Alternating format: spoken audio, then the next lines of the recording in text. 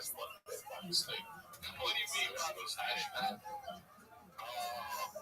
They got weird tolerance. There's a company out there that has these hashtags, and all this shit is suspect. I hate bad mouthing. They're great. They just put clean stuff in that shit. I've been around drugs. I know what drugs should feel like. When you take one of these edibles, you feel a little bit different.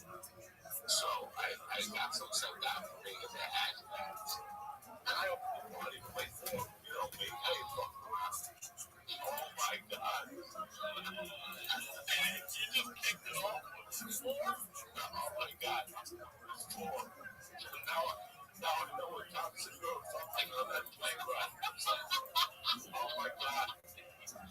I was falling asleep. It was terrible. We had to go dealing with the kids. And one of his classmates and I was falling asleep at the table. It was a nightmare. My wife had to say something to me tremendous. But once in a while, you gotta have an accent. You know what I'm saying? It's quarantine. It is, man. It's just nothing. Homeschool's when it officially really over the edge. I was doing all right in the homeschool hit. I am not doing okay. I'm not okay. Nobody is. So she homeschooled today. I got a pizza for lunch.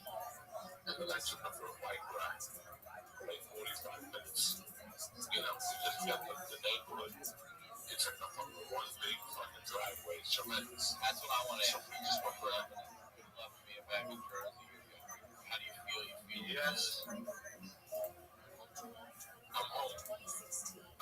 I'm not living where I grew up, which makes it even better. I go up there. I say hello. Like I went up there Tuesday. I went to my mother's grave. I got pissed off that the Puerto Rican didn't fucking mow the lawn. I gave him a yardstick. I told him to take extra care of this fucking dead stuff. And the fuck was a big chunk of grass. I thought it was like a snake pit. So my God, I run close to it. I fucking ripped some of the fucking leaves off. I gotta bring a fucking blower. And I went to get flowers and raised. And they decided to go on vacation on September 30th. Like, can you believe that? The day I got there, they would be on vacation from 9:30 to 10 something, 10:04 or something like that. I'm like, I know this Spanish, that's a Jew holiday. Like, why are they taking off for a Jew holiday? They're Spanish people. Yeah. I was pissed off Tuesday was a nice song. And I went by my buddy's funeral park. I got a kid I grew up with that his family has a funeral park. They've had it in the family for like 100 years. So I went by there, sat in the fucking office, talked to them for a little while. It was great. And that part of it has been great. The part that I'm not dealing with is my schedule. My schedule's fucked up, so I get anxiety from this. When I have a schedule, so every day my schedule gets a little better. Like I'm starting to go to bed now at 11:30. It was 3, 4 in the morning for months. I'm right there with you. I'm a very structured, scheduled person, and I'm used to this and this and this and this. This homeschool fucking sit there and help them all day. I feel like I'm drowning. I really do. All good things are happening, but it's all coming all over the fucking place, and this homeschool is killing me. I got people calling me for this, that. I can't even fucking function. I'm not even functioning 100%. I gotta be honest with you. I got a lot of anxiety. Yeah. I get a lot of social anxiety. I'm gonna start to do comedy residency for the month of October. I don't do videos. All the time this comes out of the first, they see 36 people. They socially distance. And at least I get to fucking get it out there once a week. It's just 36 tickets. That's it. It's indoor. It's indoor. It's indoor. Not once a week. And that's all I got right now. I got a family. I got when it's going to be fucking cold again. Where I live. Don't think I'm genius. You look out my block, you look around, you're like, boy, there's fucking D-Rap in September. And D-Rap when I moved in August 31st. It's a cold ass fucking, the wind, trees are shaking the shit. you know when the wind comes in, it's gonna be fucking cold. So I'm just buckling down. I'm not going anywhere. There's no plans on any planes or anything. And I'm just gonna provide content. That's it. That's all you can do. And my thing's the right thing to do. It's the right thing to do. Do my podcast and then get on stage once a week. That's the best I can do right now. You know, I don't want to go out there and charge somebody $25,000 and not have a polish out. I'm doing my first show in 7 months on Friday next week. It's a rooftop in Sarah Mello. It's an outside rooftop Sarah Mello puts on, and she's had like Neil Brennan and Santino. And I hit her up, and she's like, "I'd love to have you." So it's my first one in 7 months, and it looks like they're doing a good job with that one, separating everybody. It's an open air venue, so we'll see. I agree. I can't go asking for money if I don't have at least a polished 30 and an 80% other 30 I'm working on. You know what I mean? I don't feel right taking, especially now people are unemployment. You know, people are freaking out. That's why I love what you do with your Patreon. If people don't know, it's $1. Is it still that? Is that correct? It's $1. It's right.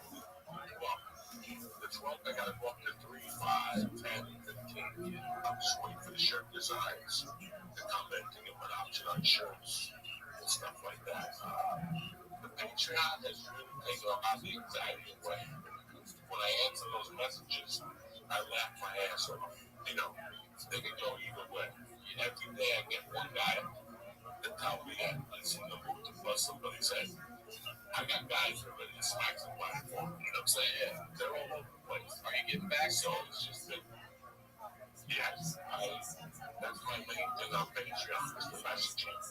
I believe that connection is the most important, you know? So I sit there for 2 hours a day. You got 13,000 people. That's a lot of messages. So it's 2 hours of fucking day. So I wanted to slow it down a little bit, go up to $3, and just continue to give them options. Give me more options to work with, you know. Well, I'll say this too, because I just did this for myself. With Patreon now, if anybody out there doesn't know, you can do this for Joey too. They offer a yearly subscription. So instead of doing monthly and worrying about your card getting declined or any of that, you can sign up for a year. So I encourage you right now, go sign up for Joey's Patreon, get the yearly package. Sign up for mine, the Honeydew with You All, get the yearly package. And you'll save some money on it. You'll end up getting free episodes, free content. So, but again, I know money's tight for people, so I'm right there with you. No, I understand. That's why this is what I did to the options and just that connection.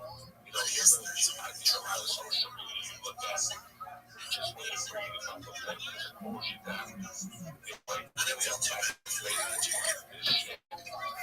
I'm back on Twitter, even though I love Twitter.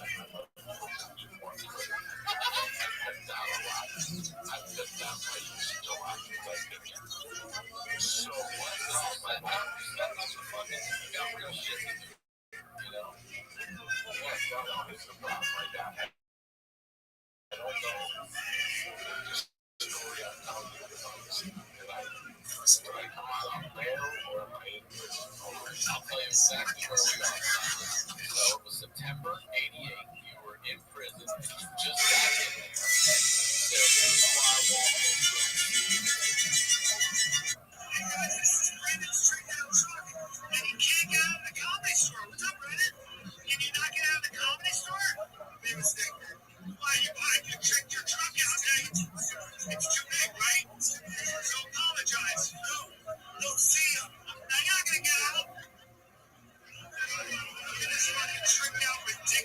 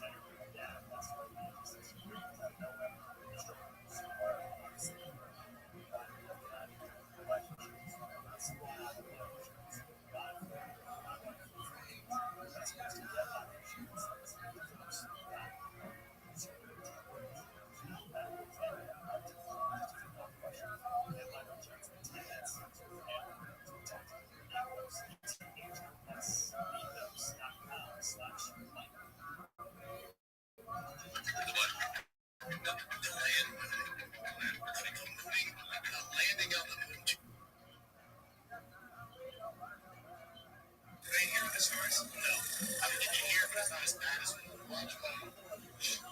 is the market. It's called Styles Switch Market. Styles Switch Market. Why do you say it's great? They can use it in China, which is an outdated model. It's good sound. It's good sound. What is this? Drill. Yeah, it's just yeah, I didn't feel too bad for it. Was alright back when there were followers, and then two, we made a joke about Trump not really caring or being sympathetic, and Trump texted us, and I still have a take on this because I run a really large media company. I also own 2 million. So you see a lot of people right now that tweet about it right away, being like, cancel culture, you're so outrageous, so hypocritical. That's why they have cancel culture, and now they want cancel culture. To me, this is not cancel culture at all. What cancel culture is when you don't like something saying me, and then you want to get rid of the eating disorder, and they're going through everything. Look at this.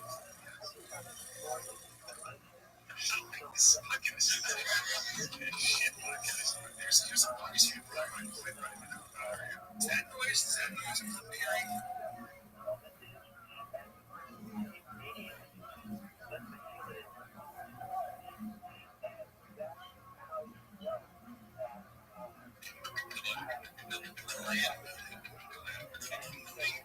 Landing on the moon, Jesus Christ, all this diagrams are talking about.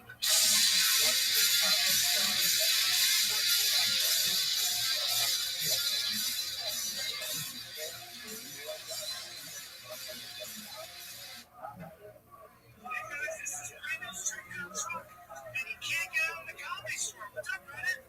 Can you not get out of the comedy store? Why you checked your truck out? What is this? Yo, how are you? What up, Josie? How you living, pimp? Yo, can you hear me? You know who Joe Diaz is?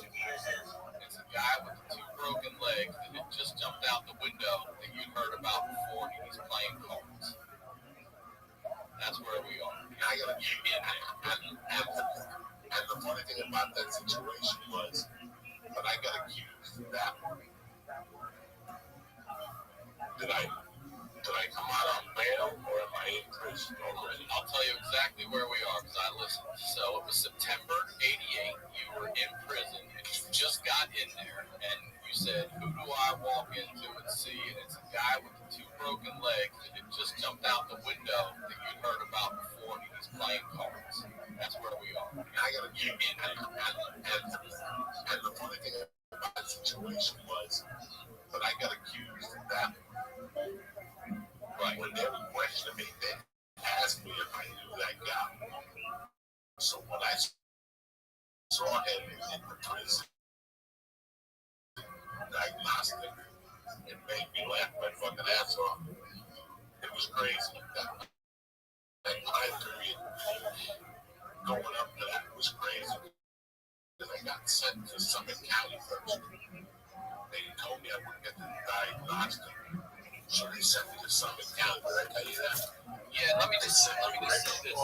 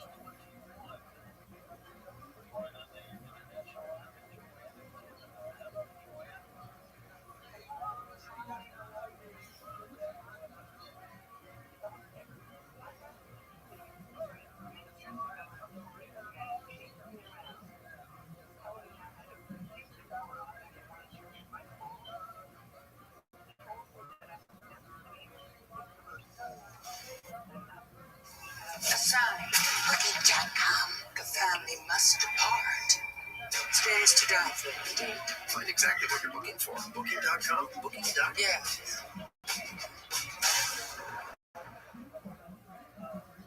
This episode of The Honeydew was brought to you by Raycon, Upstart, and Manscaped. More on that later. Let's get into the news. The Honeydew with Ryan Sickler.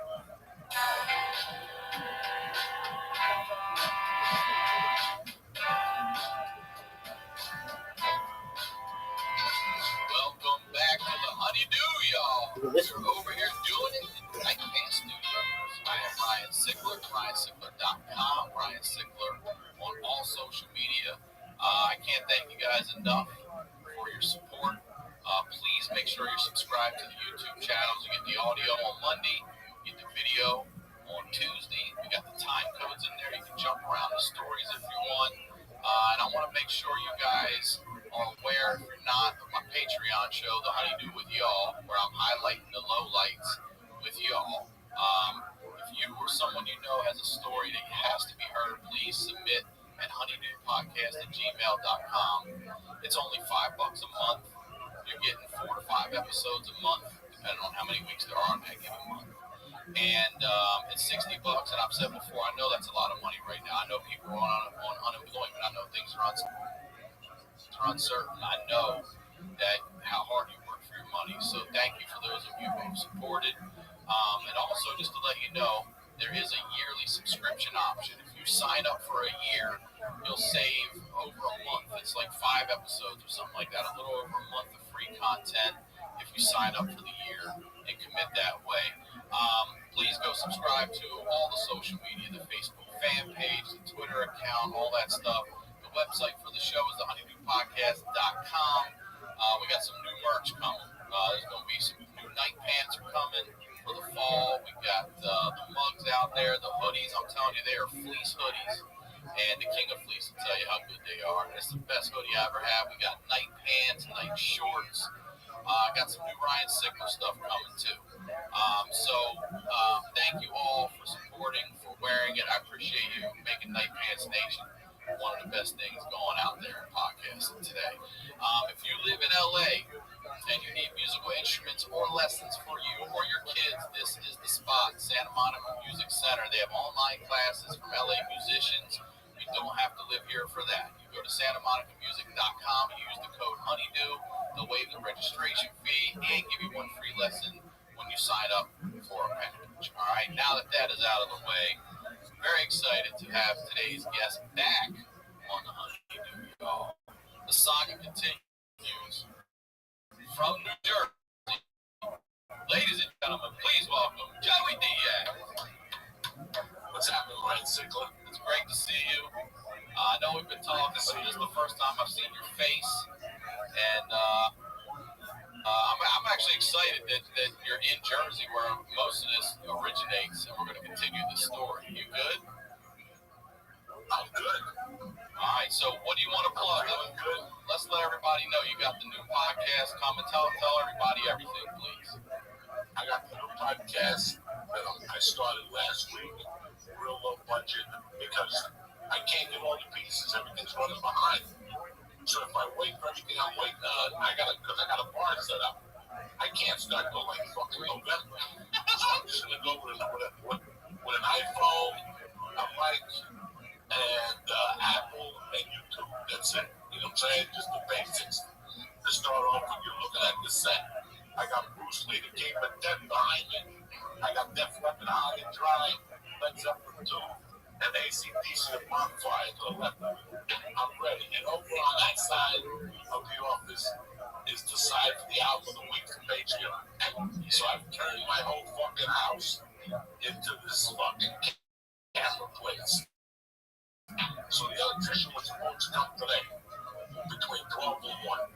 He calls at 12, he can't make it till 1. Then he calls at 1:10 and says 30 minutes. I said, listen, let's just do it Monday at 8 when my daughter's in school. So it's just a fucking waiting game.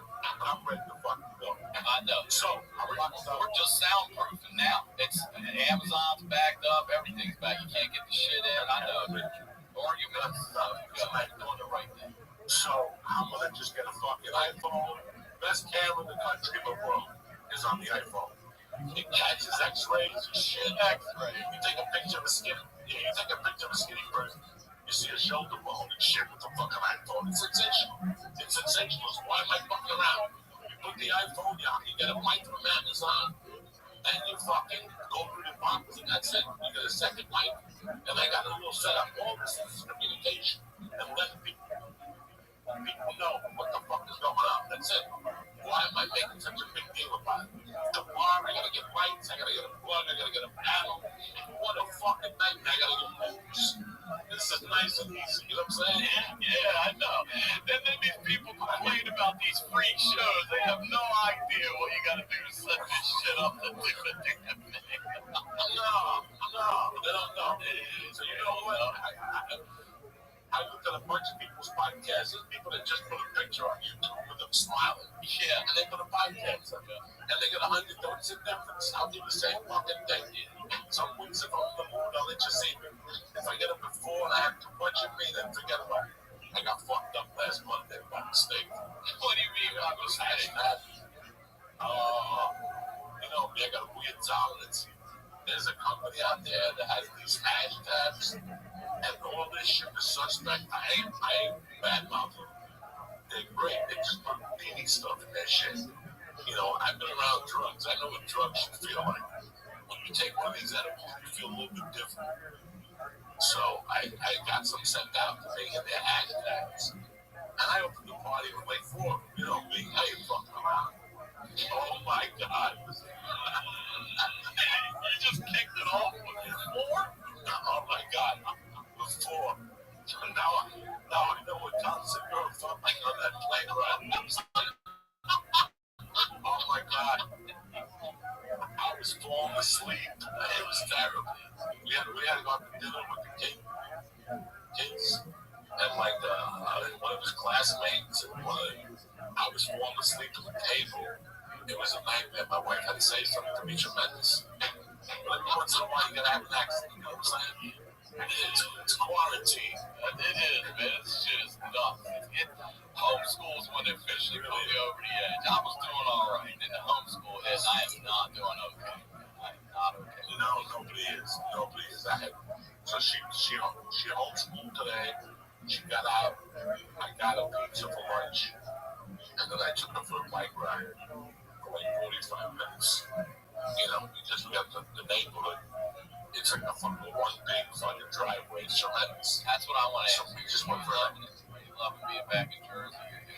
How do you feel? You feel yes. I'm home. I'm not living where I grew up, which makes it even better. I go up there. I say hello. Like I went up there Tuesday. I went to my mother's grave. You know, I got pissed off because the Puerto Rican didn't fucking mow the lawn. I gave him a yardstick. I told him to take extra care of this fucking dead stiff. And there's a big chunk of grass. I thought it was like a snake thing. So thank God I brought the lotion to me. I fucking ripped some of the fucking leaves off. But I gotta bring a fucking blower. And I went to get flowers with Ray. And they decided to go on vacation on September 30th. Can you believe that? The day I got there, they went on vacation from 9:30 to 10 something, 10:04 or something. And then I'm like, I know this Spanish, that's a Jew holiday. Like, why are they taking off for a Jew holiday? That's Spanish people. I was pissed off Tuesday. Tuesday was a nice song. And I went by my buddy's funeral parlor. You know, I got a kid I grew up with that his family has a funeral parlor. They've had it in the family for a little while. It was great. That part of it has been great. The part that I'm not dealing with is my schedule. My schedule's fucked up, so I get anxiety from this, not having a schedule. So every day, my schedule gets a little better. Like I'm starting to go to bed now at 11:30. It was 3, 4 in the morning. So I'm right there with you, man. I'm a very structured, scheduled person, and I'm used to this and this and this and this homeschool. Fucking sit there and help them all day. I feel like I'm drowning. I really do.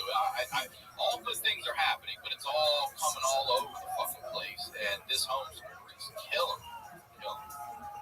You know, I got people calling me for this, that. I can't even fucking function. I'm not even functioning 100%. I gotta be honest with you. I get a lot of anxiety. Yeah. I get a lot of social anxiety. I'm gonna start to do comedy residency for the month of October. I don't do videos. By the time this comes out, I'll do the first. You know, they see 36 people.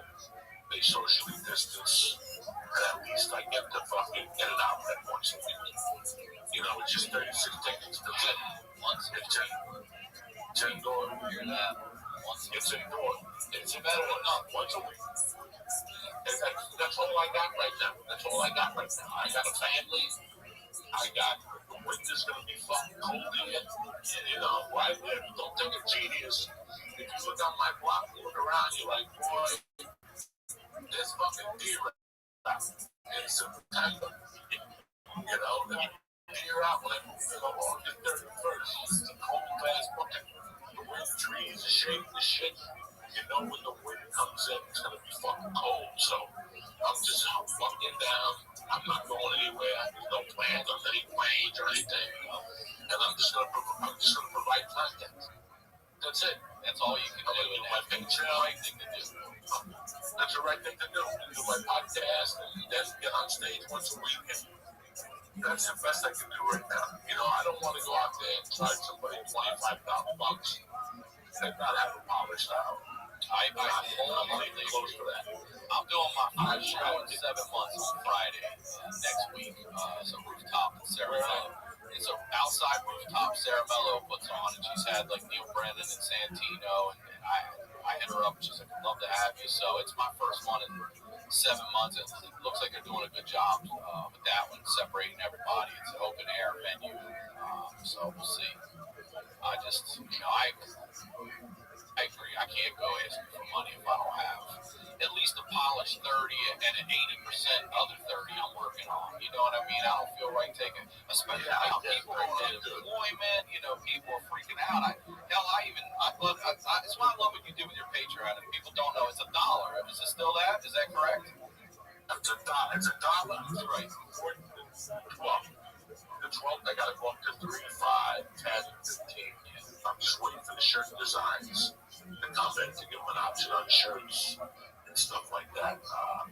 The Patreon has really taken a lot of the anxiety away. When I answer those messages, I laugh my ass off. You know, they can go either way. Every day I get one guy that tell me that he's in the mood to bust somebody said, I got guys who are ready to smack somebody for me. You know what I'm saying? Yeah. They're all over the place. Are you getting back? So it's just been, yes, that's my main thing on Patreon is the messaging. I believe that connection is the most important, you know. So I sit there for 2 hours a day. When you have 13,000 people, that's a lot of messages. So it's 2 hours of fucking thing. So I wanted to slow it down a little bit, go up to $3, and just give it to you, give them options. Give me more options to work with, you know. Well, I'll say this too, because I just did this for myself with Patreon now. If anybody out there doesn't know, you can do this for Joey too. They offer a yearly subscription. So instead of doing monthly and worrying about your card getting declined or any of that, you can sign up for a year. So I encourage you right now, go sign up for Joey's Patreon, get the yearly package. Sign up for mine, the Honey Do It Y'all, get the yearly package. And you'll save some money on it. You end up getting free episodes and free content. So, but again, I know money's tight for people, so I'm right there with you. Yeah, no, I understand. That's why I did what I did, and I give you options, and you know, just to have that connection. You know, I think a lot of social media you look at, just when you read a couple of things, it just pulls you down. You're like, really? I'm back on Facebook reading this shit. I'm back on Twitter, even though I love Twitter. I love Twitter people on Twitter. I've cut down a lot. I've cut down my usage a lot since I've been here. So, well, that's because you're setting up the fucking, you got real shit to do, you know? Yeah, no, here's the problem I got. I don't know if the story I'm telling you, did I Am I on bail or am I in prison already? I'll tell you exactly where we are because I listened. So it was September '88. You were in prison and you just got in there, and you said, "Who do I walk into and see?" And it's a guy with 2 broken legs that had just jumped out the window that you'd heard about before. He's playing cards. That's where we are. I gotta keep in there.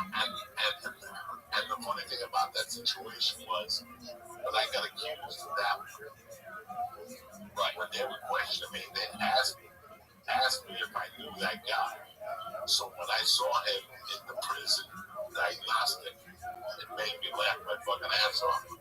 It was crazy. That time period going up to that was crazy because I got sent to Summit County first. They told me I would get the diagnostic. So they sent me to Summit County. Did I tell you that? Yeah, let me just say this. Let me say this real quick for everybody.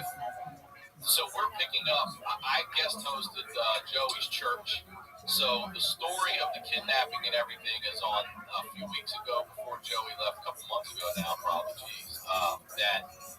That story is there. So you jump from the honeydew, you go to the church, and get that full episode. It's a 2-hour episode. It's fantastic about the whole kidnapping. And now we're picking up with Joey in jail. So please, sorry, continue.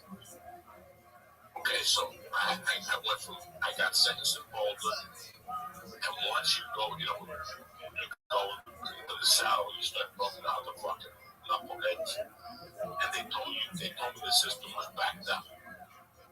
That the system was backed up 30 to 90 days, which is good because you get county jail time.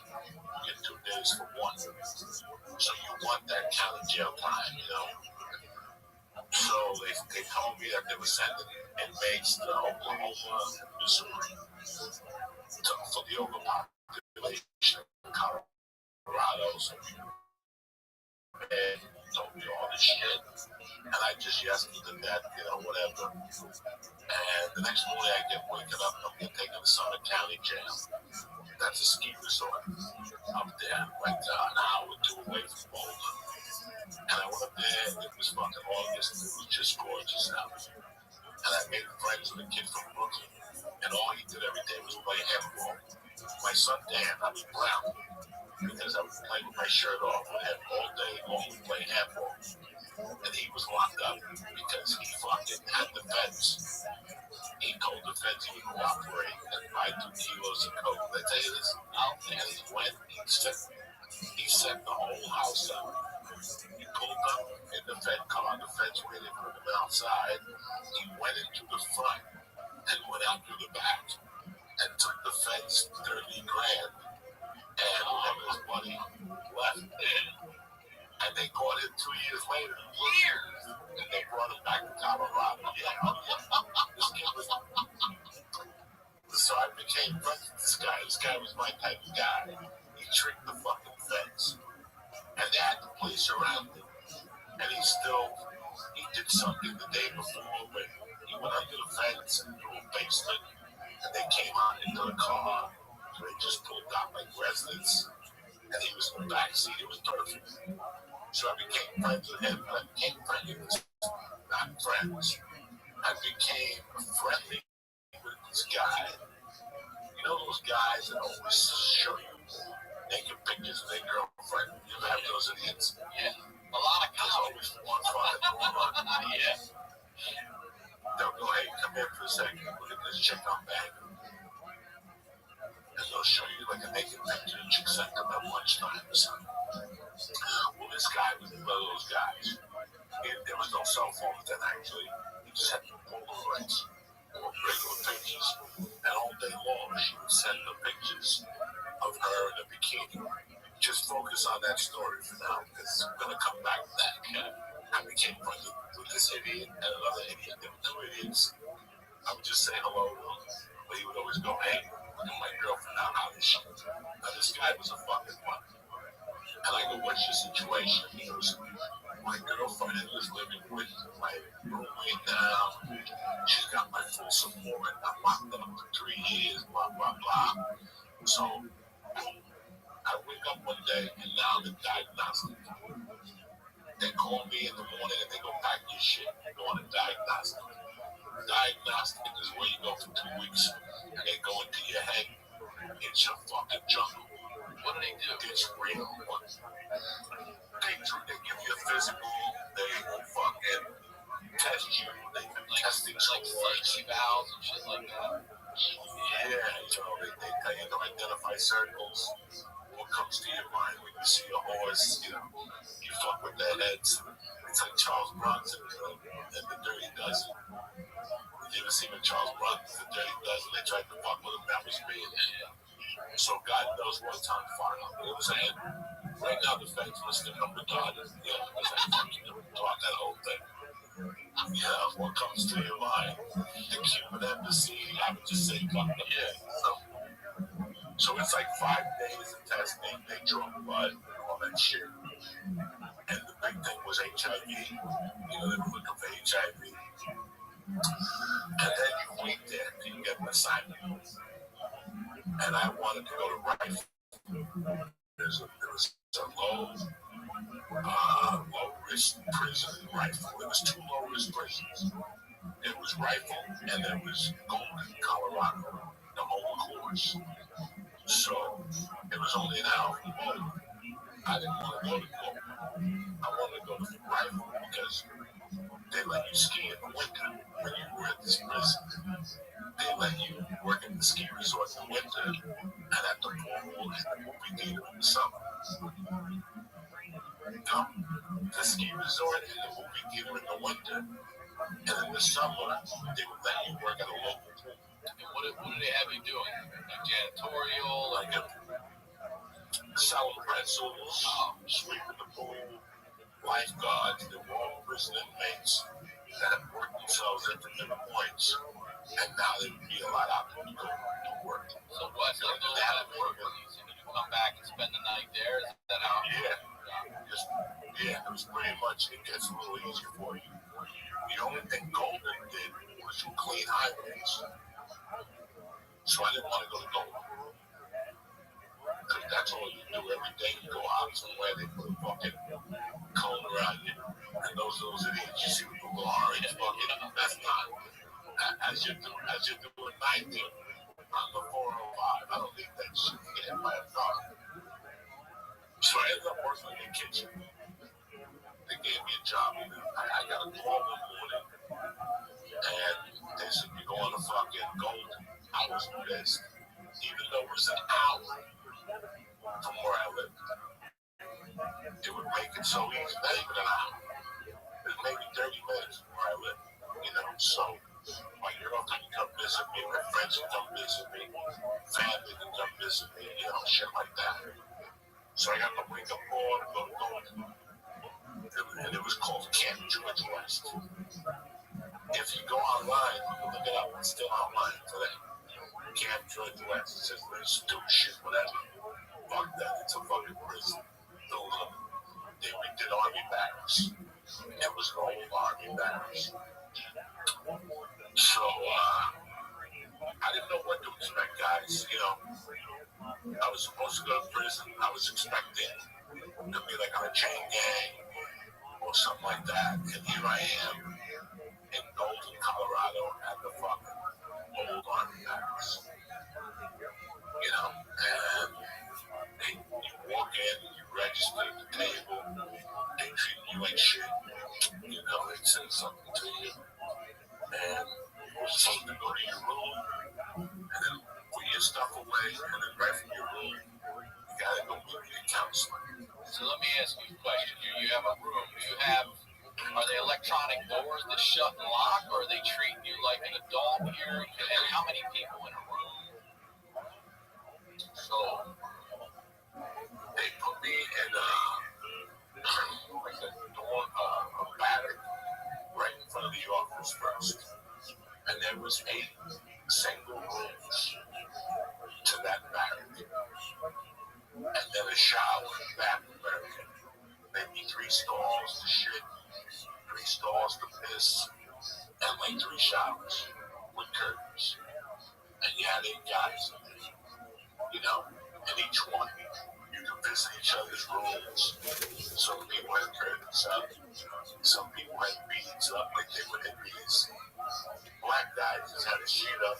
saying they get into it, but you know.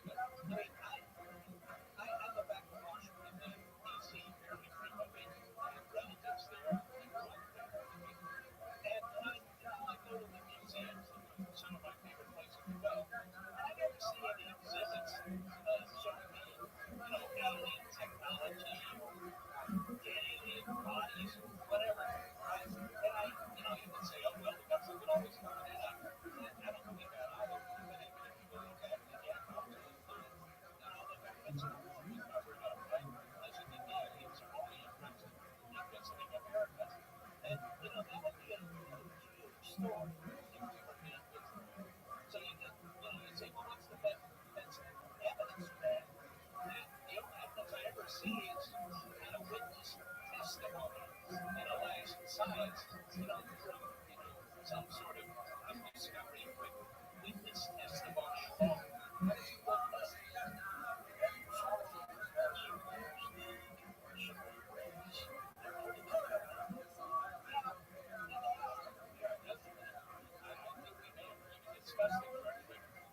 Several years ago, I also testified in Congress in D.C. They were asking me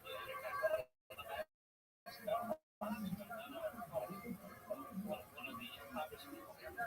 But Congress has been imposed on all years, not scientists. So, I think that they're honest, by our knowledge, and their intentions are good. I don't think they're a great source of science information.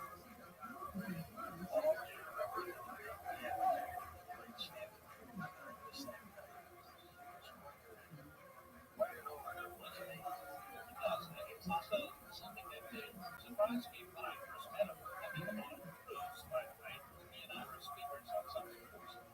And I should say was surprised, but I was. And then been surprised to find out how nice the guy was. He saw me.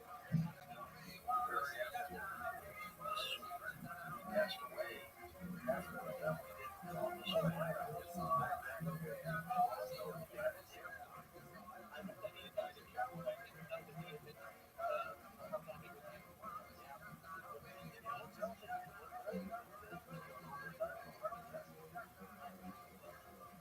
that sounds a little bit lugubrious, but at a certain age, I find that I'm kind of surprised when I wake up in the morning. So, the experts who contact you, trying to change your life. Not many. It's tough. I mean, I think we're from the continent quite a bit. And, I don't know. Maybe a 30 or something like that will, try to convince me that they find good evidence for alien visitation or airline earth. And, I said, well, I mean, given your mental life, tell me what convinces you, what's the best evidence for good. And mostly what they tell me is, what people call witness testimony. People say, well, no, I have to, as I say, science and type of stuff.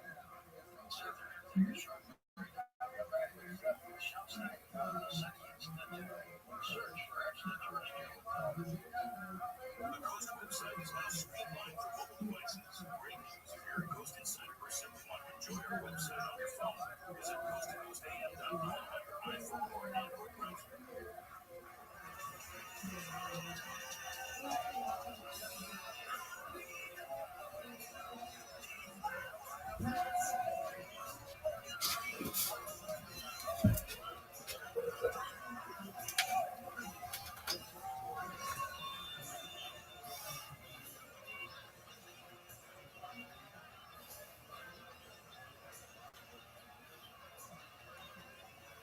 You gotta knock on the sheet. What the fuck? You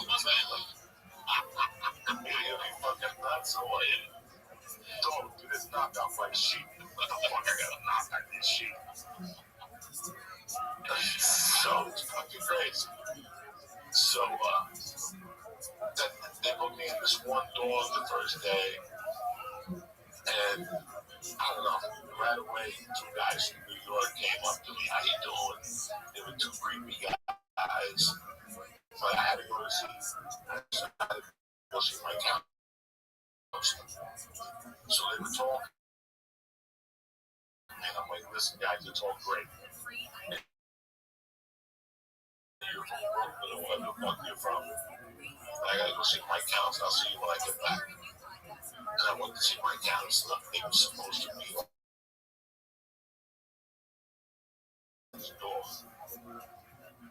And they'll let me know when to come in. I don't know what the fuck is going on. So I'm just standing outside the door. And he opens the door and he comes out. He goes, who are you? And I go, Joey Diaz, Jose Diaz, I'm here. You're my counselor. And he goes, good. I've been waiting for you. We walk in his office. He sits down. He goes, let me tell you how this starts. I don't like fixing things. Whoa!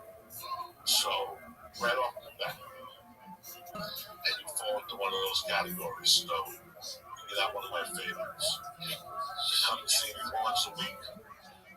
Yeah, you come to see me once a week, and we'll be cool. The first time you get any questions, get out.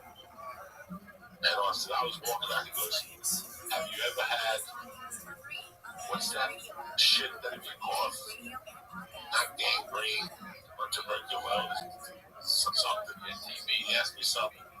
He goes, you ever have TB? I go, I don't think I have TB. He goes, good. Go see the kitchen. They needed somebody in the kitchen to work. Go see Mr. If you never had TB, now usually people prep you. They'll tell you like, oh, by the way, if they ask you if you have TB, say no. It's not going to make you work in the kitchen. Nobody told me about that. So I was like, yeah, I never had TB. So they would go see the kitchen guy. He's looking for help. So the kitchen guy was black dude, maybe 6'6", 310 pounds, retired fucking Marine, whatever he was. He was retired from the service. This guy did not mess around. His name is Mr. Yardborough. Big brother, big burly brother. Looked like the coach of Georgetown. Coach of Georgetown. He was just like that. Just like that. I love that. I love that motherfucker. He was Magic Ewing. Yeah, what the fuck? I can't even believe I can't remember. John Thompson? What the fuck's his name? Yes, Mr. John Thompson. So Mr. Yarborough says to me, I go in there, I had my file, my paperwork, and the counsel gave me, he was give this to the kitchen guy. So I gave it to him, he looks like he goes, Jose Diaz. He goes, you look like a baker. Just I'm an Italian. What nationality are you? I love Cuban, sir. He goes, Cabano. That's good. People put good seasonings in the food. He goes, I want you to be my baker. He goes, have you ever baked before? I go, never. He goes, well, there's instructions there. Your first job is cinnamon muffins. I can't believe that you're in prison on kidnapping charges and you're about to bake cinnamon muffins. So, no, you're one of a kind, man. There ain't nobody like there's another kid. There's another kid who got there with me, who he also made a baker. And this kid and me became tight. He's a white kid. He came from a good family. And he went out and got drunk one night and killed 2 old people. This kid was like compared to like, just think of somebody that never, yes. And this kid was like Steve Simone. Made one mistake. He was a college kid. I'll never forget him because he was so scared. And I had to like hold him down. You're gonna be fine. Nobody's gonna mess with you. We're in the kitchen now, you know. And we both got sentenced like the same, around the same time. We both ended up in the kitchen. And he knew a little more than me about baking. That's all I know. And I was a little older than he was. He was a real college kid. And we were making the cinnamon muffins. We had to get to the next morning at like 4. And we're like reading the stuff and we're mixing. They'll have all this industrial type shit. So I don't know how to make muffins, whatever. They said pour the rich thing and you put it with a swirl. So I'm like, those things look fucking like little midget muffins. I'm not giving out those. If I'm gonna bake bread with some muffins. So I make these big fucking flying sausage things. And I started putting them in the oven. you over here with the Cinnabon. Oh yeah. I'm over there trying to be Cinnabon. And whatever it called for, I had extra. Like when flour, put extra pinch in there. Sugar, put extra sugar in there. I'm like, fucking baking soda. I just put extra everything. And next thing you know, the fucking me and the guy bullshit. We're waiting for the first batch to come out. And one of the cooks was a black guy. His name was Chicken Hole. His real name was. I love the nickname. His real name was Spencer Antoine. I love him. I love him since day one. He was a black dude, had a James Brown haircut, but his eye used to wander. And he really was crazy. He took a liking to me. He's like, what the fuck is burning? And I go, I don't smell nothing burning. He goes, what the fuck is wrong with you, boy? Something's on fire over there. Sure enough, the oven was. You like set the fire in the freezing kitchen, dude. I'm gonna tell you something. If there's something like anyway, it's fucking fire. I thought you were gonna say burnt food. I'm gonna tell you something. Black people hate fire. Just natural. They just lose their mind when there's a fire. Like it's their DNA. I love to death African Americans. But you light a fire on an African American, they'll run fucking quicker than KKKs to chase. The most difficult daf, at least for me, to get over. Today's daf is a lot easier. The Gemara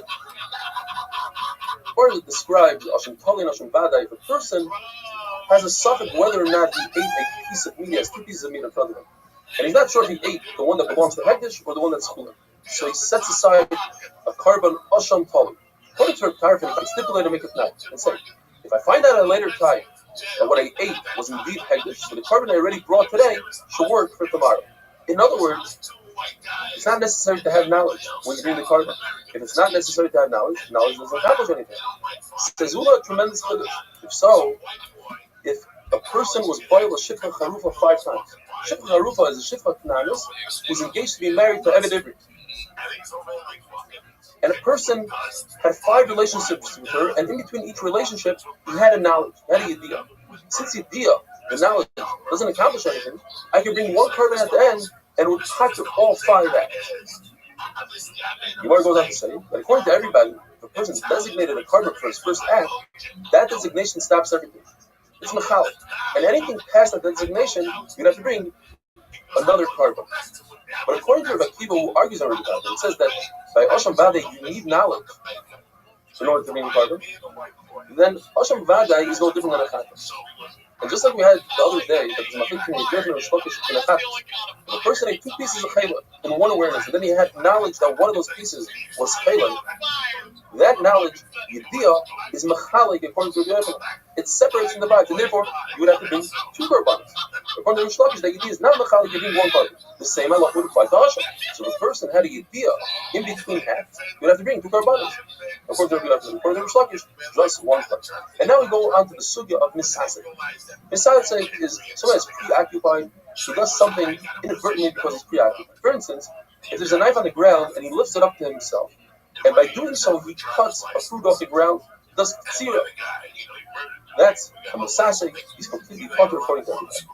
But what happens if he intends to cut fruit A, which is detached from the ground, but he ends up cutting fruit B, which is attached to the ground? According to Rava, this is not a chatika d'isur. He didn't intend to do a wrongful cutting, and therefore he's potter. But according to Abaya, he intended to cut. You're right, it's not a wrongful cutting, but he intended to cut, and he accomplished cutting, and therefore it's a shaygin, and he's chayv. The Gemara goes on to bring a raya to Rava from a brisa that has a reisha and a seifa. The reisha, the Gemara says, is referring to why Shabbos is more stringent than other averos, meaning avodah zarah. In other words, if a person does 2 malachas on Shabbos, he's chayiv 2 korbanos. That's very stringent. Versus avodah zarah, if he does 3 avodah zarahs in one awareness, he shechs an animal to avodah zarah, he brings the animal on the mizbeach for avodah zarah, he pours wine for avodah zarah, all 3, you only bring 1 carbon, which is less stringent than Shabbos. The brisa, the seifa of the brisa, and that's the right Rava, says the opposite. And there's something, in other ways, other mitzvahs are more stringent than Shabbos. For instance, a person is shaygin without kavanah, by other mitzvahs, he's chayiv, and Shabbos he's potter. What's the example? If he thinks that he's eating fat, but it turns out that he's eating chalak in other averos mitzvahs, he's chayiv, and in Shabbos he's potter. What's the case in Shabbos? That if he tried to cut, he thought that he's cutting a fruit that's detached, and he ended up cutting a fruit that was attached. According to Rabbi, or according to the Brayz, he's potter. And it's exactly what Rabbi said. So it's a good raya to Rabbi. Abai will say that the shaygig over here is talking about a person who thinks that he's swallowing spit, but indeed he's swallowing fat. And he would be chayiv. Mashenkim Shabbos is referring to when he tried to lift the knife up, and by doing so, he cut a fruit, and that, according to everybody, is potter. But in Rabbi's case, where he thought that he's cutting a fruit that's already detached, but he ended up cutting a fruit that's attached, he'd be chayiv. Now, the Gemara just goes on to say that we can't say that the Reisha is not talking about Avodah Zarah. The Reisha, let's say, is talking about two melachas of Shabbos, Tzir and Tchina, versus two averos like Chelav and Dam. Well, they would be equal. Shabbos, you'd be chayiv two korbanos, and Chelav and Dam, you'd be chayiv two korbanos. So therefore, the Gemara is forced to say we're talking about Avodah Zarah. Now, the Sefer cannot be talking about Avodah Zarah. The person did a shoygeg, he's chayiv. That's not true. By Avodah Zarah, all shoygegim are potter. For instance, the person thinks that he's bowing in a shul, but in fact he's bowing to Avodah Zarah, he's completely potter because his heart is HaKadosh Baruch Hu. And if a person is bowing to a statue, and he decided that the statue is Avodah Zarah, then it's Avodah Zarah, then he's amazing. And if he doesn't decide that the statue is Avodah Zarah, then he didn't do anything. What if he bows to Avodah Zarah out of fear for his life or out of love? Now, of course, he shouldn't do it. He should give his soul. He should be Meiser Nefesh. But what if he did do it? He's also potter, according to Rabbi. So therefore, the Gemara is forced to say that the Sefer is talking about other mitzvahs and the Reish is talking about Avodah Zarah. Have a wonderful, wonderful day.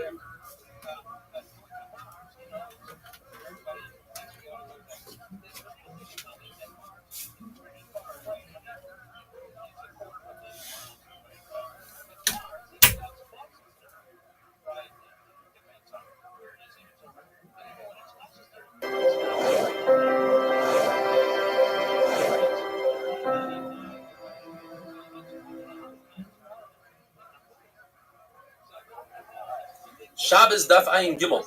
Continuing with yesterday's amazing sugya of Misasid, we had a case where a person thought that he's cutting something that's detached from the ground, and in fact, he cut something that's attached to the ground. According to Rabbi, that's not a chaticha de yisura. It's not a wrongful cutting because he thought that he's cutting something which is mutter to cut. It ended up being asur, so therefore he's completely putter. It's not even a shaykh. But according to Abaya, since he intended to cut, the fact that he didn't know that what he's doing is asur doesn't make him a misasik. He's a shaykh and has to bring a carbon. The Gemara brings two more cases where Rabbi and Rabbi argue, and they're a step more than what we're talking about. The second case is where a person takes, let's say, a ball, and he tries to throw 2 amas in Rosh Hashanah, which is half of the shear that you have to throw in order to be chayiv. The shear is 4 amas, but his ball traveled 4 amas. Over here is different. He intended to do a half a isser, whereas the first case, he didn't intend to cut something that's attached. It was detached. It's completely mutter. Rav in this case says he's potter, and Abaye says he's chayiv. And finally, the third case, which is worse than the other 2 cases, is where he intended to throw an object 4 amas, and he knows that throwing 4 amas in Rosh Hashanah is asur. He just doesn't know that he's standing in Rosh Hashanah. He thought he's standing in Rosh Hashanah. According to Rava, he's potter. According to Abaye, he's chayiv. But if we go back to the middle case, a person intended to throw an object 2 amas, and it traveled 4 amas. In other words, he intended to do a half a shear, and it went the whole shear. Abaye says he's chayiv. If so, we take the sugya, and we had this question twice already, and it's on today's Mishnah. Mishnah tells us that there's 39 Avis Malachas. Why tell us a number? The answer is to tell us that you could get up to 39 Karbanos in one Shabbos, in one awareness. But if a person is a shaygig in all 39 Malachas, the Gemara asks, then he doesn't know what Shabbos today. If there's no Yisurim, then it's not Shabbos, then today, Shabbos is no different than Sunday, Monday. So the Gemara says, but according to Abaye, it's possible that he knows that all these Malachas are asur. He's a shaygig. He doesn't know what the shear is. Not knowing the shear, let's say the shear is a kiseves, agasa, whatever the shear is, he thinks it's more. And he did have. According to Abaya, as a shayy, he's chayiv. But according to Rabbi, it says that he's potter in that case. So we have to say that the reason that we said the other day, either according to Rabbi Yochanan, his shaygig is that he doesn't know this consequence that he get paras, or according to Rish Lakish, there's a 40th malacha called the Tumen. He's aware that you're not allowed to walk more than 2,000 amas on Shabbos. And now for the amazing, famous Mishnah, which will take us through the entire Masechta Shabbos, describing the 39 Avos Malachas. Avos Malachas are the headline categories. There are many that are below, and in those categories, according to Yerushalmi, each Av Malacha has 39 Taldos. Rabbi Yochanan Shlakish discovered after 3.5 years. And each one is Chayiv B'Deraisa, just like the Av. But we can break them down into groups. 11 of them have to do with baking bread or the cooking of the Samamanim, the dyes. And all these 39 Malachas have to do with the Melechas HaMishkan. These are 39 steps that they took in the Midbar to build the Mishkan. And 11 of them were steps needed to cook the dyes. 13 of them are to make fabric. And the fabric was needed for the Urias HaMishkan. 7 of them are for the hides, for the Tachash, for the top of the Mishkan. 2 of them are for the Kairos. The Kairos had words on them. There's a Ksiva and there's a Mechika. And then there's another 6 that have to do with nets, with tying and untying, lighting a fire, mechaba, to take it out into another rishus, makab and pash. And let's start with lechem, with the bread. The first step is you have to sow the field, you have to plant, and then you plow the field. We're talking about in Eretz Yisrael, they plow first to soften up the ground, then they sow the seeds, then they plow it again. And the chiddush is that even the second harisha plowing is considered av malacha. The next one is, we discussed Zereya, sowing, and the Gemara tells us that that includes also Zoymer, which is pruning trees. When you cut down a branch, the branch grows even more, so that's like you're planting. Noiteya is when you plant a sapling of a tree. Mavrik is when you take a vine and you put it into the ground. Markib is to graft. All these are all under one umbrella of Av Malach, and if you do all of them, you're only chayav one carbon. Chayrish, as we discussed, is the plow, but that includes also chayfer, to dig, and chayretz, to make a furrow, and they're all considered one malacha. You do all 3 of them, you chayav one carbon. Kaitzer, to harvest the wheat, and that includes baitzer, anavim, grapes, vayder tmarim, dates, masik zaysim, olives, and figs. They're all considered one malacha. You do all of them in one Shabbos and one awareness, you chayav one carbon. Ma'amer means to gather and to make a pile. Rava says that it includes things that are not gedulei karka, like gathering salt in a factory, piling it up in a pile. Rabbi says it's only gedulei karka, something that grows in the ground. Dash, to thresh, to separate the kernel from the shaft. That includes menafet and menafet, that's to beat flax and cotton. It's considered one malacha. If you do all 3 of those, you have one carbon.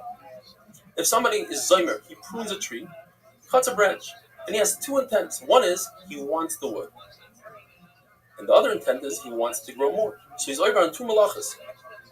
And the same would apply to aspasta. If you have straw for an animal, you cut it and it grows more. You want it for your animal, you want it to grow more. And the same thing with beets. You chayav for kaitzer and noitaya. You're planting. In other words, you want it to grow more and you want the actual item. If you have a small pile of dirt, it depends where you are. So it's all in the intent. If it's in your house, you want your floor to be flat and straight, that's boina. And if you are in a field, that's chayrish because you're softening up the dirt for seeding. If you have a small hole in the ground and you fill it up, if it's your house, that's boina. You're fixing the floor. And if it's in the field, it's chayrish. An amazing shaila. You dig a hole in the ground, but not because you want the hole, but because you want the dirt. You are potter. Even according to Rabbi Yehuda that says, Melacha shein tzricha legufa, you are chayav. Meaning, if you do a malacha, but you don't want the outcome, the malacha is the solution. For instance, you have a dead body in your house and it's making a terrible odor. You take the body out. You don't want to take it out. What you want is you don't want to smell. You don't care about the outcome. You don't care about carrying. You care about not having a smell. Over here, you don't care about having a hole. You care about having dirt. But in this case, Rabbi Yehuda would agree that since you are mekalkel, you're ruining something. You are potter. But Papa says that if you take dirt and you throw it at a palm tree in order to get the dates, you're chayiv on 2 things. First of all, you are tailish, which is chaitzer. You're taking fruit off the tree. Second of all, you're mefarik, which is a malach of dash. you are breaking things up. You're separating. You're separating the dates from the wood around it.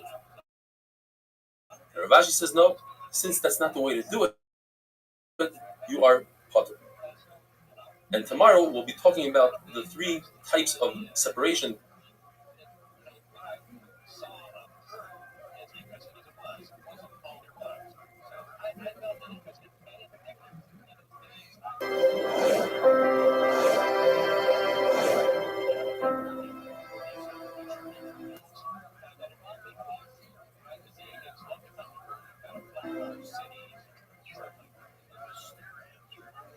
Shabbos Daf Ayin Daled. Within the 39 malachas, 3 of them are one and the same.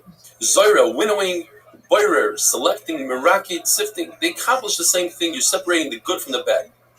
Yet, since they are 3 necessary processes in the making of bread, the Mishnah brings them down to tell us that if one were to do all 3 in one awareness, you were to bring 3 separate korbanos. Kaitish, pounding, should be another malacha. It's something that is necessary to make bread. Says Abaya, but since poor people skip that process, the Mishnah skips it as well. It's not one of them. Don't tell me that it's because there are only 39 malachas and Kodesh would be the 40th, because since we have 3 separating malachas, you can take one of those 3, take it out of the Mishnah, and put Kodesh in instead. The Gemara brings a brisa that's a riddle. And there are 5 attempts to solve the riddle. But what we could take out from those 5 attempts are 3 major halachas regarding boirer on Shabbos. You could do boirer on Shabbos if it's oichel matech p'solos, if it's food from within the waste and not the waste from the food. And if you do it biyad, with your hand and not a kli, and if you do it la'alter, for immediate consumption and not for even that day Shabbos, but later on. What are the 5 attempts? The first attempt was, the brisa says that if you have food in front of you and you could do boirer and eat it, you could do boirer and give it to your friend, and then the brisa does a 180. You cannot do boirer, and if you do boirer, you have to bring a chatas. Perhaps the Reish is talking about for that day, and that's mutter, but if you do it for Sunday, that's a chiyuv chatas. The Gemara says that can't be. There is no malacha that you could cook on Shabbos, but you can't cook for Sunday. Perhaps the brisa is talking about a half a shear. If you do a half a boirer, half the amount, that's okay. But if you do the full amount, that's a chiyuv chatas. Chatzi shir osam and atayra, the Gemara says, it's impossible. There is no melacha that you could do a half of it. Even a half would be osam and atayra. You just don't get a punishment. Perhaps the Brisa is saying that you're allowed to do it with your hand, but if you do it with konim v'tamchoy, that's only isur d'Rabbanan with a funnel or with a plate. That's kilachar yad. That's not the real way of doing boirer. But if you do it the real way with a real sifter, a napol kvara, that's the isur d'Raisa. Gemara says, but it doesn't say anything, any mention of kalim in that brisa. Perhaps it's talking about oichal mitach psoilos, and that's mutter. But psoilos mitach oichal is also again. The brisa doesn't mention anything about oichal mitach psoilos. Says Abaye, therefore I say the pshat is la'alter. It says in the brisa that you eat it, meaning immediately. If you eat it immediately, that's okay. But if you do it for later on during the day, that's Isser Boyer D'Oraisa. The Rishonim explain that Abaye agrees to the concept of Biyad and Oichel M'Teich Psoilos. He just adds that you need also Miyad right away. The Gemara tells a story. Rabbi threw a whole box of fruit that included different leaves and Psoilos on the table in front of Rav Ami and Rav Asi. And Rav Dimi saw this and he wasn't sure if it was because Rav Bibi held that even Oichel Mitach Psoilos is Asur, and therefore he spread it on the table that there shouldn't be a problem with Bayer, it just selected itself, he just grabbed an apple.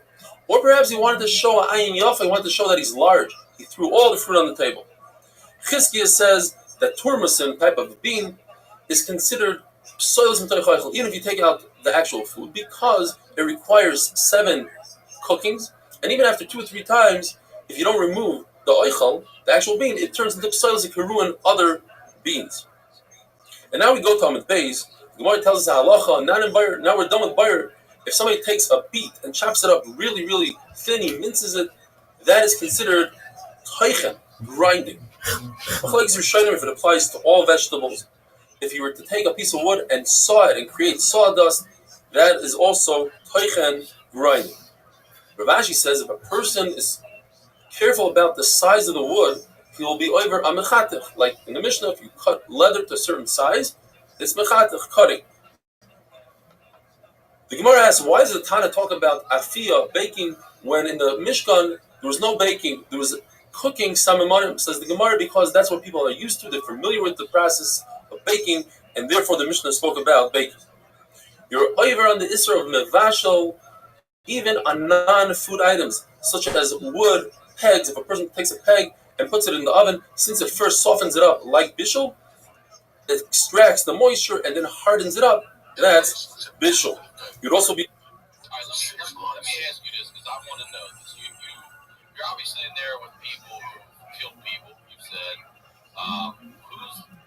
who's the baddest motherfucker you saw in that prison?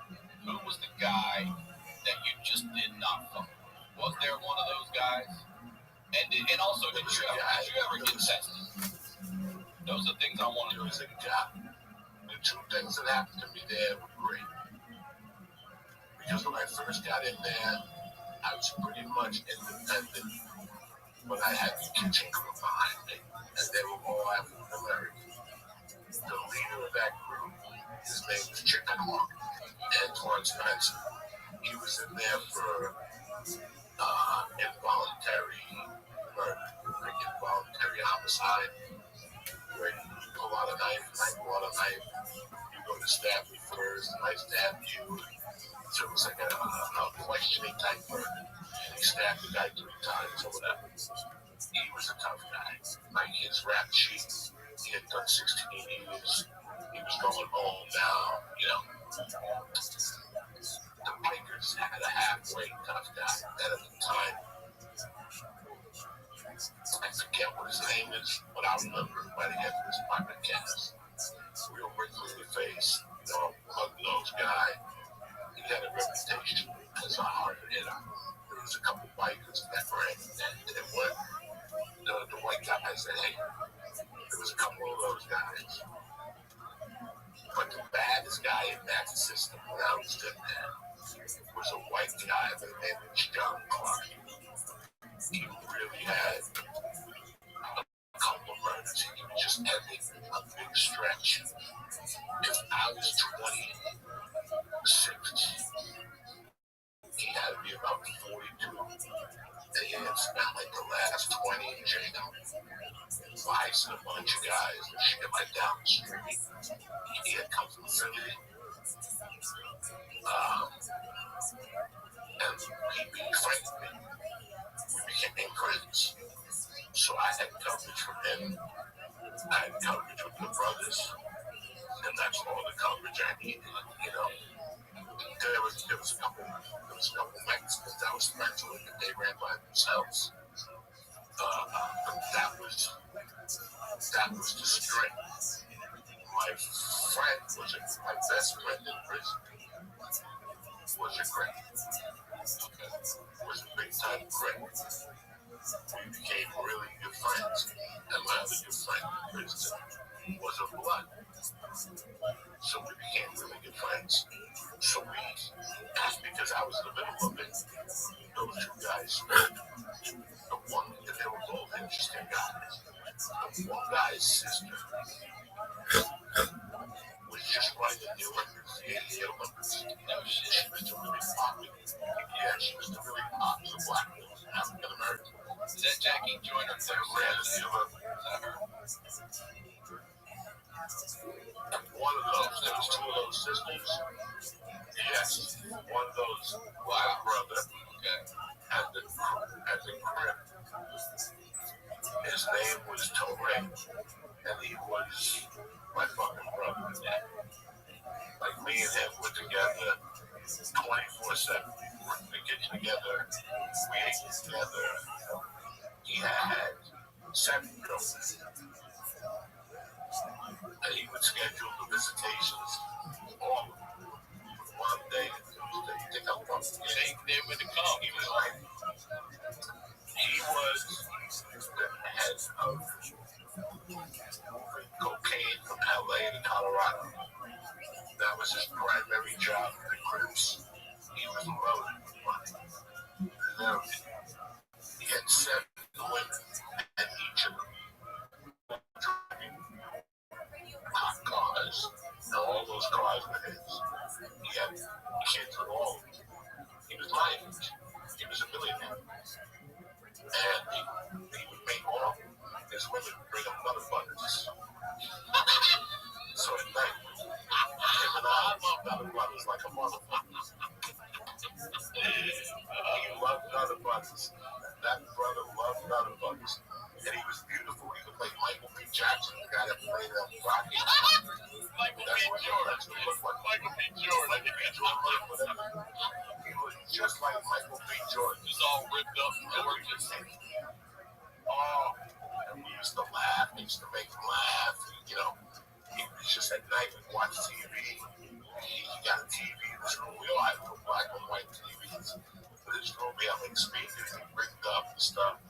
So I had my strength gained from running the stock because I had my own independent stock shed about a half a mile away from the institution. So I could hide stuff from prisoners. So when the dogs would come, they would never bring them out to that shed. So once a month, dogs came into the shed. They would find syringes and stuff.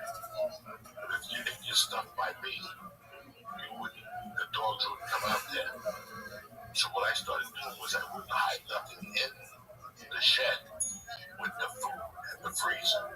I would hide stuff outside the property where the cameras wouldn't see.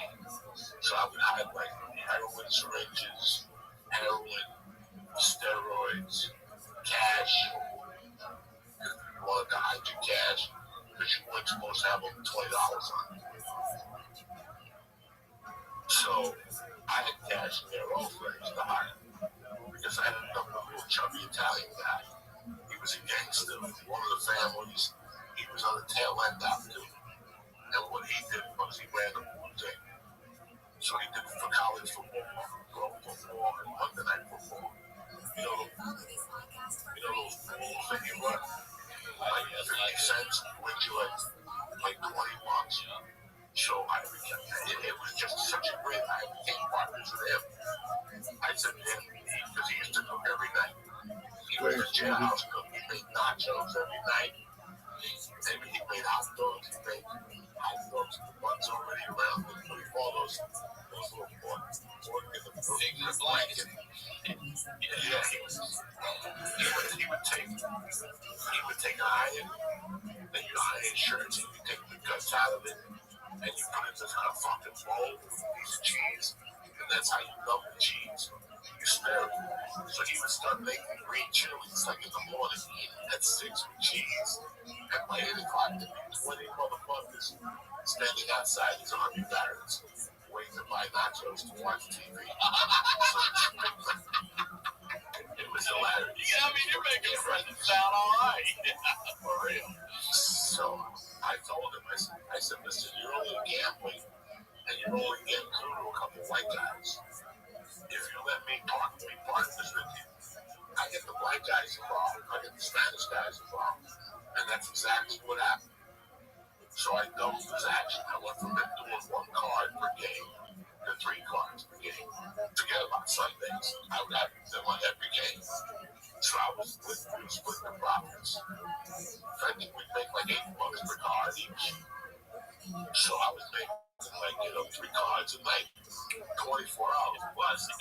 I made $1.40 an hour in the prison. I was living like a doctor. You know what I'm saying?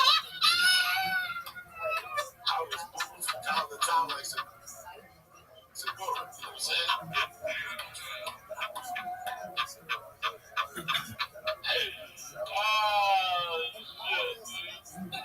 I was moving every 2 weeks like Tom Segura. And then you're stashing this cash and steroids and all of this that's come funneling into you. You're hiding it all property out of camera. And then they come to you to get it like sort of the general store almost to get their shit. Is that how it works? So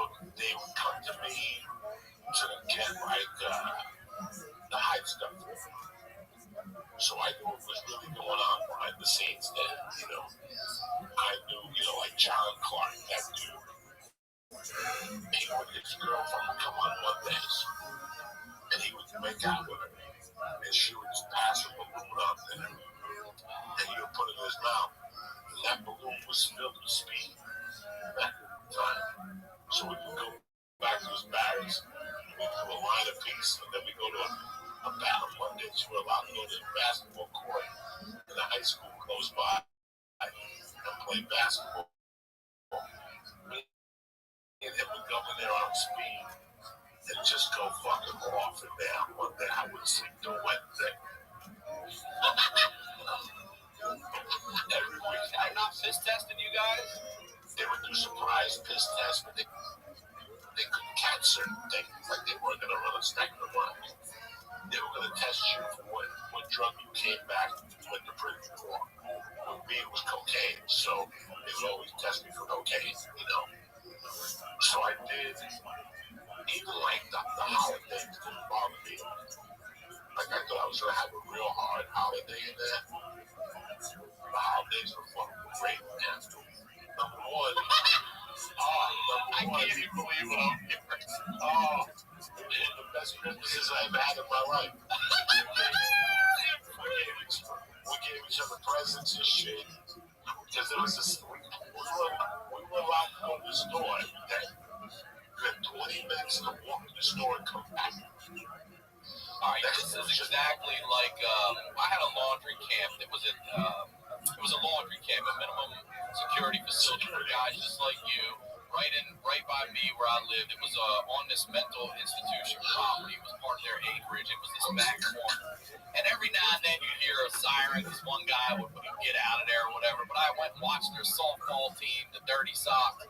But we would see them every now and then. They'd be at the corner store because they'd be allowed off the property and they'd have to go back. So this is very much like when I grew up near. We'd see them over at the baseball field and shit, fucking around or whatever. So this is interesting to me. This is what's going on with these guys in there. Let's take a quick break and tell you about our first sponsor, Raycon. Now, I've been listening lately to podcasts. I've been listening to YMH. I'm listening to Rogan. I'm listening to Two Bears in One Cave. I'm listening to Josh Potter's new podcast, as a matter of fact. All of my Raycons and my Spotify music. And if you're using a pair of premium wireless earbuds, especially if you can get them at less than half the price of the other guys, I'm recommending the wireless earbuds from Raycon. Okay, I've used them to travel, work out, everything. They stay in, they're good, the bass is solid, the recharging case is fantastic. There's no weird cords, knobs hanging off the end, and everybody's trying to borrow from me. They take my stepson, I told you, took the other pair back. But their newest model, which is the one he took, the Everyday E25 earbuds are their best ones yet. They have 6 hours of playtime, seamless Bluetooth pairing, more bass, a more compact design, the noise isolating fit. Raycon earbuds are stylish, they're discreet. The company was co-founded by Ray J and celebrities like Snoop, Mike Tyson, Brandy, and everyone is obsessed with their products right now. So give them a try. Raycon has a 45-day free return policy. That's awesome. For a limited time, you get 15% off your order at buyraycon.com/honeydew. That's buy, B-U-Y, Raycon, RAYCON.com/honeydew for a special 15% discount on Raycon wireless earbuds. Make sure to check it out now while the deal is running. buyraycon.com/honeydew. Our next sponsor is Upstart. Now, during these economically turbulent times, everyone's looking for a way to feel more financially secure. So if you're still needlessly throwing money every month at high-interest credit card debt, it's time you checked out Upstart, the revolutionary online lending platform that knows you more than just a credit score. And now is the time to find out how low your Upstart rate can be to help pay off high-interest credit card debt. Unlike other lenders, Upstart can reward you based on your education and job history in the form of a smarter rate. You don't need a degree or a diploma to apply, though. Upstart lets you skip going to the bank because it's completely online. They offer loans from $1,000 to $50,000, so you can consolidate your debt into one easy fixed rate payment. Upstart makes it fast and simple to check your rate. Since it's just a soft pull, it does not affect your credit score. The hard pull happens if you accept the rate and proceed with your application. And the best part is if the loan is approved and accepted, most people are getting their funds the very next business day. Over 400,000 people have used Upstart to pay off credit cards or meet their financial goals.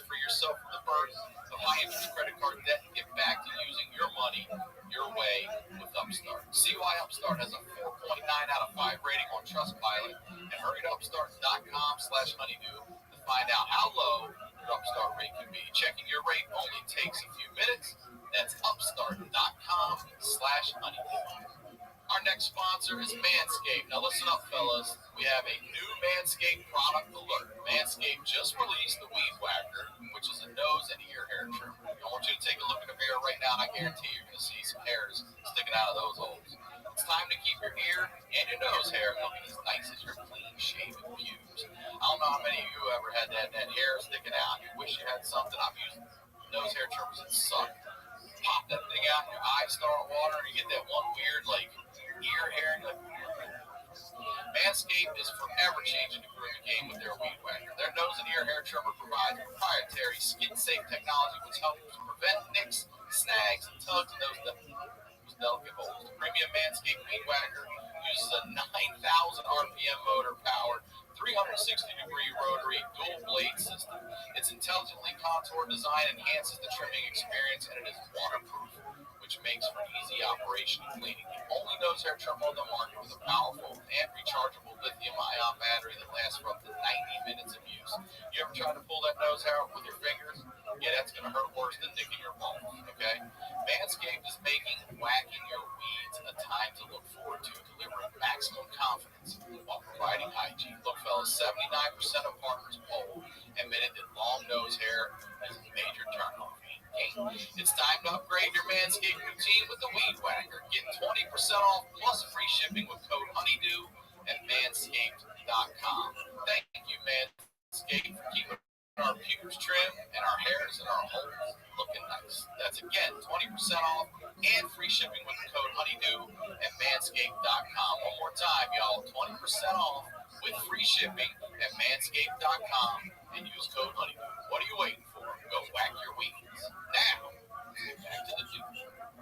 You had 20 minutes to go to the store and back. It was a 5-minute walk. So basically, you had 10 minutes to go into that store, buy ice cream, potato chips, milk, whatever you wanted. So I figured out something. There was a little Chinese joint next to the joint. I used to ask people, nobody ever gets Chinese food out comes. They're like, because you don't have enough time. No, you guys got to call it in. So I started calling in like 4 orders, like fried rice, like, shrimp fouillon, egg fouillon or something. And I would get there, the food would be ready. I'd run into the bodega, get 2 things of Coca-Cola, and I'd run back. So I was eating Chinese food in jail. It wasn't the best Chinese food in the world, but at least it gave me a little bit of normality. Me and Torrey Piles, we loved the pork fried rice in that place. And he loved the chicken wings, so I would get him the fried chicken wings. So sometimes I would run over and get fried rice, and then Torrey would go over and buy like 300 fucking chicken wings. Like there was like 6 wings for $3.95. He would get like 50 wings. The prison didn't know what they had. He had that bag. It was great. There was no liquor store around there. So they really would look in your bag. And you could see the store from the guardhouse. So you could see somebody begging for drugs. So they didn't really watch. I remember the first time I walked back with Chinese food. The guard was like, I've been here for fucking 10 years. Nobody has ever brought back Chinese food. How did you do it? And I go, I planned ahead. I called it 10 minutes before I could get over there. So it actually sat 10 minutes before I could get there. But there was age was the big thing. Age, people didn't know how to handle age. So they built a special barracks for the guys who had HIV. And they only had 3 or 4 guys who had HIV. I could still see their faces. That's how much I hung out the HIV unit. Because the HIV unit had brand new TV, brand new refrigerators, brand new stoves. They could cook their own food in there. So we all figured out a way how to bring food in, cook for the HIV guys. They would let us hang it. And then they weren't none of them, or they were all HIV because they were intravenous users. I think one guy was gay, but nobody ever gave him a hard time. He just wanted the guy. And I remember Sunday nights going over there watching Married with Children and Cops. That was our shit. Cops on Sunday. We had all week for Cops on Sunday night. For Cops. But something interesting happened in there. And this is where everything changed for me. Since the minute I got in there, people would always ask me, hey, did you get your paperwork from the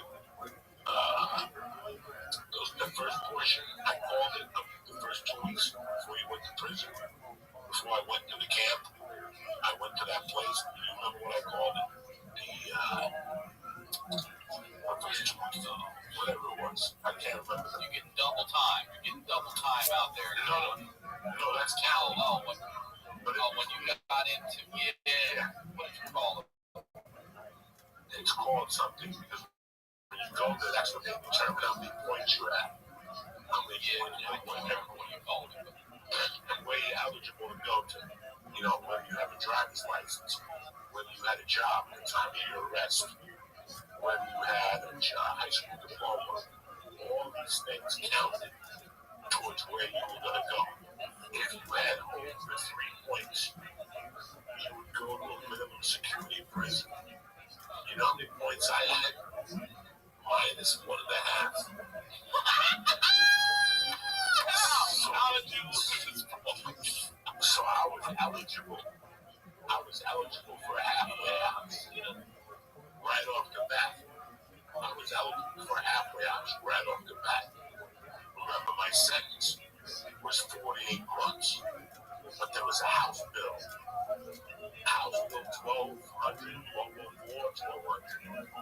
And if you were a first-time offender, and your sentence, not what you were arrested for, when you got convicted of, was non-violence, your sentence would be cut in half. So what I did was, one of the guys got out. He was the law house clerk. So for 3 or 4 weeks, I studied really hard. I got a book, and I studied all the laws, and I took a test, and guess what? I became a law attorney. So I was the stock clerk. I was the guy who drove the sandwiches. And now I was also the attorney at the prison. So when somebody got a write-up, I would argue with the guards and get there. You're like basically the shop steward of the union for the prison. Right. So I became you a representative? Trying to get that guy. I fucking won every case. Did you win them all? Oh, I won them all. Dirty, clean, whether I got them on the side and talk to them. You know, I would talk to the guy who wrote the fucking report and nail him down a little bit, throw him off. You know, I had a good relationship with a lot of those guards. There was some guards that were just as bad. But a lot of them, they were human beings. And I knew how to tap into that side. You know what I'm saying? So they were okay with it. But the guy I never won over. I won him over slowly. The guidance counselor I had, Mr. Blue. I was about to ask, the one that didn't like anybody. So I got there probably the beginning of September. By November, I had softened them up. By November, I had softened up the whole place. I'm not going to look you in the eye and tell you I was running the place. But off the record, I kind of was. Because I was running the gambling. I knew where all the dealers were. I knew where they were hiding their stash. I didn't mess with their stash. I was always respectful. I charged them a nice amount. That was fair. I also told them what to eat, what not to eat, which they really appreciated. You know, if I knew a guy was a bodybuilder, I got him extra milk. And I give him the nice cuts of meat so he could cook them on his own. I learned how to, you know what I'm saying? I learned how to take care of people, so now people took care of me. You know, I did it on the Rogan podcast once. If the food that they would serve you, shit on shingles, what is that called? Did you ever hear that expression? It's called, Shit on shingles. Yeah. Like hash or whatever, that shit. Not called me fast. It's called, beef something. What it's called in the Army and all that stuff is shit on shingles. Yeah, my dad taught me that from the military. Yeah, it's shit on shingles. So, shit on shingles, whenever they serve that, I would sit behind the line of the food and it would be like chicken hawk, you serve it, edgy. This is a tall, skinny brother, 6'3". He was like a junior at one of the colleges, wide receiver, Michael Irvin looking, all American. He went out to a bar and punched some guy, and that guy in the hospital. That's why you gotta be careful with your hands. Yeah. But So you had Edgy, and then next to Edgy on the line was this other dude, and he was a bank robber. All right, he was a professional bank robber, and him and his brothers were all bank robbers. They were black. They were African American, but he was funny because his job in the kitchen was part-time. He only worked the night shift, but the day shift, he would be there for lunch, and it would be a smaller crowd because the other half was out working, picking up papers. So he would always come up to me and go, Cuba, let me holler at you for a minute. And I would go, what? I go, what's up? They go, is Mr. Yarbrough going to be in the kitchen at lunchtime? I go, sometimes he's in there, sometimes he's in the stock room, double checking my work. He goes, listen here, brother. He goes, listen, I gotta work on my freezes. I'm like, what are you talking about? He goes, man, I'm gonna be free in about 90 days. And I gotta work on my freezes and shit. Not my shit's weak. He goes, one time my brother had the flu. He went to rob a bank and tried to yell freeze. And his shit cracked, so people didn't pay attention. You gotta keep it free. You want to go in there to practice hollering freeze to a command? His brother had to yell freeze a second time. He goes, the way you yell freeze is very important. It's got to be a word. It's got to come out of your throat and say word. And people react to it. He goes, so I got to practice my phrases and shit. All right. I'm going to get you something. Sure enough, he waits for everybody with him. He could wait until everybody was online. Until I didn't wait to their hand. He would jump down. And he would jump in the back door with the imaginary shotgun. And go, freeze! From this, No, that didn't really get me do this again. He's coaching himself out there. Oh my God. And they would go, Oh, God. I don't want to tell you what the black guys would say. The black people offend them the most. The black people were so offended by the African Americans who yell at them saying, what the hell's the matter with you, man? Get your shit together, brother. Come on, man. Grow up. And he'd be like, what? I got to keep my freeze game tonight. He was dead serious.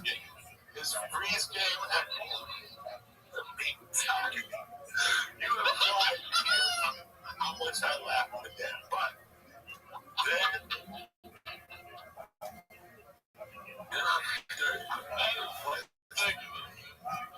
either Wednesday or Thursday night was movie night. And they would play the worst movies in the world. Just to Like piss what? off. You get? Like, fucking, what's the greatest movie of all time?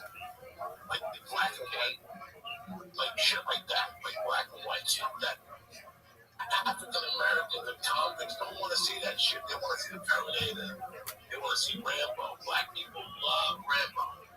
Do not have to get confused. Hate fire, love Rambo. They love Rambo. They only hate because black people only hate fire if it's going to them. They love it, shot other people. They go crazy. They love it. They love it.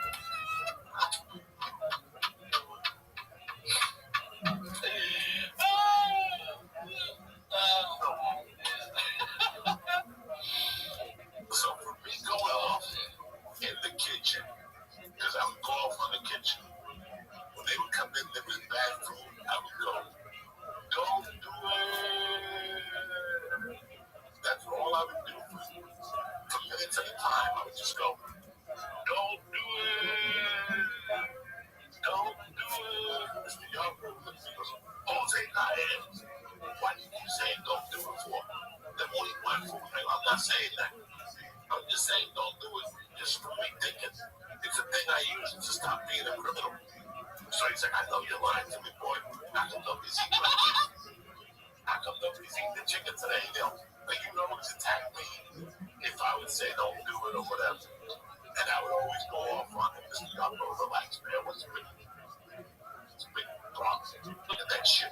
the hell's he reading, Mr. Yarborough? So all those kitchen guys saw that. So on Wednesday night or Thursday night was projector night. We would watch those stupid movies, PT 109, shit like that. Like a bunch of black and white movies. And the projector would always break. So one day I just got up and I'm like, I'm sick and tired of this thing. The state's got so much money, we're gonna get a new fucking projector. And all the guys were like, give it to him, Cuba. That's a boy, give it to him. And that's how it started. And there was like an African American dude that were those red dudes that had freckles.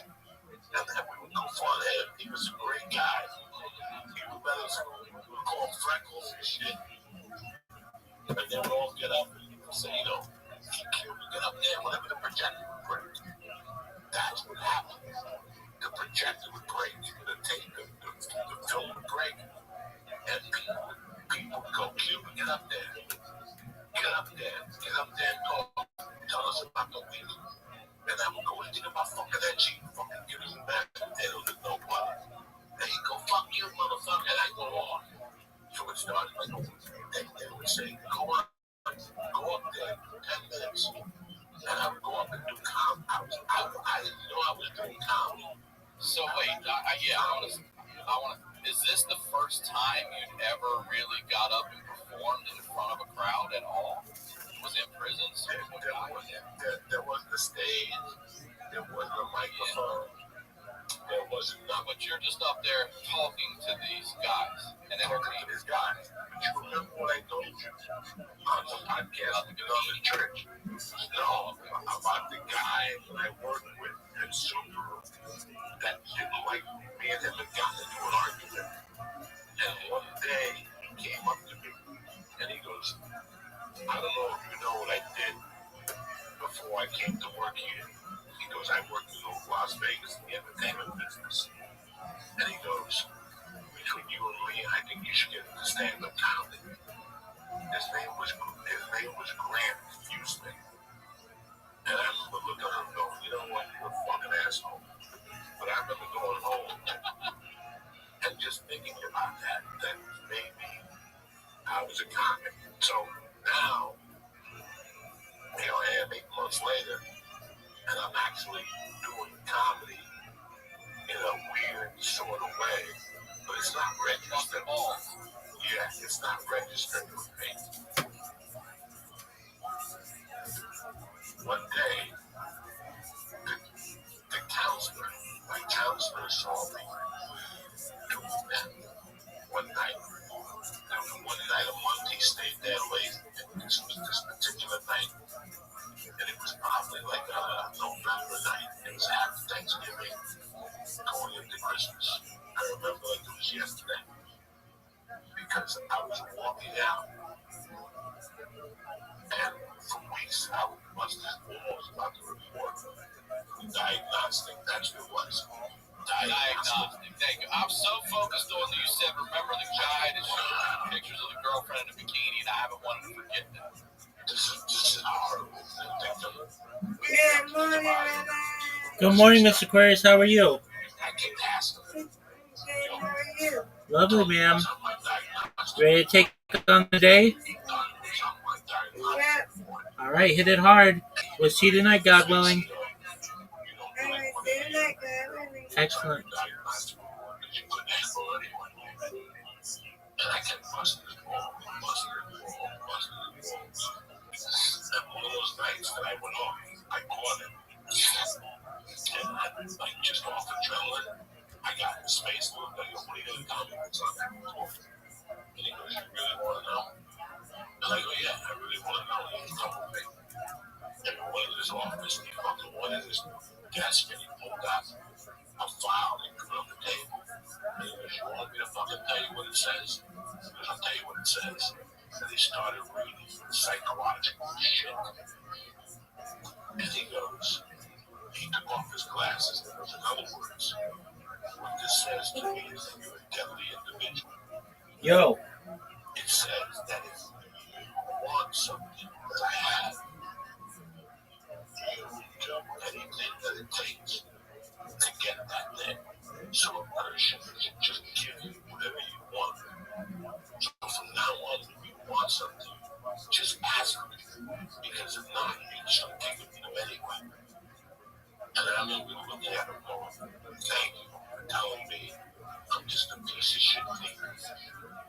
I appreciate that. And he looked at me and goes, I told you you weren't going to be a man. I didn't talk to you for like 3 weeks after that. All that fun I had, all that fun I was having, came to an end because I realized that I was in prison. And I realized I was a piece of shit. That I was just going to end up with fucking team. So I was seeing him, and I was even though he was meeting him. I was getting out of there in February anyway. It didn't really matter. So one day I was walking and they saw me. And he goes, what happened? You lost your balls ever since I told you the truth. And I go, no, I just don't want to hear that shit. And I'm just a fucking thief. He goes, come here for a second. Because you obviously didn't understand what I was saying to you. And I go, what were you saying? I'm a thief. He goes, no. I'm telling you that you're a deadly individual. Because whatever you want in this life, you can get it. Because you want to chuck and jive and nickel-and-dime shit. Because you don't think I know about it. Because you're a fucking genius compared to these guys. Because I don't think you understand how dangerous you are. That if you want something, it's yours. You could just take it, you know. And that resonated with me, like just destroyed me. Because he was right. You know, and then I had a system. I didn't work in an 8-hour day. I went in at 8. Of course, you know me, dog. I went like a 2-hour day.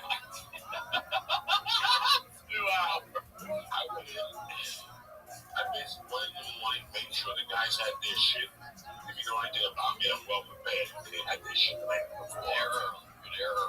And then the trunk would be filled already with the sandwiches. I would help them out. I would go to the gate. A guard would get in with me. We'd drive together. We'd talk shit. We'd drive. They take the sandwiches out. We'd go back to the fucking thing. It'd be 9 o'clock by then. And then I would shoot straight to the library. And the library was a white dude that was like Josh Holland. And he was also from Buffalo. He was in there for double murder. He murdered his wife and the mailman, which made the federal offense. It was so that's what made it. That's true, really.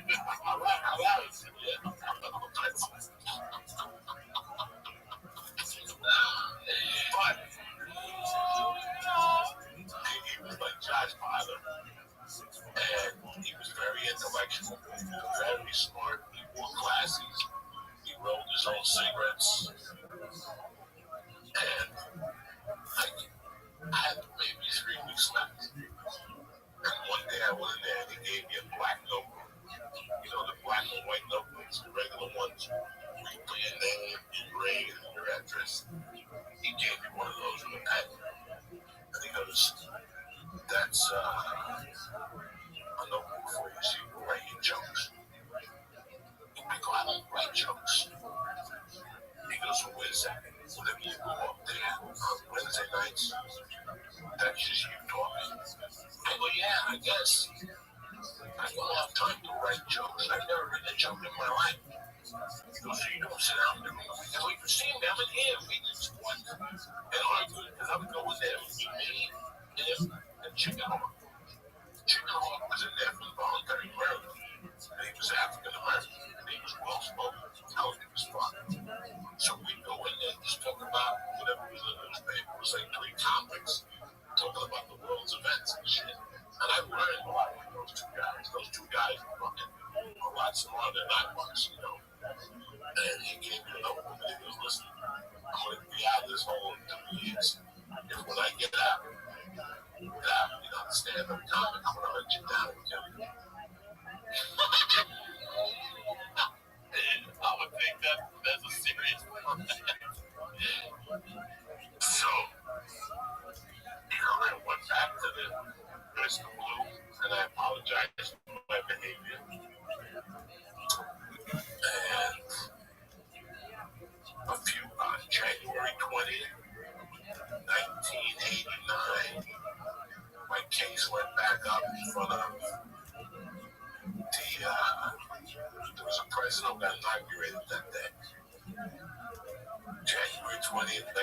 I forget what practically Bush. One of the Bush You have to be, right? Yeah, I No. went up in front of the. No. Senior. Yeah, I went up in front of the board, and they did community corrections. And I did my February 13th. I was in BCDC, the halfway house in Rome. And that's a whole different story. That's going to pick up next time. That was my whole prison experience. So I had a really good time in prison. And I prepared myself to go in. Like I lifted weights, I swam, I rode bikes. I knew what things I was going to do and what I wasn't going to do. And the experience was completely different from what I thought it was going to be. But when I came out of prison, it was completely different than what I thought I was going to be. I didn't see anybody get raped. And yes, there was one guy that didn't mess with me. He was a young guy that hung out with the biker crew. And whenever he was with his biker friends, he would make little comments at me. So I let my friends know what was going on. And they said, whatever it is, we got your back. So I had John Clark's crew, which they were Nazis, like neo-Nazis. That's the other thing. John Clark was pretty much a neo-Nazi. Like he had like a SWAT team. I figured that. Yeah, I figured you're going to survive in prison for 20-some years. You got to he loved it for who I was. We would talk about Cuba all the time. In fact, that's how we became tighter because the lady who raised him was Cuban. So his mother, his babysitter was Cuban. So he told me how much he liked the Cuban food. And that's how we became friends. And I remember snorting sweets and seeing the SWAT sticker. So I had his support, and I had the black guy's support if I went to war with this biker. They told me exactly how to do it. They said, just get him one-on-one. Don't allow the bikers. And one day we were listening to Guns N' Roses had just come out. And I got sentenced as Sweet Child of Mine and taken over the world. So now it's November of 88. And November of 88, rain. And Guns N' Roses is everywhere. That first hour is huge. And I remember getting into an argument with one of the fighters about Mr. Brownstone. It was about heroin. He goes, it's not about heroin. And I go, it's about heroin. And that's when that kid started to argue with what do you do? And weapons and all that. I'm like, oh, you don't motherfucker. So the first thing I did to him was, and he would torture me a little bit. I knew I could fuck him up. But at this point, I would be killed. If I ever got caught in his area of the yard, I would be killed. Because there were like two guys in that group that I didn't really like. The leader, obviously, I don't think everybody what is. Dog, something, raw dog or something like that was his name. He was a disgusting guy. And then I didn't like the long-haired guy. So I knew I had to take him out eventually at some point. But I also knew that I had a secret weapon he didn't have, which is the mind of Joey Diaz. I'm gonna fucking break him down mentally, motherfucker. So he had a job in the kitchen. So I didn't torture him in the kitchen. I left the kitchen alone because I could just fuck off in the kitchen. It would be easy. With the blacks around me, and nothing would happen. The black dude would help. What I did was I took an American cheese box. You know the cheese the government sends you? I took the box. I took the cheese out. And I took the shit in that box. I took the biggest shit you ever seen in your life. It had to be like a 19-inch shit that broke together. I took paper towels and I put it in the box. And then I took a little, they had like little American flags in the workshop. I took a little work and I put it in the piece of shit. And I covered the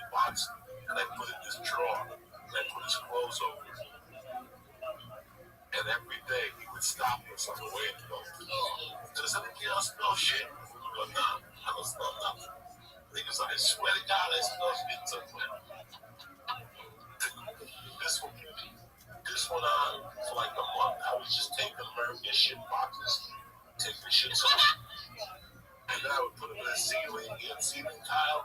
You could pick up every other ceiling tile had a box with a piece of shit in it. And eventually one day, we found the one in the drawer, and it had gone from 19 inches to about 6.5. All the moisture got out of it. It was just down to peanuts, a couple clusters of hair, whatever the fuck. A couple more clusters and shit. Dog, he flew out of there. He's like, somebody's messing with me. I'm gonna find out who it is and fuck him up and all this stuff. But it was a gym area. And the gym area was a room that was next to the laundry room. And they had a billboard up in that room about jobs, events, or situations, programs you could get in, or whatever. And one Saturday, I'm working in the kitchen, and I see him by himself walking into that area to drop off his laundry. I go, this is when I get this motherfucker today. I remember it was cold out, so it had to be like January, February, December. But the sun was out. It was a really pretty day. It was cool. So I waited for him to go back and get his clothes. And I told the black guys, the only people who would hang out in the gym were the black dudes that would play dominoes. There was a bunch of guys playing with balls. And they would listen to Bobby Brown, don't be rude, don't be. So they would fucking, Bobby Brown would go up to them, would light up, and they would throw the fucking balls. It was great. But in the daytime, they didn't play. It was just a couple of brothers that would lift weights. So I waited till the guy went in, and I went to the side door. And brother, I caught him as he was taking the clothes from the dryer, from the washer, and putting it in the dryer. I just stood behind him. And the wall next to us had the billboard on it with all the events that are going to happen. He fucking turned around, and I was right there on him. And he still got that problem with me. And before he could even say anything, I grabbed my hand in between his hair. And that's why I never liked long hair. And I grabbed his hair and locked him in like that. I didn't know anything about Muay Thai. It was really like holding somebody doing Muay Thai, holding their neck and kneeing them. I didn't even know that stuff. I just did it with his hair. I grabbed his hair and I dragged him over and I banged his head off that billboard. Possibly 20 times. Like that was the only bad thing I did then. I banged this fucking head like 20 fucking times. Boom, boom, boom, boom. He went down, he woke up, never said nothing again. And he was 3 doors down. We were in the same bunk because we both worked in the kitchen. He never said a fucking word. He knew I told him I would bang his head. I knew the next time me and John Clark would fucking kill you. So don't ever speak up around me again, because he would always throw little remarks and shit. After that, when he would see me, he wouldn't say any fucking words. I still remember this kid, what he looked like. He was a white kid with long hair, big, retarded lips. He just wasn't even normal. That fucking poor retard wasn't even normal. They were probably giving him fucking transgender pills or something at the time. Poor bastard. That's it. Wait, hold on. That's not it, because I have 2 quick questions. You said about the dude showing you the bikini pictures of his girlfriend. You said, hold on to that, remember that for later. Why? What does that come back? Okay, so I get to the halfway house. I'm working at Bolton Toyota. No, I'm working at a retailer. And I get out of the halfway house, my child is born. And I hear Boulder, the city of Boulder's on alert. Because a guy escaped from prison in Canyon City. And he was headed to Boulder to get his girlfriend. It was that idiot. Damn. Southern County that had broken out. So what he basically did was he broke out of jail because she let him know that she was sleeping with his roommate. Yeah, who didn't see that coming? He got so crazy. I guess he didn't. He broke out of a medium security prison. Like, I can't tell you the story how he did it because I don't remember. I'm keep you lying anyway. All I know is he broke out of that medium security prison, stole a car, and went to Boulder. He went to, I think it was somewhere off of Lee Hill Road. They said he saw 4 kids target practicing, shooting guns. So he went up to them with a fake wallet. So he goes, I'm a wildlife guy. Put your pistols down. I want to see identification. The kids put their weapons down. He picked up the weapon and shot the 4 kids. They took their gun and then went into Boulder. He went into Kmart, which I lived across the street from at the time. And he bought ammunition. They had proof of him. So they locked the city of Boulder down. They knew they had a wild guy. I went home. It was on TV. I couldn't even tell my wife or anybody. I was in jail with him. Like, I was in the county fucking jail with this shit. So I lived on 30th, close to Baseline. I lived on 28th Street. If you went to like 32nd Street, Boulder, on your way to Longmont, there used to be a jazz club there, like a blues club. I don't know what the name of it was. It's 30 fucking years ago. The story I'm telling you happened in 1990, or not even 91. Let's leave it 1990. So this idiot broke out, shot the 4 kids, set up a meeting with his girlfriend to meet her at that blues club, and got into a shootout with the cops. One of the cops shot him in the neck. There was a problem. The guy lived, but he needed surgery.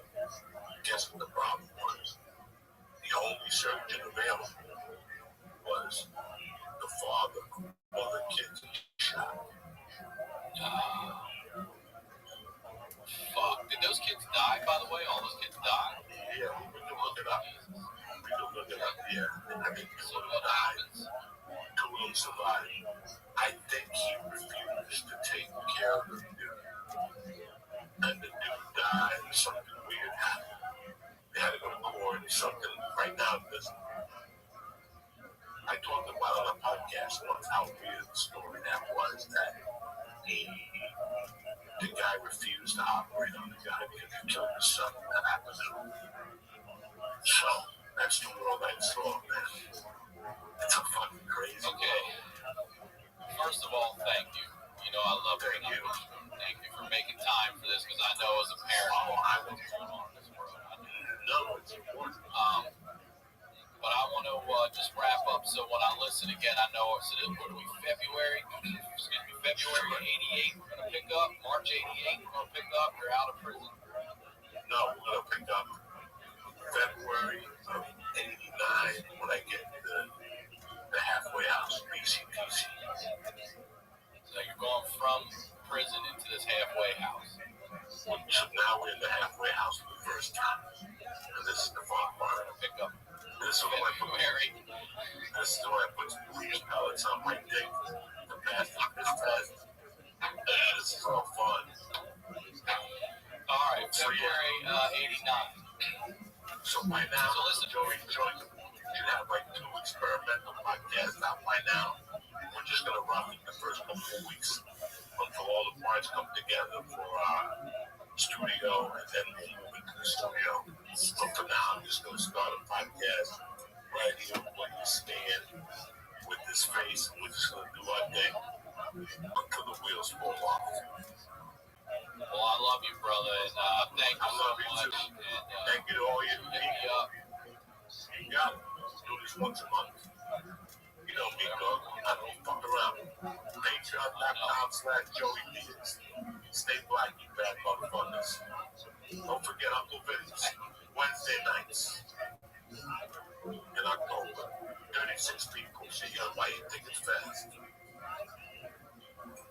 That's all I got. Say hello to everybody, right? That's Say, you know I will, brother. I love you too. As always, Ryan Sickler on all social media, RyanSickler.com. We'll talk to y'all next week.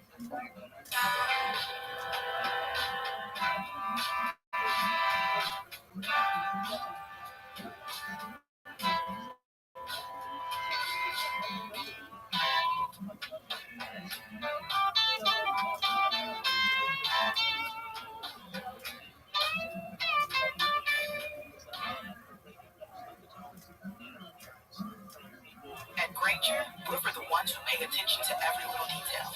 The ones who fuss, tinker, and sweat the small stuff. Because you know the tiniest thing can make the biggest difference when it comes to keeping business moving. We get it. We're the same way. Offering access to product experts to help you quickly and easily find what you need. So whatever your industry, This episode of The Honeydew is brought to you by Helix, Upstart, Honey, and ExpressVPN. More on that later. Let's get into the news. The Honeydew with Ryan Sickler.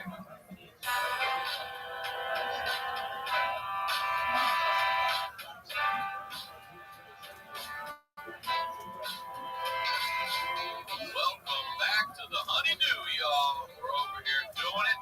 Studio Night Fans. I'm Ryan Sickler. RyanSickler.com. Ryan Sickler on all social media. Just a huge thank you for all your support. We just finished 100 episodes. We're about to kick off the first of the next 100. So I just want to thank you all for your support. Thank you for making this such a fun show. Thank you for all the messages, the emails, everybody. I sincerely appreciate your support. So get over, subscribe to the YouTube channel. You'll get audio here on Mondays.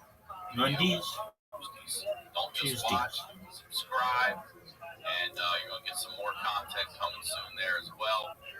If you're a fan of the time codes, if you look in the description underneath YouTube, you'll see stories you can jump to if you'd like. The Patreon show is growing. Thank you so much for your support there. The Honeydew with you all. Doing the Honeydew with you all out there. I've heard some amazing, crazy, funny stories. If you or someone you know has a story that has to be heard, please submit at honeydewpodcast@gmail.com. All of them, we will get to you. There are a lot. We'll keep on doing that show too. So if you're on board for it, you can subscribe for a year, save yourself some money. I know that $5 a month is a lot for some people. $60 a year. A lot of things going on out there, but you can subscribe for a year and you'll save over a month of episodes. You get it for free. It goes back to you. So subscribe to that as well. The Facebook fan page, make sure you're subscribed over there for updates, clips, all that stuff. Make sure you're following me on Instagram. Can't thank you guys enough for the iTunes reviews as well. All that stuff helps, man. You guys are the shit. The honeydewpodcast.com is the website for the show. All the merch is there. It's also on RyanSickler.com, but the night pants are there. The Night Pant Nation Champion sweats are there. The hoodies, the t-shirts for the Honeydew, the t-shirts for my Ryan Sickler, the fist pump. Did I say pump? Fist bump shirt. He appreciates. Really cool design. Upstate merchants and shit. Zach designing some of that stuff for us over there, so thank you. And I report here at the Santa Monica Music Center. You know I like to give back. So if you live in LA, if you need musical instruments, you need musical lessons, this is the spot for you or your kids. Take a lesson with your kids.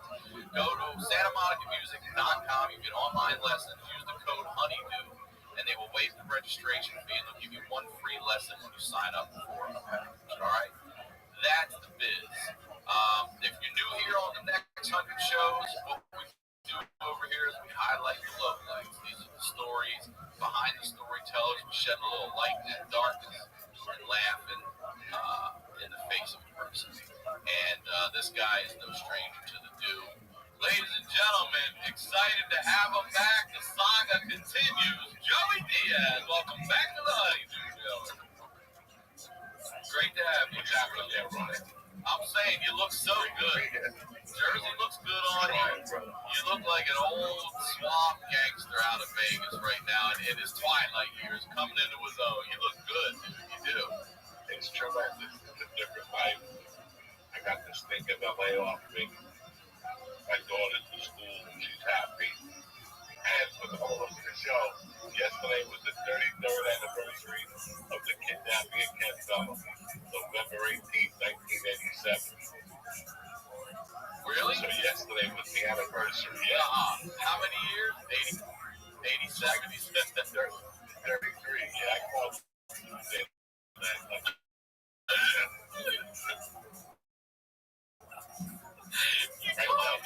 You called the guy you kidnapped on the anniversary of the kidnapping.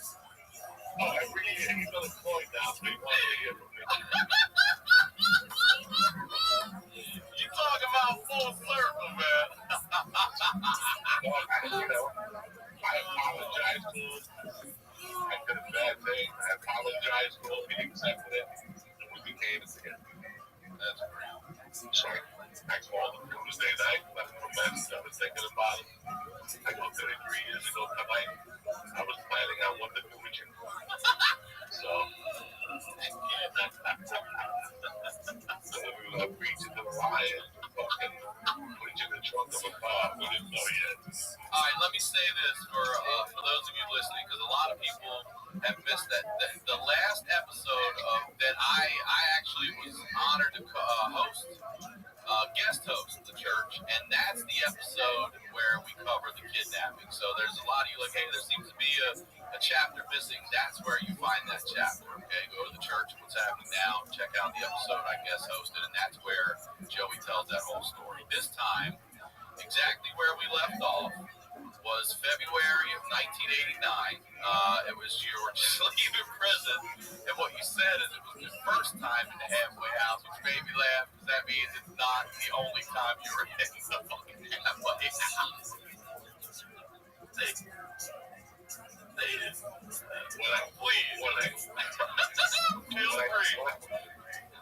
When I think of my stint at BCTC, what does that stand for, Joey? Boulder Community Treatment Center. Okay. Boulder County, the same people who own BCTC own LETC, which was in Longmont, Colorado. Come on. About 20 minutes away. You didn't want to, they put you the way you were from, but they threatened to put me in Longmont at first. And I didn't mind because there was a Mexican place out there called Delicioso, and they make the best fucking breakfast burritos you've ever had in your life. I put away like 8 of them. Damn. 8, 9 of them. They were that good, right? So I didn't care about going to Longmont, but I really wanted to go to Boulder. So I found out, I went in, we got a 3-day orientation. You can't leave. You can call your loved ones, they can bring stuff in. They will know that you need, whatever you need for your job. And then after 3 days, they let you go out just to find a job. Okay, so let me ask you some questions. We had this halfway house right next to my middle school, and one of my high school wrestling coaches worked there later in the years. He'd take us home in the van. He dropped what we couldn't get in. You can't get out. He has to get out of the van and let you out. We're like, oh yeah, this is correctional, man. You can't get out. But so you're out of prison, but you're at this place where how many people would you say are also living under this roof? About 90. Oh wow, okay, that's way bigger than I thought it was. Okay, so you got 90 all men. No, the bottom floor was women, and the 2 top floors were men. Okay. And it was a 7-man room, and then when you moved up the system, you got put into a 3-man room. So you're allowed out. Go ahead. After 3 days, you're allowed out for about a week to find a job, like 9 to 5. You have to call them and let them know where you're going. So I got to call them and go on Ryan Sigler's to interview with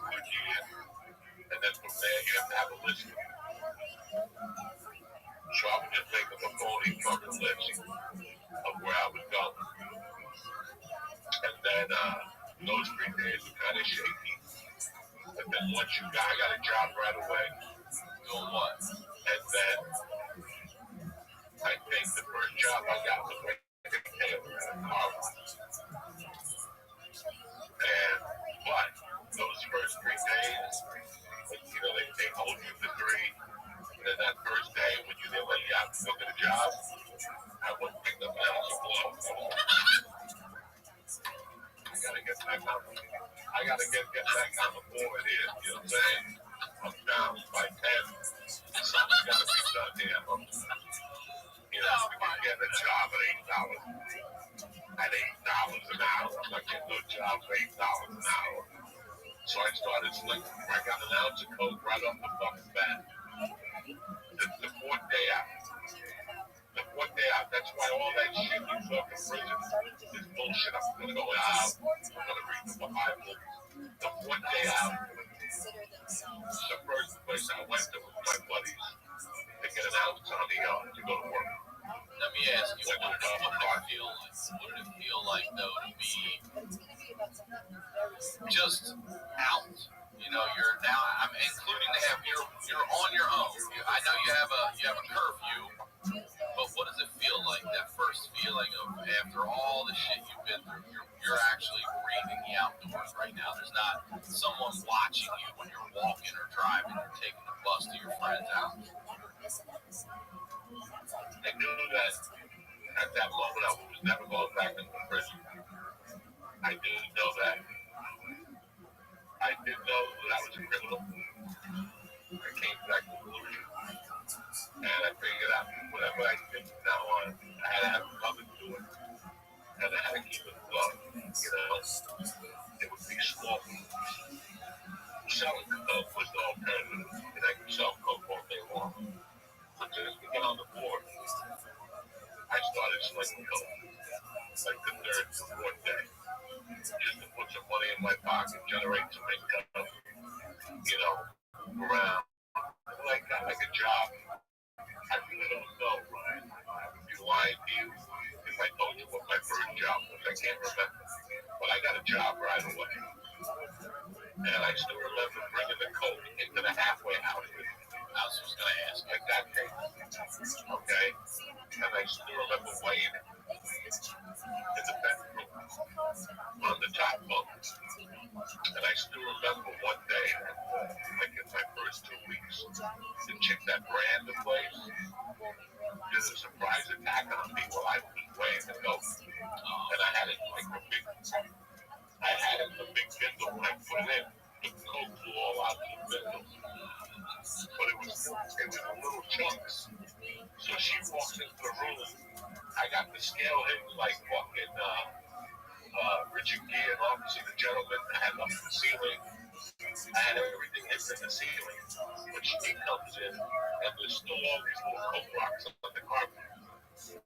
And she goes, "You guys need to do some carpeting, and we gotta get the maintenance guy to come in here and vacuum the dust off the stuff." You know it was fucking dust from the ceiling.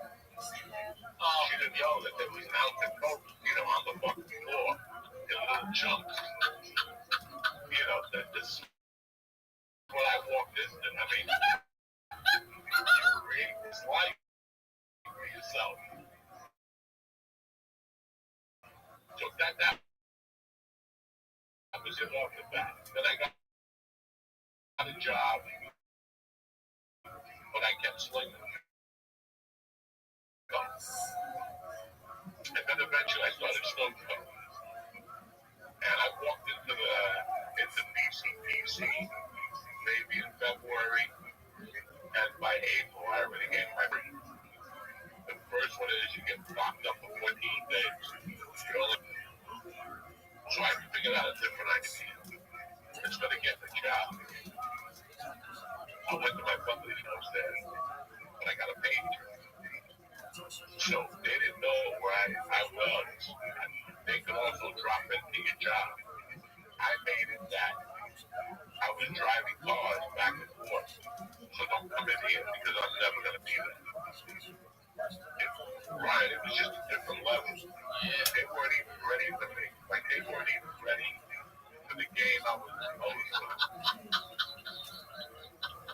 They could shake you down at any time. You could have more Really? Okay. Yeah.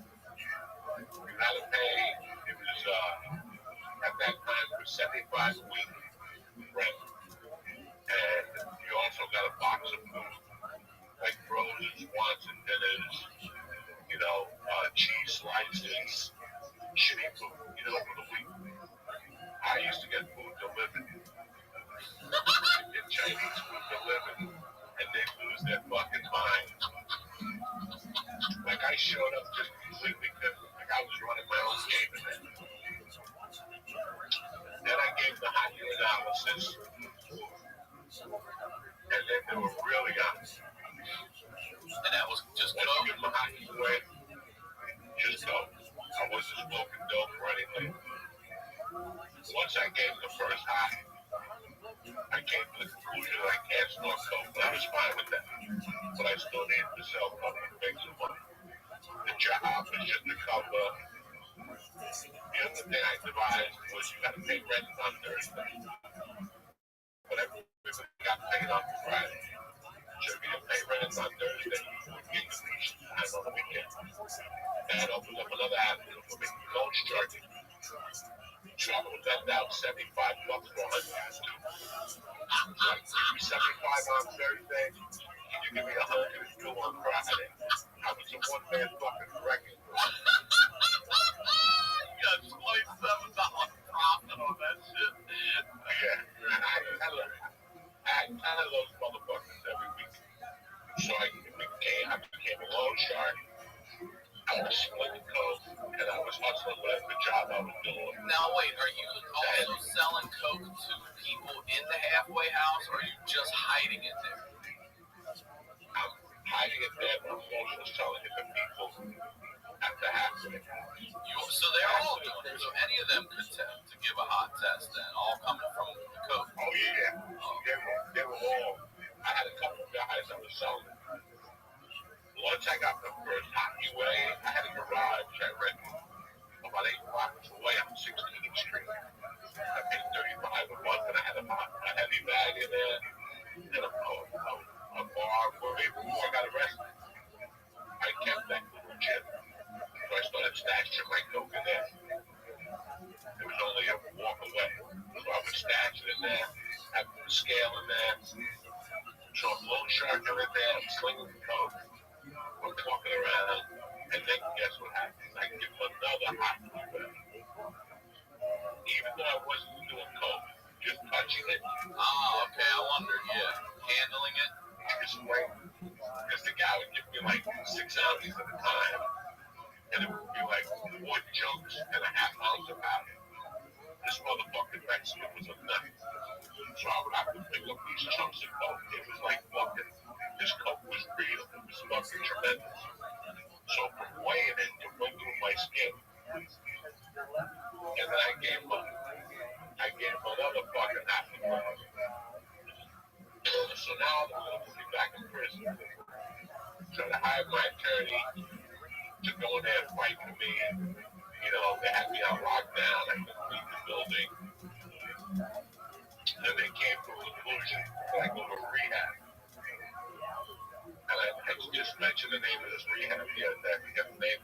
It was from 6 to 9 at night. 5 nights a week. And you had to sit there and guess what? I went to this rehab for I think it was 6 weeks, 3 hours a night, 5 nights a week. And I started selling more coke at the rehab than I ever did. It was fucking great.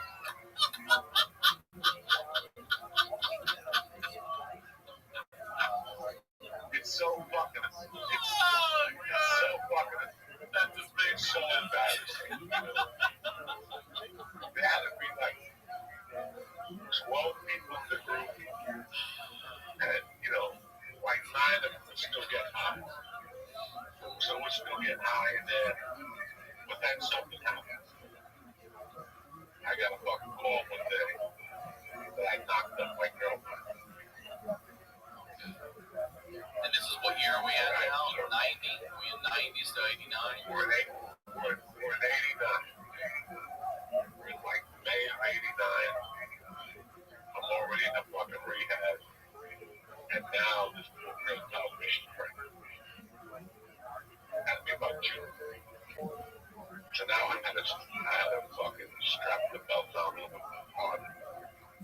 stayed clean. And I went and sold the hot car at the time was the Eclipse by Mitsubishi. So a friend of mine said that he needed help at his place selling Mitsubishi. So I went over there and I started making 8-9 grand a month selling Mitsubishi. I would just sell Eclipses. I would be looking for bucket because the Eclipse is hard to get and you made like $800 a month because you sold them a buck sticker price. So now I'm fucking selling cars, selling boats, loan sharking. I'm a one-man record. I'm getting watches sent out from New Jersey, Rolex watches, Inventions. The guy would give me like 7 grand. I would sell them for 10.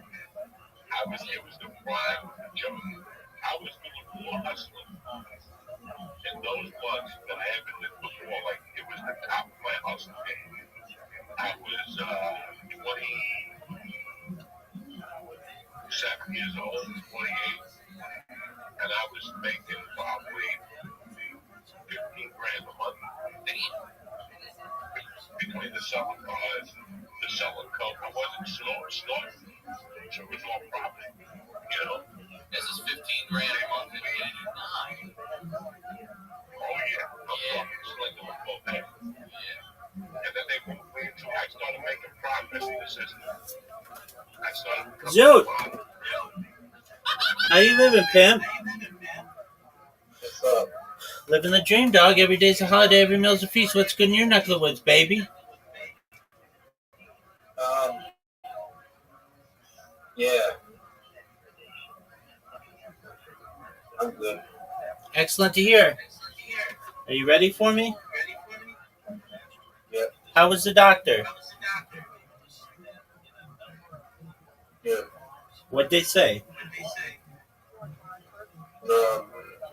They gave me a phone number for a specialist, but I don't care. Okay, why didn't you call them yet? Because I called the number and they didn't answer. So I'm just like, I called back. Okay, could you leave a message?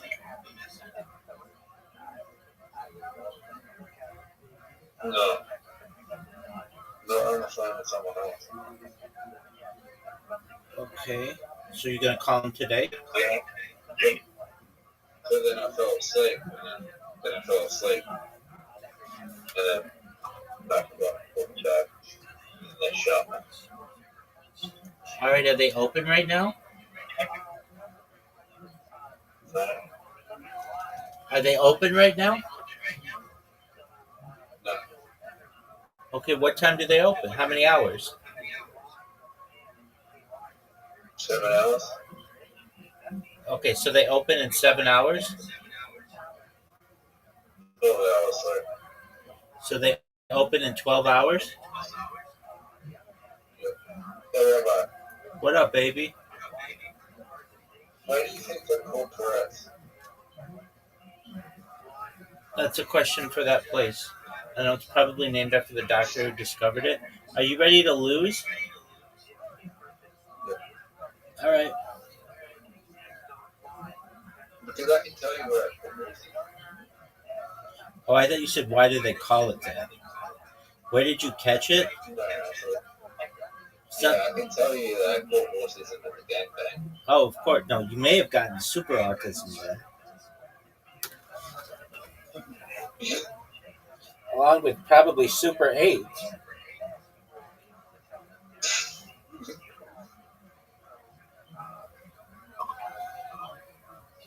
Rabbi, I just had a deja vu.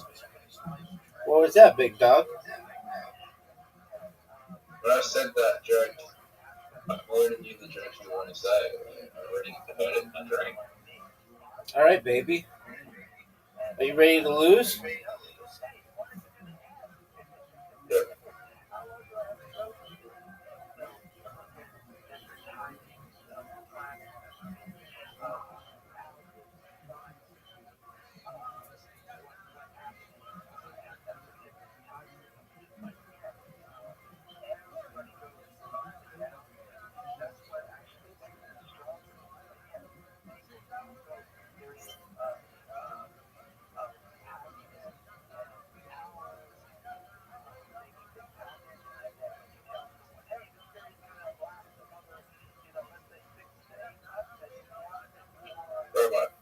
Zoot, you're up, baby.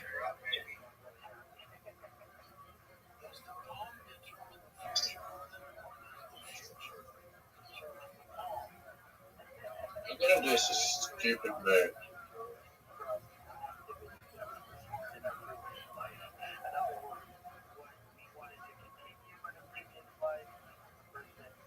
I don't know if that's a bad move. You get an extra move.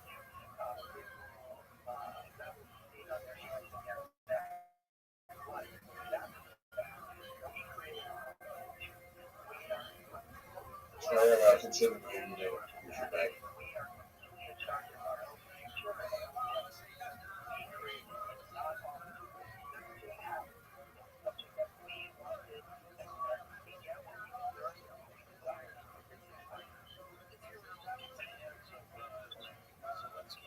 Zoot. Make the L. Move that green one to make the L. There you go. Max head points, +5, heal leaf. That's big time, Zoot. Yeah, but that's not point of me healing.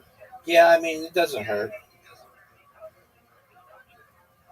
And you don't lose a turn. That was amazing. Are you going to go? Yeah, I'm just thinking if that's the right move. Okay. Oh, you just made a mistake. I did. But it got all messed up, so it's okay now. No, I didn't make a mistake. I actually think I thought you used it again. Yeah, but I couldn't heal anymore. Holy shit, you just put another extra move. Oh, yeah, baby. That should have been another extra move. Holy shit, it's still your turn? Yeah.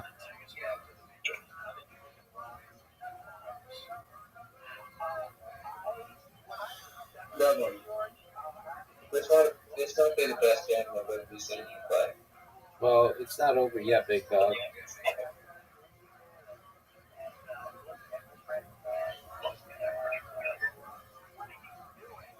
Oh, I can see what you needed to do. Yeah. There is an obvious move. You actually fucked up. All right.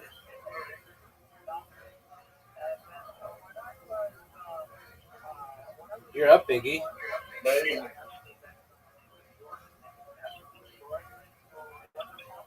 You fucked up, baby. Zoot, how about you go?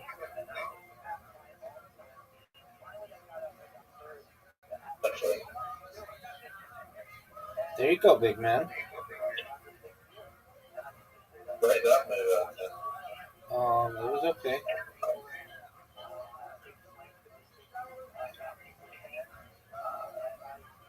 Wasn't how you move.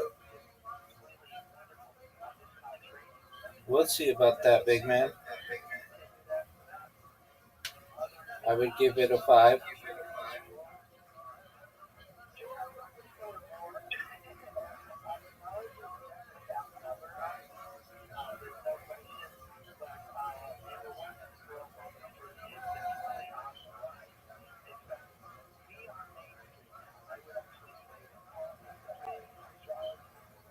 Or some. You want some chicken? Oh, Zoot, you fucked up. You fucked up. You could have gotten the heal. Oh, but that was good. That was very good. Oh, and you got a bonus? Oh, Zoot. What do you got, Zoot? What do you have, Zoot? This is not good. Zoot, you have 2 excellent choices. Oh, dude, you just fucked me. You just took the lead. Oh, fuck.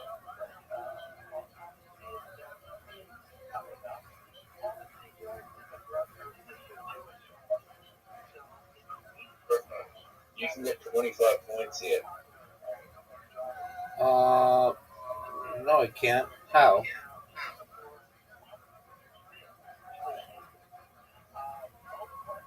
How?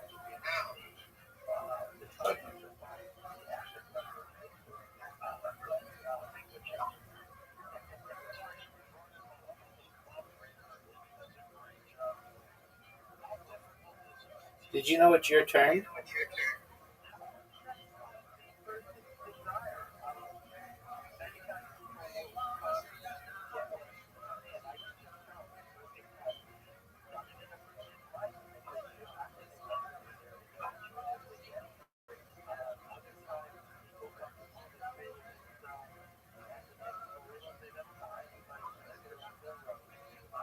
That was excellent, Zoot.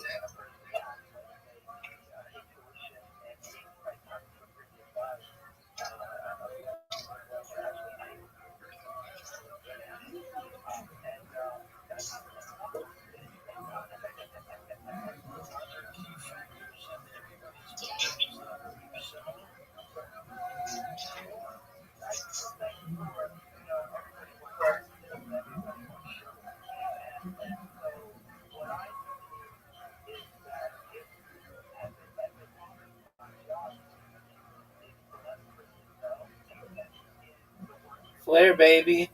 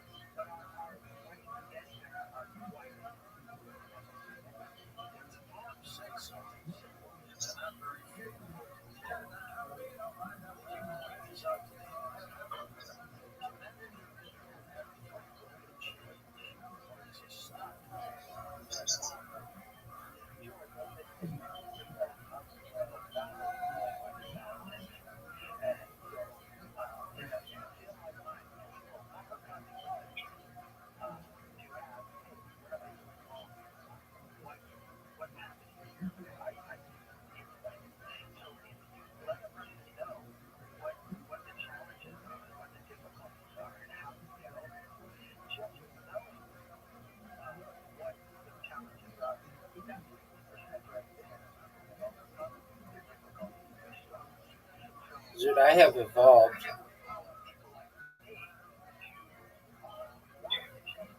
It's your turn, big dog. What are you gonna do?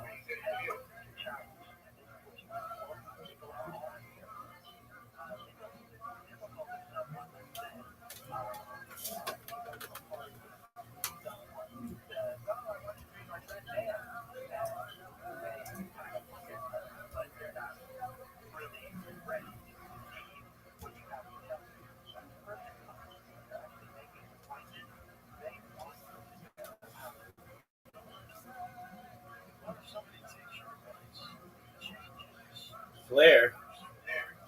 That was big time, Zoot. Oh.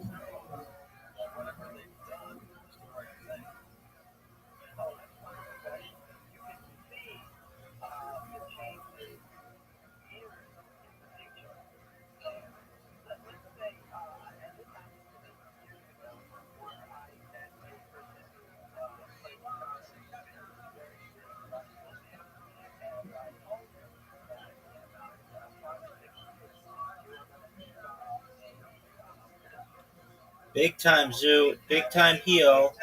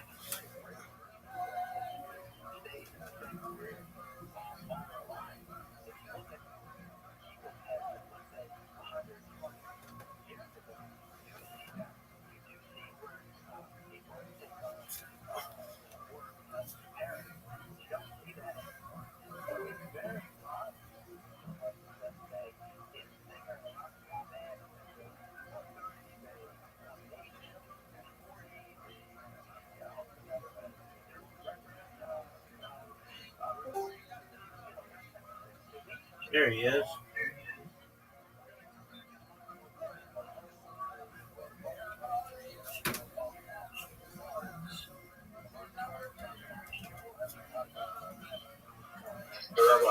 What up, baby?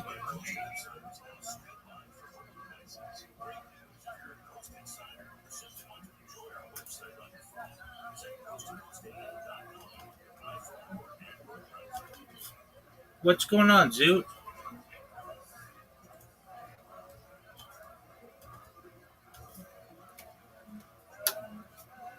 Zoot, what's going on? You're just chilling. Okay, well, that's good to hear.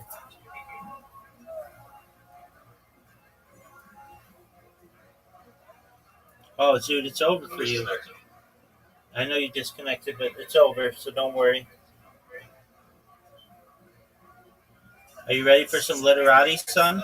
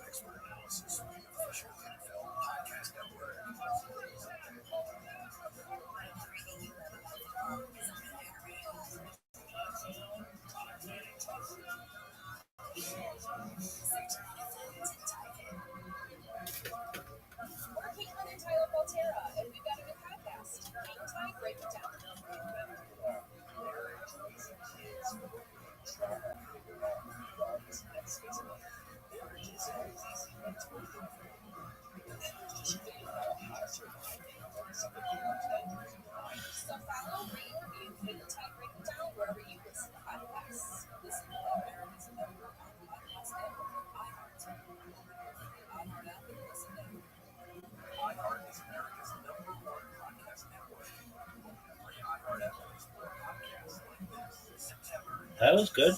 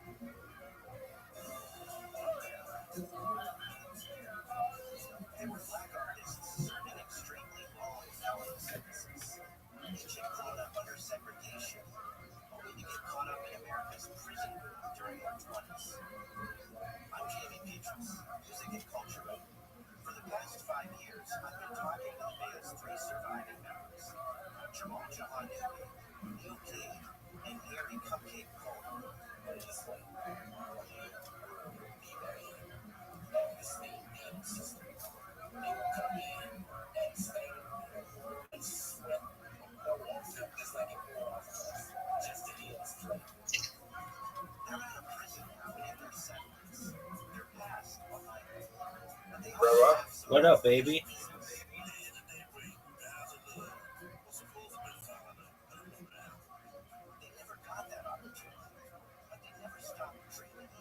I think we should have a statute of limitations on all crimes but murder. Well, usually there are. I'm the opposite. I don't think there should be a statute on limitations of any crime. A statute of limitations on any crime. I just think if you fucked up a long time ago, or maybe the victim didn't know that you shouldn't be able to get away with it. Okay.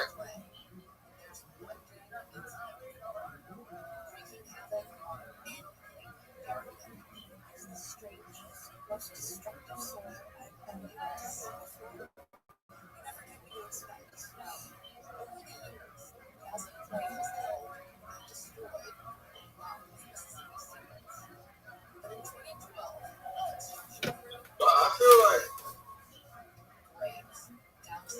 people would, if there was a time limit, more crime would get reported if there were time limits to report. Yeah, I understand that. But too often is it like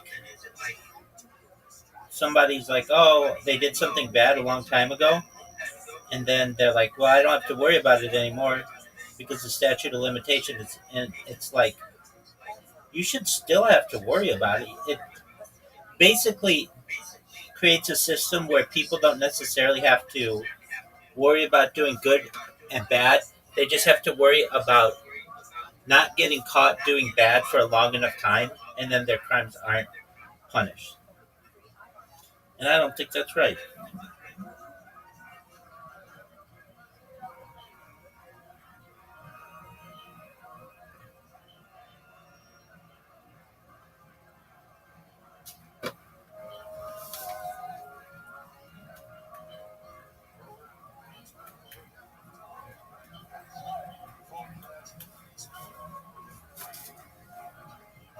You can get away with any crime if you just go to another country. You know a tradition.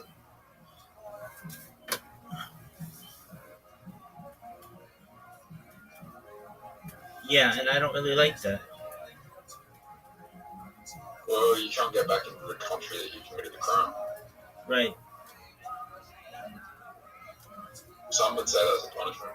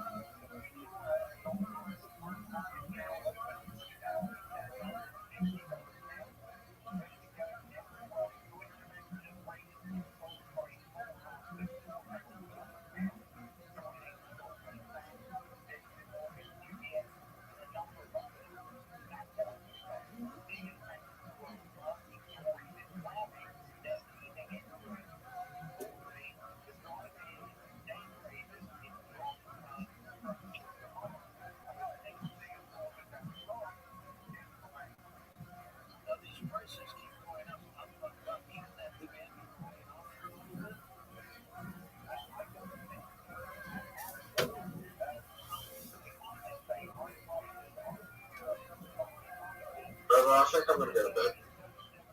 Well, you're gonna finish playing this game, aren't you? I'm too tired. Why are you too tired? Just then. Well, that's not very cool. You should at least play what I'm you. going to play with Roddy. All right, then resign.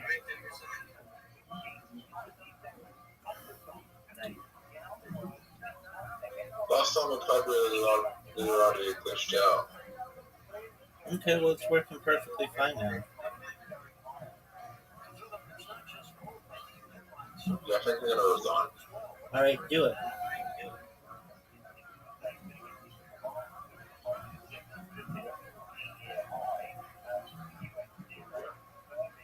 Take care, big dog. Go to bed. Sweet dreams. So,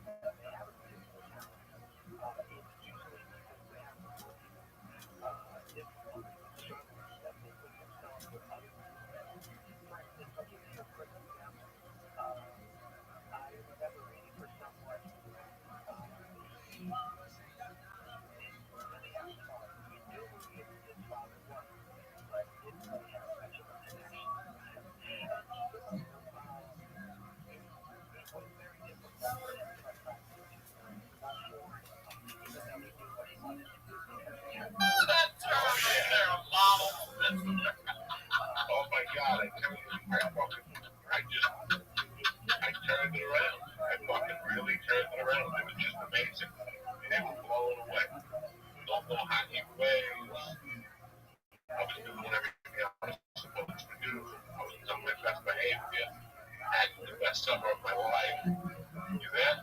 I'm here, brother. I thought you froze up for a second. I had the best summer of my life selling cars. I didn't do coke the whole summer, but I was just a fucking renegade. I was just a fucking renegade. And then I got them to so high that they gave them furlough. Like a 4-day furlough to get married and to go on a honeymoon. But I had them at that time. And I did my program and they let me out. They said, "You're done." Really? We're going to put you on regular community corrections. Yeah, so once you get married and come back, get your stuff and get out. And then you still got to go to meetings and serve the church and all that shit. So by August of '89, I was pretty fucking dead. Because you're married. Because I'm married. I get married. I move into my place. Wait, sorry, what month do you get married? September of '89. But you officially are, because you're getting married, you actually get out before the wedding? I get out. They said, like a week before I got married, they go, by the way, your time is done.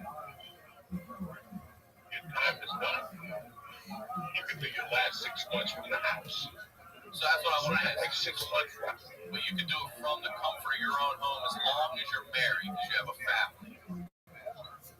No. I didn't go be married. I was just my time. Oh, okay. Gotcha.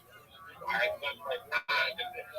I'd been there from February. It was now September. And it was 7 months. And they were like, you came in here with like a 16-month sentence left. Something weird. So the last 8 months, you're doing house probation. So I was still on community corrections. I still had a peanut bottle.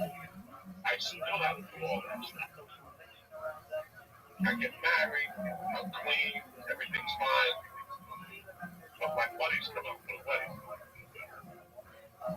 And they give me a package at the wedding. So I do a couple months for the wedding until I started. I got on the plane. I'm fucked up, I'm drinking on the plane. I get to San Francisco. She falls asleep. And I go out and see a friend of mine.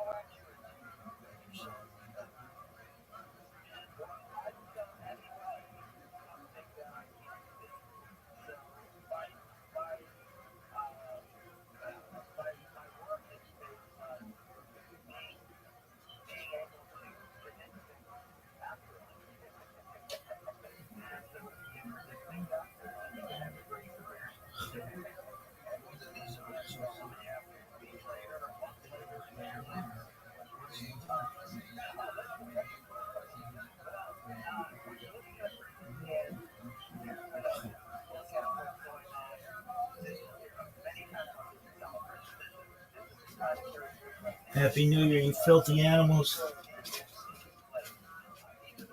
Shalom Tova. Come on, be a sweet fucking year. You eat that fucking moldy ass. Sweet, sweet honey inside.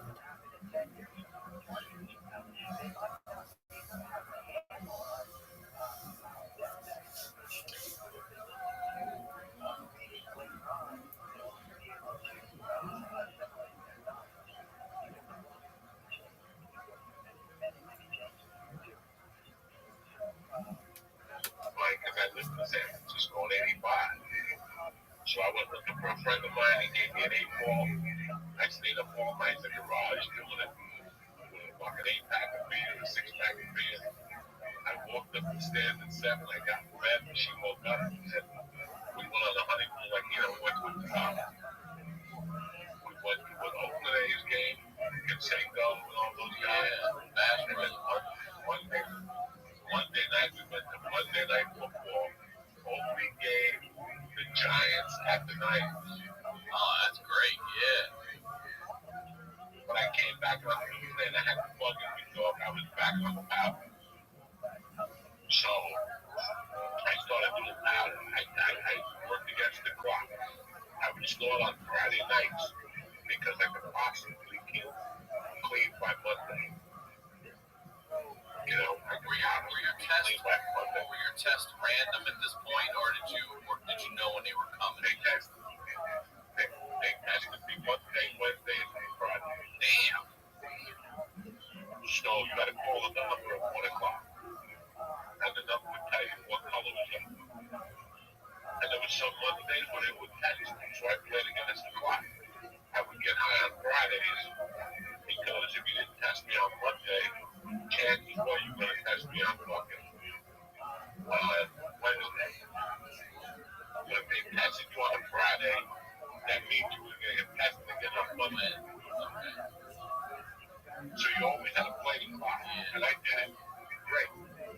Then they started nailing me on Monday, and that's when I went to work. I would look at my call at 1, and my color was up. I would go to Albertson and buy a bottle of vinegar, a white vinegar, distilled vinegar, 32 ounces, and a bottle of Gatorade, and then I would get a package of Cerdo.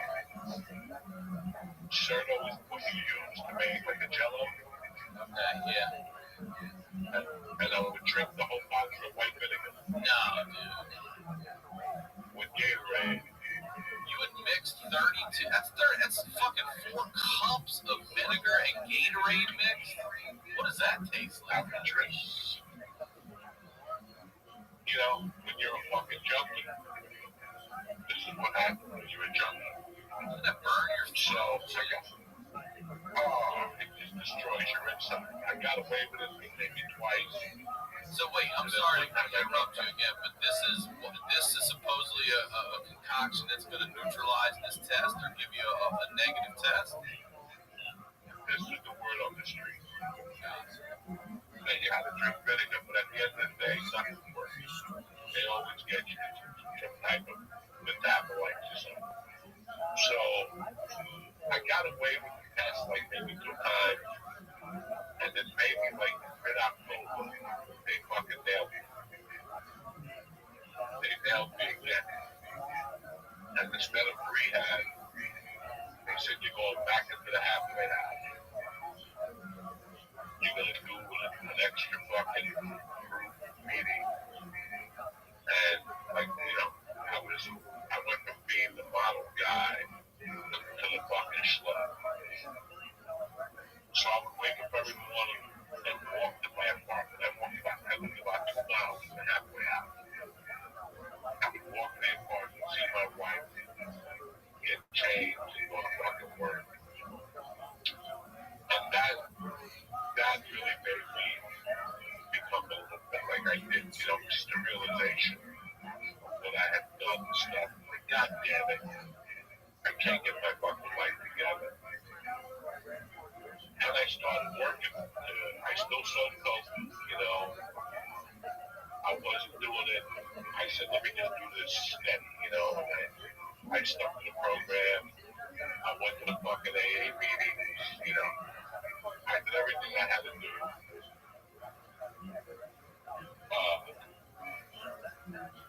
The holidays came. I was great. And then I got myself up to level 4, which was unheard of. That was unheard of. Like, a lot of people is making that top tier. That top tier let you stay out until midnight.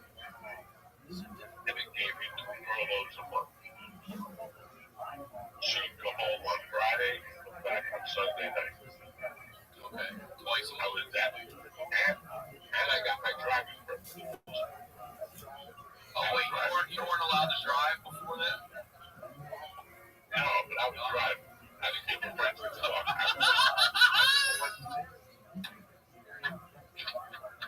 I remember being at the light one day. One of the counselors pulled up next to me at the light. And I'm like, wow. But it was funny, those months when I was a junkie, I tormented their fucking world because I couldn't figure out how to beat the drug test. So I started fucking getting like chlorine for a pool, and I would grind it down into a powder, and I would pull the skin back on my dick and sprinkle the chlorine on my helmet. Jesus. And then pull the skin back and then put like a fucking rubber band on my dick. And I would pull the skin. So I started fucking around with dead cats. They couldn't figure out what the fuck was going on. You're putting chlorine So then in the test? Oh, man. Well, doesn't that burn the fuck out of your dick skin? So sensitive.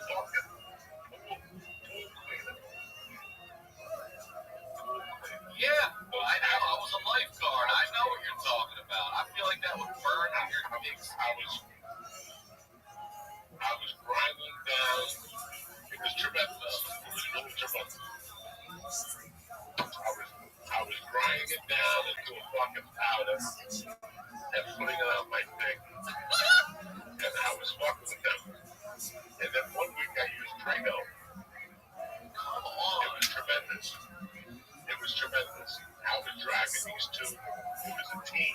It was a man and woman team that would test you. And then they also, when you're level 4, they also have the right to come to your house. Then they want to knock on the door and check your house, your refrigerator, smell around to see if there's weed. They knocked on my door 10 times. You know they come to open that door? 0. I would open the door straight. 0. I would turn the TV off. They would come back with a sheriff's car and sit outside my door for 2-3 hours. I would outweigh the sheriff. I'm not going anywhere.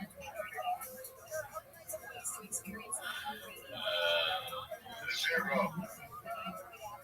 My attorney would call me and say, you got to open the door. No, I don't. They don't have a warrant. All they have to do is the court. Fuck that shit. I got to see a warrant. I know my rights. I'm like Jay-Z. I know my rights. You got to show me the fucking warrant. Let's take a quick break and tell you about our first sponsor, Honey. Now imagine this. You make a list of the gifts you're going to buy for the holidays, right? And then someone randomly gives you the money to help buy one. Sound good? Well, that's what Honey is doing. They're helping pay $1 million worth of gifts, all right? You're probably wondering, is this the same Honey that automatically searches for promo codes online? Yes. Yes, it is. With Honey, you can also make a list of the holiday gifts you want from certain stores, and Honey will email you when the price drops on anything on your list. You just add Honey to your computer, you create a free account, you throw some holiday gifts on your drop list for a chance to win. Honey will randomly select winners and give them the money to help buy something on their list. All right, I'm looking for some stuff for my daughter right now. I got her this Bill Nye virtual reality thing where you can do all these science experiments, virtual reality, since you can't go to school now. You can still feel like you're really doing this stuff there. Any gifts you want, put them on the list, and Honey will give you a heads up. All right, there's no purchase necessary. You need a PayPal account to redeem the prize. Only valid in the U.S., and the Giveaway ends 12/21/2020. Get honey for free at joinhoney.com/honeydew. Once again, honey is free, and you can get it at joinhoney.com/honeydew. Our next sponsor is ExpressVPN. Now, when you use the bathroom, you always close the door behind you, right? You don't want random passerbys looking in on you, so why would you let people look in on you when you go online using the internet without ExpressVPN? It's like going not closing the door. Did you know that your internet service provider like Comcast or Verizon, they know every single website you visit, and what's worse is they can sell this information to ad companies and tech giants who will use your data to target you. ExpressVPN puts a stop to this and creates a secure encrypted 10-tunnel between your device and the internet so that your online activity can't be seen by anyone. I use ExpressVPN on all my devices. It works on everything. Phones, laptops, even routers, so everyone who shares your Wi-Fi can still be protected, even if they don't have ExpressVPN. And the best part is that using ExpressVPN is as easy as closing the bathroom door. You just fire up the app, you click one button, boom, you're protected. ExpressVPN is the world's #1 rated VPN by CNET Wired, The Verge, and countless others. So if you're like me and you believe your online activity is your business, secure yourself by visiting expressvpn.com/honeydew today. Use my exclusive link, expressvpn.com/honeydew. You can get an extra 3 months for free. That's a lot, 3 months. That's expressvpn.com/honeydew. Now, let's get back to the news. That motherfucker was banging on that door, and then something weird happened. I went to my co-dealer's house. I was to be a friend also. And he asked me if I had ever seen this comedian. And I go, what are you fucking talking about? And he goes, this comedian, Andrew Dice Clay. And I go, no. And I saw that had to be November of '89. And I saw that special, and my head blew up. Like, I kept watching it, and then the New Year's Eve, the halfway house. So I talked them into renting the conference room and having a party for New Year's Eve, non-alcoholic, showing the Andrew Dice Clay special on VHS, and I got my fucking Pizza Brothers makeup, and they let me do it, and I watched Andrew Dice Clay, and 1990, they let me out of the halfway house, February 2nd of 1990, on a Friday. My then wife picked me up, pregnant as could be, ready to bust. She picked me up, we went to a restaurant called Lucille's. Still look golden, fucking tremendous, it's Cajun. I got the 3 eggs, the red fish, and the bayonets, these fucking potatoes. It had to be February 2nd, it had to be 62 degrees out, bro. We got back to the apartment about 4 o'clock. I think I watched the news, and I must have passed out about 7. And I woke up February 9th, just let me out of the halfway house. I wake up February 3rd, woman yelling. Okay? And it was my ex-wife that her water had broken. And she was like, we gotta get out of here. I'm about to have a baby. I fucking jump in the shower, I'm getting ready. I go outside and I'm putting half the snow. I've been sleeping, I didn't see the snow. So I go, hold on 1 second. I gotta unshovel the fucking car. So I get the car, I shovel it. I shovel the spot as best as I could. I the car running. I back up the fucking car and I pull it out just to get her to come in. And the fucking guy who lived upstairs came with his car and pulled into my spot. After I had just shoveled it, I just got out the halfway house. I go, this isn't happening. So I go up to the guy and go, dog, what are you doing? My wife is pregnant inside. I gotta pull her out. And he said some snide remarks. And I would get out, fucking get off the seat, your fucking car. And he goes, I'm not moving my car. And he spit out my car. Whoa. So I just fucking, I punched him right in the fucking face. And here, my wife is inside. Yeah, it's fighting something. You've been driving. Between you and me, Brian Sickles, this guy had me. He clocked me like 3 times straight. And he kind of had me. And I think that when he slipped on the ice, and I jumped on him, he started beating the fuck out of him, pounded him in the head. And next thing you know, I look up, there's 3 cop cars coming at me. I'm like, I'm never gonna make it. I'm never gonna make it out of this fucking system. Like, I'm a dead man. So the cops pull up next to me. You know, I run up to the cops. I know one of them. And I'm telling the cops what happened. They go, we got a report of a woman yelling, like, we got a report of fucking like a woman getting domestic violence. Well, what the fuck is going on here? Like, well, there's no, my wife is inside yelling that the water broke. I'm out here, I shovel the fucking thing, look where my car is, and then this guy just sneaks his way in. So, I'm like, I'm dead. I'm gonna go to prison for the rest of my life. They have a talk. And the cops decide they're going to listen to each other, misunderstanding. Well, you guys have to apologize to each other today because you're going to have to fucking live with each other. I'll never forget the cop goes, put your hands out and shake hands. The guy goes, I'm not shaking his hands. And the cop looks at me and goes, you know what? You can just get back in the car. You weren't doing too good. We got you. I'm going to shake his fucking hands. Look at your face. The cop was all backed up, and he wouldn't shake my hand. And the cop told him, you weren't doing too good when we got here, you know what I'm saying? So you gotta shake his fucking hand. So the cops actually they gave me an escort to the hospital. That's nice. So I got my wife into the car, drove to the hospital, had the baby.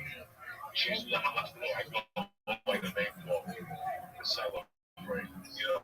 Because all habits never change. Now, even though I'm free, I still owe them like 8 more months of piss test. And that's when my world began.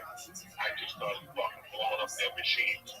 Every time I go in there for a piss test, I would throw something else on my dick to fuck their machine up. Romo salsa, alpha salsa,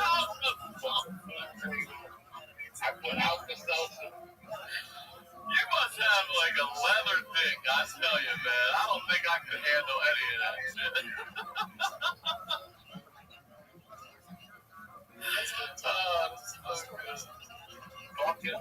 Fucking alpha salsa. That's how deep my whatever ran. I had little girls. You know, man, this is why I tell people, nothing's gonna change you unless you change yourself. Amen. I've sat with men thousands of times, you know, doing fucking alcohol, telling me, I love my kids, this is the last time I'm gonna get high. You'll never see me again after tonight, you know. Kids can't stop you from getting high. Probation can't stop you from getting high. Nothing can stop you from getting high. And you're gonna get high, you're gonna get high. People don't realize that. I know the other side. I think back to my times, that time period of my life. It didn't matter. And you know what made it worse, Ryan? That they gave me a rule I couldn't get high. I don't do well by it. You know, we're comedians. That's why we became comedians. Because we cannot follow society's rules. I wake up every morning at 5 in the morning, 6, 7, 8. I'm early rising. I'm on social media at 7:30 in the morning, you know. If I had a job, I wouldn't wake up at 8. But I have to do something. What am I going to do? There's no way. You know, I've been on my own basically since I was 10. When I got out of I'm gonna let you do it your way. The first time you fuck up, you go back to my way. So looking back at it now, I could handle rules. When they dropped that whole program, I stopped getting high as much. I noticed that because I had a fucking rule. I can't follow rules. I live them. I do what I do. Why I do it, I don't know. I'm like, you do it. That's just the way I am, you know. That's my malfunction, that I can't obey rules. I could live under a society standard. That's my malfunction. But at that time, I was already thinking about the standards. I just didn't know how to start. And how old I just have no idea. 1990, how old? 27 years old. So this is just starting to take a stand up at 27. Just starting to think about it, still working, you know. At this time, I probably had 3 jobs. I was working at a car dealership. I was, you know, selling cars for paper. Like if you had a car for sale, $5,000, I would offer you 42 cash. Fix the car up a little bit, and sell it for $6,000. You know, I was fucking hustling my ass off at this point. At the age of 30, I was fucking. And then my family asked me if I wanted to go work for them. They were moving their roofing operation from New Jersey to Colorado. And they were looking for labor. So I said, yeah, I might as well go work for them. You know, I didn't want to sell cars anymore. And I caught on really quick to roofing. It was flat roofing, it was rubber roofing, it's called ballasted roofing. It's flat roofs with rocks on it. You put rubber down, insulation, and then you ballast it with rocks. And you frame the stuff with metal, whatever you call it. I don't know. So I got into that, and my whole thing was to get on stage. I was such a fucking pussy, bro. I mean, you know, because I knew that I roofed. I had sold stuff. I worked a restaurant as a bartender. I did fucking everything, and there was nothing I really liked. You know? And when I got into the roofing, and then I got promoted to an excavator. So I took like a good year seminar. I was taking a Carlisle seminar. Anybody who makes rubber, they would invite me to their seminars. My company would pay for me to go to their seminars. And then I actually took a class on how to estimate, you know, construction costs and all that stuff. So I would get an estimate. And I really enjoyed it. But something was missing. I bought a condo. I had a truck. I had a car. I was married. I had been in prison. I had been 5 years. I got out of that fucking program. You know how I got out of that program? I was working at a car wash as a host. And right before I got into roofing, I used to talk to a guy once a week. He would come in and just talk. How you doing? What's going on? I would talk to him. And one day, after like 6 months, I go, what do you do? And he goes, I'm a district attorney. And I go, you know why? And he goes, yeah. The real district attorney was Alex Hunter. But underneath him was Bill Wise. The reason why I mentioned these names is because they were involved in the Johnson A. Ramsey stuff years later. Once his name was the mayor, Bill Wise was the DA. And he was forced to resign over the Johnson A. But I got to tell you, he was a good man. I talked to him every day for a long, you know, I talked to him once a week. We would have conversations while I was out there. And when I told him what I had done, you know, I got in trouble with the whole Bella thing. He goes, that was you. So we started talking ridiculous. And he goes, just have your attorney put the motion on my desk. I'll sign it. Behind the other DA in the back. The DA that prosecuted me. He said, fuck him. He goes, fuck him.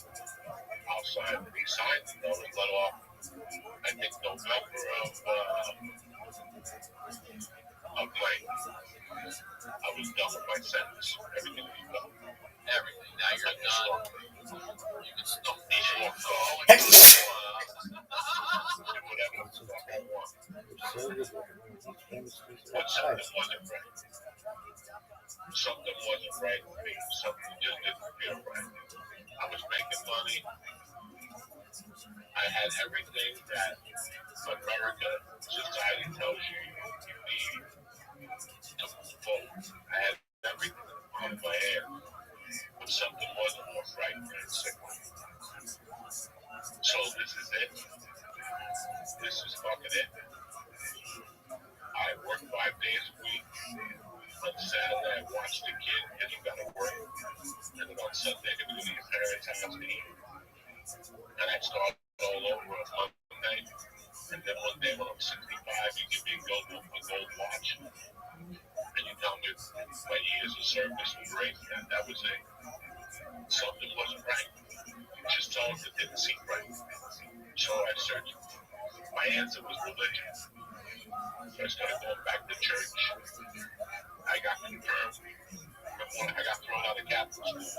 Right before my confirmation. So I said, what I need is the Holy Spirit to be complete. So I went, I got confirmed, I took classes and that, I made my confirmation. I was still fucking miserable. So I went to the ROTHSCHILD Institute. My brother was at a restaurant at the ROTHSCHILD Institute. It's a college older for Buddhists. It's accredited. You know, you go there, you get a degree in philosophy, you're going to end up a fucking waiter with 30 feet. But, you know, it's, I did a couple classes, and I really enjoyed Buddhism. I liked it. I liked the principles. I took a Monday night class on walking meditation. You know, the whole thing. I was looking for something. Something was fucking missing. Something wasn't right, you know. And that March of 91, it snowed. And I went to one of the job sites we were working at. And the guys were like, bro, our fucking labor didn't show up today. And we have nobody go get us food. Go get us food. I'm not getting it. You know, there was a diner around the corner that had green chili. I was hungry anyway. I go, let me go over there and get the green chili. And when I was, they had like booths, and they had like a, you know, like a bar. It was an old school diner. And when I sat at the bar, it was a Denver Post, the Rocky Mountains, the newspaper.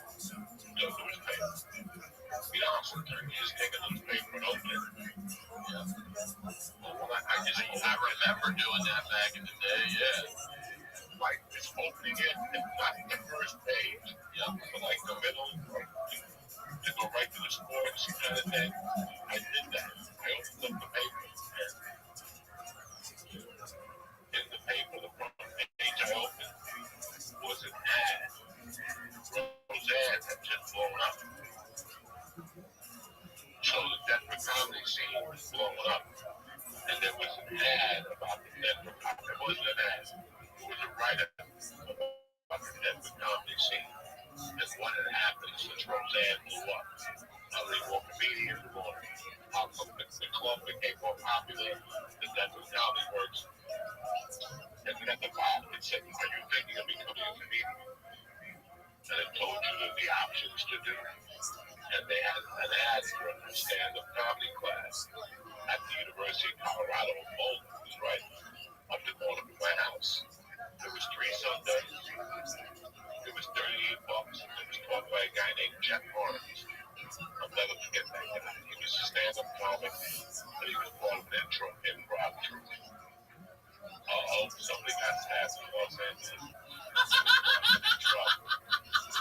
It's not a fire problem. It's a fucking helicopter. So he got what the fuck was on? He was part of an improv troupe. It was 3 Sundays, 1 to 4. He just broke down stand-up comedy and blah blah blah. And then the last week he had to go up in front of everybody. And the last week I went up. I don't know if I got any laughs or not. It didn't matter. I just wanted to go up. You know? And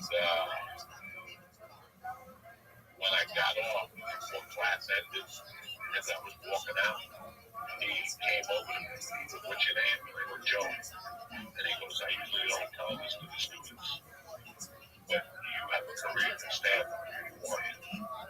And I was like, what are you talking about? He goes, you can do this. I can see it. I was like, I'm a married, I'm dead. I just took the course just to see, And he goes, if I was you, I'd look into it. And he goes, here's my phone number, stay in touch. And about 2 days later, he called me. And he said that if the club was opening up and they were looking for doorman, they get me a job as a doorman. That club's name was Wits End Comedy Club, Westminster, Colorado, which is no longer there. It was like a sea room, And I started a job as a doorman there. And I remember that, like that April, Colorado, even though it's not winter, sometimes you get snow. I get to snow a foot and a half in April. And I'll never forget that April it snowed. And I didn't have to work that day. So I went and rented the movie with Tom Hanks on stand-up comedy. Yeah, Sally Field, Tom Hanks. Yeah, Sally Field. I watched that and I just went over the fucking top. I'm like, I gotta do this shit. I wasn't happy at all. I had everything I wanted that you're supposed to have as an American that's 28 years old. I was a felon, but I wasn't letting that stop me. That wasn't going to get in my way,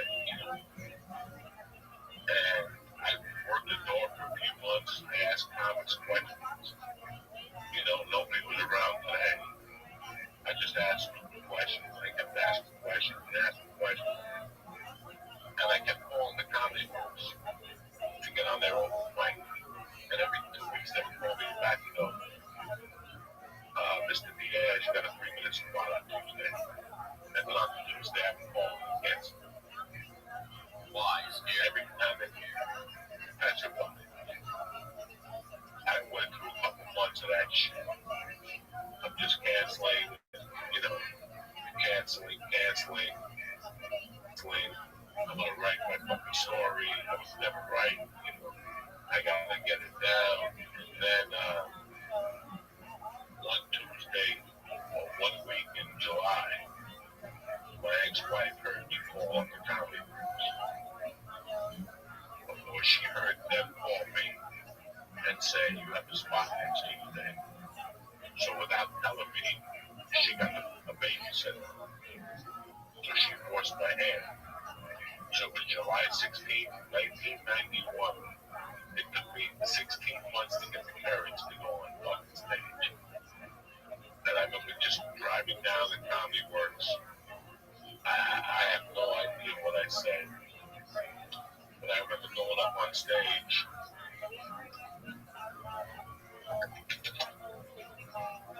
And at that time, I had done everything. I had done heroin. I had done coke. When I walked off stage, I can't describe the high I had. Like I wasn't stoned, I wasn't on coke, I wasn't that old dad didn't do anything. This was my moment to see if I could do this. Like to me, July 16, 1991 was my turning point. When I got off stage, the owner of the Comedy Works at the time, it was Wendy. But it was also a guy named Ed Nichols came up to me. Ed Nichols came up to me and he goes, you got a really good stage presence. You should really stick this out. And the guy, PJ Moore, came up to me and said, what are you doing tomorrow night? I got a gig. Can you do 5 minutes? And I was like, yeah, I can do 5 minutes. And I got the fucking gig. And to take a quick break and tell you about our next sponsor, Helix. Now, I've been on the road a lot. I've slept in a lot of places. I've bounced around my whole life. And I'm telling you, there's nothing more important than a comfortable mattress. I had a friend of mine whose grandma said to me one time, spend good money on a bed because it's where you rest your soul. And I'm telling you, that's never been more true than now. All right, I got the Helix mattress. I got the Midnight Lux. It's the best mattress I've ever had. And I have it in my daughter's room. We go in there, got the queen size. I read to her. We both fall asleep. And I'm not even supposed to fall asleep. I have work to do. And I'm in there passing out. It's so comfortable. Helix Sleep has a quiz. Okay, you can take this quiz. It takes 2 minutes to complete. It matches your body type and sleep preferences to the perfect mattress for you. Everybody's unique, and Helix knows that stuff. So They have several different mattress models to choose from. They have soft, medium, and firm mattresses.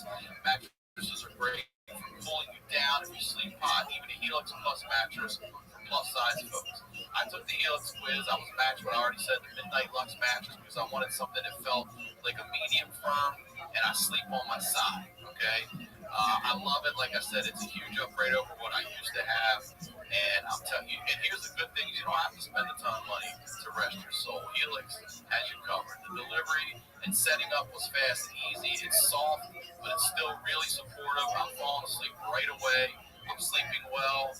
My daughter loves it. Everybody's into it. So if you're looking for a mattress, you take the quiz, you order the mattress that you're matched to, and the mattress comes right to your door. It's shipped for free. You don't ever need to go to a mattress store again. Helix is awesome. But you don't need to take my word for it. Helix was awarded the #1 best overall mattress pick of 2020 and by GQ and Wired magazine.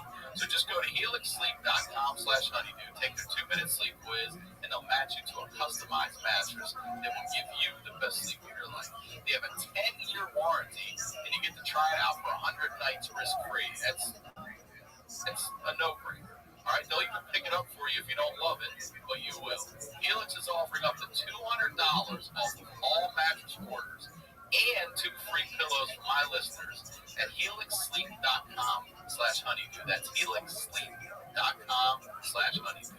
Our next spot is Upstart. You know we love Upstart. I love Upstart. You guys love Upstart. So many of you have hit me and used their service, and I absolutely am grateful for you, and I'm glad you're loving it, because there's a lot of economic chatter right now about the state of the market. Is it recovering? How long will it take?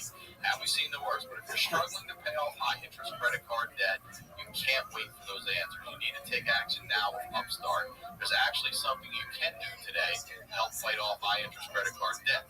Upstart is the revolutionary online lending platform that knows you're more than just a credit score. Unlike other lenders, Upstart can reward you based on your job history in the form of a smarter rate.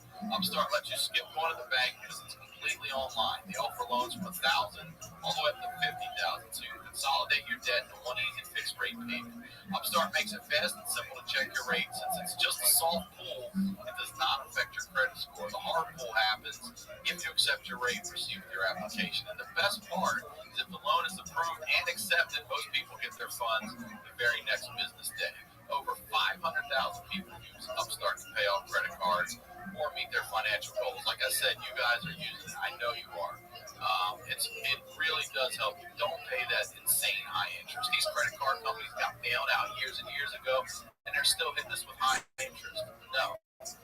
Use Upstart. Free yourself from the burden of high interest credit card debt and get back to using your money your way with Upstart. See why Upstart has over 6,000 5-star reviews on Trustpilot. Hurry to upstart.com/honeydew to find out how low your Upstart rate can be. Checking your rate only takes a few minutes. That's upstart.com/honeydew. Now, back to the deal. I'm not really on the drive home. Like what was going through my mind. Like, this is it. This is what I want to do. But I'm dead. I can't do it. It's very hard to tell your wife that you want to get her to stand up poverty. It was like Free when you just had a baby. when you just had a child. I was dead. So whatever dreams I had were dead. They were really dead. It was like that. Then I was really fucking broken in half. You feel like, what do I do now? I'm stuck being a fucking brooder, and that's the man. There's nothing wrong with it. It's a decent job. It's better than being in jail.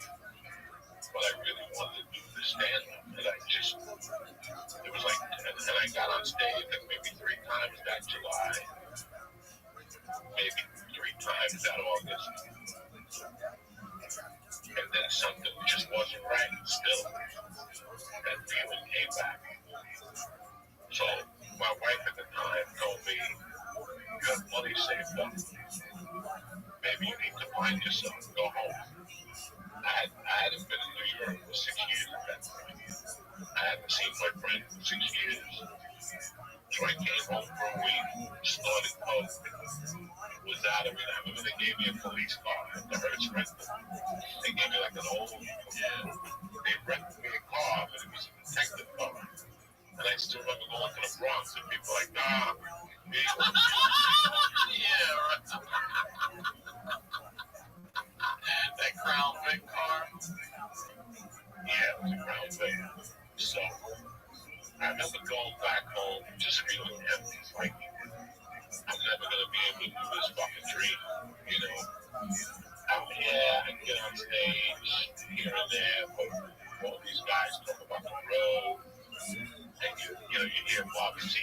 about the road, and Bon Jovi talking about the road. You know, something just wasn't right. So I kept living my life. I kept masturbating. I kept selling cars. And then there was this Nissan truck that opened up. Somebody told me they had a Nissan truck for sale. But I already had like 2 cars tied up. I already had like $8,000 tied up in 2 cars. And I had like $4,000 laying around upstairs. But I was still $3,000 light. So I ran the scare when I was at the University of Colorado with Pell Grants and fucking scholarships and shit. I knew, you know, I got every fucking Latino scholarship that was ever made. Bon Jovi, everybody sent me 500. That went right to the company, you know what I'm saying? So I said, how can I come up? It was like a fucking scam. So I went to the University of Colorado. I went downstairs, and they had like a loan office. And I went in there and I said, listen, I got some credits I owe you. I want to go back. And they go, well, it's too late to get a Pell Grant. It was right there, September, right there. Sign up for 4 semesters. So I said, let me just get a loan. And they said, fine. And they gave me a loan. I signed up for the classes. Once I got the loan, I bought the car. They gave me a loan for $26.25. The standard loan. I bought the car and I sold it the next day for a $2,000 profit. So I just went back and paid off the loan. Okay. They were like, what the fuck is this? You know, like, and I did it again, and I owed them, and I never paid it back. And my wife now made me pay it back. She did it for real? Yeah, I took another loan out. How much? So let's work on $26.25. You paid it all back? I was just thank you. Oh, I had no choice. It was fucking, They'll never stop. Those motherfuckers come back at you. They just take a judgment on you. I didn't want a judgment, so I just paid it off. But so I took this loan and I paid it off 3 days later, and I withdrew from the school. Okay, I paid my bills, and I never thought nothing of it. This is the beginning of September. I never thought anything of it again. I'm struggling. I'm struggling as a human being, like with this comedy, and you know, being a dad, and being a roofer, struggling with all this. And one day I get home at 5 o'clock, and my ex-wife is in the kitchen. And when I turn around, she doesn't even have it. It was October 15th of 1991. And she holds up the loan. And she goes, what is this? She goes, I just got this in the mail, but it's a receipt. You took the loan out without letting me know. I'm like, at that point in my life, I was doing $1,000. And that loan me. You know what I'm saying? I didn't know how to ask permission for my business. I didn't know. So she's like, I feel like that's lying. And I want to get separated. Yo, how are you? Just a rush came over. Somebody didn't give me the biggest favor of my fucking life. How are you? I gave up with my daughter at the time was 18 months old. You know, she told me she was going to move with her mom just to see how she felt, and we revisit the new ones. And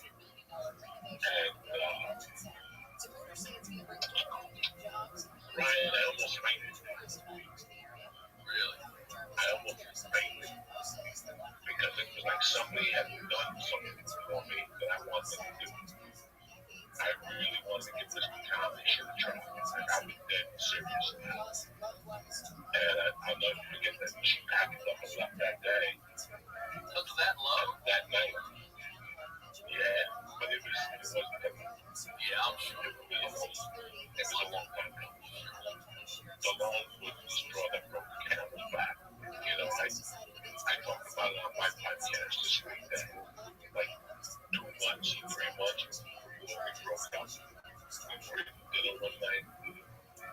she said to me, she goes, I don't understand if you understand what you did. She goes, you took a man, handcuffed, and put him in the back of the fucking trunk. You know when that person does that?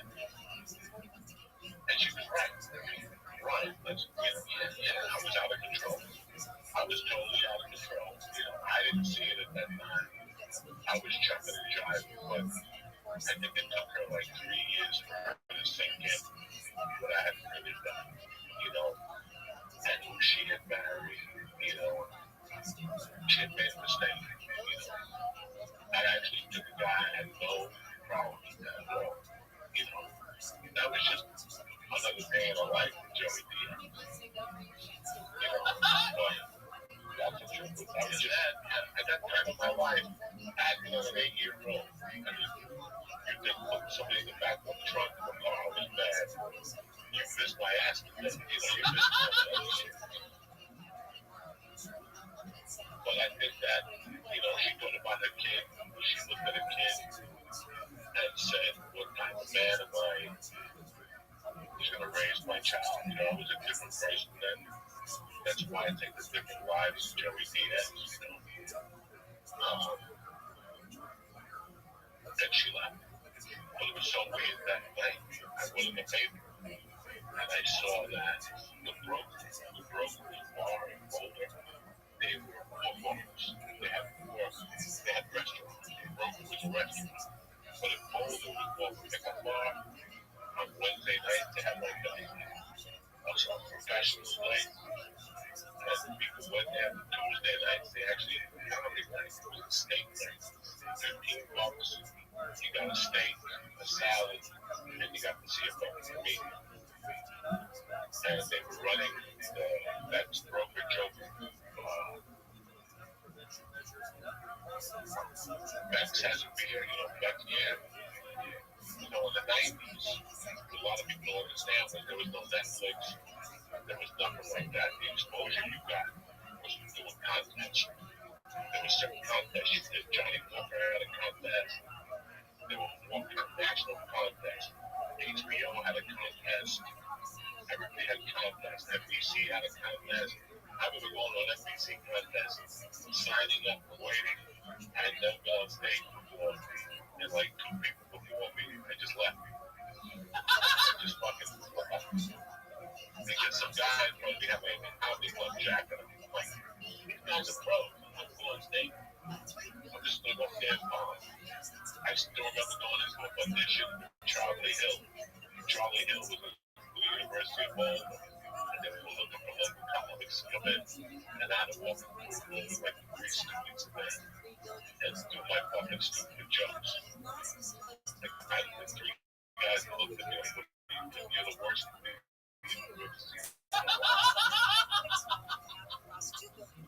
But it was so weird. I went down to the program and became part of this contest that started like September, but they were having like preliminaries, October, November, with the finals being December 18th, 1991. The winner got $500. And I just invited my friends from home. And I went to the contest, and I kept winning every week in the rounds. I kept coming in first place. It was like every other week I had to go down there. And then I could hang out and watch the comics. I was going to the comedy works at the time and doing 3 minutes down there. And then I was doing the broker. That was it.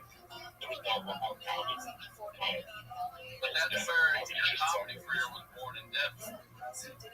Yes, started then. And then December 18th, 1991, what I was doing was I was selling Valium at the time. Right, this rhythm. So all these coke guys would tell me, hey, we want to buy Valium. And I would go, oh, if you want Valium, you got to come to the broker. I'll be at the broker. Like, what the fuck are you doing at the broker? I go to comedy. And we didn't even know you could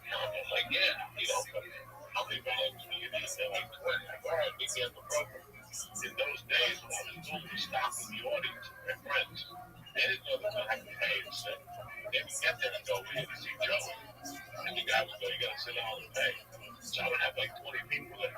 But they weren't there to see it. They were to buy drugs. I was just out for that. Meet me at the fucking grocery store selling drugs. So I was stopping every time I clicked. Like, let's say you call me on Sunday and you want $1 a week. I would hold you up till Tuesday. And then make you come to my show. And then come to my show. So I would have 30 people in there. The night of the contest, there was maybe 118 people in there. And I had 90 people in there. I couldn't lose. I couldn't lose even if I wanted. Because they based it off of the applause. Okay. So I won the brokerage of the, I won the 500, but the house MC was a magician. I was always drunk. He was the worst magician in the world. So I talked the owner of the general manager of the restaurant to let me host on Tuesday nights. Get rid of the magician. I go, look at me, I'm a magician. Get rid of the magician. Get rid of the magician. He was called a magician. Yeah. You know, he hosted all of the events that they did. Like they did like movie night on Sunday night. He just came with the old white. Yeah, he came with the old. Yeah, he was an old white guy. He was out of it. So I actually went up to this guy and asked him, I said, can I host here? Look at the amount of people I bring every week. Every time I perform, I got 90 coke fiends in here. Fucking drinking 18 cocktails. I was selling tickets even before I was known. And nobody fucking knew who I was. I was packing the club because I would tell them, come down, I'll have your drugs for you down there. So they made me the fucking house MC. January, the first week of January of 1992, I already had a job as a comic. I was getting $50 a show. So that's $200 a month. And bitch, in my world, that's a fucking start. Yeah. 200 a month. That's all you could eat, all you could drink. And that's how I started fucking comedy right there. That's how I got into it. A lot of people don't know that. No, I didn't know that. I won the broken joke. I don't know why I felt like the early days were Seattle. No, Seattle came in 95. So this is still 90. This is 91 going into 92. 92 was fantastic. I was an open micer. I had my own night on Tuesday nights at the program. I was single. I had every credit card imaginable. I had never used a credit card in my life. I didn't believe it. But now I was single. I could do whatever the fuck I wanted to. And I was just doing comedy using credit cards. That's it. Jan, you got a girlfriend in 92. Got a girlfriend. Caused a lot of problems. And that's when the problem started with my ex, because me and my ex were from November to like January.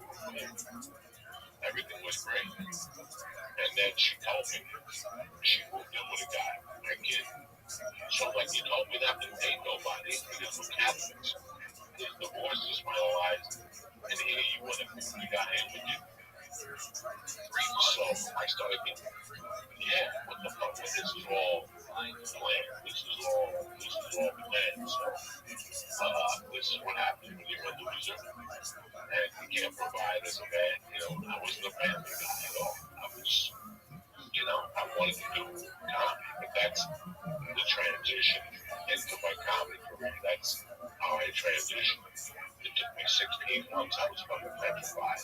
I didn't think I was good enough to do it. And I knew that if I failed, that was it. There was nothing else. It wasn't going to be a puppeteer. What was I going to do with my life? There was nothing else. I had already been a salesman. I worked, I had done everything. This was it. When I got into comedy knowing that this was it. There was no other options. I was too old for the army. I was too young. I was a felon. All my possibilities were about to happen. So at that point, I didn't know what I was really involved in. I was just getting on stage every week. I was reading the Judy Carter book.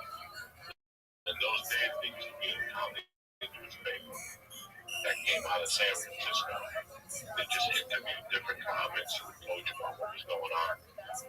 And I just remember reading that every week. I would go and get it. Like when I was going to Comedy Works or something, I'd pick up a copy of it. I had no all those newspapers saved. And I would send in the back. I had a club thing of all the clubs in the country for one-nighters. And I would fucking circle all those things and just cry. Fucking say one night I'm going to play the punchline and see San Francisco. Once I'm going to be up in Seattle, at the Underground. I like their logo. It was kind of weird, but I like Seattle Comedy Underground logo. So I kept thinking to myself, I'm going to be in fucking Seattle someday, but I had no idea what I was doing. I was just getting on stage in the rope, and I kept doing that until I got fired. I got fired in December of '93. By that time, I had lost everything. I was just, when you become a comic, you don't want to fucking day job. I was hustling. I was selling neon. I was selling some Valiants. I was dabbing some codes. It was just basically to stay alive. Pay child support and do fucking comedy. But at that age, I read the book by Lenny Bruce, Ladies and Gentlemen. Lenny Bruce, and it was just about doing drugs and going out every night. And that's exactly what I did. That's what I wanted to do. It was about getting high, getting on stage. And in those days, there wasn't a lot of comedy. I was doing poetry readings. What? I was doing it at a sneak gig as a poet. So I was putting like a little hat with an apple on top. And then fucking into a coffee shop and shit. I was doing the video of that shit. Oh my God. The famous coffee shop was called Penny Lane in Boulder. Penny Lane. And I would go to Penny Lane. It was open 24 hours. Coffee shop, couches, books, that type of stuff. A bunch of intellectuals, And I would go in there for the 8 o'clock poetry reading, and they would throw me out every week. Stop, you can't talk like that in here. I'd be talking about Godzilla, killing Chinese people and shit on stage. And I'm like, you can't do that with me.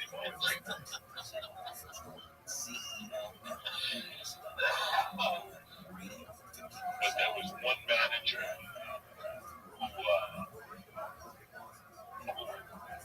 worked the midnight shift at 8 in the morning, and her boyfriend was in the halfway house with me. So she saw me there one night. She's like, we do poetry reading at midnight. From midnight to about 3 every morning. Like, are you fucking serious? And she goes, come night, come down. You're always welcome. So I would have to wait till midnight and do the poetry readings. And again, they would have, I'd have to follow a guy like that's up there. I ran into the wall. And then I go up there, fucking eat, talking about Hitler and shit.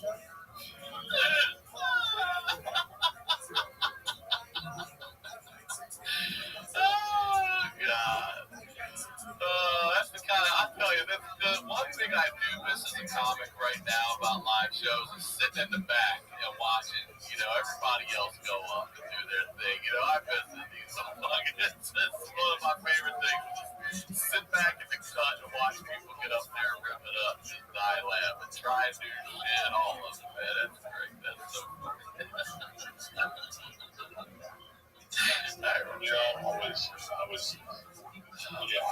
was separated. I was heartbroken over my kid. I was kind of heartbroken over the divorce. But the fucking comedy just filled the gaps. I couldn't explain it to people. 20-something years later, it made me get over everything. Like just the fact that I was doing comedy, that I was part of it, And like I said, the first year, I pretty much stayed out of the comedy world because the Boulder show was the same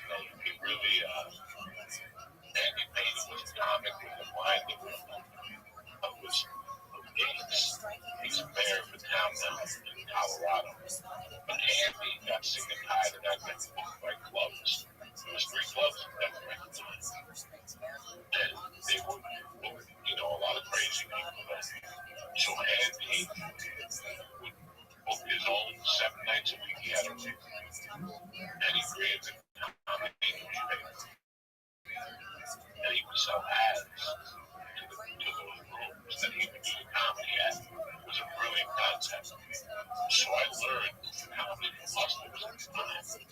These guys, Jimmy and Benny and Andy Payne, were just fucking hustlers. They would walk into any bar and go, what are you doing here on Tuesday nights? Nothing. What kind of budget do you have to work with? 115 bucks to do a comedy show. My headliner gets 100, everybody else gets to go on stage, and he pays home 50 bucks, and everybody's happy. You know, so I gave him that mentality. There was no comedy club. It was McElvey's, Wits End, and the Comedy Works. And they would give me, they weren't giving me no gas sex, nothing. I was just fighting for my fucking life. But I was doing a lot of drugs. I was fucking out every night. You know, I had a girlfriend after a while, and she moved away, and I was single again. And I just went off the deep end in December that, because I pretty much, that broker that I did comedy at, I just took it over. They had a hotel there, I would get free rooms, I would go in there and eat lunch for free every day. You know, I just took it. They make the best Rice Krispie treats you ever had in your life. They had it for lunch. That doesn't sound good. The fucking buffet. So I would go in there every day and eat. I was just causing pandemonium in that place. And finally one night, on a Tuesday night in December, a manager said something to me. And I looked him straight in the face. I'm like, "Give me a favor. Go fuck yourself." And he was like, "What you say?" Before you got to the bar, there was a lounge that had a lot of books that you could sit there and get a brandy and just read a book if you want. But who the fuck goes to a bar to read a book? But yeah, we all read a bar, fucking $10. So I looked at him and I pushed him, and he fucking knocked over and picked up books. And I got fired for my open LinkedIn. But I gave him 14 big months. It was my first comedy job, so I was making money. Day one fucking comedy. I pushed him. I was barely making ends meet at that time. You know, I was living at my friend's house, room. I was paying child support. And my attorney fees were just starting to go through the fucking roof. And then I did Christmas, I did New Year's. I totaled my car. And I totaled my car. I fucked up the rim. It was one of those cars where each rim was $1,200. So I actually had to go to the lot. I'm not going to say the lot, because people know. I had to go to the lot in the middle of the winter, the dead of January. I had to go to the lot, jack up a car, steal the tire off to replace my fucking rim. You know, I was just living like a nomad. I remember going home one Saturday night and I bought that new car. I didn't buy a new car. I bought a slightly used car. You know, after you get divorced, you give away your truck, your family car, and you buy a hot rod. I bought an Acura.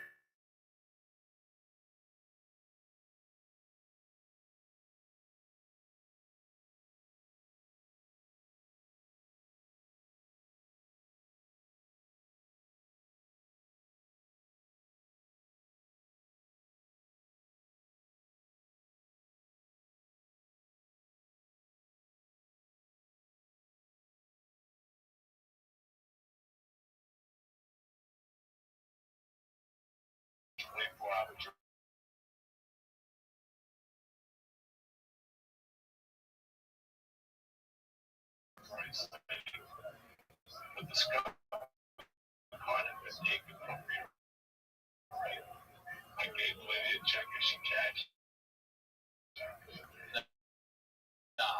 They gave me $1,000. I'm going to get a Monday loan.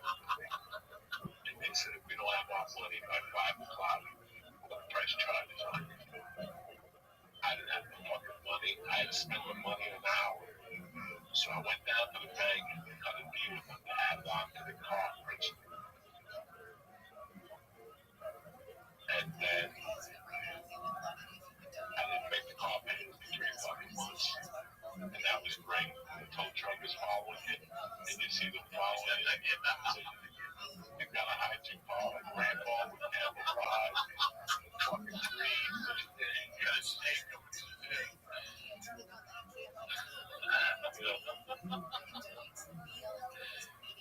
When you look back, you think of all this shit. You're like, what the fuck was I thinking? Why would I even stick it out with something that there's no money in? Like, there was no money in comedy back then. I was just doing comedy. I was just loving it. I was getting on stage every night. I finally had a call. My brother, his wife just recently died. About 2 months ago after I got here, I called him. I told him what my situation was. I told him I couldn't make rent, that I was losing the water with my wife and the kid. And he sent me a plane ticket back to Jersey, which come back. So I came back with that date. So this is back to Jersey. But before I left, I went to the Valium guy, and I brought them like 10,000 Valiums. I told him I'd be back on that. I told him I'd be back on now, and I brought the Valium back here with me to start my comedy career up here as finance. So that's where we'll leave off, January of 93. I'm writing it down. January 1993 is where we pick up. I love you, brother. Thank you for doing this. Thank you for having me, brother. Always a pleasure to see you. I miss you with all my heart. I miss you. You know, I'm not mad at Los Angeles. I told my wife that I went to lunch, and I'm not mad. A lot of great things happened to me in LA, and I got to meet a lot of great people. You're one of them, so thank you. I'm happy we can continue the saga. We'll keep it going whenever you're available.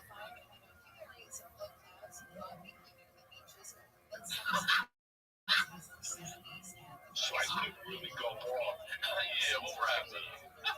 Next time we do this, I'll come and talk to this story. It's more exciting than the story, but I got the FBI upstairs. I love you, brother. As always, yeah, say it, plug.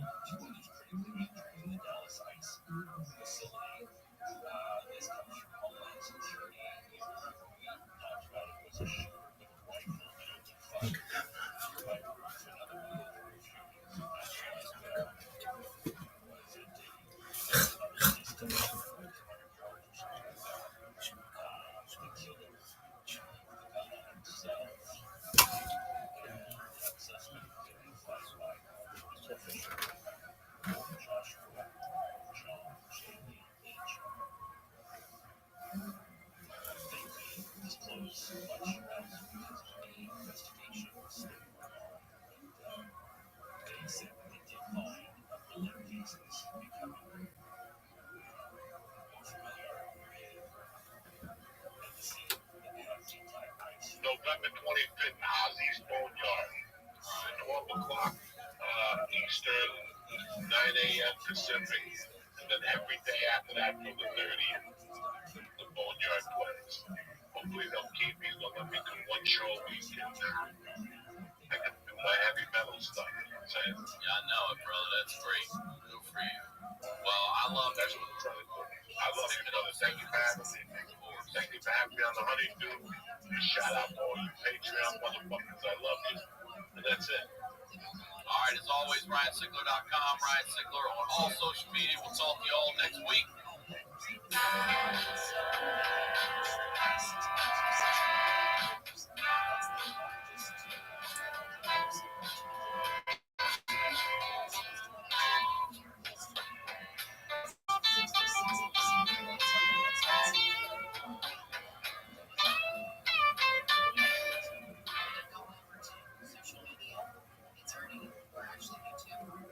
This episode of The Honeydew is brought to you by Upstart, MyBookie, and Policy Genius. More on that later. Let's get into the new. The Honeydew with Ryan Sickler.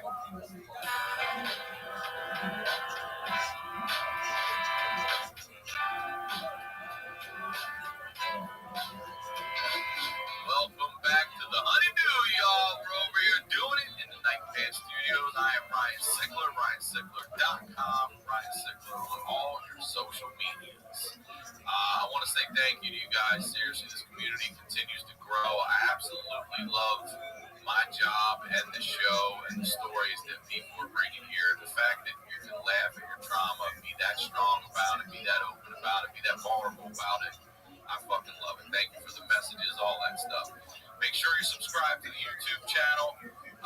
And if you're wanting more of it, man, hit up the Patreon. That community is growing as well. It's called The Honeydew with Y'all, where I'm highlighting the lowlights with y'all. It's $5 a month. If you sign up for a year, you're getting over a month of free episodes. All right?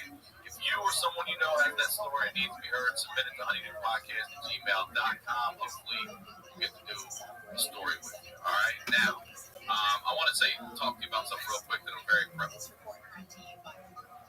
of. You know, I record here at the Santa Monica Music Center, and working on it with a nonprofit here with Lana called Outreach to the Arts, which is at-risk youth, like myself and the guest you're about to see were when we were kids. If we had a program like this, we'd have been so much further ahead in life, I will tell you that. But we're teaching these kids how to podcast, how to live switch, how to work with cameras, graphics, editing, the whole thing. Ash is over there helping them. They're watching him, they're learning, and they're super stoked about it. We're going to start a podcast with these kids and get back. So very excited about it. Keep an eye out for that. I'll be feeding you some of that stuff. Probably meet these kids I'm going to have on the Patreon. They're really good kids, 18 years old, with stories already that are insane. So that's the biz. We're highlighting the lowlights over here. These are the stories behind the storytellers, and there's only one storyteller like this guy. He is back, y'all. The saga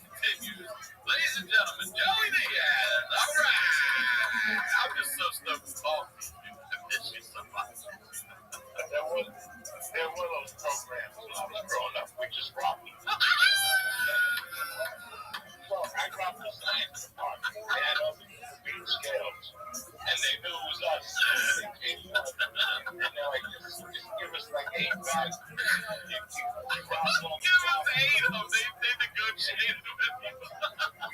We took all the frogs. The frogs. Yeah, for God's sake. Like 300 frogs. Dude. Well, once they got dissect the frogs. I forgot who I was talking to for a second. That's the frog, the athletic department. What did you take from them? Everything that was in that thing, from sneakers to jackets to hoodies. Yo, what's up? How are you? My house the next day, they're like, This high school or what? I'm well. Come to my Discord, They dog. came to your house? and they're like, just come on. It's discord.me/rabbi, RABBI. Discord.me. No, I can't. It's also in my profile. How about you figure this shit out? I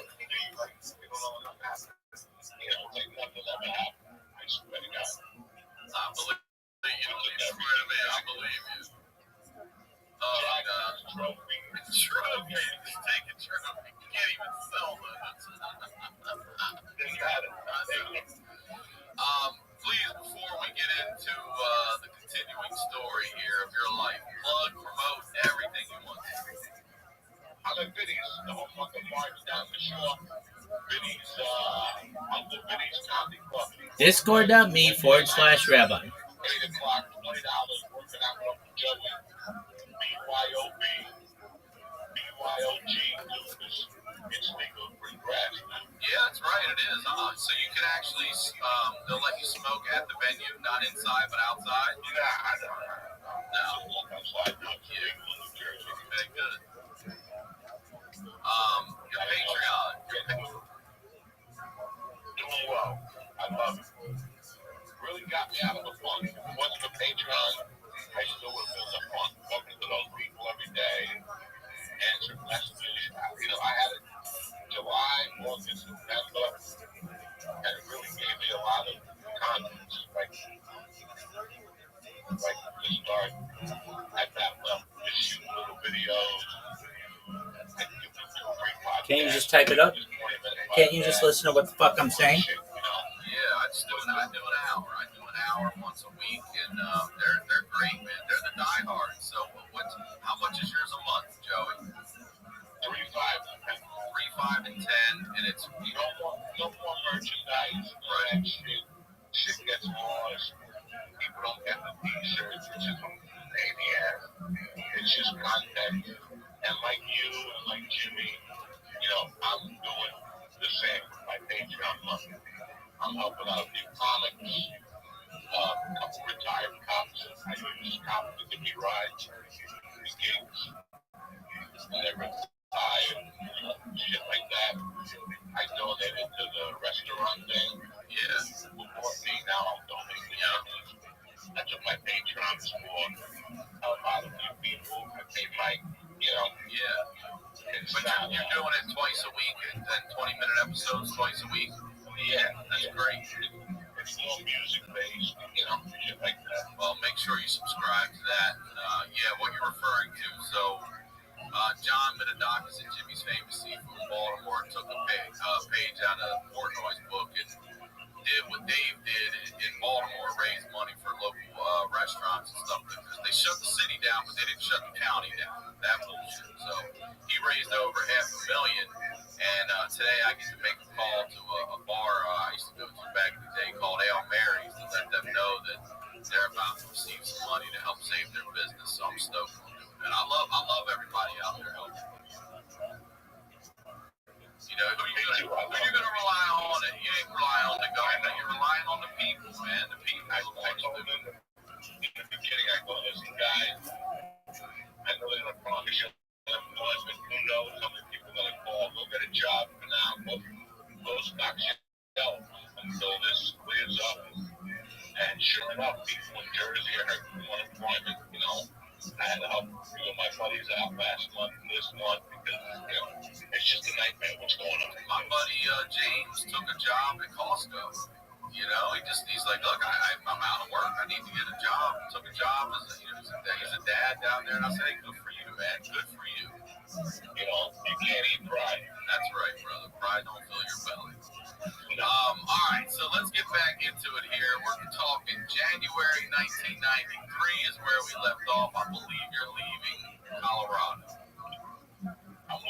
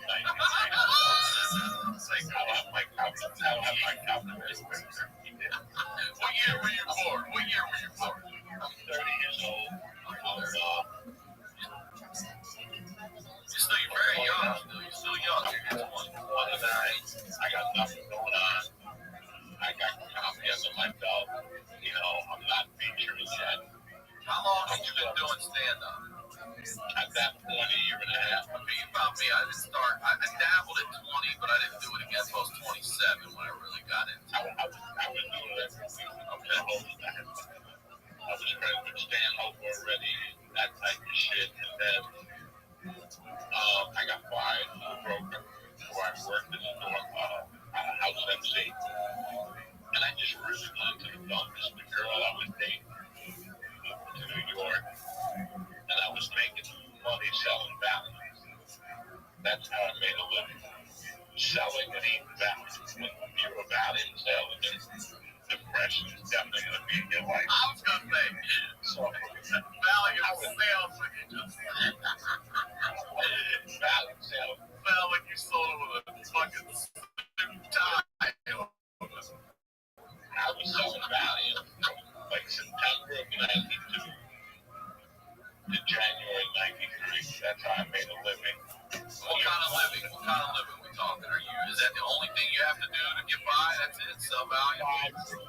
600 a week. Okay. You know, that was one of my many hustles, selling value. I was working for a sports betting service. I delivered Chinese food. I delivered cold blood for the Chinese food as a cover. Wait, so how? All right, so wait, great. If I want to buy Coke from you when I order Chinese food, do I ask for a special something? Like, is there a duck sauce on the side? Or I got the job done. I told people, if you need Coke, call me. So they would call the Chinese restaurant. And one day the Chinese people came up to me like, no, what's going on? You get more calls than we get. So I had to tell the people, listen, when you call the fucking Coke, you better order an egg roll. So I had an excuse to go to your house. wait, they were just calling asking for you to come over without making any orders. And the Chinese people were like, what the fuck? You get more calls than that? So I told people, you gotta order a pint of fried rice. And I'll put it in the bottom. I'll put it in a baggie in the bottom. So even if I get arrested, I can blame on the Chinese guy. Oh, I had a thousand of fucking science. Right? I'll do whatever I can. If you want to fight both for values from me and I was working, I would actually make you come down to the venue, the broker. I would just tell you, come to the broker. And you go, why am I meeting you at the broker? And I go, because I got to meet my Colombian friend there. You want your Coke? You all right? You go, yeah. I go, yeah. You meet me at the broker. I'll give it to you at the broker. No. You were going to pay for a ticket to come to the comedy show. So Nice. Okay. All right. So you got to buy. You got to buy my new stick. I'm on the stage doing anything. Come on, wait. Just pay the $5 at the door. And the people are paying, and I take care of them afterwards. And they go, what about the $10 I paid at the door? And I make up some story, even I didn't know. I think it was paying like a quarter a bill. I was selling like $3.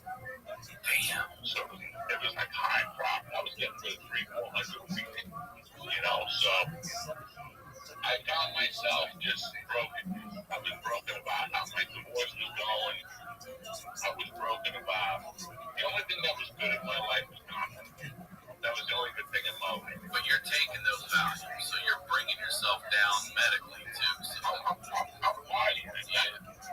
But is value fun to party on? Doesn't that just want? Isn't it like a drink?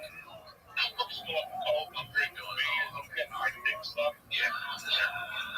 I'm not just sitting there with Bill watching TV like a fucking asshole. You know, I'm doing coke and then I'm eating the valley and throw off the fucking coke taking the heart up. So I had a little Asian girlfriend at the time. We had a little bad. And I just wasn't going nowhere. It just was a dead light. So I fucking called a friend of mine, his wife answered, and I told her what was going on in my life. And she sent me a plane ticket to come home. I went, I got like $1,000 because I knew I could get rid of it. And I fucking just came here like Super Bowl Sunday, 1993. And I sold some values. I got a job selling cars. And I started doing comedy around the city of New York Comedy Club and stuff like that. So you left Colorado to go to New York or back to Jersey? I went to Jersey. And then you would do comedy at night. In New York City, I was selling cars. you know, and then finally she had a baby. So I was staying, she was pregnant, and they had a baby, so I had to find a place to stay. So my buddy had to go to rehab. So his mother let me stay at his house when he was in rehab with the deal that when he got out of rehab, I was going to take care of him. I wasn't going to take care of it if he had a rehab. I had my own rehab issue. But I was a functioning, you know what I'm saying? Like I was working in the city. I stayed in New York from January of 93 to November of 93.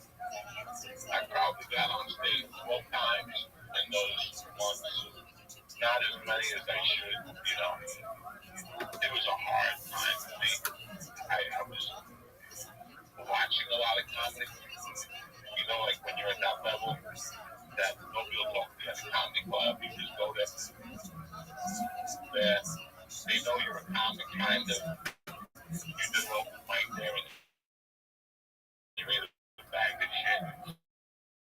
Yeah. They don't really talk to you. You don't talk to them.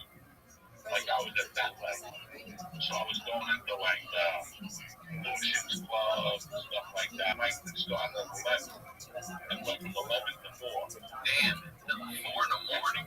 And sign up when it's 11. You got there, you already knew number 94. Holy shit, yeah. It was like 6 minutes spot. It was called Get Old AAA.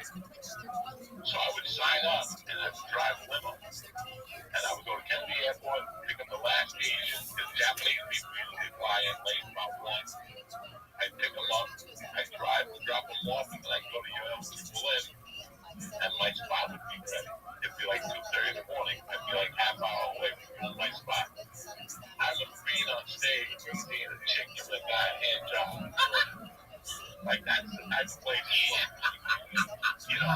So I've always wanted to do stand up like at one of those old Blues Brothers places where they put the cage fence up and people can throw shit. I've always wanted to do that. This was a place without pain, it sounds like. Let me ask you this question real quick. You're going through what you're going through. You're in a dark place. What is that 6 minutes doing for you? When you're getting on stage and at least getting to fucking tell these jokes, does that 6 minutes help you more than any drug? Yeah. I want to keep going back, right? I was really at an all-time low. The only thing that was keeping me alive was my day job. You know, I like my day job. I got a job working for a dear friend of mine who owned a sandwich place. They wanted to start a delivery business. So I would go to all the businesses in the area, take their phone number, and I would fax them the menu for the day. And I tripled the delivery business. So I would work from 10:30 to 1, 2 o'clock. I make about 800 a week. And then I'd either drive a limo in the afternoon, 4 o'clock to 12. And that was it. That was my thing. I was also going into the city for drugs with people that like going into New York City if I could. So I charge you a fee. So grams of coke for $35, I charge you $45. You know. So you would pick up and deliver? Yeah, I pick up. I'd walk over the bridge in those days. Really? I used to walk over the bridge. Yeah, because they take by the bridge. You could walk over there back then. Can you still now? Yeah. Oh, you can. I don't know if I'm in the shape to do it now. It's going to be a long walk. Yeah. But back in 93, I used to do it back and forth, you know, an hour and a half. Cop, stopping, people moving on the other side. So my roommate had gotten out of rehab. And he's my best friend. We're still best friends. We talk every day. His daughter works with me on Patreon. Oh, nice. All right. He went to rehab. So it was me, him, and his grandmother living in a 2-bedroom apartment in Midside Park, Jersey. So when he got out of rehab, he was looking out terrible. So it was like a joint rent. he has a great family. So his grandmother, his mother, his sister, and his aunt was like his support system. That's me, you know. But it was me and his grandmother who lived there with him, right? So every night, he didn't have a job, he was on disability. They got him a job in the city, like moving rock in the daytime. He got paid like with food stamps, like once a week. And he'd go buy heroin with him. So There's an asshole heroin dealer taking Bitcoin and shit today. You know that guy now. So George would sit there at night, we'd be watching TV, and he couldn't wait for his grandmother to go to bed. That was our whole goal. You know, like if I walked in at 12 and grandma was awake, George's face would be red because he was dying to shoot, but he couldn't because his grandmother was awake. So I'd come in and I'd go, Grandma, what are you doing up? Let him know. Go watch David Letterman. And he'd look at me like, thank God. And then she'd go in her room, close the door, and she had a cat. She had a cat on the bed, and she would just sit there at night, snacking like eating popcorn. And I would wait for George to go in the bathroom nighttime and burn sleep. You know, I let him burn it, let him put the fucking thing on, and then I'd shoot spitballs at him. You know what?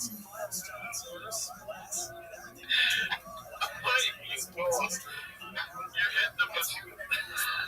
She would sit there with the cat, you know, these spitballs would be in the bed, and she'd be looking up at the ceiling, and she thought the stuff was going on. And she'd go, what the hell? And she'd get up, and she'd go looking for her grandson. Georgie, what? And I'd be in the room laying there, like making believe I was dead. And she'd come in and she'd go, Georgie, and I go, Grandma, and she goes, where's Georgie? I go, I don't know. And she knew he was shooting arrows in the bed. She was Yo, what up, Lucas? Lucas, can you hear me? Yeah. Lucas, how old are you? Lucas, how old are you? How old?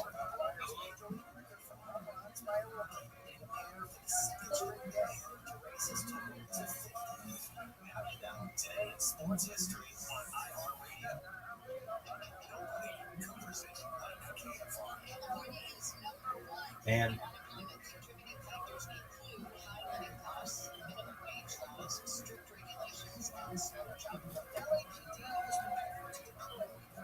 He's all tied off. Trying to get a bean.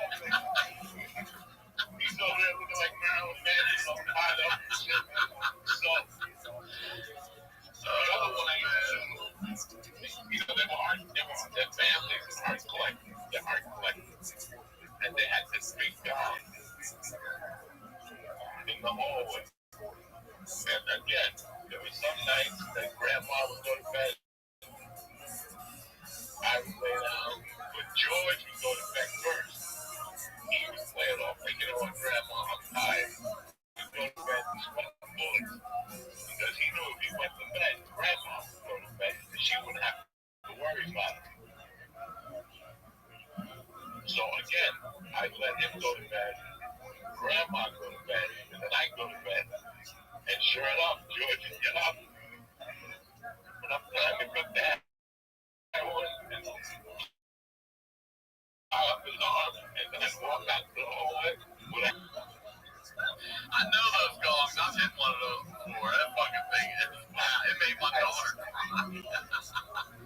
They're loud as shit, man. I hit the gong, and again, she'd come out, what, George? I don't know. And she'd run into the bathroom. George, open up. She'd bang on the door, the whole fucking thing. I'll never forget. It was like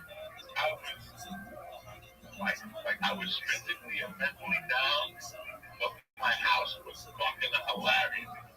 He used to sit on the couch, look at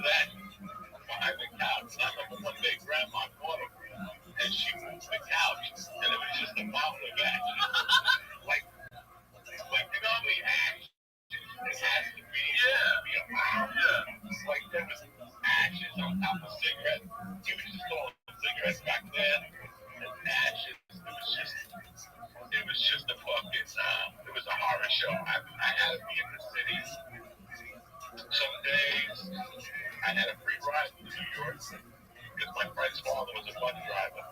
So I had to learn the schedule. And he would let you get on for free, yeah. That's nice. His son is dead now, so I'm dead. And it was just my education at the time. It was those 9 months in New York. Like, it was a lot of fun. I did a couple crimes. What kind of Can't talk about. All right, okay, all right. like ripping off drug dealers.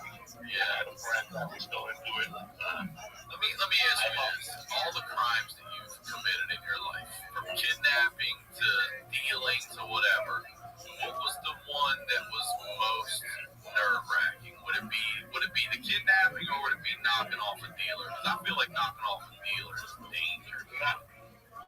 Knocking off the beat, and that's what I was doing with my buddy. I got he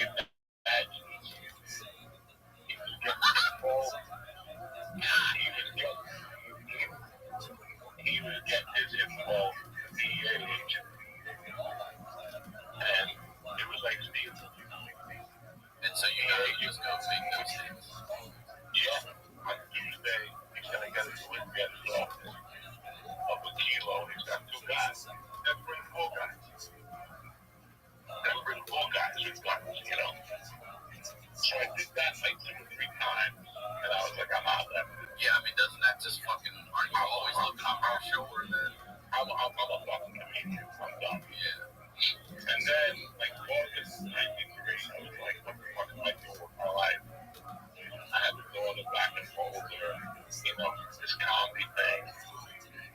I just came a little behind. I looked into the mouth of the tiger. This requires a lot of work. It's going to be a lot. I can stay here and work really hard, or go to Colorado, be closer to my daughter, and work and do better work. Like, I don't have to bring them shows. Like, I do people book shows every week in bars and stuff like that. And it was crazy. I quit the job at the deli in the summer, and I got a job selling Nissan, Lincolns, or something like that. In Englewood Cliffs. It's a high-end area. And one day this girl came in with this guy, fucking beautiful, from Puerto Rico, just like 12. Body-wise, 12. And this kid just, as I saw him the car, he just graduated college, he's a drug handler. He's like studying the beach like a half a bag. Studying the beach. And I called her 2 days later to see how the car was going. And the salesman was have to call and see how the car is doing. Is there anything else I can do for you? Conversation. And she goes, I want to see you stand up. I saw. And she came by herself. And I go, where's your boyfriend? And she goes, me and her broke up. After 3 years, we decided it's time. So I started dating him under the lie that I was committed. So, oh yeah, she's a drug counselor. Yeah, she was a drug counselor. But the car she wanted me, she was buying because she wanted to drive to Colorado. No way, all right.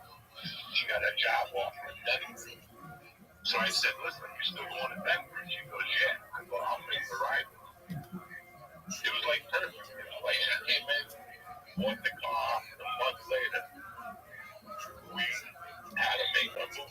She's like, I think I'm leaving like mid-October or something like that. And I'll never forget that. I had no money for the way. Like, I had nothing. My money went to an attorney, child support, and my drug tax. I think I paid George's mom like $50 a week to live there in the bedroom, That was it. Well, everything else went to my nose, an attorney bill, and child support. So I had to rob one more drug dealer. Before you split? Yeah, and that was really scary. Why?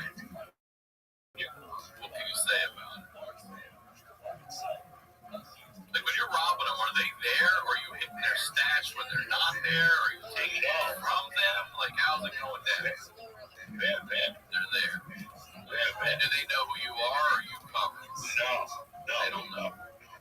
no. I don't know them. I don't know what their patterns are. I don't know, So that's the scary thing. Yeah, So I needed money. I needed quick cash. And I was correct. We busted in there. It was the weirdest thing because this is how weird life is.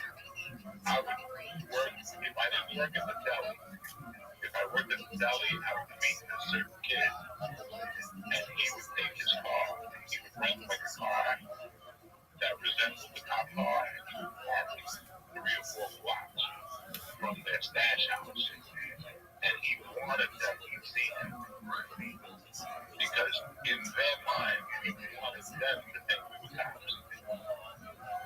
So when you come in and you're cops, what are you just going to say? Just take everything. Go to records. So we would go into guys as being cops, This one time it wasn't good. The one guy was like, "You're not a cop," blah, blah, blah. Really? You called it out? And I was like, "That's it. I'm not doing this again." We had to run a little bit. Run like a block or two. You ever get shot at or anything like that? No, not this time. But then, like that money took like 30% loan of what I owed. Like I still wasn't right. I didn't have enough money to move. I was fucking broke. I was living hand to mouth. And he called me up again. He goes, "I got a new line of the guy." So this guy we followed. And we followed him for about 4 days. And do you know this was the easiest money I ever made? We're following him up the Henry Hudson Parkway Expressway. So like by 100th Street, 110th Street. And there's like a pull-off section. He just pulled off and ran away from the car. Obviously thought you guys were cops following him. That is easy. We drove around. I'd take the car too. I'd take it all at that point. We opened up the trunk. He was right there with the trunk. 4 pounds. We took it. And that's how I moved the money. And then I put a bet in. Philadelphia was playing the Jets, I think, in Jersey. Randall Cunningham got hurt. And I covered the bet. Like the bet won. I won like another $8,000 or something. Like I already had money and I put this huge bet in. And the deal was, if I won, I would collect. If I lose, I was going to Colorado anyway. Right. And I ended up winning. So that gave me more money in Colorado. So I think I left Colorado maybe like a week before Halloween.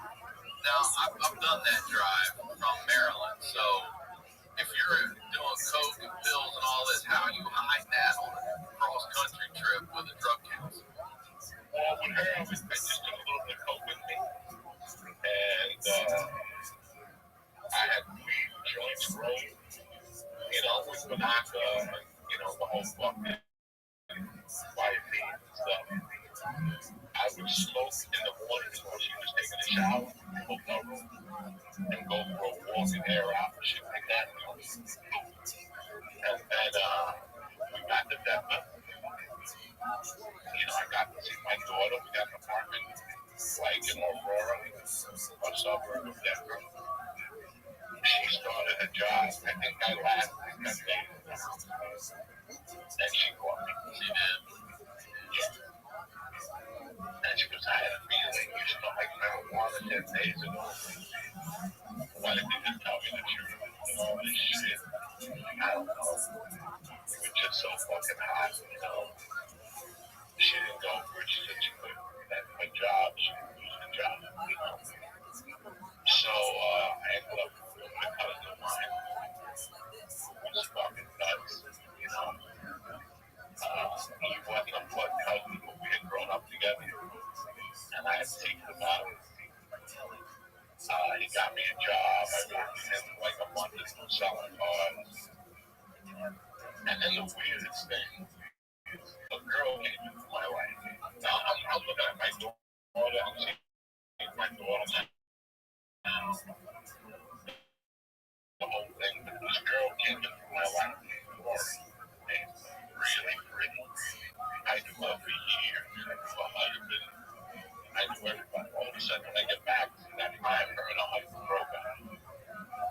And she had just gone off the rails. She was fucking doing blow every night, the whole fucking deal. So me and her got a hotel room, we lived together for about a month. And we were just like cocaine partners. We slept together a few times, stuff like that. But we wouldn't look around than anything. And one day, I finally got hot. Somebody like me, the old stuff. They said, listen, man, I really want to get back together with my wife. Would you mind? Would you just give us, if you left her alone, you didn't threaten me or anything. This guy could probably beat me up because he was a man, you know. He goes, you can do what you want. You can help me have a child with her. And if I can get her sober, the child can have a mother again, you know. So I was like, going about it. And I'm like, this guy came up to me like a fucking man, you know. So I stopped seeing her. I just got my stuff and left. She was pissed. She called me a bunch of names. And I found a little apartment in Bolton right before the holiday. And, yeah, I started in 94 in Bolton.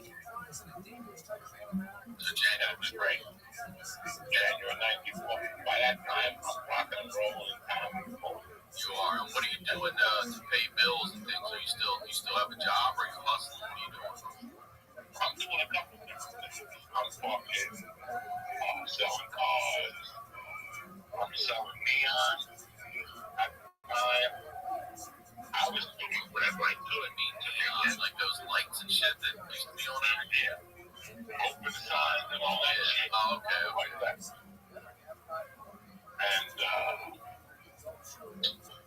I was just doing comedy. Comedy was my life. Comedy was my fucking life, you know. So, hold on here.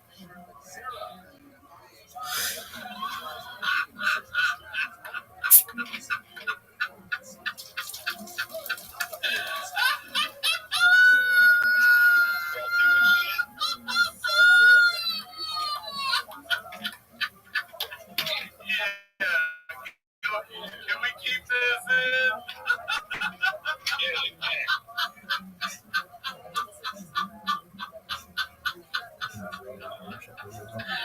It's a whole different kind of sit down right here, brother. It's a whole different kind of sit down. When you have, you know, paper off the paper. So I got 8 these other pills. That's nice to your stomach. I drink 3 probiotic drinks a day. You know, but I make this pill. That's a pharmaceutical really bring things up in your asshole. If you got a shit, Jack. There ain't no time out. There ain't no nothing. We started doing a podcast, and I had a shit. And I had to come in here with the camera and everything, and just like nothing happened.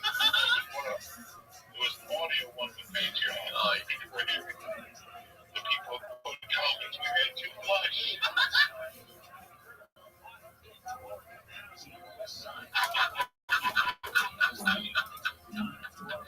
Dude, I've been there where I go to fart and I'm like, no, I'm talking to myself, like, no, I don't have an outfit for this. It's horrible. It's horrible to have to fucking do a podcast and take a shit or piss in the middle of it. In the middle of this whole surgery, I had to take a little bottle with me in the podcast. Oh, man. Sometimes while they're doing the podcast, take my little thing out and pee in the bottle because I have a stocking on and taking all the fluids out of my leg. So I gotta pee every fucking 15 fucking minutes. Tremendous, right. This is a real podcast. This is how podcasts used to be. We'd all do our apartments in cars. All these fags, studio, the lighting is bright. Get the fuck yourself. A bunch of those guys, they complain about the lighting. Like, with the sound, you know, it's not good. How's the sound? You're so big of a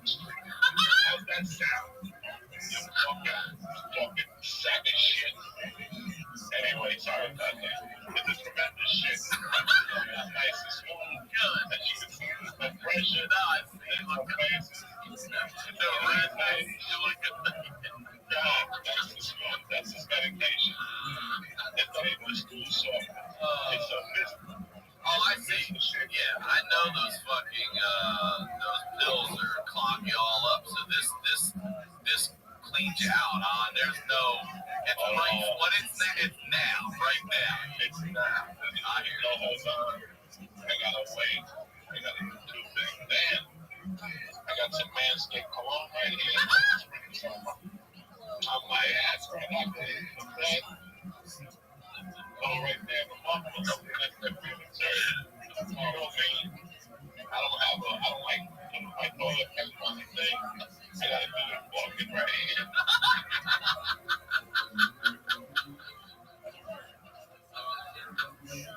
And that's it. That's how we do it. I'm sitting here calling time out like some drunk. Oh my God. I'm ready. So, what are we, January 94 pretty much now?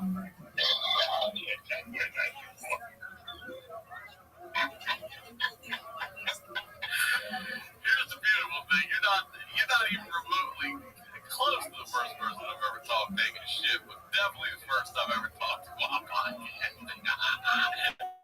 Unless I didn't know. Unless they had a bucket under them. Oh my God. Thank God my hemorrhoids gone. I'm saying I had to do a hemorrhoid when I got here. And one day before the surgery, I went to plug the tank. You got salty water. That fucking salt got that hemorrhoid. Oh, I didn't think about that. Oh my God. I didn't even think about that. I had to run out that fucking thing. I had to bend over in the shower and spread my cheeks like I gave that little. Oh my God. All right, so January 94. Hold on, you gotta peek. Hold on. The camera was right there. Wait, you're gonna stand up to pee now? Yeah, I would pee sit down like a fucking room. Hold on a minute. You're already sitting there. Why would you stand up to pee when you're already sitting there? Because I like put my dick in the toilet. I don't know what. Wait, you just took a shit and you're standing up to pee? I want to know if anybody out there does that. You already did all the work. You sit there, man. You just piss it out. Yeah. So one way I do put my dick in the toilet, that's dirty. Other piss, other dicks in there. Now, you do a little manscaping while you do that thing. Yeah, clean it up a little bit. Unbelievable. Those are pubic hairs on here.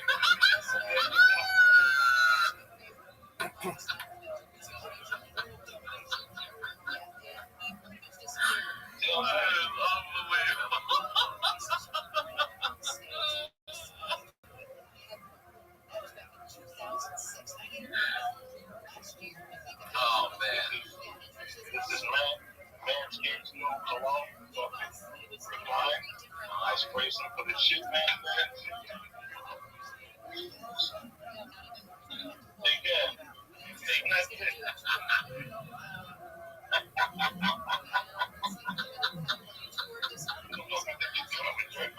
Oh my God. Sorry, get comfy. Sorry about that. No worries. When you gotta go, you gotta go. Especially if you're on that medication. Oh, that was a tremendous shit. That was like 19 inches. Oh yeah. 19 inches. It was like 3 sticks sticking out the fucking toilet. Fucking tremendous. I've never heard that.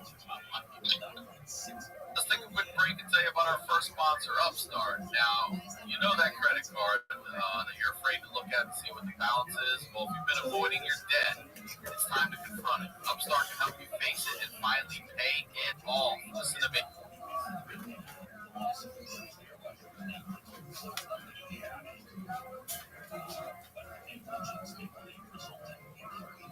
Yo, what's up?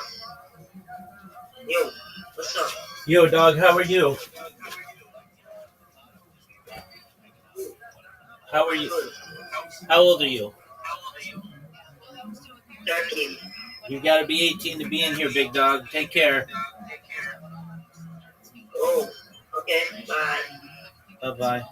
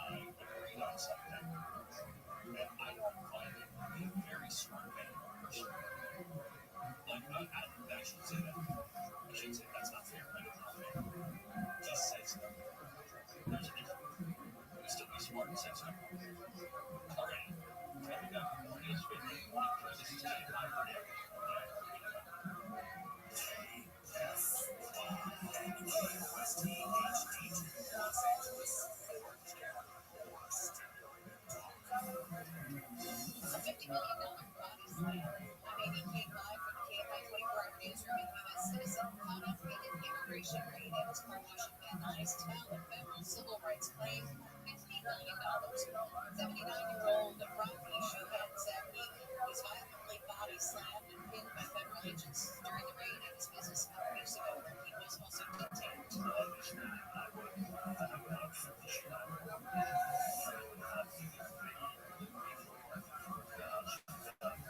told ABC4 he went outside to speak with agents and offered proofs that some of his employees were legally authorized to work. His first cat pushed back and body slammed over the pavement. Texas Governor Greg Abbott says the attack on an ICE facility in Dallas that killed a detainee will not slow the state's participation in deporting illegal immigrants. Upstart is the fast and easy way to get a personal loan to pay off your debt. It's all online, and whether you're paying off credit cards, consolidating high-interest debt, or funding personal expenses, over 500,000 people have used Upstart to get a simple, fixed monthly payment. Upstart finds smarter rates from trusted partners because they assess more than just your credit score. With a 5-minute online rate check, you can see your rate up front for loans from $1,000 to $50,000. You can get approved the same day and receive funds as fast as one business day. If debt is taking over your life, it's time to get a fresh start with Upstart. So many of you have hit me up and told me that you've used Upstart and how easy it is and how glad you are that you did it. I'm telling you, it's the best thing to do. Consolidate. Get yourself one monthly payment. All right, this is all you have to do. If you want to find out how Upstart can lower your monthly payments today, that's upstart.com/honeydew. Don't forget to use our URL to let them know we sent you. Loan amounts will be determined based on your credit, your income, and certain other information provided in your loan application. Go to upstart.com/honeydew. Our next sponsor is my bookie. Now, March is here. I'm a Pisces, big fan of March. Matter of fact, it's my birthday today if you're listening to this. And March Madness has officially begun. It's time for you to share your shots, score big on the nonstop action with MyBookie. Select the winners from 63 tournament games in the MyBookie bracket contest for a chance at $10,000 in cash prizes. And it's only $1 to enter. That's right, $1. It doesn't matter whether you're filling out multiple brackets, if you're betting the national championship winner, or if you're simply looking for player and game pros. MyBookie has you covered. Sign up today at mybookie.ag and use promo code Honeydew to secure a deposit bonus up to $1,000. That's promo code Honeydew to claim your first deposit bonus. College ball, NBA, NHL, no matter the sport, no matter the minute from tip-off to buzzer, MyBookie puts the action in your hands with in-game live betting. Bet anything, anytime, anywhere with MyBookie. Our next sponsor is Policy Genius. Now, if you're like me during the pandemic, I'm going back looking at all my bills, figuring out what I can pay cheaper on almost every single thing I'm paying. So why not get a head start by revisiting your home and auto insurance with Policy Genius?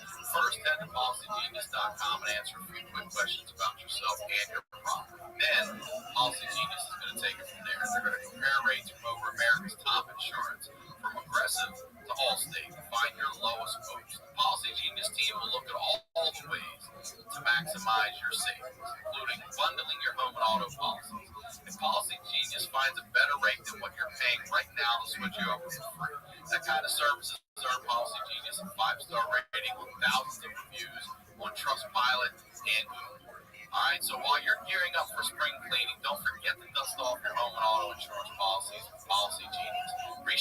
rates, you can save up to $1,055. Head to PolicyGenius.com to get started right now. Policy Genius. When it comes to insurance, it's nice to get it right. Now, back to the news. January 94, Colorado.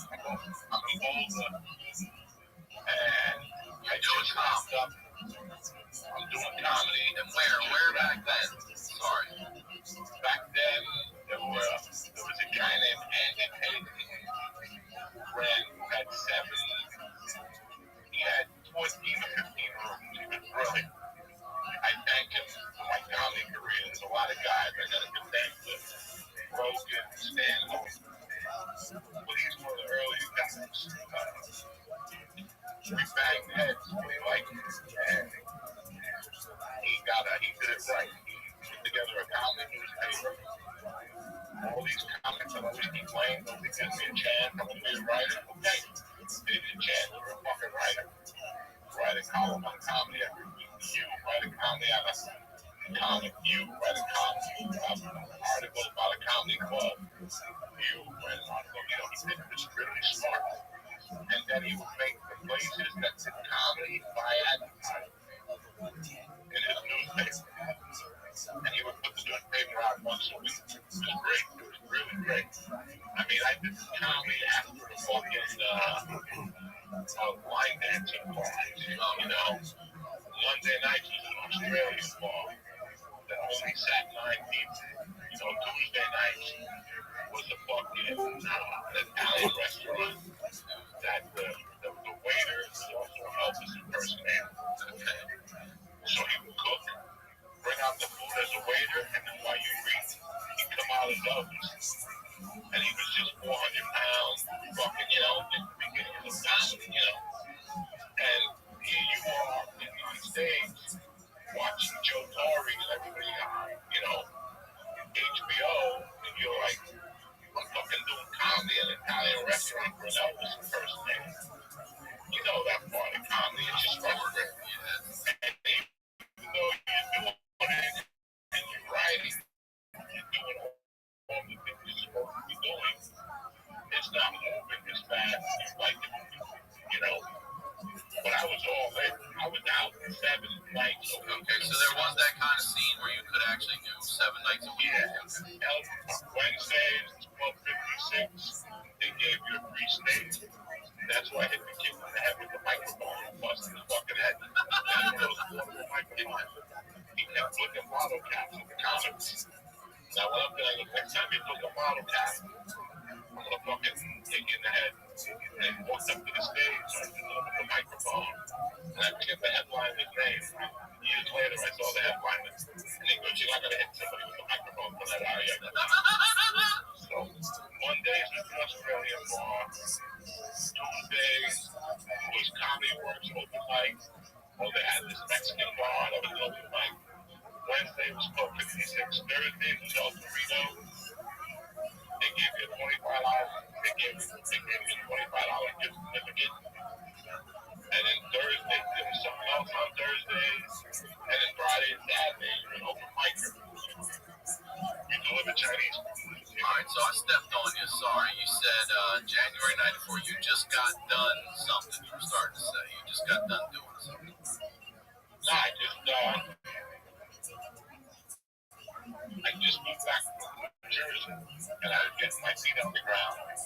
It took me about 3 months to get going, and now we're going. Like, things were starting to happen. I was starting to get little calls, comedy gigs, $40, $30. I had about 20 minutes of material, What happened in New York that really sparked me was one of the last times I went to the old Triple M. I walked in there at 2 in the morning and I saw John Leguizamo working out material for 8 people. But in his line, he was at Madison Square Garden. So for years, I was planning, but every time I got on stage, there was 8 people. He made it look like Madison Square Garden. So that's what made me say, fuck New York. I can get better in Colorado just as much as in New York. Save half the money and be close to my daughter. Right. How old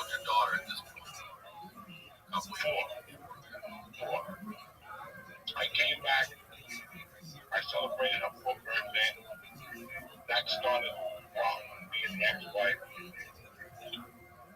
And that's what was going on. I had an apartment, had a good job, working for a sports betting service in the wintertime, and then on the off season, I was delivering Chinese food for COVID. And I was also selling neon for my buddy. You know, I wasn't selling Valium anymore because remember when I did the 10,000 Valium to New York? Yeah. I never paid that guy back. So, Yeah, 10,000. You were selling them for $3 a pop too. something like that. He gave me like 1,000 on the arm or something. I told him I was coming back in a week. You know, I'll see you in a week, okay? I didn't come back. When I came back, he had moved to a different part of Colorado. It was still close to me. So I always had the money if he needed it, but I never bumped into him for a buck. Welcome to the drug game concept. Yeah, right. So I wasn't selling Valium anymore. I still had a line on cocaine. But what I really wanted to do was do comedy. I had it down. I could do comedy from February to August 15th. Then August 15th to February 3rd, I was going to work for a sports betting service where I could make $400,000 in 6 months. And then the rest of the year, just do comedy. And live off that 100. That's, yeah, okay. That was the plan. That was the original plan that nobody knows about. I was very satisfied with that. I was a piece of shit. Especially back then, $100,000. I mean, now it's a lot of money, but back then it's a lot. I wasn't even about the money. It was about, you know, being close to my daughter. It was, and just being a human being. That's it. What I was doing for a living was not decent selling sports things. It's not a great job. It's a lot of fucking grinding. It's 7 days a week, you know. And football season is Saturday and Sunday. College football's on Saturday and pro football's on Sunday. So, but I had a balance. I had this great balance. It was gonna work. I would make $100,000. They put money away for you. Whatever you put away, they match. And they send you a check those months you didn't work. And then, on top of that, I was gonna fucking deliver Chinese food and sell coke and do stand-up. I couldn't lose. And when I say sell coke, I'm talking about I get a call from Sam Tripoli, he needs $1,000, and I get a call from you that you need $1,000. I buy an 8-ball, I give you $2 $1,000. I end up getting $1.5 grams for $50. You know what I'm saying?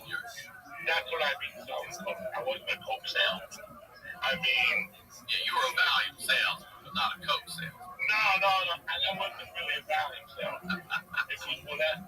I sold whatever was. Yeah, you were a salesman, period. A salesman. You got refrigerators? Let's do it. You know what I'm saying? Whatever fell off the truck. Whatever fell off the truck. That's what I sold. You know what I'm saying? So I don't want people to think I was at home now. When I say coke sales, I'm talking about for me to snort the coke I was snorting, I couldn't afford it. So I would have to wait for you, Segura to call me one night, you know, and say, yeah, we're going to get us to wait for fine. I'm going to take $1 out of EJ for, you know, shit like that. That's what I did. I was a coke salesman. But everything was going great. There was a great plan going on, but there was an undercurrent going on. And there was the undercurrent of the war between me and my wife, my ex-wife, and her boyfriend. Oh, shit. Now, by this time, when I left the ex-boyfriend, she had already moved in with him. She had already sent 2 guys and beat me up, and I beat up one of the guys. Really? She sent people to fuck you up? Yeah, 2 guys. 3 guys. A driver, 2 guys.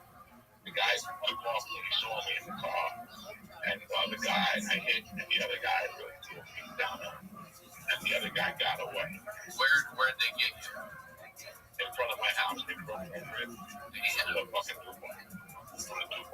They hit my dog with a 2x4. They fucked your dog up? They hit my dog 1 time. No. That dude still don't eat right.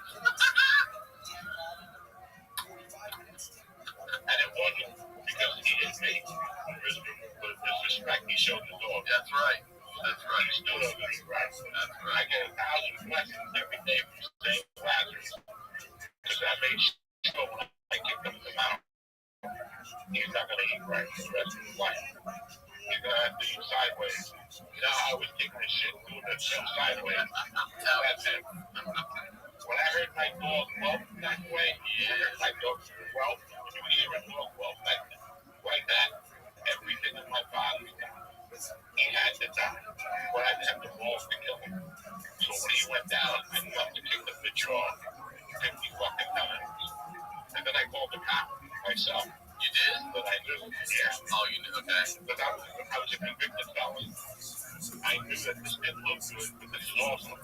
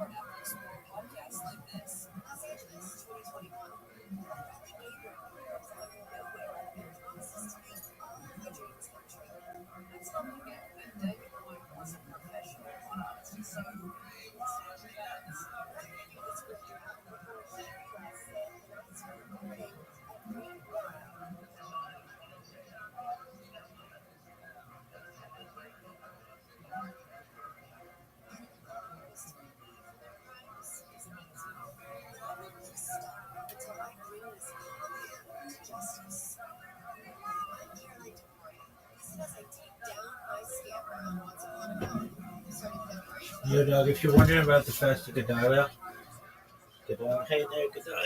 What's up, Mike? My health requires that I eat ramen and drink coffee. Why? Because I'll fucking be hungry if I'm not, and it pisses me off. But also, in the days of Mashiach, there's no fast, just feast. Is Mashiach here? I don't see you. Worst stream ever. Yeah, it's an assault. Yeah, of course. It's an assault on me. But somehow, because I'm a felon, they're going to turn this around. So I called the cop I knew. I thought he was going to fucking call other cops. And fucking, he's like, let's put fucking cellophane in my trunk. We dropped him off in front of the house. We put him in the trunk. We drove to the house with the trunk open. Yes, we did. He was a cop. Yup, you threw a guy in the back of a trunk with the cop. This ain't the first dude you put in the trunk. He wasn't on duty. You drove a fucking guy to the hospital with the cop in his trunk. But he knew what was going on in my life. I had a couple of cops that were my friends, and I told them what was going on in my life, and they knew what was happening. So when I fucking called him, he came over and he was fucking, he deserved what he got. You know, when I told him, bro, when a cop called in Colorado, tell somebody that somebody hit your dog, guns are gonna come out. Yeah, right. I'll fuck, you know what I'm saying? Yeah, I'll bet. My dog was still walking weird. I remember him looking at my dog and looking at the guy kicking him again. It's not a fucking trick.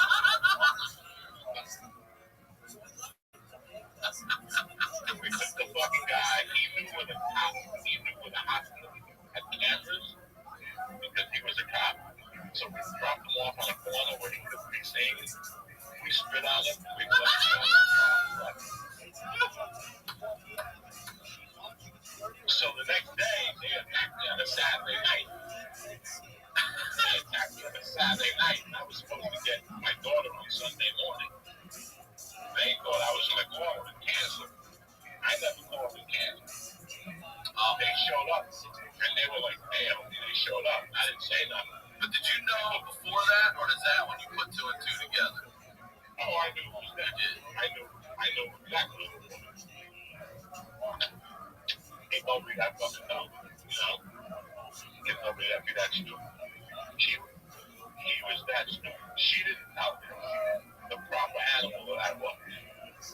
She didn't explain it. That's what really got me mad about the divorce, that she was there with me in the early 80s when I carried guns, did things that were not supposed to be done that were very illegal. So for her to act this way really surprised me. I'm like, you know where I'm coming from. You know what could happen here. And you're still throwing fire on this. You're still throwing alcohol on this fire. So that before I went to New York, that was why I was so down, because they wanted me out of the kids' life. I hadn't done anything. But I'll never forget when they came to pick her up that Sunday. I put the kid in the car and I looked at them and I told them that somebody had attacked them. And they both turned red. I pulled up my shirt and I showed them it was purple. It was just purple. I couldn't even really move my arm. And they were like, oh my God, we hope you're okay. And I'm like, I'm fine. I got the guy's license. He's from Idaho. And the guy, John, unfortunately, he's from Idaho. I go, aren't you from Idaho, John? And that was the last word I said, because the first man who speaks after that, I just left it at that and I walked away from the car. And now they knew. That you knew, yeah. It's on now, it's on. Now we're taking it to a different level. It's on. I wasn't wise about it. I wasn't 58. I would have handled it differently today. How did you handle it? By leaving. Okay. I left by leaving because it kept escalating. And I knew in my world, because that was January of 94, okay?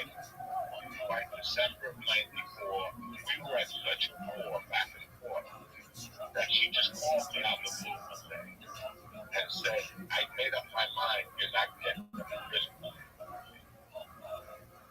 Now I was heartbroken. You know, I'm paying all my money to attorneys. I suck at comedy. I want it so bad, you know. I would go home at night and snort coke and cry. Most people go home at night and snort coke and big stuff. I would go home and snort coke and fucking cry like a pussy. You know,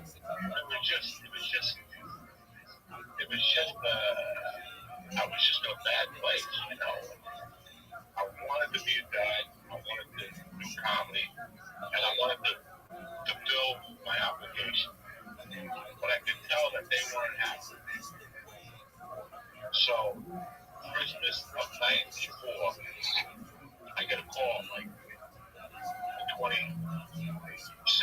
just called the 22nd. So, and it was her attorney saying that she decided not to give me the baby.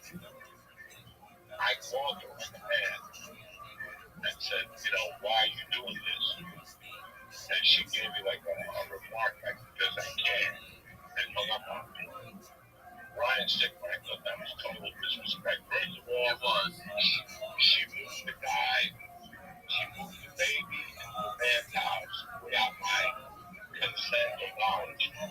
If that was to happen anywhere from Baltimore to Brooklyn, I could have shot her in the head, called the cops, and the cops would have arrested me. They would have said, we understand you can't move the child into another man's house without permission. That's just general human decency. You know what I'm saying? Yeah. I can't see your wife bring your child into my house without us meeting. No. That should never happen. And they've already sent fucking henchmen over to fuck you up on top of it. Yeah. So I had to go to war. I had to go to war. So they called like on the 22nd. That night I went out. I did my comedy and I was heartbroken. And I fucked the 23rd or the 24th.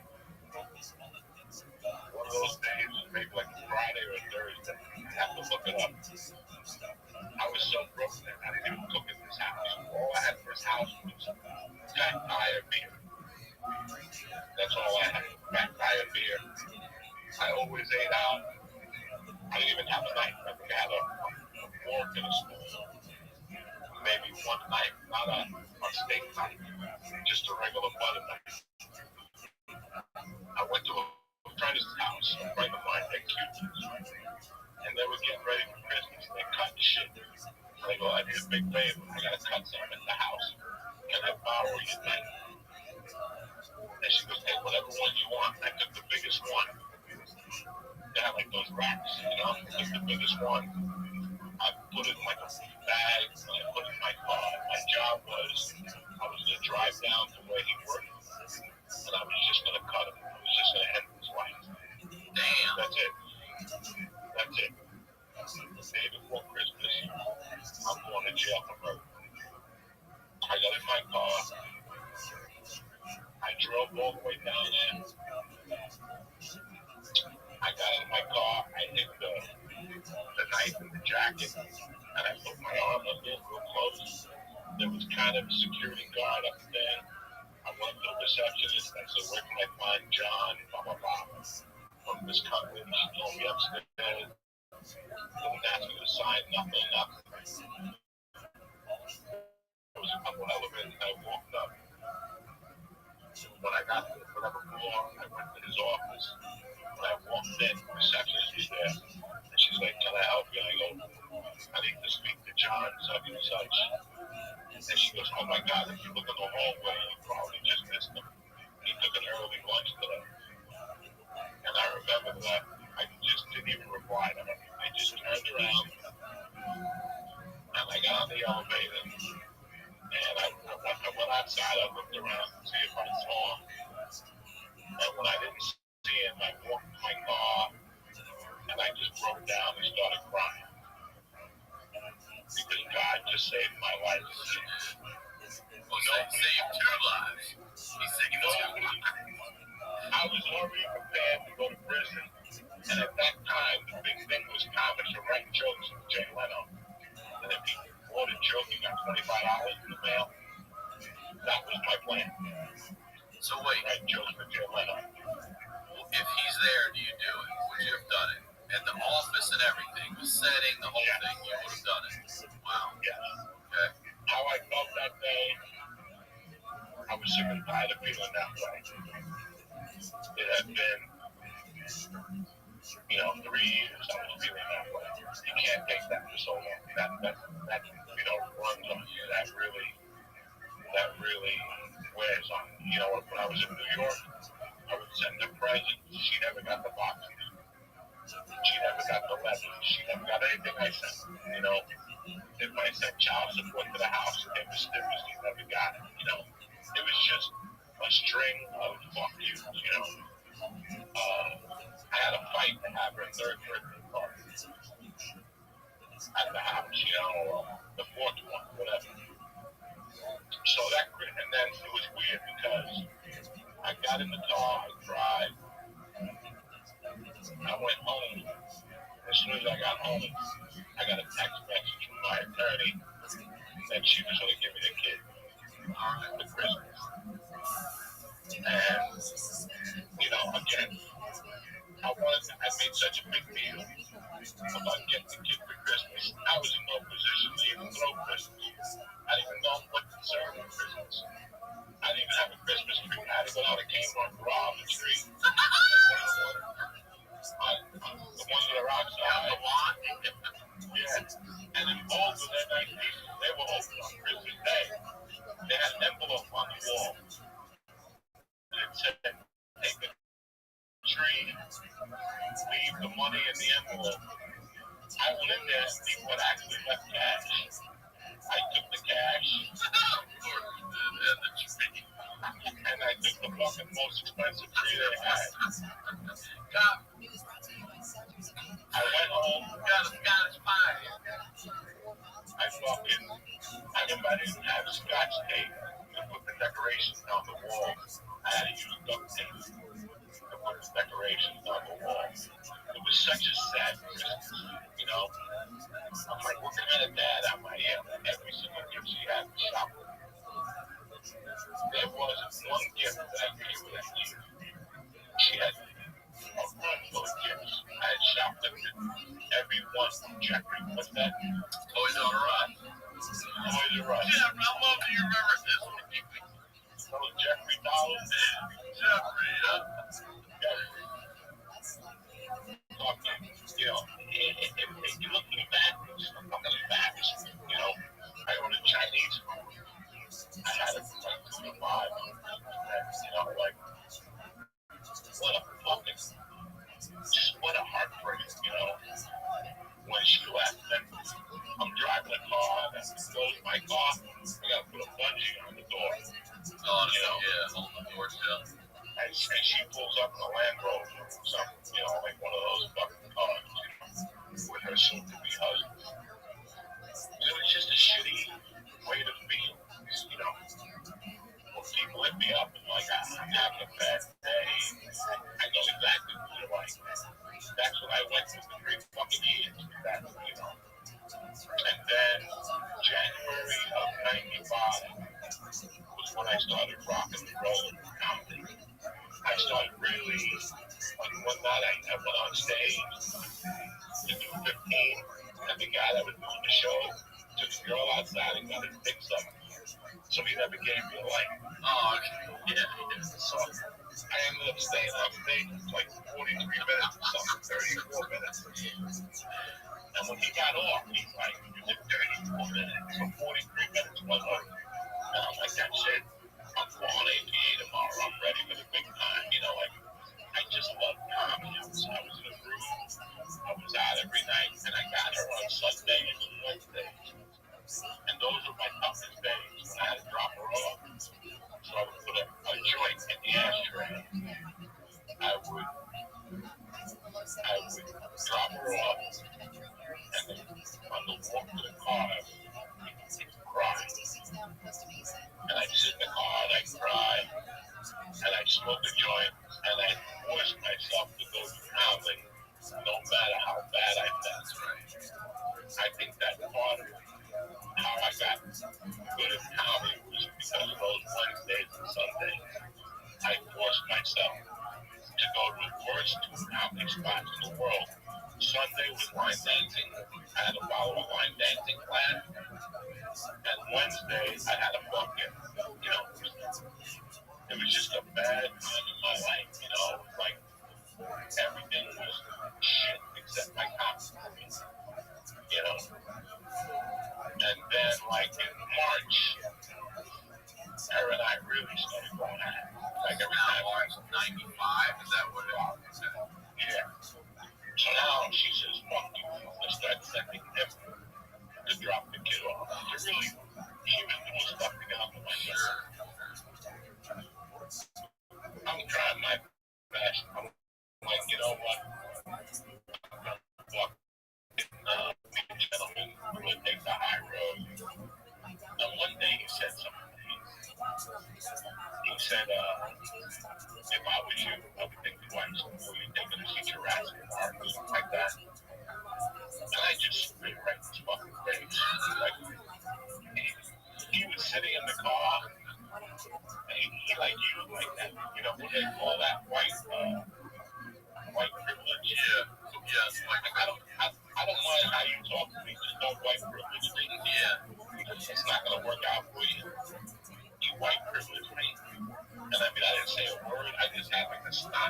back of my throat. I could feel it. I had to spit, and it was like automatic. I just spit right in his face. Because that's the point of my life. Like, we're going at it.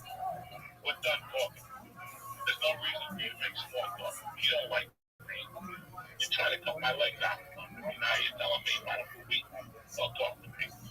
I just spit in his fucking face. And I still remember him looking at me for like 3 minutes. And the spit rolled down his face.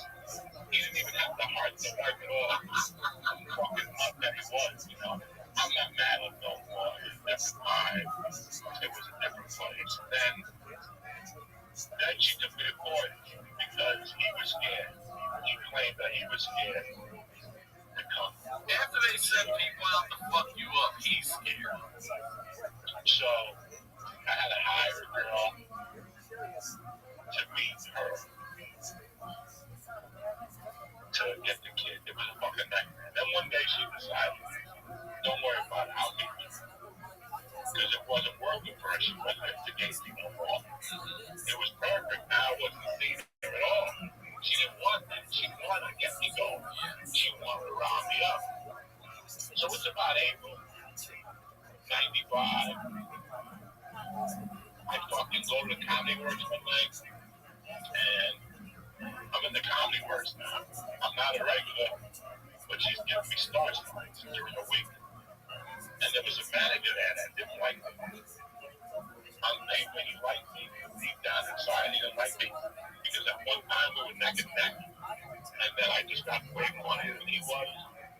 So he got into the management business instead. And he told Wendy that I had smacked the girl's ass. I was supposed to open up the Jewish Lopez that week. And Wendy called me and said, yeah. And Wendy, you know, I love Wendy. That she called me because Joey, you band, you got a band, you know. And I'm like, listen, if you called me and told me I robbed you or fucking, you know, smacked somebody or I said something wrong on stage, I would accept it. But I didn't grab no woman's ass. First of all, I'm gonna grab the money. I'm gonna grab that money.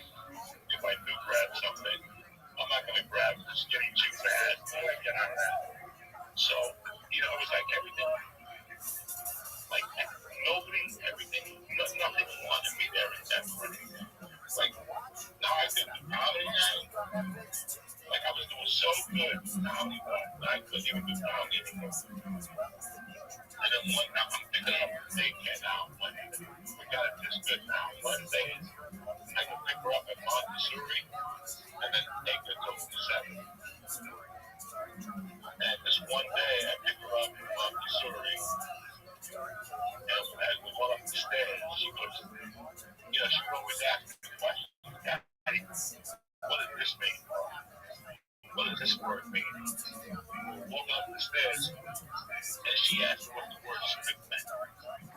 And I go, why? Where'd you hear that? And she goes, whenever you call the house, John says that the spigot don't come. Oh, shit. And what was your ex-wife's nationality, by the way? She's a white chick. She's white, okay.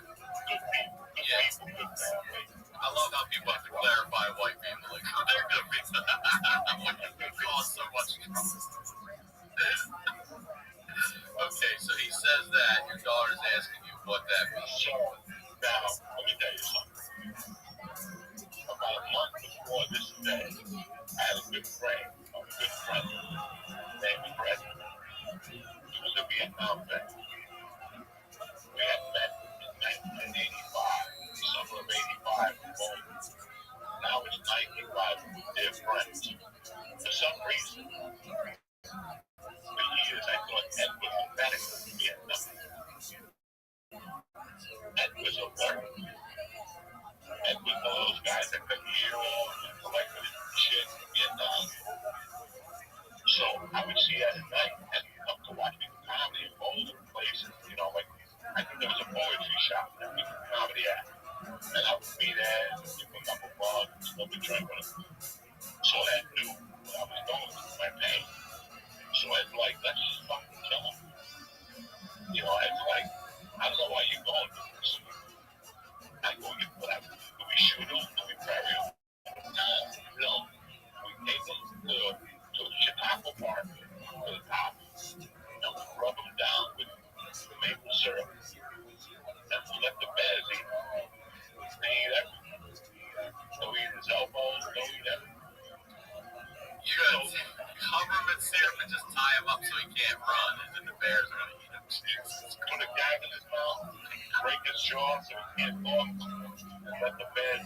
That's how crazy I was. Oh my That's how God. crazy I was.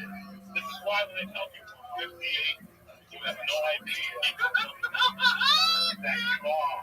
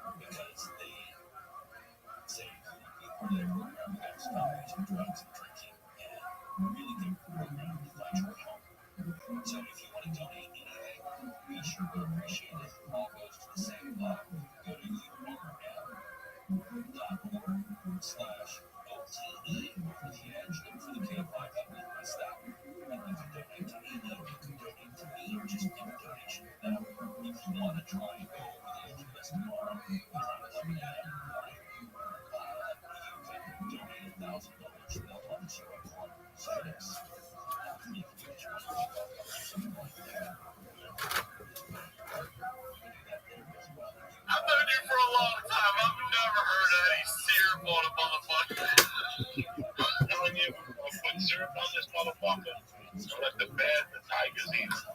Tigers. That was the plan. And I know like that there'd be no fingerprints, there'd be no DNA, there'd be no bullets, there'd be no overground, there'd be nothing. It would be so. What we were gonna do is, there was a drop. We were gonna close that fucking street. Like Ed was that crazy. Ed was gonna get homes and detour him, and then we were gonna jump him and talk about it. That was the plan all along. We're gonna fucking kill this motherfucker. And if she was with him, she was going down too. Like this was how bad my mind had taken this. You know, I was talking about it on my podcast the other day how when your mind hates something sometimes, it just takes it. That's why there's mental health issues. I was having really bad mental health issues. You know, stemming from anger, frustration. I mean, your whole background. So I'm getting ready to kill this motherfucker. And now I pick up my daughter, and she's telling me he's going to get sick. He's got to die today. Like, I'm like, he's going to die today. I don't even have time to call Fred. I didn't even have a cell phone. I had a pager. You know, there was no cell phone in 94. If there were, I didn't have one. I didn't have that type of money. So, me and her did what we usually did. We went to a bar, you know. We went to North Boulder Park. I'll never forget that. And the reason why I remember North Boulder Park because there's a little, not a grave site, like a memorial. And I remember that day, Joe Welch's daughter. Joe Welch was a top player for the Eagles. Lived in Boulder, and his daughter died in Boulder. And they made a special little thing for her. I'll never forget that day for some reason. How it went down. And I remember thinking, like, wow, this is crazy. But, you know, somebody's going to end up in a fucking grave over an argument about a kid, you know, about a child. And somebody's going to die over this. Either I'm going to go to jail for life, or he's going to die, and I'm guilty. This is not good. And I remember getting in the car at like 6:30, and I had to meet her at Safeway. On this particular day, they switched the meeting from Boulder to Safeway. It was outward a little bit. And I'll never forget that when I was out on bail for kidnapping, they made me do community service, and I did it at the AIDS place. And in '85, AIDS was not a popular thing. There was always a cop on duty there, you know, protecting the AIDS guys, and they would get bomb threats and shit. So I became friends with the cop at the AIDS place. I would always talk to him. I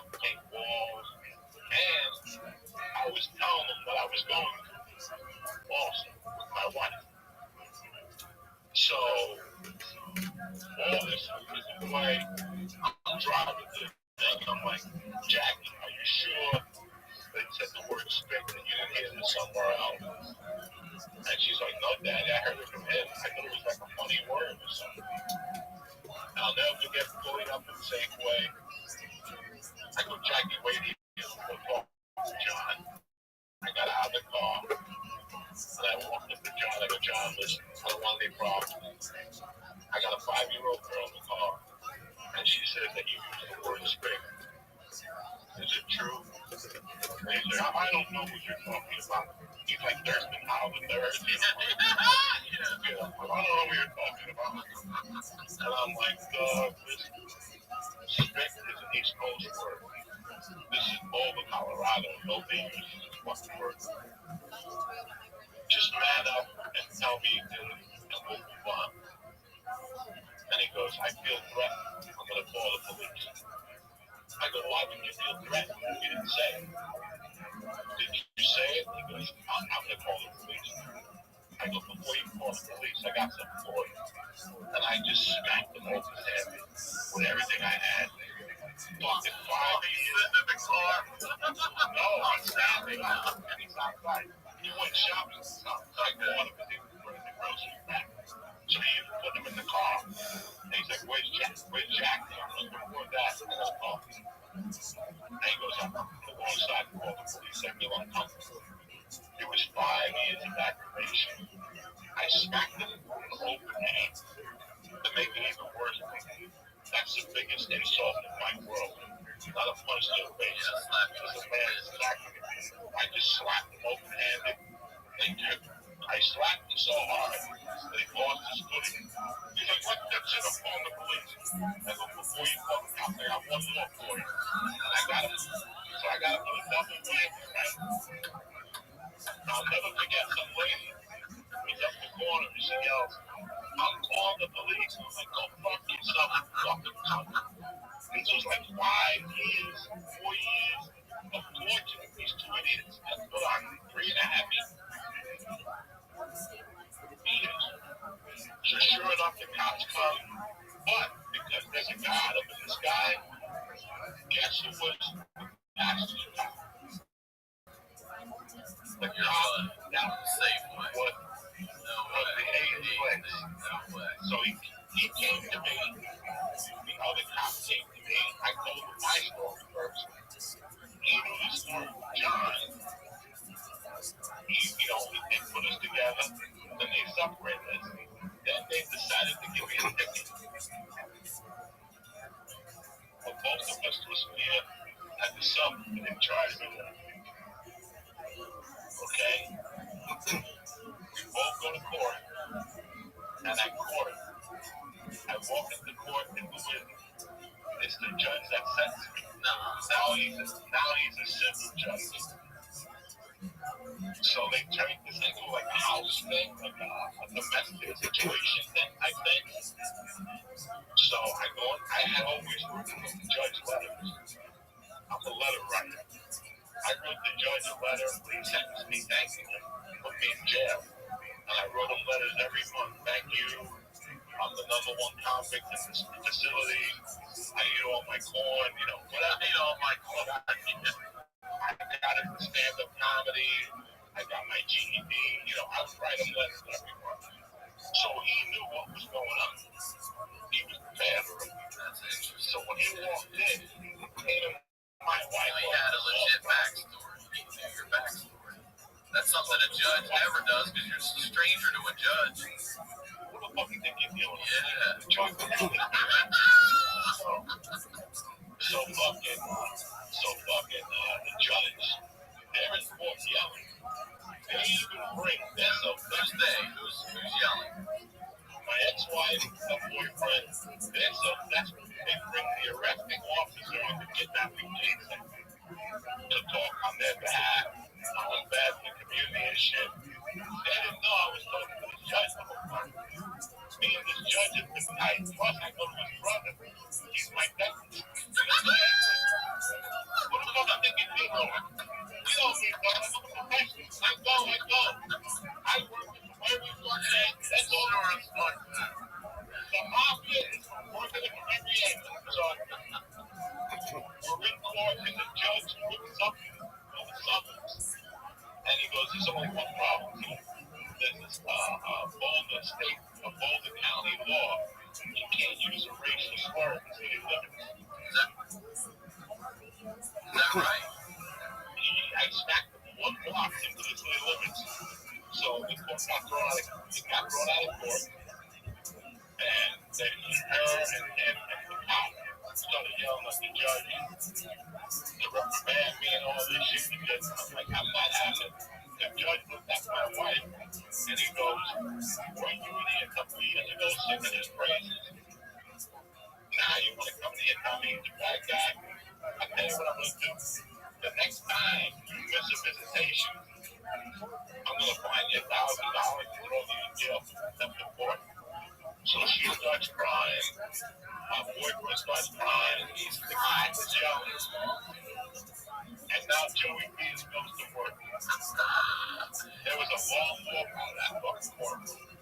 on my yard walk to the car. I didn't stop saying shit to the car. I kept walking saying, tell your husband I used to put up your ass with carrots. Tell him I used to, I call the cat the carrots and all this shit. I never put a carrot in her ass. But I had a fucking, it got so bad, he walked away from her. I was saying so many things now, like the pussy smells like feet. He walked away from her. That's how embarrassing it got. He was so embarrassed.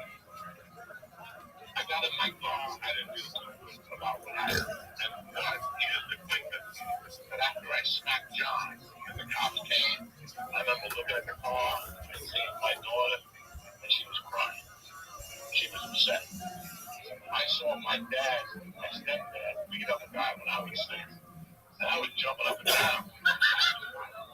You know what I'm saying? That was my world. Yeah, right. That was my world. This little girl, this is her world now. So all these factors contributed. I go, they're trying to put a family together. I'm just here wasting time.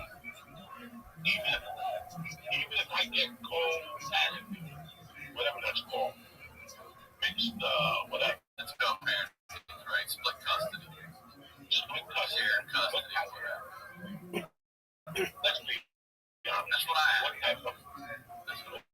What type of father would I be at the age of, but it's not, it's 95. I'm 32 years old.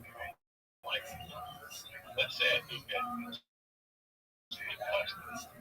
What's going to change? I'm still going to do coke. There's no woman in this house. The only women that come here to suck my dick, they're terrible women. They just do blow my blow and do it. There's no food. I don't cook. I have no foundation. I don't go to church. I have nothing that requires me. I don't even have a comedy. I met a girl in Seattle. I met a girl in Michigan. She said she could move to Seattle. Know nothing about it. There was 3 ways this is going to happen. Me being dead, me going to jail, him dying, or both of them dying. And then my daughter has to be raised without a man. I put it in the Lord's hand, and I said, you know what? I'm going to do an extended triple run. I took a 2-month triple run. I paid my rent off for triple run. Yeah, you did what, all the Pacific Northwest and shit? Yeah, potato run 2, potato run 2, couple of things. And I said, I'm going to put it in God's hands. And I'm going to be a comedian. And I'm going to make her proud of me. I'm going to prove whatever they told her wrong of me. And then I'll be her father. Well, 30 years later, I proved it wrong when I still don't have it. But God drew me the 18. God drew me another little girl that still was a boy. Now I have a real family. I act like a real man. I'm not a savage anymore. And that's it for today. So now we're in June of 95. I'm writing it down. June 95. All right, Joey. Yeah, I fucking love you. What an episode. Again, what an episode. One more time, promote everything, the Patreon, all that stuff again, please. Patreon and Uncle Benny's at Point Pleasant the whole month of March on Wednesday nights. All right, bro. 37 tickets. You're in no danger of getting COVID. These spaces are out. IOP. It's a great club. I love Pino. And that's the only place I'm performing at right now in Jersey. That's awesome, brother. Well, thank you for making time for this, and just thank you for having me, brother. I love you. I miss you. Oh, I miss you. I miss you like hell. Pick up whatever we do next time, June of 1995. As always, Ryan Sickler on all social media, RyanSickler.com. We'll talk to you all next week.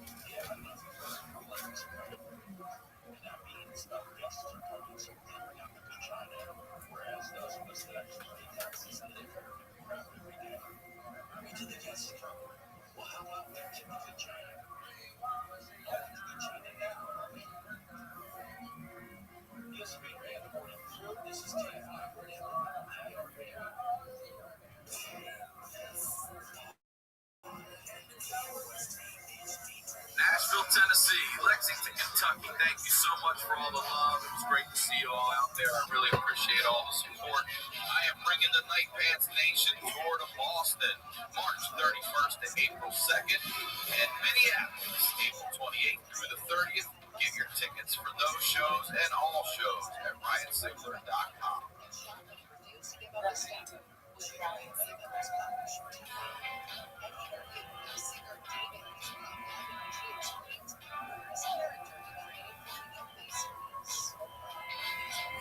Welcome back to the Honeydew, y'all. We're over here doing it in the Night Pants Studios. I'm Ryan Sigler, RyanSigler.com, Ryan Sigler on all your social media. I can't thank you enough for your support. It's been a hell of a year so far. We're going to continue that run. Please subscribe to the YouTube channel. It's a huge help to everything we do over here. And the Patreon. It's called The Honeydew with y'all. I'm highlighting the lowlights with y'all. The stories are unlike anything you've ever heard. I promise you that. It's $5 a month. If you sign up for a year, you get over a month free. You get The Honeydew a day early, ad-free, and no additional cost. All right? That's the biz right there. You guys know what we do over here. We're highlighting the lowlights. I always say these are the stories behind the storytellers. All right? Ladies and gentlemen, it is a pleasure to have the legend back. The one and only Joey Diaz, everybody. Welcome back to the Honeydew, Joey Diaz. What's going on, Ryan Sigler? The Russians are coming. Goddamn it, they are. Boy. How about that ghost of Kia? Dan Van Kirk told me about this guy last night. He's called him, I think he's the ghost of Kia. They call him. He's a fighter jet that shot down 6 Russian jets yesterday alone. And they can't get this guy. They can't see him.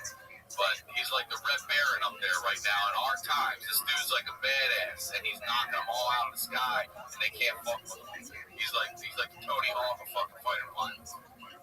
What a fucking nightmare, my friend. We just get over now. We got a fucking World War III, yeah, after COVID.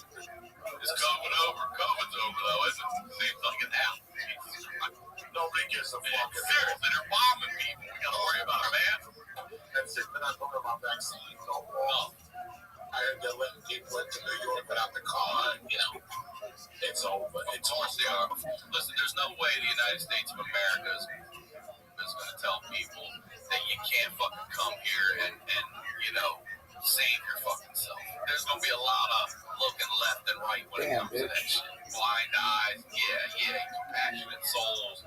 What the fuck are we going to do? Their capitals get robbed. They bombed the airport. They bombed the airport. Imagine being in LA right now. You're like, I gotta get the fuck out of here. Like, they bombed LAX. You're like, what? How am I getting the fuck out now? I gotta drive to Vegas. Burbank. All right, brother. We have not done one of these since July of 2021. When we last ended, it was. It's actually very touching to me now because it was March of '97 for you. I had just moved here on Valentine's Day in '97, and you just got passed at the store. And for me, I'm sitting here right now. I'm newly passed at the store, so it's nice to. By the way, it's nice to be able to go on that wall. It was 25 years. The anniversary was 25 years. Last Saturday was on my birthday. I became a Rip on my birthday. Okay. Okay. It all came together, you know. Yeah, you were mentioning that you went in, you didn't want to touch the toilet with your hands, so you fucking sat the lid down and you sat there and you cried, and it just all came out. Everything from back in Denver, back in Jersey, New York, all of it, the prison, all of it coming back to you, and it just hit. Now you're a fucking regular at the world famous Comedy Store. So let's pick up March of '97 and go from there. You know, the next day I woke up, and I can tell you how I felt. I felt invincible. I felt that I belonged. And I'm happy that I got to do this now because it's given me, you know, I've been doing stand-up. It's going to be a year now. It was a year yesterday.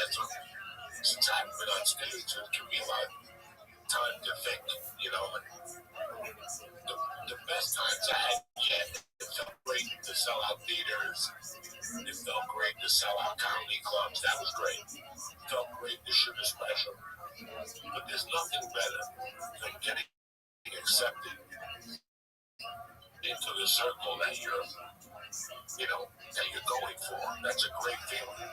You know, I started in Denver, and then I went to New York for 9 to 10 months, which taught me how to kind of start up in a city and get the party started. Then I went back to Denver and got the party started there for a year.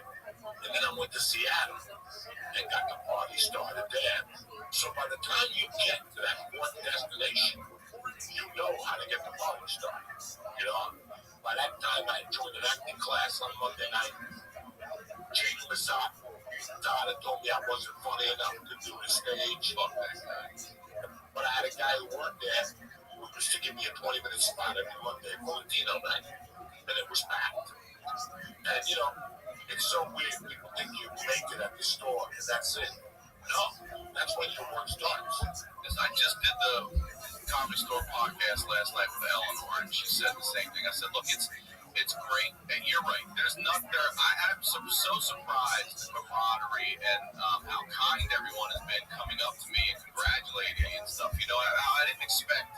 First of all, I don't expect anything from anybody, but I really didn't expect that. I had been in that building for so long, doing so many shows, just never a regular, that it really, I see how much they appreciate it. So it is something to be accepted by this band of fucking misfits, and you know, you're one of us now. I really feel good about that. But you're right, a 15-minute set at the Comedy Store that's all it is. It does not make you a comedian. An hour makes you a comedian. If you can go on the road and sell tickets, makes you a comedian. Like, just being a Comedy Store comic is awesome, but there's so much more. And you're right, that's where your work begins. Now you got to go to that next level. And you've seen guys over the years do it. Pryor, Murphy, Robin Williams, just name all of them, you know. It's so out. It's so weird how when you go to jiu-jitsu or karate, when you start in the back of the class, and then after 3 months you move up 6 spots, and then after 3 years you're in the front line, you know. And it's the same thing at the Comedy Store. Like, I remember getting made and getting asked not to get away from this after I got asked. Like, once somebody became a regular, we wait for them on the stairs. And when they come out, we treat them like the guys in Goodfellas. You don't hug you, rub your hand. When Simone got passed, and we did that to him. We got made, oh shit, I'm your cherry, and we hugged you. Not for me, nobody just said dick to me, but I remember the next day, I got up and I went and brought Scott Dan Powell tequila. He was the talent coordinator at the store. And I had a weekend. Get out of there, dog. And that following weekend, I had a weekend in San Francisco. And somebody told me, don't cancel that motherfucker. Because you don't want to get paid and it disappear on her. And then she forgets about it. Are you fucking stupid? So I canceled it. And my goal at that time was to become a good comedian. But to be honest with you, the way you have to think when you walk into the Comedy Store, or the improv, regardless of what you think or what's happening in your life, you have to go, I'm gonna give myself 5 years. I'm gonna be the best comic I've been. You know, you gotta sink in, get involved in the store, do all the belly room shows, people to more exposure. So my world became the comedy store. I was, the felonies got expunged. That was. When was that? In 97 also? It was 97. Yeah. No, I'm saying that becoming a regular took away all the sins. It took away a lot of the pain. It took away a lot of things. Now my fucking goal was to become the best in the store. Move up the ladder from the 1 o'clock spot to 10:15. And I'll never forget. Monday I got a spot. That Monday, my first Monday, they gave me a spot. Like at 11 o'clock. Boy, was I fucking happy. I got Josh Wolf. I got my other buddies. I got Brody. Everybody came down to see my spot. Monday night, Comedy Store debut, ready to fucking go. And all of a sudden, Eddie Griffin taps me and he goes, "Hey, player, do you mind if I do 10 minutes of the audience?" No, he stayed out till 1:45. Yeah, I know. I don't know if Eddie Griffin's ever done 10 minutes. Went from the biggest high in my life to the biggest low in my life. Did you still get to go? If you would have come by and fucked me in the ass, it would have been the best thing you could have done. I was just sitting back there, ready to cry, and my friends kept saying goodbye. Yeah, Let it go, man. We'll see you next time. I was like, wow. And then finally, Eddie Griffin goes, "All right, you coming up here, Cuba?" And I remember walking up there like ready to shoot myself. I wanted to kill him. I think I went home and cried again. You go from this biggest high to this gigantic fucking low in 24 hours. And that was okay. It teaches you that I was used to it already. Getting bumped. People telling me that 10 minutes, they're up there for 2 hours. So that, I had a girlfriend. We were kind of at war. We found a place in Hollywood, and it was getting myself familiarized. I got an acting class on Monday nights over on the other side of Sunset behind the Guitar Center. Yeah. I forget what the guy's name was. It was after like 3 weeks on Mondays. It was 7 to 10. After about 3 or 4 weeks, the guy said to me, "By the way, is anything familiar here?" And I didn't say shit. He goes, "I hate fucking comedians. You guys come in here, you think you're the name of the crop. I can't stand it. The last comic I dealt with was fucking Andrew Dice Clay for the left a bad taste in my mouth." I was like, "Wow." Now he's going Woody Allen. So Monday nights was the busiest night in Hollywood. They were fucking, it was the Laugh Factory with Team Up back. Crazy Monday, whatever it was, at the Improv back. And the Comedy Store had an open mic. But after 10, you go down there and sign up on Monday. So your goal was to get a triple crown on Monday nights. To get a spot at the Improv, to get a spot at the Laugh Factory. So for months, I would get spots every fucking Monday at the Laugh Factory with Gilbert, Felipe, Willie Barcena, Carlos Garcia, Pablo Francisco, Carlos Oscar. That was that group. And then I would go to the Comedy Store and hang out, I was hanging out in the daytime with Doug Stanhope. I would go to Doug's house and write with him and try to learn what the fuck he was doing, because he was on a different level. In 97, he had turned the face of comedy. And that's what I wanted to do. I wanted to switch it up a little bit from the fucking, "Hey, how you doing?" You know what I'm saying? All that shit. So I was hanging out with Doug in the daytime, and then that circle became Doug and Mitch. So it was me, Doug, and Mitch Hedberg would meet at like 2 at Doug Stanhope's on Curzon. And then we walked to Gorky Park and found the Rocky Park. I'm gonna say this. It's 3 very different voices of comedy getting together, unlike anything, and especially at that time. Even still now, it's still I'm not a guy. Especially Mitch Hedberg too. He's still one one of a kind. He is still one of a kind. He was already in Montreal. He would know which one. Doug was tearing up the country. And that was like a feature act, learning the both of them. Just listen to North play tennis. That's when he wrote that joke. I'll never be as good as the wall. He was a motherfucker.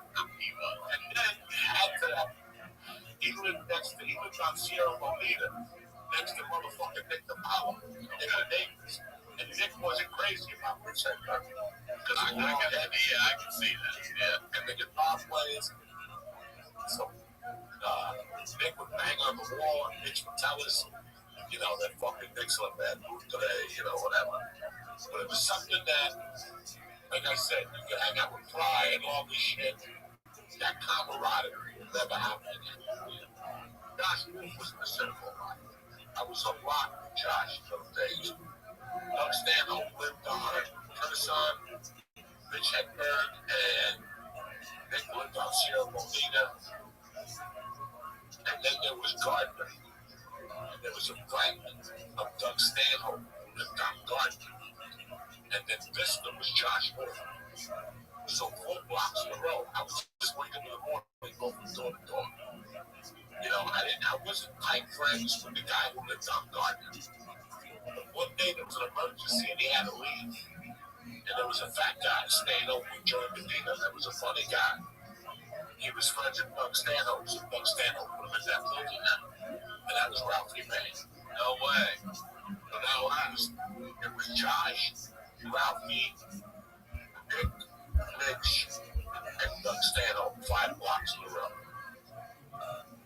I know when I first moved here in '94, we used to get mail that was off of Sweets. Sweets are in Fountain, right there, and we would get mail that would say Andrew Silverstein, and it ended up that was one of Dice's old apartments. And that was, I didn't know until I was a fan, it was Andrew, I believe it was Andrew Clay Silverstein, I think it's his real name, I think it is.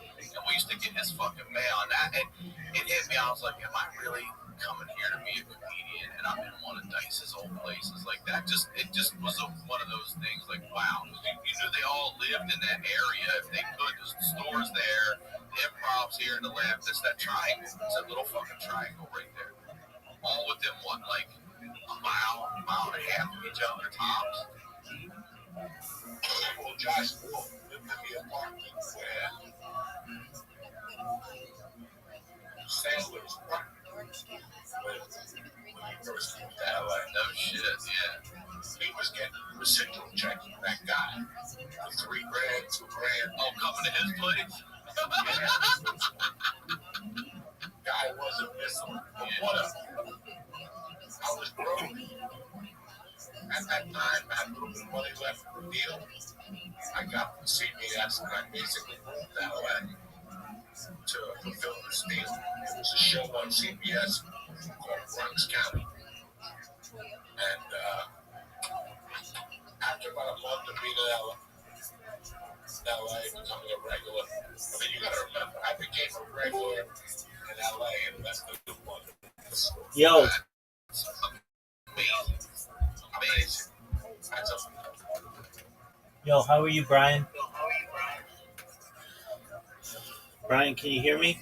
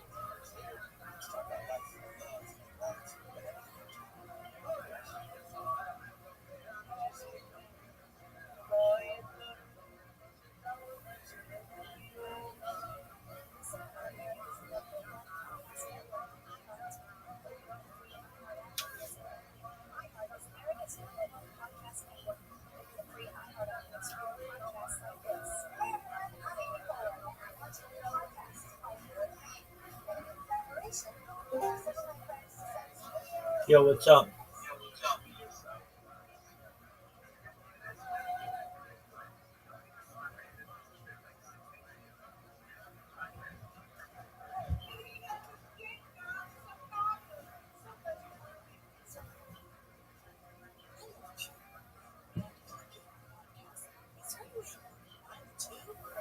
Everybody has an opinion and a podcast. So join me for the internet out there. Just trying to listen to podcast network. iHeart. Your free iHeart app. Listen now. From 500,000 products distributed by Amazon.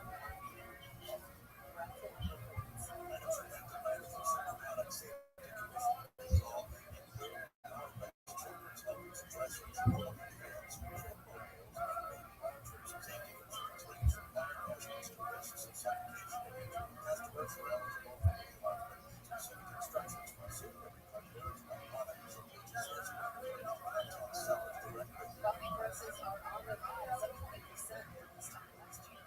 Here's a coffee roasters. No coffee increase. Coffee prices right now is that the tariffs are increasing already unstable prices. Last year, Brazil produces over 60% of coffee worldwide out of coffee. And so, because of the small harvest, the price went up last year. It's currently a 50% tariff on the U.S.'s largest supplier, Brazil. The bipartisan No Coffee Tax Act has been introduced to the House, supposed to bring down prices. It's not only coffee. American consumers say just the cost of groceries in general is a major source of stress in their life. The 16 months down consumer price index shows prices rising 0.6% from July to August, the steepest one-month period in roughly 2 years. Groceries are now 2.7% higher than a year ago and up 11% from before the pandemic. Instagram marking a major milestone with 3 billion monthly active users. Matt Pence with the details.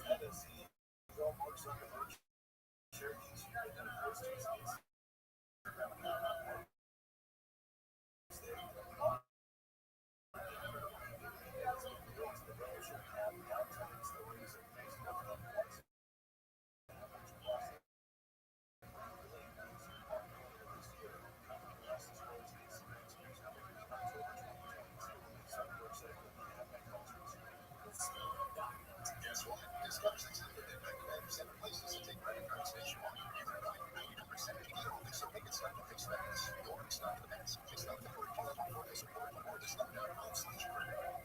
This man Jones, yes, this is Cover Zero, which is here to train the NFL restaurant to a little bit different.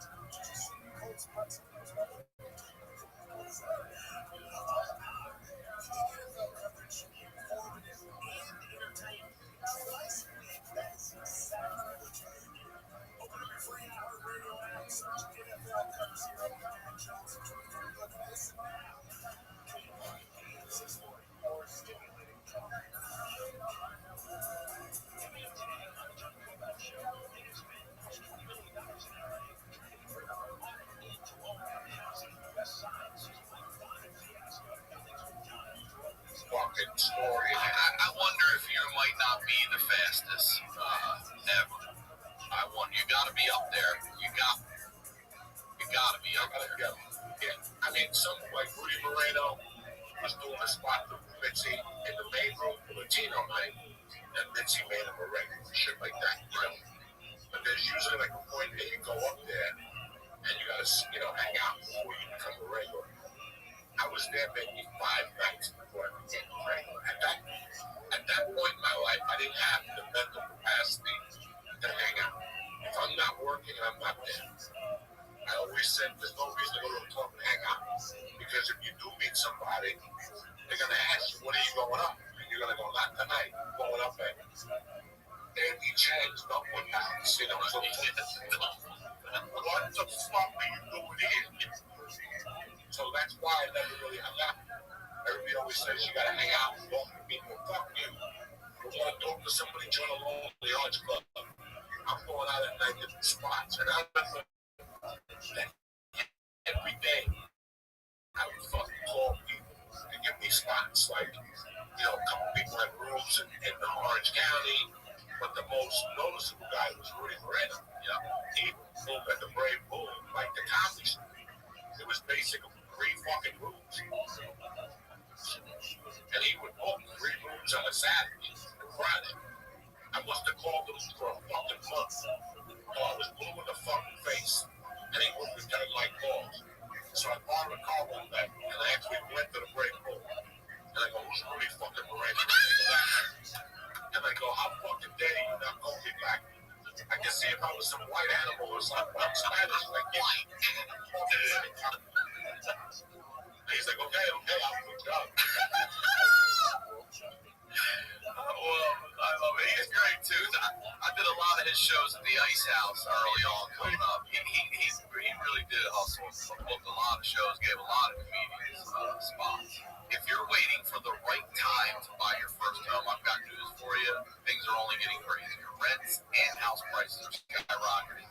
Interest rates are going up, and no matter what stage you're in, you should start planning now. I look every night out here. I check Zillow, I check Westside Rentals, I check Apartments.com, I check Craigslist, I check all of them. Rents are insane. The cost of living is insane. Okay, I recommend that everyone listen to That's a preposterous. the How to Buy a Home podcast. This is an incredible free resource with everything you need to know to navigate this process. Host David Sidoni is an industry expert with years of experience who actually cares about first-time home buyers like you. He answers questions like, when is the best time to start? How do I even start? Will the mortgage be more than my current monthly rent? Probably not. The good news is he just released an emergency episode, How to Buy a Home, all about the bidding wars of 2022, with insider tips and tricks to win. David has helped make buying a home a reality for so many people. He even connects first-time home buyers with great local realtors in their area so they know they have someone in their corner. I'm telling you, he can help you too. He's already helped a couple of you guys out there. So listen to the How to Buy a Home podcast today. David can help. Find How to Buy a Home wherever you listen to podcasts. For many people, getting financially healthy means dropping the weight of credit card debt. But where do you start when it feels like a never-ending cycle, right? Upstart can help you pay off your existing debt quickly and easily with a personal loan so you can start living your life. Whether it's paying off your credit cards, consolidating that high-interest debt, or funding personal expenses, over 1 million people have used Upstart to get one fixed monthly payment with a clear payoff date. Upstart knows you're more than just your credit score, so rather than looking at your credit score alone, Upstart's model considers other factors like your income, your employment, and other information provided in your loan application to find you a smarter rate for your loan. You can check your rate without impacting your credit score in just 5 minutes for loans between $1,000 all the way up to $50,000. You can even receive your funds as fast as 1 business day after accepting your loan. Find out how Upstart can lower your monthly payments today when you go to upstart.com/honeydew. That's upstart.com/honeydew. Don't forget to use my URL to let them know I sent you. Loan amounts will be determined based on your credit, your income, and certain other information provided in your loan application. Go to upstart.com/honeydew. Now, let's get back to the news. Well, he used to give me 3 spots a week. I used to torture him, work him. While he was on stage, I sit behind the stage and go, Rudy. I was just But that particular night, about a year and a half, maybe like 3 years earlier, I was at the Comedy Works. I did the open mic. And the guy that was in charge of the Comedy Works was a fucking sweetheart who actually changed my life around. I did a spot. I killed 3 minutes, and he chased me outside, this guy. And he goes, "Can I talk to you for a second?" He goes, "Listen, we both know you're the funniest guy here without even blinking a fucking eye. But you don't take it seriously." He goes, "Look at the t-shirt you got on. You don't come to the writing classes. You're not involved with us at all. You just come in, blow the room up, and fucking leave. That's great. That'll work. It ain't gonna work for a while. Not for a while. You gotta write jokes for a while." And he told me, he goes, "You're a good comic, but this isn't what you want to do. You're not putting the right work in. You should just quit if you don't want to do this." And I remember I had my hands clenched. I was ready to knock this motherfucker out. Like, look at this guy telling me. And I walked over to the bus. I And I walked back to the Comedy Works in Denver, and I went downstairs, and he wasn't there. And I went to the bus home, and a month later, I got put on the Comedy Works. It doesn't matter. That dude, I bumped into him that night at Woody's. He was a guy that worked with the comics and helped me. And at this time, he was working with Brian Duncan. Yeah. And he was bringing Brian down before American Idol. I don't know what it was. So I went up on stage and I had a follow like a top headliner. He's gone now. Tommy Drake or something. Tommy something. He used to be like a detective. I like my women. I like my coffee with 2 kids. All that shit, you know. I never heard of him. He was a funny dude. I had seen him at the Improv a bunch of times. He would wear a detective jacket, like a hat. Yeah, you know, all that type of. I was talking to this day. He blew up the fucking room. My knees were fucking him up. But then I said to myself, fuck this. I'm at the Comedy Store fucking thing, following savages. At the time, there weren't the savages there were when I was there. But there was savages. You know, to be at the store after 10:30, you gotta be a fucking savage. And brother, I went up there and took that room apart at the grave room with my fucking lip. And I got off the break, goes, you come down whenever the fuck you want. Just clean it up a little bit. And as I passed by Rudy, I saw that guy, Matt. That was his name, Matt. And he goes, what the fuck was that? And at that point, I accepted what he said to me, and I pulled him aside. And I go, you don't know how lucky you were that night of losing a fucking. I go, I'm a fucking nut, and you destroyed me that night as a human being. But when I got home, I thought about what your words were, and you were right. And you're the reason why I'm here tonight, so thank you. And he gave me a big hug, and I never saw him again. Matt was great comic. He came up with Matt Berry, Roseanne, Todd Jordan, Rick Kearns. They were fucking, you know, when one of the country guys, Larry the Cable Guy, did material, he wore all of them comics material. Oh, that right? Yeah, they were great writers. All those guys. Now, they got up on stage, fucking brilliant writers. That's what I'm talking about. So it was great. It was great to see it. But after I saw that guy, and after I knew I could do it, because before you come to LA, you hear all these negative things from comics on the road. You know, don't go to LA, don't get bags, do something, don't do the John stage. Here I am, 3 fucking months ago. Getting love everywhere. I got love at the Improv. I got love in the store. I was already getting spotted. There was a guy named Cooper, who was the talent coordinator, who was a drunk, great guy. And he saw me do a Latino night, he made me a regular. And then I was in the Laugh Factory. So I was rocking it. This is phenomenal. Now it's time to shoot the pilot. The director of this pilot, CBS, they gave him $3 million. So I thought this show was definitely going to work. You know who the director was? The guy who played the doctor in jail when the guy from The Sopranos was in prison. Wait, remember Johnny Sack? Johnny Sack, yeah. When Johnny Sack was in prison, there was a guy with glasses that was fucking making his bed and all that shit. That's the guy. That guy is a badass, but he's also an Eyes Wide Shut man. He's been in 1,000 things. He directed. So when I got there, I was playing a bartender that had, he gave information to the cops. He was the eyes and ears of the neighborhood. He was a Spanish guy in the Bronx, you know. And I remember going to the rehearsals, and every time I would say a word or I'd act, people would shake their head. I was bad, Ryan Sickler. It was like 2 weeks of rehearsals. Every time I kicked them, my lines got shorter. Wait, hold on. You would see them shake their heads when you would do your lines? That's brutal. That's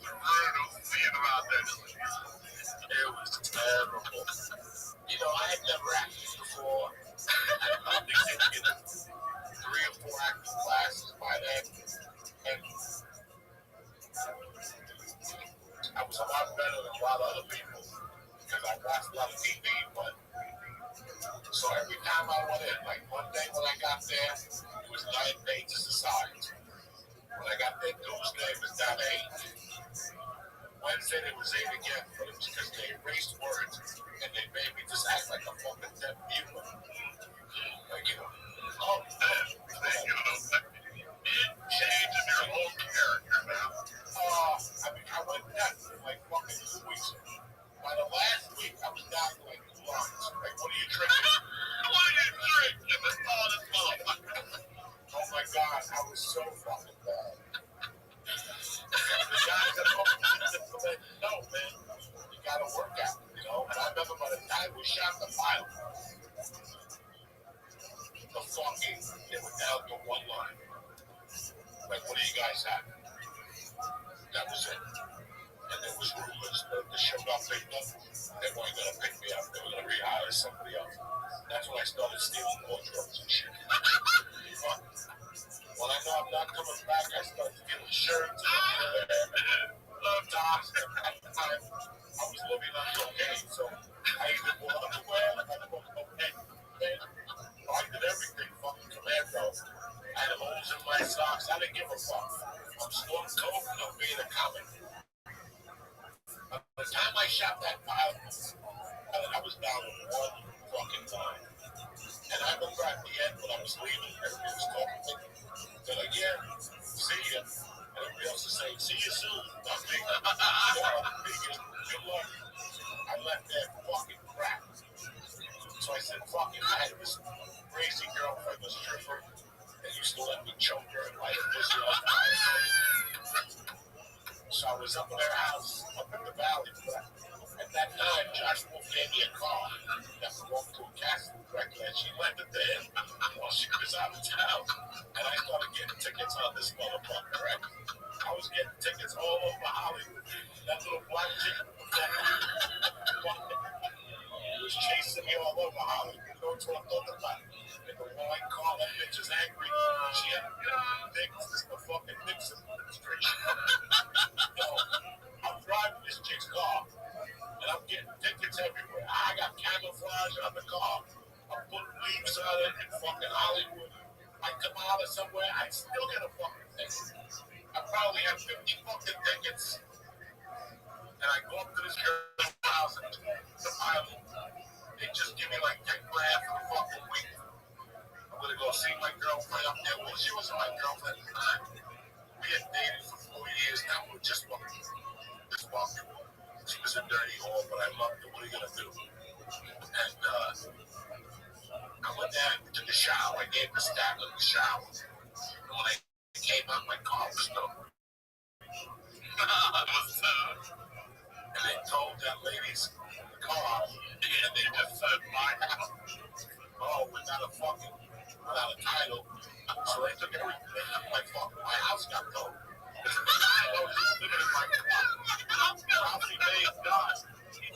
And they used to say, your house got towed.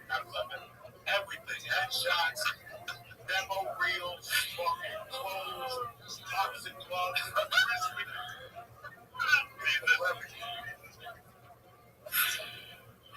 Alright, wait, I have to stop you for a second because Segura told me the story, and I'm jumping way forward. You're talking about how bad you were at acting, but you did the Sopranos movie, and I just want to hear this story real quick. I think it was Segura that told me this about your scene with De Niro. You had a scene with De Niro. Yeah. And did he just, you were pretty like, holy shit, I'm sitting here with fucking Bobby De Niro. That was Grudge Match. Oh, it was on Grudge Match he did that? Tell me that stuff. Because we're talking, let's give you some love. Because go from watching people shake their heads at you delivering your lines to having a scene with De Niro. I said Sopranos, Grudge Match. Tell me, what did he say to you when you sat? When you sitting across from him? Yeah, well, there was a couple of things, De Niro don't say much. You gotta beat him to get something out of him. So, like, I don't know what story he told you, because I don't know about this. I know. He touched your hand, like, I know. That one. Oh, yeah. But that is, when I got to New Orleans, I got there, and I always read that Gene Hackman would always go straight to the set. He would never go in his dressing room. And I thought that was interesting. I read something by Gene Hackman that said he wanted to always be close to the action. So when I got to New Orleans, I packed my shit in the room, and I ran out, and I went to wardrobe, and then from there I go, where's the set? And they go down the block, give me a ride.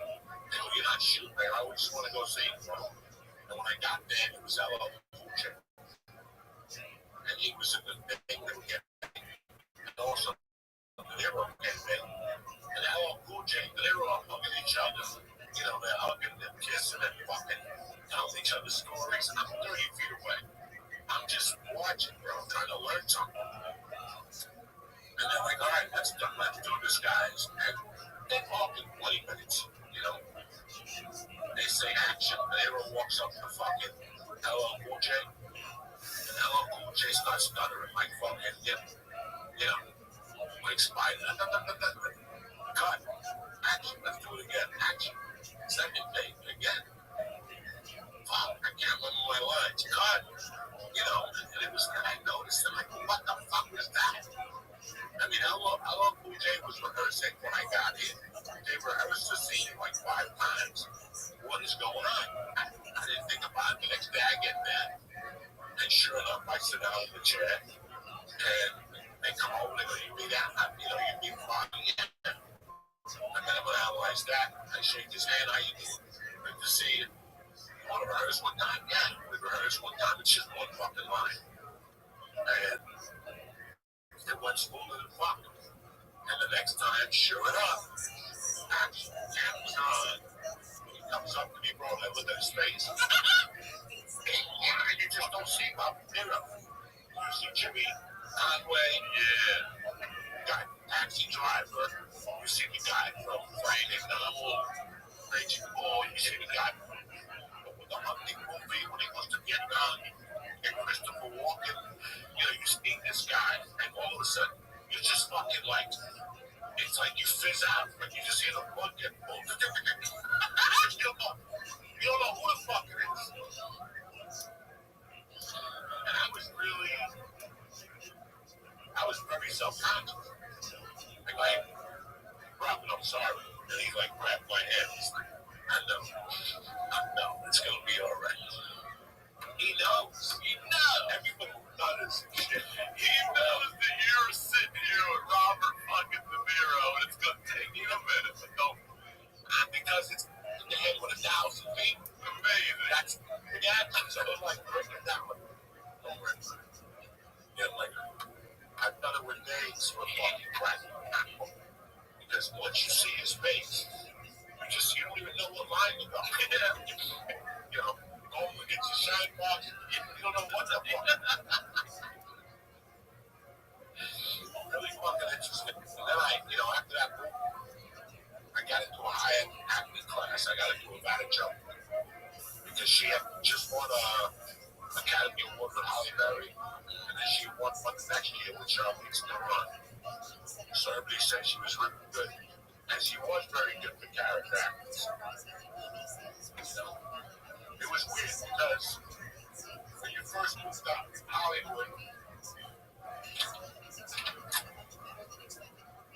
you win some pretty big battles, but as you know, you lose pretty big battles. And my entire battle at that time was I couldn't get representation. I had a manager when I first got to town, great guy. This is how I want to take us business after your house was stolen. You're still having trouble getting representation and all this stuff, then? Yeah, I was having a hard time. I had this guy, Ken Phillips, for a while. Ken was a good guy. In fact, when I first got to the store, like 3 weeks into the store, I don't know what's going on. I'm fucking flat, bro. I'm over hand to mouth. And there's 2 fucking wannabe weirdos in the store talking about their bookmakers. Right? Their bookmakers were for pop, I think they were friends with one of the Italian guys. And they're like, if you want to put in the action, let us know. Here's our number. And I go, sure, I never thought about it. One day I need money to do coke that weekend. And I'm like, I like this fucking game. And if I can just get a book, and I go, oh shit, I Cienega right before you hit Santa Monica Boulevard. So I called him up and I love your number. Yeah, the kid with Kid, how you doing? Yeah, good. Listen, I'm gonna put in like a $50. If I won, I come back. If I lose, then hey, go fuck yourself. This was, and I didn't want to do this in LA. I didn't want to bring that part of my world into LA, but I needed money, and I did. And I fucking put the bet in on a Monday that it was Houston. I love this. You always remember this. Go ahead. Tell me. Well, like 25. Couldn't even write English. So the next day I called the guys, and I go, hey, I want to come back. We'll come by. I go, okay. And I go down there. And the guy says, what we're going to do is just give you $50. Like, what are you talking about? It's $250. It was, I forget what it was. And he goes, well, we charge you $100 fee to join us, and $100 deposit, and then you're good for the season. And I'm like, what the fuck are you guys talking about? And I go, this is the way we do it. If you don't like it, get the fuck out of here. They go, really? And I went right next door. Ken Phillips lived right in the building next door, right by the 7-Eleven, across the 7-Eleven on Cienega. There's a school in there. They used to, there still is, Hollywood Jiu-Jitsu. So I'll never forget. Went over to Ken Phillips' house. They had like a 9mm. I go, Ken, I need to borrow your gun. He goes, for what? I go, I want to shoot a scene for a movie. I want them, they want me to shoot it. He goes, what movie? I haven't heard from nobody. I go, I'll pay you tomorrow. Just shoot the scene. I gotta walk out of a car and point a gun in the bush. That wasn't why I needed the gun. I was going next door. I didn't know bullets were gun. So I'm like, this is gonna get fucked up. I walk next door, I knock on the door, the guy's like, what do you want? I fucking rip out the gun. I go, listen, man, I've been putting bets in for 30 fucking years. Nobody has ever asked me for a fucking deposit or a fucking fee. A membership. I want my $100 to shoot it out. And this motherfucker. Dog, I was more scared than ever. I thought these guys were gonna shoot me. The one kid basically started crying. Crying. I started crying. I was like, Jesus Christ. This fucking California is filled with guy had tattoos, gold chains. He was the mafia. He barely started crying. Please put it away. I'll give you the money. I gave him the money. You should never love the bet with us again. I better not see you at the store either. You fucking thieves. That's how crazy I was when I got to the store. And then so, I didn't want to fuck up in California. But in my heart, I thought that my plan for California was simple. This is it. I'm going to stay here until I fail so bad that I got to leave. I got to run. You believed you were going to fail? Did you really believe that here, though? Yes, you did. Even though I was a regular at the store and had all those things, all those big trust me. I've had a ton of things. I've been known to blow shit, but for some reason, I didn't want to blow this. I was a fucking street hustler. I get anything. I can sell you anything off the street. So if I pull up to get a check, I see 5 cases of Jack Daniels. I just fucking see a Colombian. You know what I'm saying? Like, I would just see a Colombian with a big jacket on, I never stole them from the store. I never really wanted to cause, and I got the fist fights up there. I bombed a lot up there. Like, I still remember in the beginning, getting in my car and just crying, driving on Sunset, and going, that's the last time I'll be doing this spot there. Once Mitzi hears about that bombing, she's gonna fucking, I'm not good now. But sure enough, next week, I would get a fucking call, Whether it's saving more and spending less, getting organized, or losing weight, there's a lot of worthwhile goals to set for yourself this year. And at the top of my list is learning a new language. The language learning app has sold more than 10 million subscriptions. I'm working on my Espanol right now. It's going muy bueno, yo. Not only is learning a new language a fun and engaging new hobby, you can use it while you're traveling. The whole babble process is addictively fun, fast, and easy. Babbel teaches bite-sized language lessons for real-world use, right? Look, for me, learning is repetition. And the thing I love about Babbel is that they'll give you a lesson and then you'll redo it. You'll write it. You'll speak it. You'll go over it. You'll learn your accent, all of it, okay? Babbel's 15-minute lessons make it the perfect way to learn a new language on the go. Other language learning apps use AI for their lesson plans, but Babbel lessons were created by over 100 language experts. Their teaching method has been scientifically proven to be effective. And with Babbel, you can choose from 14 different languages, including Spanish, French, Italian, and German. Plus, Babbel speech recognition technology helps you to improve your pronunciation and your accent. There are so many ways to learn with Babbel. In addition to lessons, you can access podcasts, games, video stories, and even live classes. Plus, it comes with a 20-day money-back guarantee. Start your new language learning journey today with Babbel. Right now, when you purchase a 3-month Babbel subscription, you'll get an additional 3 months for free. That's 6 months for the price of 3. So just go to Babbel.com, use my promo code Honeydew. All right, that's Babbel.com, code Honeydew. Babbel, language for life. Today's program is brought to you by Athletic Greens, the health and wellness company that makes comprehensive daily nutrition really, really simple. With so many stressors in life, it's difficult to maintain effective nutritional habits and give our bodies the nutrients it needs to thrive. We've got busy schedules, we're getting poor sleep, exercise, the environment, work stress, or simply not eating enough of the right foods can leave us deficient in key nutritional areas. I use a scoop of AG1 every day. I take a little packet, actually. I throw it in my water. Boom, I'm good for the day. I love it. One tasty scoop of AG1 contains 75 vitamins, minerals, and whole food sourced ingredients, including a multivitamin, multi-mineral, probiotic, green superfood blend, and more in one convenient daily serving. A special blend of high quality, bioavailable ingredients and a scoop of AG1 work together to fill the nutritional gaps in your diet, support energy and focus, aid with gut health and digestion, and support a healthy immune system, effectively replacing multiple products or pills with one healthy, delicious drink. Join the movement of athletes, moms, dads, rookies, first-timers, and everyone in between taking ownership of their daily health, focusing on the nutritional products they really need in the simplest manner possible.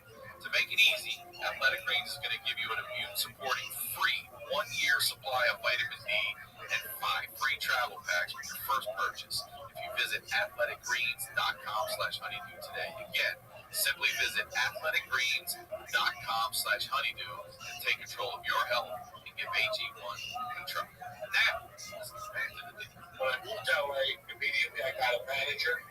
I was a low-rank guy, sweetheart of a guy.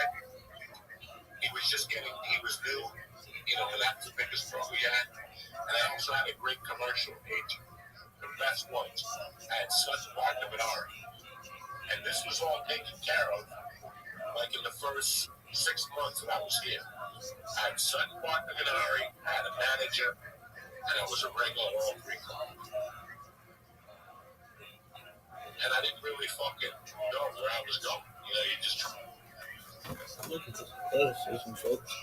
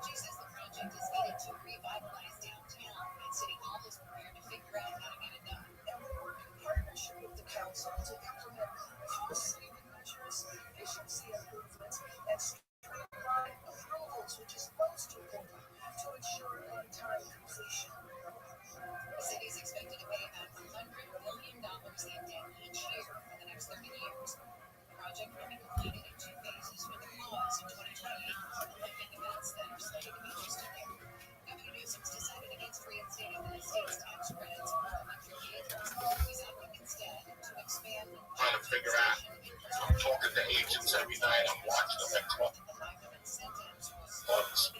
Talking to other people, watching these other fucking stiff comics.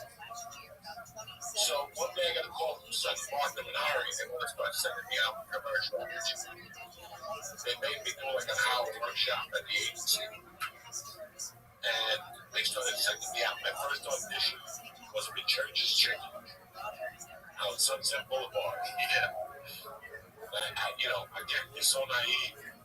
You think you're gonna fucking get something, I kept going to auditions. In those days, Ryan, you were going to 3 commercial auditions a day.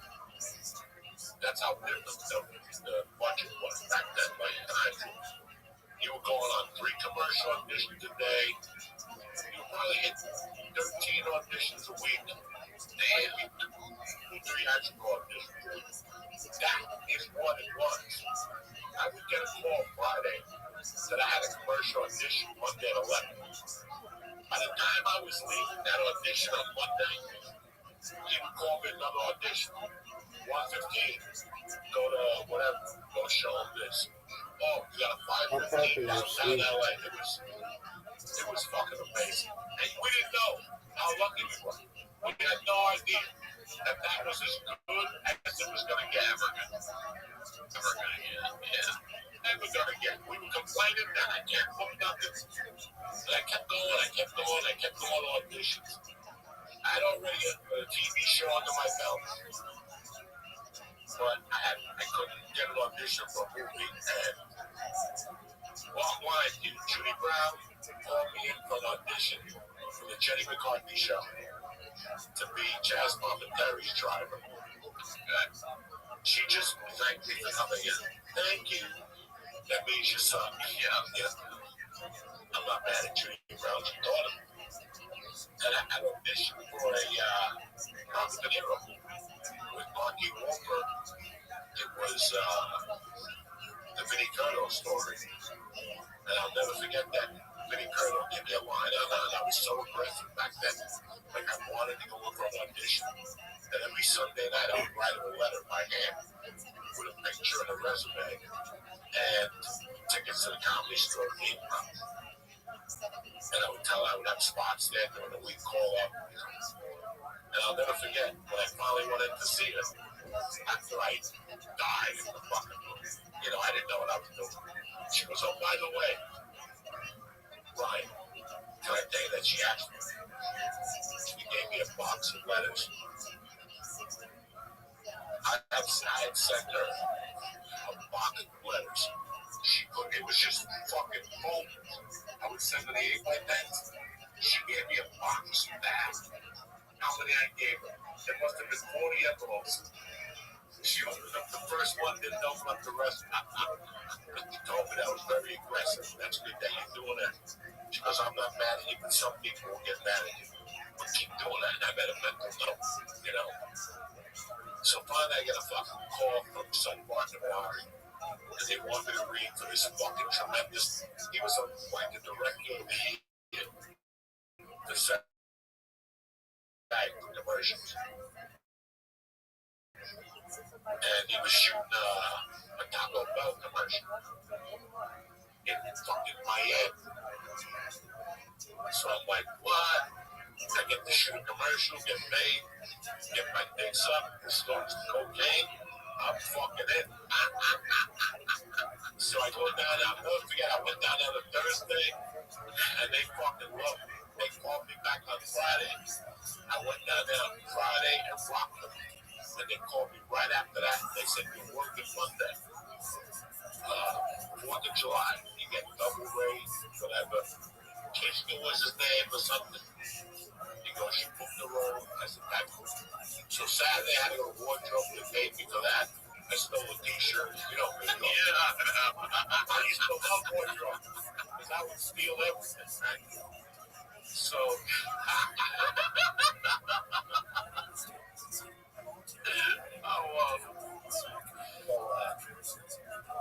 they called me Monday, 7 o'clock call down at Abbott County in Marina Del Rey.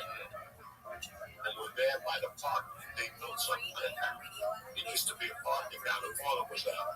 the fucking pizza on the bagel bread and shit. It's still there. Good pizza down there. Anyway, I get down there Monday morning and they're waiting for me. And they pull me aside. They go, Joey, we're really sorry about this. You did great, but out of the 3 commercials, your commercial got canned. But they go, listen, never fear. Sit here for 3 days. I'm going to give you $2,000 for 3 days, you know, $680 a day, whatever they pay you. Plus overtime. Eat off food and go home on Wednesday. Right? Don't get mad. You know, you can read whatever you want, take a walk, do whatever the fuck you want. You get the paid vacation. Yeah, I was a little surprised. Yeah. So, not 10 minutes after that, a guy comes up to me, sweetheart of a guy. His name is Buzz Mapleton. Old school comedy in the comedy school. In fact, he had moved on. He was there with Mitzi at the fucking beginning. He knew everybody, you know. His wife was an agent. He was a writer. And he had taken to writing, so, you know, he was just doing commercials and stuff like that. He becomes my friend on the set. And he's got a commercial. We're talking about that shit real. And now we're down to 2. It's the first ones ever with the dog. Yeah. Yo quiero Taco Bell. That one. First ones ever. So Monday I go down there working there, we're going back home, going to the comedy store, just being happy that I'm shooting something, you know. Tuesday I go there, I'm bullshitting with everybody at lunchtime. I'm fucking telling stories at the lunch table, cracking jokes. The director grabs me after lunch, he goes, hey man, stay close to me. All day. I want you to change and stay close to me. Because I left the wardrobe in your room. He goes, I got a spot in this commercial. I want to see if we can get you in there. So there was also another comedian. I forget, this great guy. He was a SAG extra on the job, which is not a bad job. It's $300 a day. SAG extra. So we're talking with bullshit. The director comes over to join. I get in the scene. And I get in the scene. I'm there playing dominoes. The scene.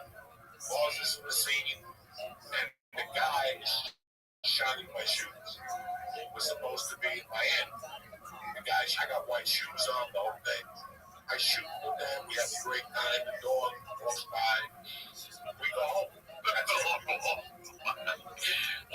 Isn't it Carlos? That does the voice, right? I always fuck his last name up. Rob. So I go home. I'm very excited. I'm getting $2,000 a month. Now I can front some coke. You know what I'm saying? I got some fucking wiggle room and shit. And one day, out of nowhere, I open up my mailbox and there's a letter from the advertising firm that booked us. And in there, there's a fucking check for scale. They go, Joey, thank you very much. You know, we're going to start airing your commercial next week. And I'm like, what? What fucking commercial? They're like, we kept you in the commercial. You look great. Blah, blah, blah. I'm like, oh, shit. But when I get a call, no, I didn't get a check. Why? I just got a letter. Then my buddy Buzz called me up. This sweetheart of a man. And he goes, Joey, did you get the letter? And I go, yeah. And he goes, fuck, I guess we didn't get into the commercial. What are you going to do with your check? And I go, oh, nothing. And he goes, yeah, then he put me in the commercial. I got cut from it. I was in the commercial, and he got cut. It was his original commercial. So they sent him a separate check and left you in. My check. He said, like, here, we fucked you in the ass. Say la vie, I'm something. And they gave me the commercial. You know, I made $80,000 from August 5th to December 31st. Did you just say 80? $80,000. I think I made $140,000 off that commercial. Dog, I couldn't check the cash. I couldn't cash the checks fast. $140 all in, man. That's a great one. Those were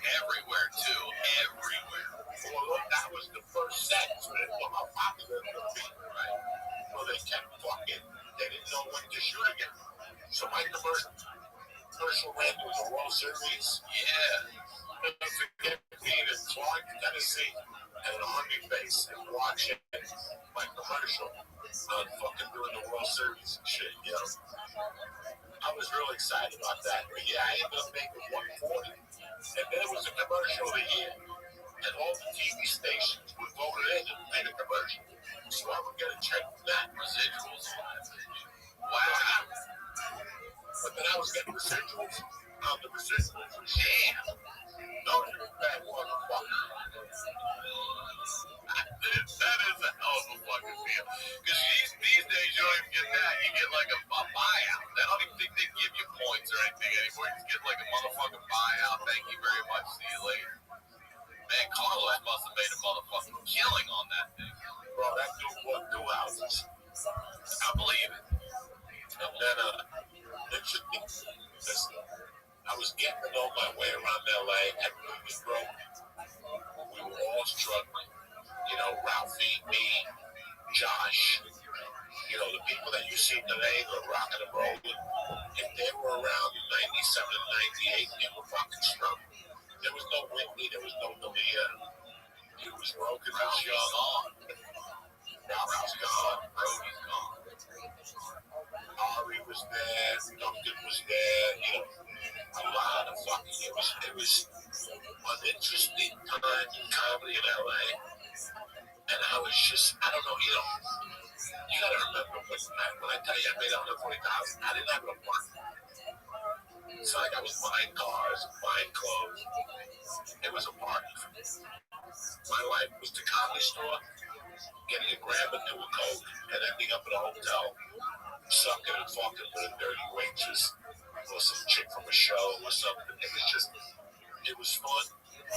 I still remember living with Danny Kelly for a while on Sunset, which is like 3 blocks before Vista, and leaving his house with no money and fucking walking into the gas station and just putting my hand behind the counter and taking a pack of cigarettes. There was no fucking paying. I would just take a pack of cigarettes. You know, I would take the fucking soda. And it was just a scam every day. And if I didn't have money, Josh would feed me.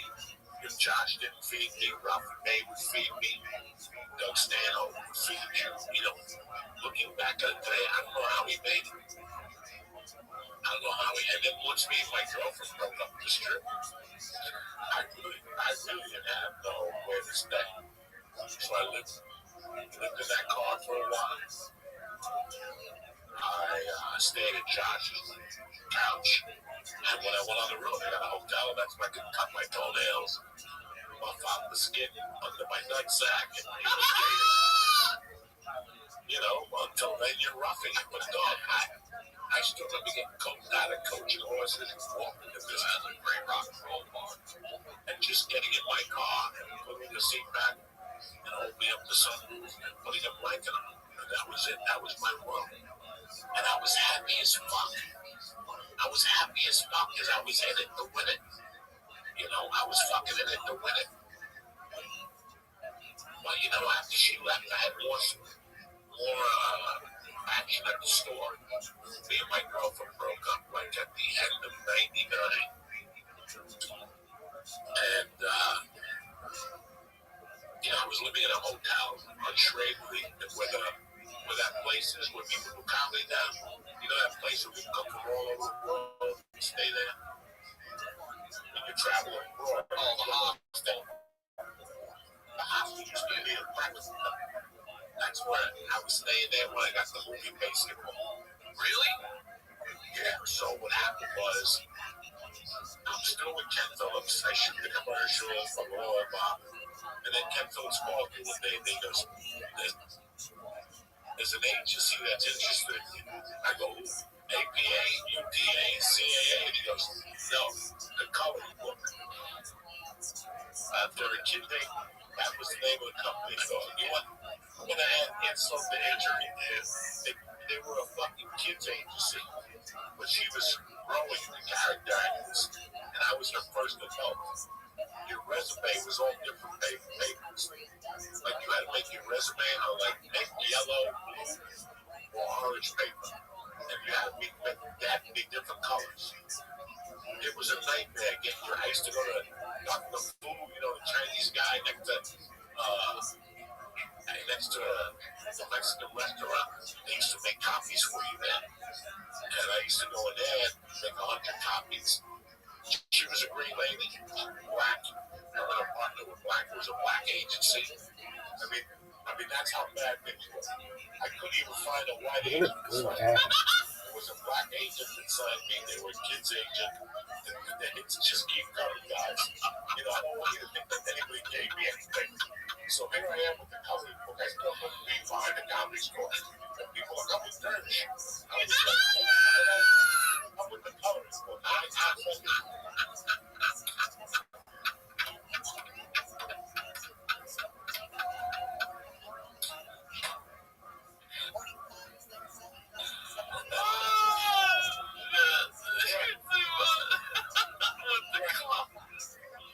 Here I am with the fucking coloring book. Different color fucking recipes. Yeah. People, you run out of paper now, man. It's all these people playing this shit. I'm playing it all out for you right now. So I get a call one day. There he is. How you living, baby? Absolutely. We got Thursday night football tonight. Are you ready?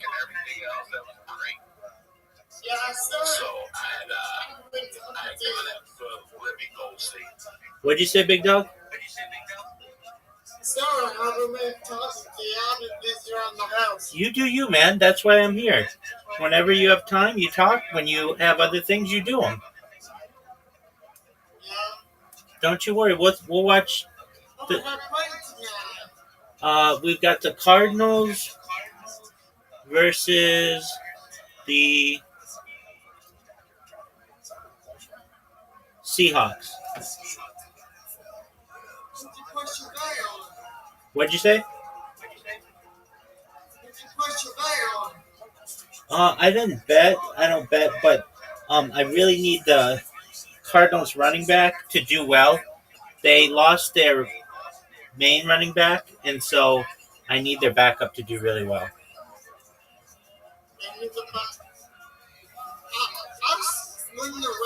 This is what happened with the Ravens and the Lions. Did you see that game? Oh yeah, I did. I was just putting my head through when we lost. Yeah, Lions are a good team.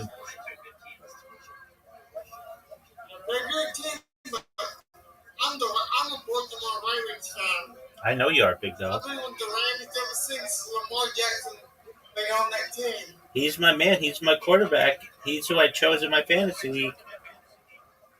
Right? I need him to have a big year. He's doing well thus far. He's the number one player in the league thus far. Yeah.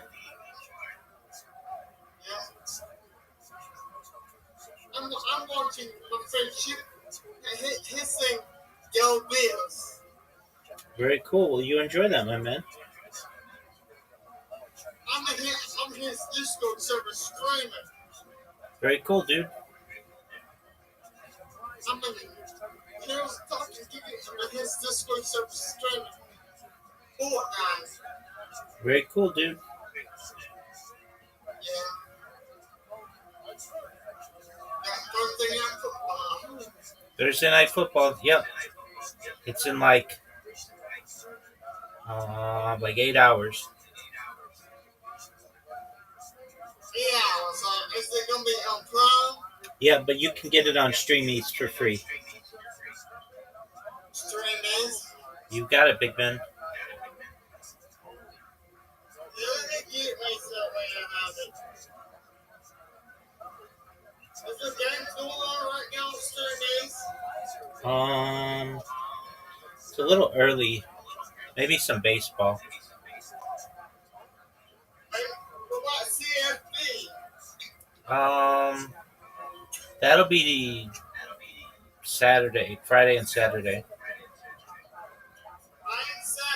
huh? Yeah.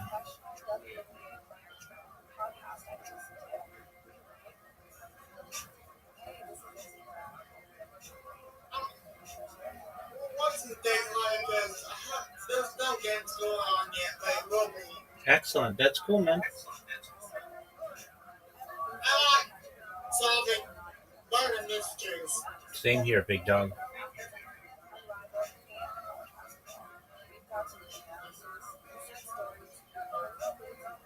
Stream is. Yeah. It's not coming up for me. Streamies.sk. Streamies, that's how you type in. Yeah, you type in streamies.sk. And it's, Streamies, S, guys,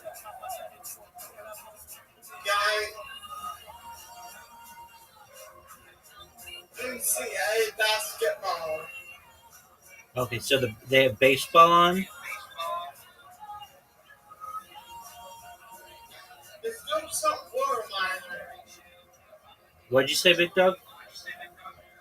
It's doing something for my love. Now I'll come back in. It's doing something for mine. Okay.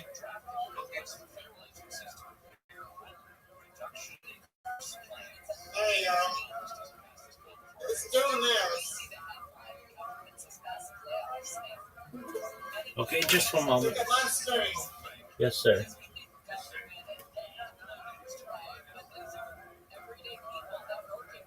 Okay, I'm looking. See this? Yeah, scroll down. There are all the games.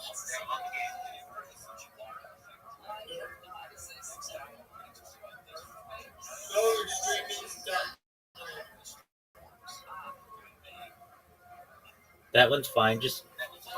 There's no real good sports right now. The only thing playing is the Pittsburgh Pirates versus the Cincinnati Reds. If you want to watch that, just click the link.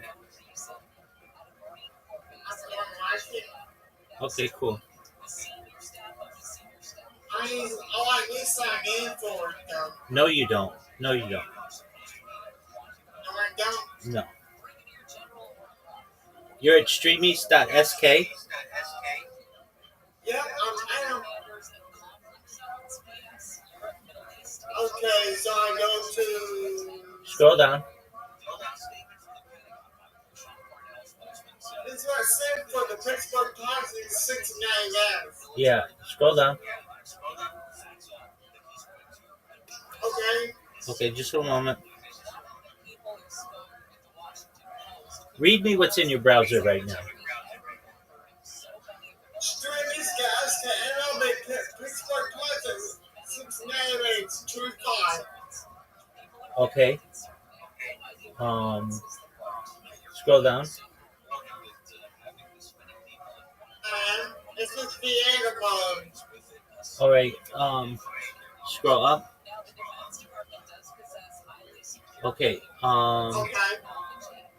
Do you have your device in like mobile mode or something? Overall, I can't even do that this time. No. Is this a computer? That's a Chromebook. Oh, that's probably why. Okay. All right. Just one moment, big dog.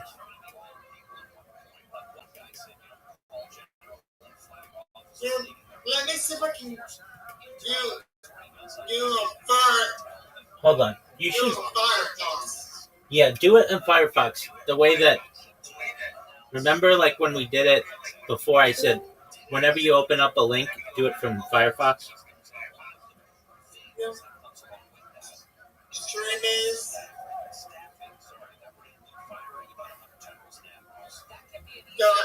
.sk. Correct. Log.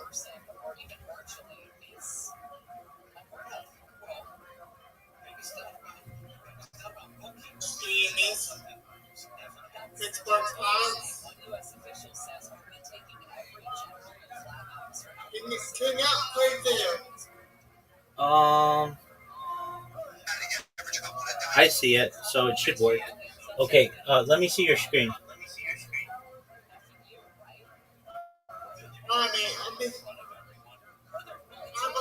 to get myself money in. What'd you say? I have all different kind of devices like you do. I know you do. Okay, so let me see your screen.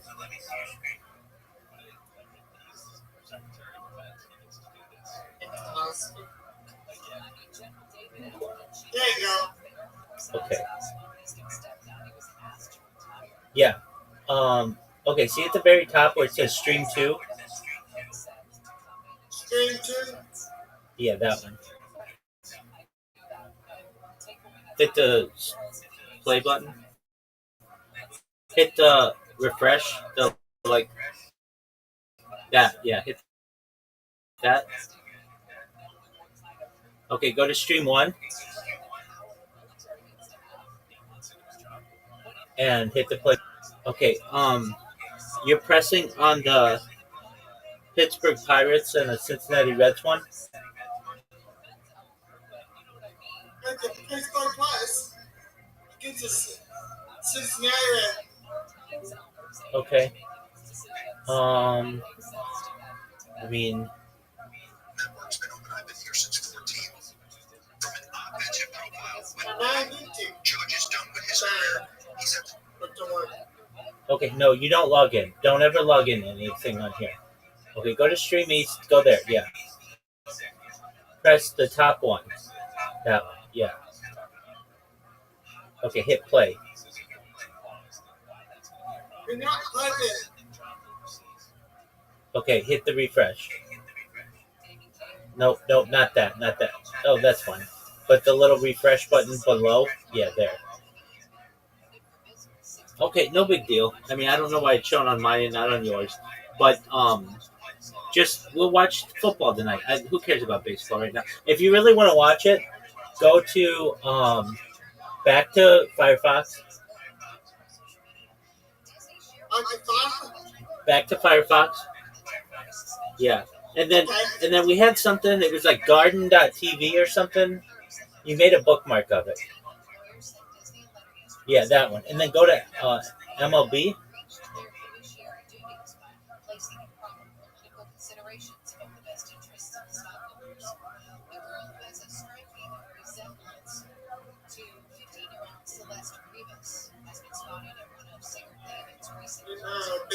Yeah, and then just go to the top one. Let me see if that's what it's showing. No, that's okay. So let me see what channel this is. Just for a moment. Do the Hall of Fame every year. You do it fantastic. There's different levels of the Hall of Fame. He's at the top. He's hanging up there. He's more numbers like Mickey Mantle. Exactly. It's unbelievable. So to me, it's like he's the most important guy right here. So I'll give that. I still don't judge what's up there. Where are you looking? What level disaster is this for the Mets? Okay. Go back to that Gardens.tv or whatever. Yeah. Okay, go to the MLB one. That's what they're showing. That's what they're showing. Whatever this is, that's what they're showing. So the game either isn't on yet or no, not this. The other one. Yeah, that's what they're showing right now. This one? Yeah, that's what they're showing. But I don't know. Let me see when this game starts or what's going on in it.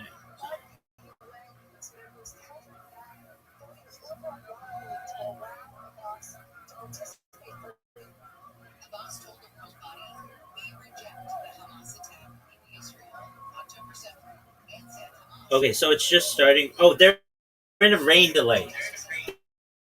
That's why it's not showing, Brandon. They're in a rain delay. Rain delay.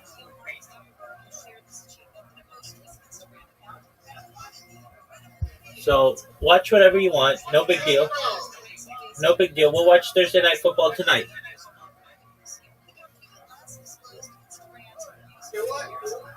Do whatever you want to do. Watch whatever you want to watch. We'll watch Thursday Night Football tonight. Excellent, Big Dog. Good catching up.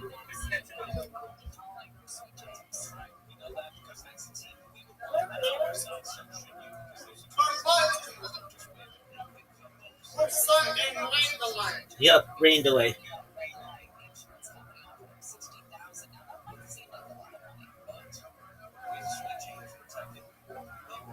$745,000 instead. But do you guarantee the outcome of a case, whether it's a car crash, motorcycle accident, or trucking accident? Attorneys at Sweet James are unstoppable to pursue justice. Pay nothing until they win. So Excellent. It's a rain delay though. it's an easy number to remember during an Great lady. time and don't wait. And I read for NYPD Blue. And I got a call back, but I was too nervous. My hand was shaking at the call back. I didn't get it. And then I got an audition a few weeks later for some fucking TV show on Fox as some Mexican fucking gambler or something. And I ate a bag of dicks. And I had to go all the way up to Fox building. At Fox, it's fucking out there. It's like an 8-mile fucking walk. So I went to read. I had this one more. So I'm fucking furious. I'm walking back to the Costco building. And as I'm walking past the door, a little lady with glasses pops out and it's living. And she looks at me, she goes, Joey, are you here for the audition? I guess. I was there for a different audition. I was walking past the door, she just happened to open it, I was standing there. I wasn't there for her audition. I didn't even know what the fuck she was talking about. I told her, yeah, she told me to sign in, and she gave me a sheet. And I'm reading this sheet over and over and over. It's just 2 or 3 lines. It was the movie basically. Yeah, Trey Parker, Matt Stone, South Park guy. Dog, I read for it, nobody said nothing. I walked out of there furious because I had to walk 8 miles back to my car. And I didn't put nothing. One day I'm at that fucking hospital. And I hear Joey. We did. Joey Diaz, you got a phone call. And I'm like watching daytime television. I go, Joey Diaz, that's me. I go, what? He goes, you got a phone call. I run downstairs. And it's Ken Phillips. I goes, hey man, congratulations. Booked that movie, basically for all. I go, what are you talking about? They go, you booked it, you gotta work out. You got the role as a rep. You're gonna work $5,500 a week for a couple of weeks. I'm like, what are you fucking talking about? And he goes, here's the address. Gotta be there tomorrow at 7. And I went down there and it was a dream come true, Jack. Dude, you're living in a hostel and driving to a movie set. That's amazing. On an audition that just was happenstance. Literally, you're not even there for that. No, and I got the job. I had to join SAG. And I didn't have a dime. I didn't have a fucking dime. So I called Danny Robinson at APA and I go, Danny, I'm a friend of Doug Stanhope. You know, I knew Danny. And I go, you gotta help me. I got this movie. And I don't have to, at that time it was $1,200 to join SAG. And they can't hardly call. You can put you right in, but they take that 12. The first time they tapped partly. The second time you gotta play the play. Oh, really? I thought once you were in, you were in. And, oh, you ain't, oh, okay. The first one is free. We'll let you get it free. The next one, the commercial, now you gotta be TV show. You gotta pay. I didn't have no $1,250. I called Danny Robinson. He called me back. He goes, I took care of it. The production company's gonna pay. I was like, this ain't happening. So I fucking go down there. And the first day, I don't know what's going on. They give me scripts and shit. And wardrobe. I don't know what the fuck they're talking about, right? And finally, I get to put it together. You know, I was taking an acting class. I go, okay, I see what I gotta do. And every day, I'm a cop. I wanna work. I wanna get the fuck out of here, whatever we wanna do. So I would go down there and ask them, am I working today? They go, no, come back tomorrow. But stay here, because we might need you today. But the most thing I remember is the roller skates. They gave us roller skates, roller blades. And one day I said, let me take a box of these. They were like size 14. Nobody's gonna know. And I said, I'm over by Sports Chalet. They're like, give me a buck 20. Yeah, I gave them there, they had it back. So every day, I would steal a fucking pair of roller skates, all right, every day. The over your letters. And I just went backwards. No, I didn't even notice it. I was just walking into the trailer, taking a box, and just putting it in my car and going home and stopped at Ski Chalet. One morning I'm out with Jimmy Two Shoes. We hook up like on a fucking Saturday night, and we're still going on Sunday. We're still going into Monday morning. He drives me home at 5, and I gotta be on the set at 7:30. This is after 4 or 5 weeks on the set. Nobody's even talking. I'm just going in there to steal a pair of roller skates every day. Pretty much. I fucking get to the set and they're like, Joey, clean up, you're first up. I'm drinking rum, vodka. I got my sugar pills in me. I got more cocaine than club. And I gotta go fucking shoot. And I remember that by that time I hadn't even sold my skates. They're like, what are your skates? I haven't had skates in weeks. They stole my skates. And then they're out there, all the skates are missing. People put a size 9 and blisters. Because they had to put a size 7 on and shit. I fucked that setup, and I thought they knew it was me that up all their roller skates. So when they called me 6 months later, they're like, hey, you made it to the movie. What name do you want? I'm like, really? I made it to the movie? And I had to pay Rob's only roller skates for the premiere just to bust their ball. They didn't even invite me to the fucking premiere. I didn't get any. I had no roller skates. I'm lying. These guys bought it. I must have stolen 40 cents a fucking God. There was no fucking roller skates left when I got through that movie. But my daughter's walking the dog and we do this again in 2 weeks. Of course, that's where we're at. Well, hold on. Let me just timestamp this. So we ended.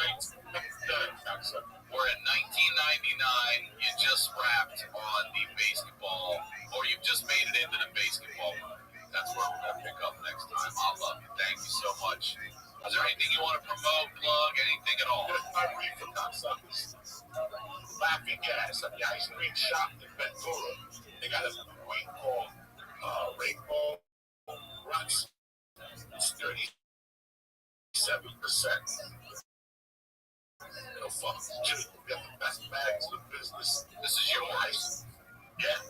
It's called Cocoa. There's 5 different flavors. Cocoa, Rainbow Ruts, and there's another one. I don't know. What's your favorite? Rainbow Ruts. Rainbow Ruts. Slowly, not loud. So these all indicas, sativas, what are they? Indicas and Irons. All right, great. I love it. I'm going to go get some. We're going to make a field trip out there. I love you, brother. I love you too, and thank you for doing this. We'll pick it up again. Go ahead. Very proud of you. I love you, brother. As always, Ryan Sickler on all social media, RyanSickler.com. We'll talk to y'all next week.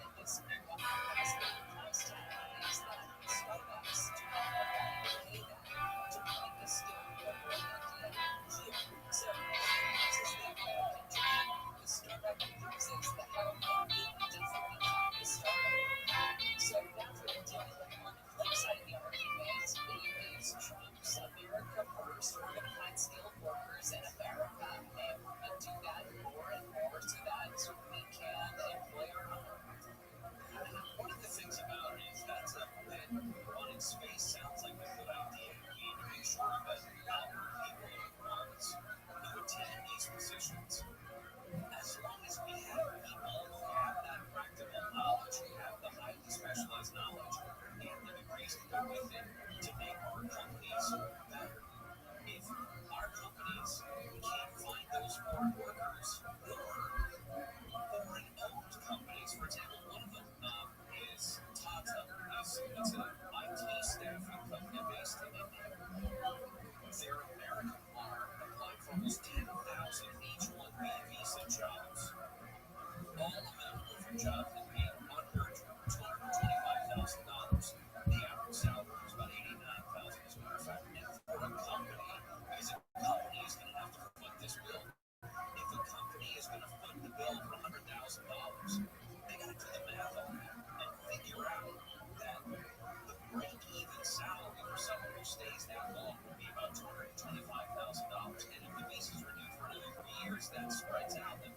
threshold of about 111,000. But is it going to be worth it for American companies to foot the bill for an H-1B visa? They have to calculate whatever the return is going to be. And if you're, like I said, Tata, this Indian-based company that has an American arm, what's to stop them from just taking those jobs and moving back to India? I can't continue without addressing the name of the Tata. Like that. Sometimes there is a clear book stuck in that bucket. You can continue it. I was the agency. See and say Tata. Without thinking about Tatas. But I think that it's important to speak for everybody who is here with us listening to the story. Tata and got distracted. About 4.3 million college-educated people in the United States are citizens of other countries. That's about twice as much as what it used to be, 4.3 million. About 3% of the overall workforce falls into that category. But when you look at specific occupations, about 1 in 4 scientists in the United States is a citizen of another country, and 1 in 5 computer programmers are college-educated people in other countries. It seems like we need to do things on the front end, like do better educating people in this country for those jobs before we start counting on more people coming in to make America so great when it comes to tech. How do we do that? Startups. If you're going to kneecap the startups, we're not going to be a great tech company. We want them working for us. We want them here working for us to make our companies great. Because we in the United States, we all benefit from this, right? All right. The elevator game is made me laugh out loud. Sorry, it's not elevator. Not it's funny. Actually, that'd be pretty good. If I was trapped in an elevator for like an hour, maybe getting out of some long for the same time. Yeah. We'll talk about the escalator game. Yeah. We have a button for that. The Cowboys on one week. Yeah, the 60 Club. Big time. That's his thing. Take the next step in your financial journey at Private.com, where money means more. Alright, let's go. It's okay, I'll just hop in. Let's go, man. Get off. Guinness is really the fighter than the kid. We're talking about killing, we're talking about longevity, assassination, we're talking about all kinds of stuff. Robin Marcus, I haven't seen you in way too long. I've been here more than 4 months. I know, but we get to a certain age, buddy, where it's like, we ain't making money. We're not doing business or learning. It's hard to just hang out when I'm okay, hanging out. I got kids. I didn't have kids. Right. Yeah. Well, we did talk on the phone that one time. Okay. Talking about it, and we text, which for men, that's a big deal. That's a big deal. It's a phone call. That's exactly it. By the way, are you a personal guy? No, hey. Yeah. But sometimes they're necessary. Yeah. But then I often read the transcript. Yeah, I just y'all usually read transcripts that I'm listening to it. Yeah. I did this. I always go back to talking about supplements and all that. Harvard did this exhaustive study. I don't know if you saw it. They looked at all the metadata. They looked at everything. They took in all the factors. Diet and exercise. Yes, well, that's great for longevity. But apparently the number one factor in longevity and living a long time is your relationships. Not just loneliness. It's loneliness. They'll kill you. You need your friends. You need a friend. And then when men get older and they tend to get lazy about that. Yeah. But you got to have those times when you hang. The thing that saves me is I play so many sports. Yeah. So you still look great. You look like playing basketball, playing pickleball, basketball. Yeah, I was. I played probably 5 seasons. I play a lot of tennis. Still hooping. Still ball. You know, Auburn's his team was super good athlete. Yeah, but his team at high school was like what? Top 25 ranked team. Yeah, Jesus. Yeah, we had Chris Mill. And your mom is a tennis pro, so you played semifinals once. What? Your mom was that good? Yeah. Lost to Billie Jean in '68. Yeah, I didn't know she had Billie Jean. That played harder. Yeah. So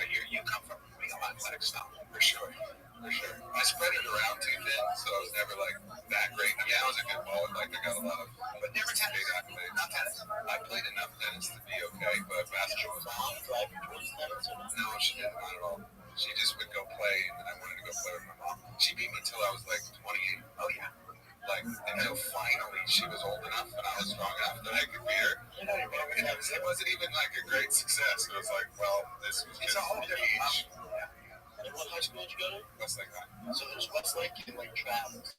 Those are the two big sports. Drew Brees was our quarterback when I was a sophomore. Chris Mansley played like 8 seasons in the NBA. He was a center. And then, Big horse sports. Because I was out here. But you've always been athletic. You're a big guy. Yeah, I mix it up. Yeah, you look good. You look like Iceman. I feel good. You look like you do. Now, you have this company. You killed him with On It. Yep. You started this thing called Correct. Yep. When do we get back together? One show for you back together. When do we get to start taking some of that stuff? Now. Yeah, it's ready.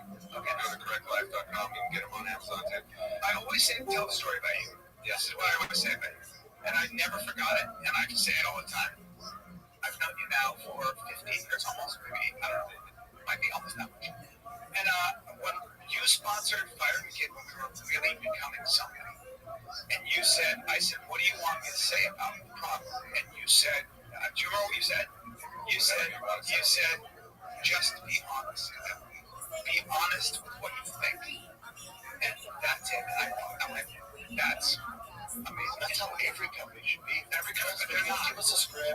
Yeah. But you told your own product all the time. So did Joe. Yeah. I saw that with my own eyes. It was legit. I'm still taking Alpha Brain now, along with the new Correct supplements. Yeah. There's an interesting study I just saw that was Zach Bush was talking about, where they put people in a Faraday cage and then they measured their electromagnetic frequencies and everything that was happening in their body. And when they brought them into emotions of like extreme joy, like talking about a sentimental moment with their grandmother or something with their wife or their kids, the time their kids were born, and they brought them into that moment, there was a spike of energy, whether it's on the heart field or the mental field, but there was a spike of energy that was measurable. And then when they asked them about other traumatic, experiences and places where they were super vulnerable or bad things happened, they saw the same equal amount of energy expelled. And the theory being actually that it's authenticity that actually spikes the field, because our souls are in truth. Like our spirit body knows truth. We know the frequency of it. We know the resonance of it. And so when you tap into truth, actually your whole body lights up. And so truth is even more important than positive emotions, just being real. I think especially now with AI, like Rogan and Cynthia was talking about AI is going to take over, it's going to rule the entertainment business and all these jobs. I think there's going to be a thing where being authentic propelled destroys all that. We're going to be able to tell what's AI, but then the people that are authentic and actually have talent are going to be bigger than that. That's what's happening in any marketing field. Like you can use AI to market your product. Good luck. People go, you're trying to sell me something. You're not really connecting. And they get turned off. And I think that as I get older, I think that sickness, depression, all that comes from being inauthentic. I think that if you can try to align yourself with the truth and never lie and be as honest as you can, it is the most important part. You resonate with truth. And the minute you grade against that, good luck.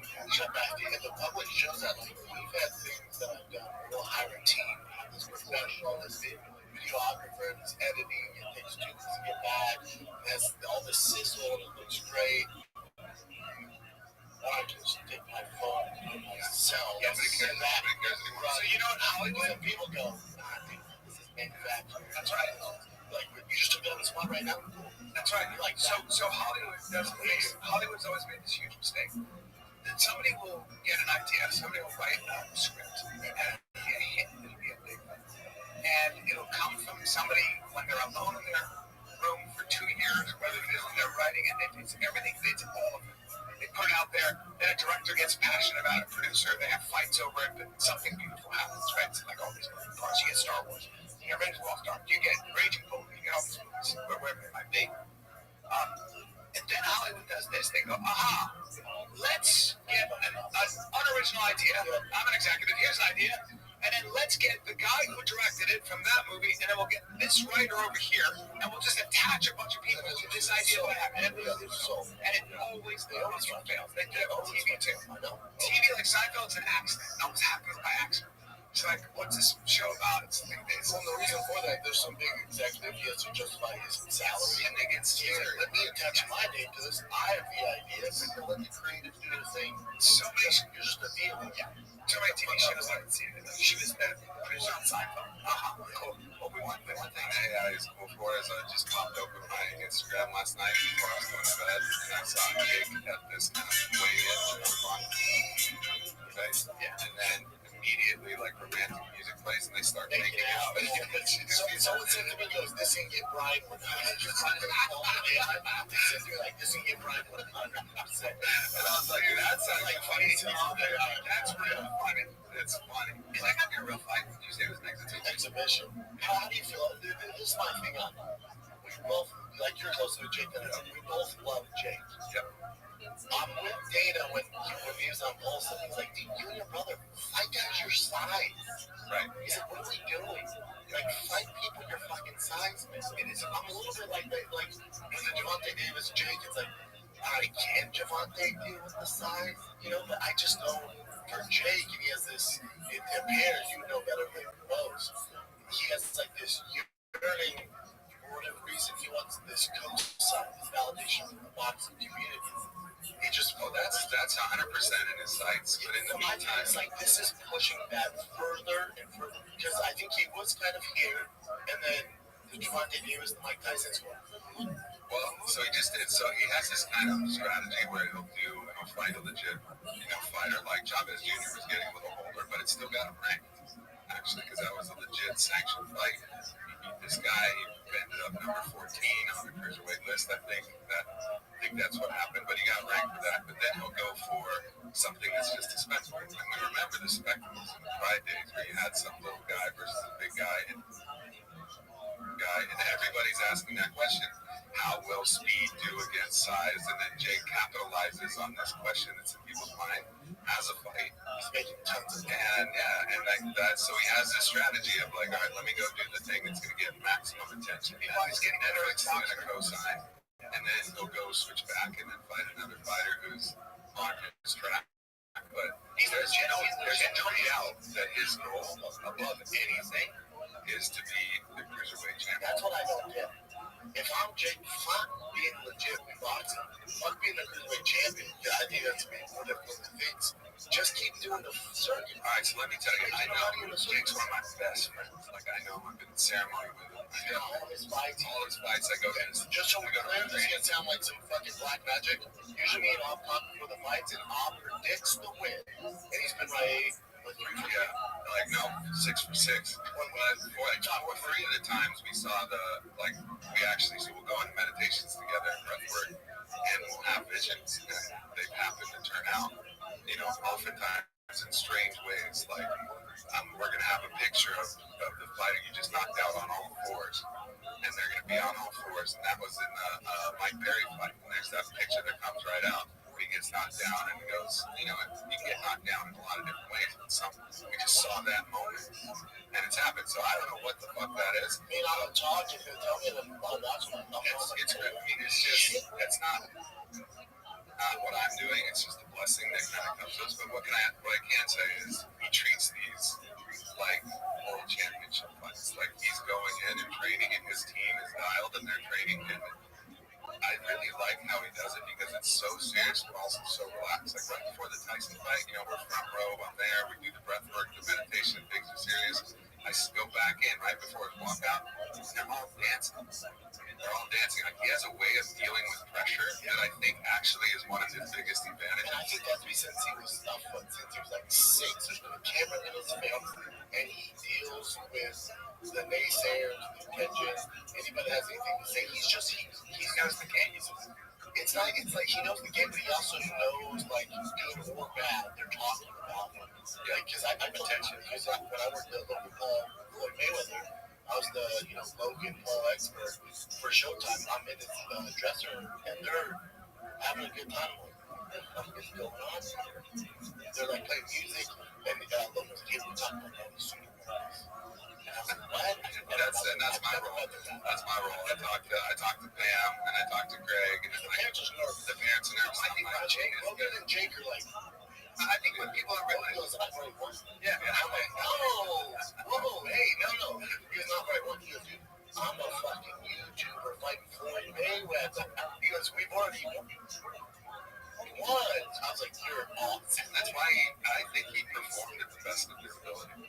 You know, in that fight, like he was never going to beat him. But he did the best that Logan could do, and I think that's because their mindset is in the right place, and I think that'll play to Jake's advantage. But let me just answer the question: why is Jake doing that?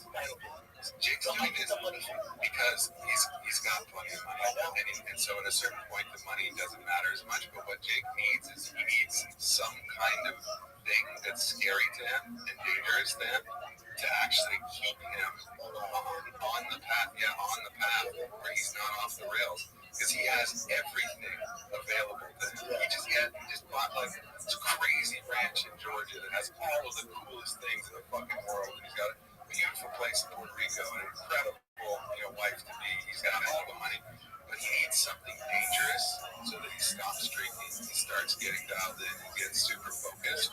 He's very smart about that, because I don't think people realize what it takes to show up at a gym and spar and get hit in the head all the time. That's very uncomfortable, painful, dangerous, causes all kinds of issues. It's really hard to train well as a boxer. It's really fucking hard. I think you never know what's going to happen every day. And he's I think he's sparring real dudes, right? Yeah, oh yeah. I mean, that's I don't get as good as he's gotten without being correct. That's why I have so much respect, because it's really hard to do that every day, especially when you're that wealthy and you have everything. And that's why he needs to do it. Yeah, he's smart enough to know he's got to keep himself, sort of like uncomfortable. Here's how I think he's gonna. When we had Logan on the show, he was like, me and my brother, what we're doing, it ends with me and him fighting each other. He's like, that's how this ends. Well, Logan better be training. Logan's just brothers. I love Logan. I was just at his wedding, and he's one of my homies too. He's great. But Jake's just on a different level. Yeah, I mean, it's not boxing. He's an incredible athlete. Obviously, he's doing crazy shit. He's just boxing. He's just been. Jake has that power gift that Rogan talks about all the time, where he hits somebody. I mean, that first body shot that Mike Perry cracked the rib. Yeah. So like, he just has that thing where everything lines up. I think it ends with Jake being a cruiserweight belt holder. I don't know if we'll unify the belts or whatever, but they'll find a path to like somebody in the cruiserweight pass belt. And I think Jake's gonna bring that energy of shocking somebody with the attention. Jake's positive energy that we're working on the whole time. Like, what people don't realize is this is also, for anybody who's seen Chief of War, which is a great show out now on Apple TV Plus. At the end, they have this isn't a spoiler. At the end, they have a battle, and in the battle, it's like let the spiritual warfare begin. And their own shamans and singers start calling in the spirits of the elements and all, and like everything good to get the mind and the spirit aligned. And Jake's doing that at 100. He's got, Lucas Mack is one of the best breathwork practitioners. He's got myself and Bob Lana singing the sound bowls. Like, we're bringing the best spiritual energy, the best training. Excuse me, because he's not going to say it. I really appreciate that. Because when he's in there with the cruiserweight contender, some dude who's been throwing his right hand since he was 7, I don't think a lot of that's going to matter. That's a big problem. So I say that Alex Pereira does the same fucking thing. I'm sure he does, but you know what? Like, you'll see training for a long time. So, but I'm saying it's the mix. It's like Alex Pereira, when he does that thing where he walks out, it's for real. Yeah. It's for real. He's bringing some deep jump. Jake's got that work ethic, so I think that getting his mind right, which is what you're talking about, and also just having these skill set patterns, the ability. But I think what people need to realize, this is trying to explain when we're talking to Rogan about it, Jake in all aspects, besides his name and fame, but if you just break down his skill set, he's still a blue belt boxer, but he's performing at a black belt level. You know what I'm saying? Yeah, like as far as the circuit where he's at in his career, how many fights he has, if you're giving out belts and boxing, he'd be a blue belt. Like there's kids in New York, Cali, who are on the regional circuit with 30 fights, and they're blue belts. Jake's at that level, but with his fame, who he is, and the opponents he's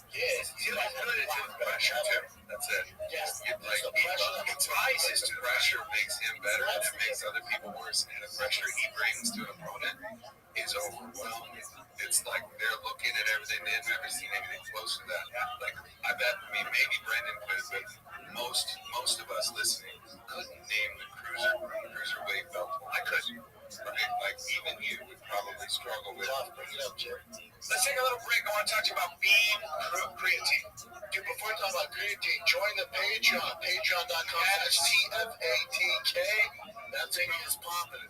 If you want this episode ad-free, we do extended episodes. We do bonus content. I just released a whole part one of all the cars in this garage. We got fun stuff on there. Join the movement. It's patreon.com/TFATK. Let's take a little break here, dude, because as an athlete, you're always looking for an edge, not just for a fight, but every freaking day. You train seriously, whether it's lifting, running, competing, just staying dialed in. You probably already know what creatine can do. I'm a huge advocate for creatine. I take 20 milligrams every single freaking day. That's good for your brain, good for your muscle, more power, battery recovery, the ability to push through when most people are gassed. Creatine is the most studied supplement ever.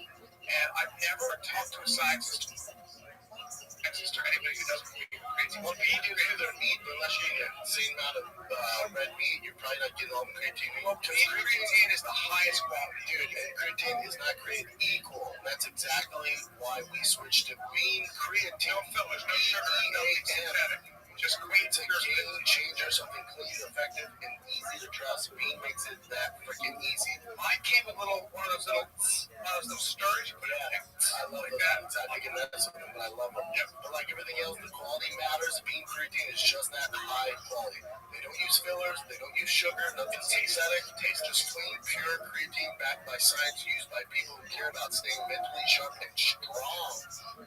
All right. So right now, Beam is giving you guys 30% off for a limited time. Just head to Shop Beam. That's shopbeam.com/fighter. Use the code fighter at checkout.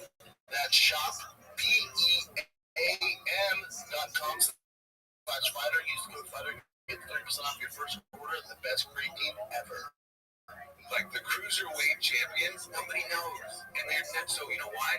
They're not dealing with that much pressure. No. So he's targeted that specifically. It's like a soft spot in the pressure sphere. He's like, what do you take it? 188. I think it's 200. No, it's 2. Yeah, it's 2.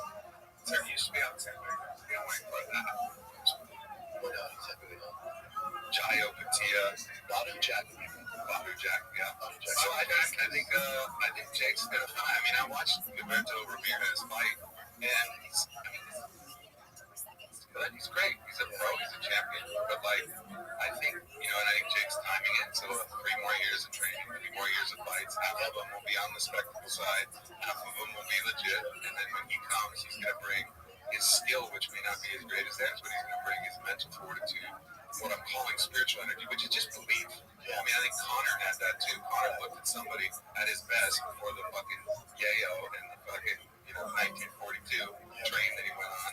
But he brought this belief that I'm going to knock you out, and it was just so short. And Jake comes with that same headache. That's a big thing. A guy like Badu Jack, yeah, I think for Jake too. Like even if let's say he knocked off 2 legit cruiserweights, that's so people understand that's so fucking impressive. Yeah. And then even if he did get a fight with one of these gentlemen, Badu Jack or this other guy we're talking about, and whatever went to a draw, whatever went to a decision he lost, that's fucking wild. He still wins. That's incredible. It's never gonna be done ever.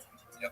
Him and Logan, especially what Jake's doing, will never be done. And I've never seen it. That's why guys are gonna try, but they're not gonna realize it's fucking tough. Totally. Well, he's obviously these brothers.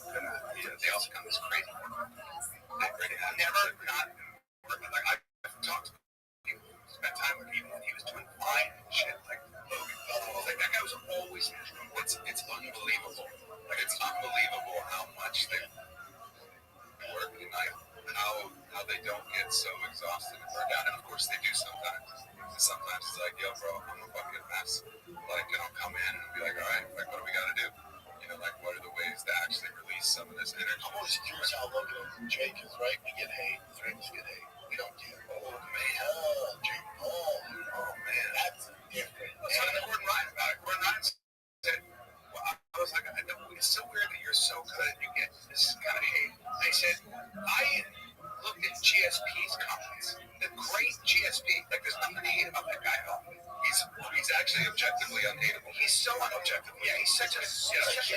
Softy, Max Holloway. Yeah, it's Softy. He's such good, but also, yeah, but he's such a good person. Generally, you meet him, he's so gracious and nice. If he gets hate, well, then none of this shit is real. Get the fuck out of here. Brent said it best. It's one of the specials he keeps talking about hate and stuff like that. Because if you go to Mozart on YouTube, like, his most famous song, there's some guy like, this sucks. And you're like, okay, well, fuck, dude. Yeah, and I'm curious how, because we can talk about, like everyone gets hate, I get all that. But for Jake and Logan, they still have to deal with it. It's not, it's not that it's still navigating that darkness.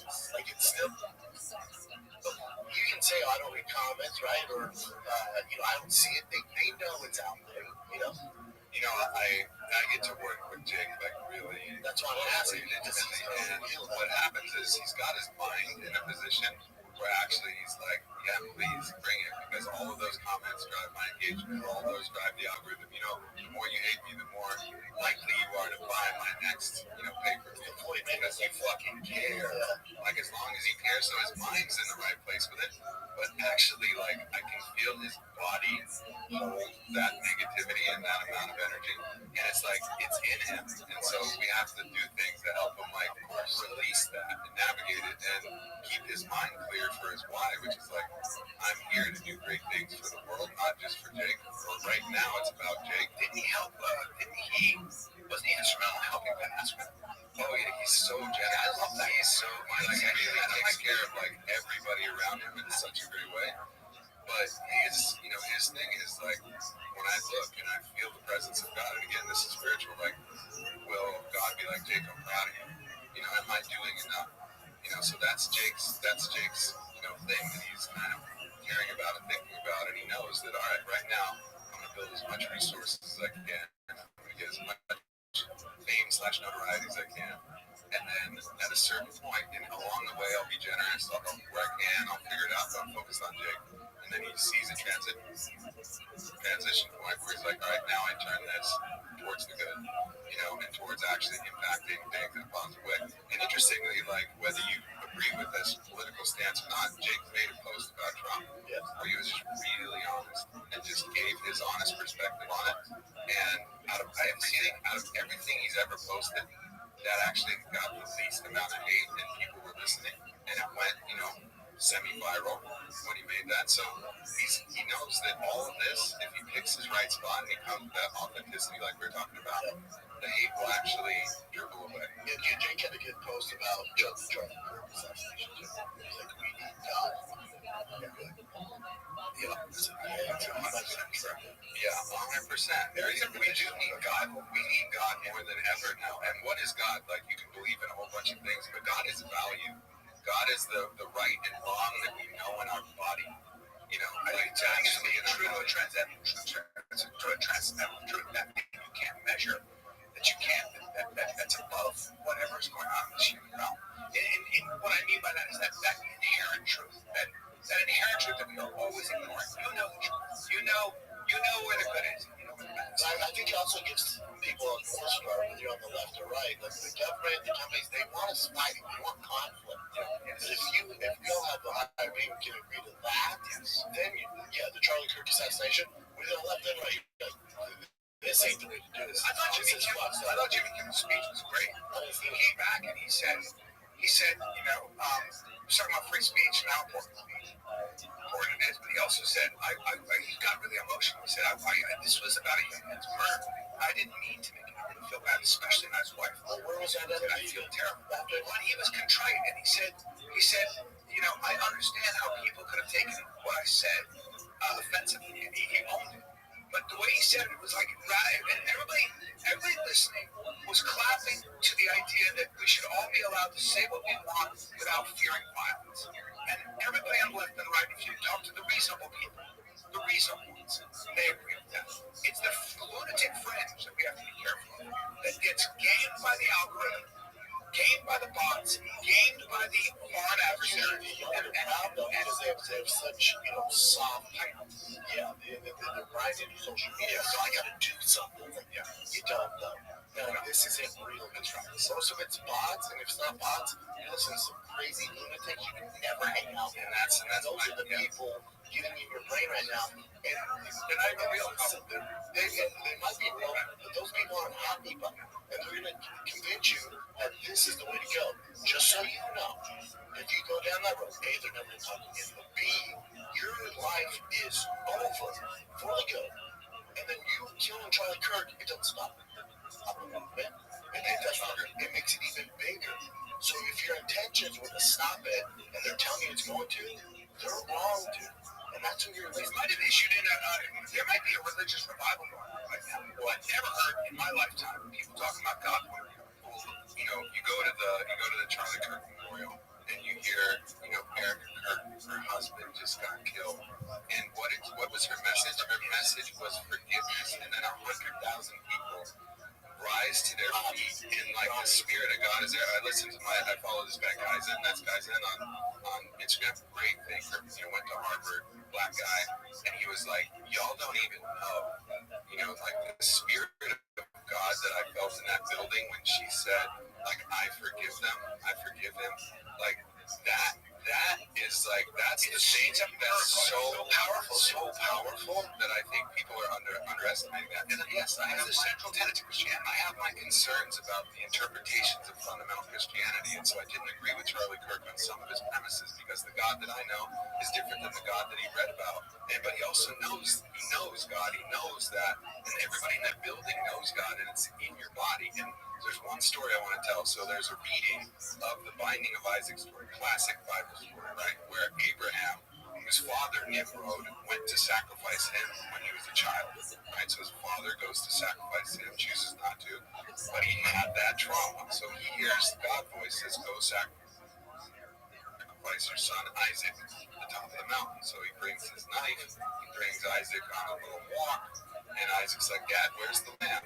We're going to do a sacrifice. And fucking Abraham's thinking, oh, son, here's the lamb. I'm just not going to tell you yet, right? So he's hearing this voice. And then he gets up there, and he has his knife in his hand, and he hears another voice. Well, one Kabbalist reading is this is the voice of our own collective consciousness that's coming through, and it can become unclear. And I think in the case of these assassins, it becomes unclear, and they get this message.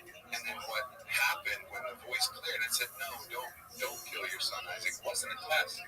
They say that actually it was his arm that told him that this was wrong. So actually everybody's saying God told him, but it was actually his own gnosis that in his arm when he went to go slay his son, his arm, his body itself, this thing that lives within us was like, this is wrong. And I think if we actually allow ourselves to feel God instead of think about God, then we know pretty damn close to what's right and wrong. There's a book about this called The Moral Sense. And the moral sense is even when people do horrible things, they justify it on moral terms. If you're playing Hitler or Stalin as an actor in a movie, you don't play him like a monster. How do you play him? You play him like a man trying to solve a problem. And Stalin, read about Stalin. Stalin was a staunch communist with the idea that I was the same way. I'm going to make everything really equal. And some people, unfortunately, are already past the point of no return. They can't be changed. We got to kill them. But we will force educate for children in camps, etc., etc. I bet even as the day they assassinate Charlie Kirk, they show him jump, whether you believe that, but they have videos of him jumping off the roof. I bet after fun the trigger. You would hope so, I do believe that, literally. I do believe that the body knows, but I also believe that the mind can be hijacked. And then I believe there are dark forces in this. And then, Ephesians 6:12, not to get super religious here, but our fight is not against flesh and blood, not against our brothers and sisters, but against those authorities, those dark forces in the heavenly realm. And I think there are dark forces, and they can seize somebody's ideology, and then they can actually fill the body, just like God can fill the body. The dark forces can fill the body, and then once you're in that position, that's when, sadly, as the last resort, sometimes we need violence. That's 10 years ago, I would have said, you're out of your fucking mind. I would have been, in my mind, I would have been like, whatever, here you go. I couldn't agree more. As I get older, what you just said is something I 100% agree with. I get way more metaphysical as I get older, not less. I don't get more practical. I get way more spiritual. Because I lived it. I I did the other, and I've done this, and I couldn't agree more. I think that the devil's like a ring line, always kind of like circle, and always finding it open. Always. And you have to be vigilant. You have to be vigilant. What did Christ say on the cross? It is accomplished. Why have you forsaken me? But the last thing he said was, it is accomplished. I did it. I resisted temptation to the very end. And I think we chalk up it's a mental health issue. Like, I truly believe that there are some bad people. I think some people are evil. Or maybe we have evil and we have goodness. And you know, you give when you give quarter to the angels of your lesser nature as opposed to your better nature, they will take over. And that battle in our own spirit, the jihad, the idea behind jihad, the Arabic root is struggle. It's a struggle within your heart to stay pure as opposed to give yourself over to vice, right? And that's the case with all of us. There's the beast in the flesh, there's the spirit and the beast. And we're always battling with that, always. And evil enters the womb. So, like, if you look even at the story of Hitler, like, maybe he was born his daemon. So the Greeks had a term of a daemon, which is your ultimate destiny. Maybe his ultimate destiny was evil. I don't believe that. I actually believe that we all have choices, like you're saying. But trauma will actually impact those choices. So, you know, for one, he had a penis apparently that was crooked, like super crooked. So he couldn't actually, like, so super insecure. His parents were crazy, you know, like they weren't helpful, but he was an artist. He would pour his, work into his art at the time. And maybe if he would have submitted that art to an art school and then got accolades as an artist, he didn't get into school. Oh yeah, so he got denied. You know why? He got denied? He couldn't draw human figures. He was very good at drawing large scenes. But either way, whatever that wound was, whether it was his insecurity, I think it seized him. And then once it seized him, it was just all the devil working. That was his path. It was like, this is your path. You are now on the path of a Sith Lord. He became obsessed with purity. And it'll trick you into thinking they're giving you this false morality, like you're doing something good, but it's actually evil the whole way. And, because very few people, like the devil almost never tricks somebody, like, you're going to go and do evil just for evil's sake. That's super rare. They think they're doing good. And that's why the church burned all those witches and tortured all those heretics. Did you hear Saw doing good? Did you hear Sadhguru on Rogan? And Rogan said, we just have to be good people and do good things. And Sadhguru said, no. People do horrible things to each other based on the idea that they're doing something good. I gotta break some eggs to make an omelet, the old saying. And no, he said you have to focus on building love in your own heart, in that deep feeling of love that you feel, that Christianity talks about, that Buddhism talks about, the idea of like focusing on joy. So Buddhism also do that. They literally try to cultivate joy in their hearts. And what happens then is that that is what you'll manifest. That's what you get. I always go back to the idea, though, that in literature, the difference between a hero and a villain is the hero gets hurt by the world and decides he's going to protect the world from being hurt ever again. The villain gets hurt by the world and decides, now I'm going to hurt the world in return. That decision is made at the same time. And what is it about some people that decide to look good and the other people decide to look bad? And there's teachings that say at that exact moment where you're hurt, that is the exact moment where you need to make the most important choice of your life. So in the Lakota tradition, when they're passing the Chinooka back and forth ceremonially, that's the pipe. One of the questions they ask in order to actually receive the Chinooka is, when you were hurt, will you hurt somebody back? And they have to say no. It's in the Bible. It's also the reason why everybody cheered when Erica Kirk said, I forgive them. Like that power of forgiveness is the new level of consciousness. Einstein said you can't solve a problem at the level of consciousness that was created. What's the new level of consciousness? It's Christic consciousness. And I think we just all need to agree that there's many paths to Christic consciousness. I think, because otherwise you're leaving so many people on the outside. And then you have one in-group who can find their way to Christian, like Christ. My joke in stand-up is I hope Jesus is going to be great on a curve.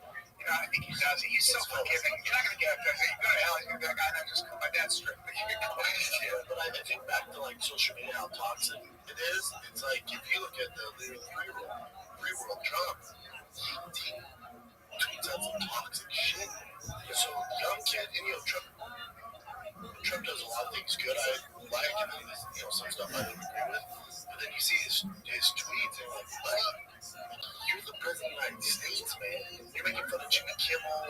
this guy. So young kids are like, that's just what we do. Like the president's doing it. Why can't I do it? And they're like, there's a lot of guys saying what the president's like, the president's doing it to Jim McCain. He has 40 million followers.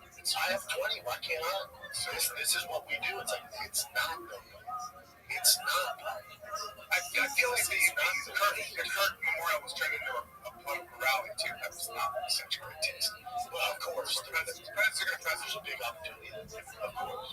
Yeah, I think we need to transcend all of these binary ideas and get back to this. We're all children of God.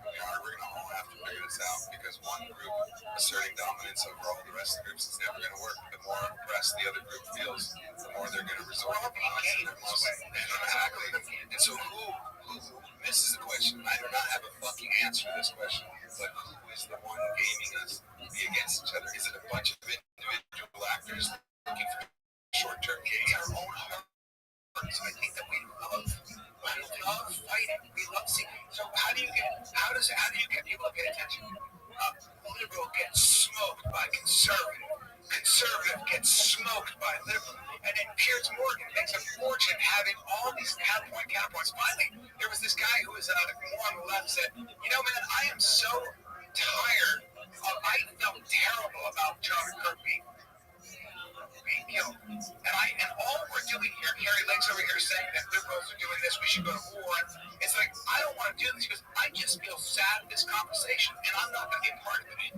It was great. We all agree as Americans, this sucks. They have evidence of bots and whoever's doing it, whether it's China, America does it, India does it, Japan does it, where they infiltrate and they can get Americans to fight. Like China's fighting for the longest time. Like the only way we can fuck with America is them divided. They're too powerful. If they're one, we don't stand a chance. We can make them fight amongst each other, then we can get to them. It's the only way we can fuck with them. So one theory is that it's outside country influence looking to undermine our dominant power. That's a very good theory. And then there's another theory that there's a unified they, whoever they are, that have a plan for unified total control. And they are pulling all the strings, just like the latest Superman. They had all these monkey bots that were... My problem with they is that, you know, if you keep following the path, you know where that leads? The Jews, and they're all holding strings. So every conspiracy theory always has a bunch of Jews who are controlling the world. And it's like, well, that's the term cabal. And I think that's like... That's right, by the way. Cabal comes from cabal. I've never seen it. And so it's actually a Jewish slur. And so this idea that it's the Jews, well, they've been getting blamed for a lot of shit. And certainly, I think there's probably Sith Jews and probably full-on Jedi. I know some full-on Jedi Jews. I'm fucking Jewish. Like, I care more about the good than anybody. Yeah, 87% Ashkenazi. Yeah. So, like fundamentally, yeah, they can go both paths, for sure. I mean, there's something that's in it's also like, so there's this idea, there's this idea of genetic bottleneck theory, right? You know, the genetic bottleneck theory where basically like Krakatoa explodes, most of the human population dies, but the most ingenious and the ones with the highest ingenuity and the ones with the highest resilience, they survive. And then their genes then flourish back out and repopulate the world, right? So we have these moments, whether it's a flood or some other thing, that actually causes us to solidify genes at a certain level. This happens on a human level. Well, the Jews have been persecuted so much that I think there's this internal genetic bottleneck there. They've been hunted more than anybody since the Egyptian time. The only way to survive the Russian program society. So they have this thing where they've been hunted for so long that they've created adaptations, but they can turn those adaptations into something terrible or turn it into something beautiful. And that's like anybody. Let's go through. They take care of each other. They're all. I don't have a problem. Well, let's go through a couple of inventions. Well, the pill invented by a Jewish scientist. You guys like Hollywood? Hollywood was started by 4 Polish Jewish refugees. You like improv? Jewish art form. You like stand-up? Take a look at the original stand-up comics. Just take a look. You do your own research on that. You like comedy. You like fake tits? That procedure invented by a Jewish doctor. We can just keep going. Lasers. They do use them to control the weather, but they also use them to eradicate tumors. MRI machine invented by a Jew. So next time you have a broken bone or a tumor, why don't you go ahead said again. Hey, we're talking about the most athletic Jew. That is fair. Your mom was Jewish. Yeah. Oh, both sides. She's number one. It's like Bob Cousy, Sandy Koufax number one. Oh yeah. Sandy Koufax number one. They sneak in there. Yeah. But there's not a lot. Well, which also shows, all right, if you're getting persecuted at this level, what helps you survive? It's not actually lifting shit, running.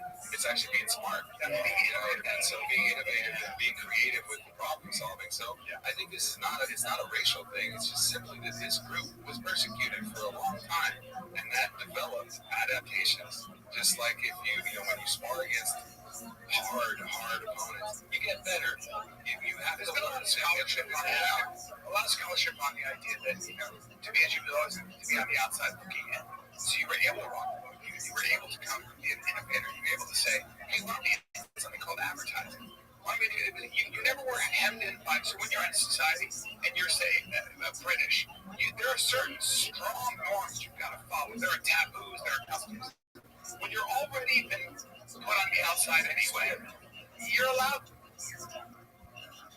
just so back in the day, the corporate raiders, you never raided a corporation back in the day because it was blue blood firms. There's a whole study on this. Blue blood firms, they were all British, they were all they were American royalty, they were all blue blood Americans like the Kennedys and stuff.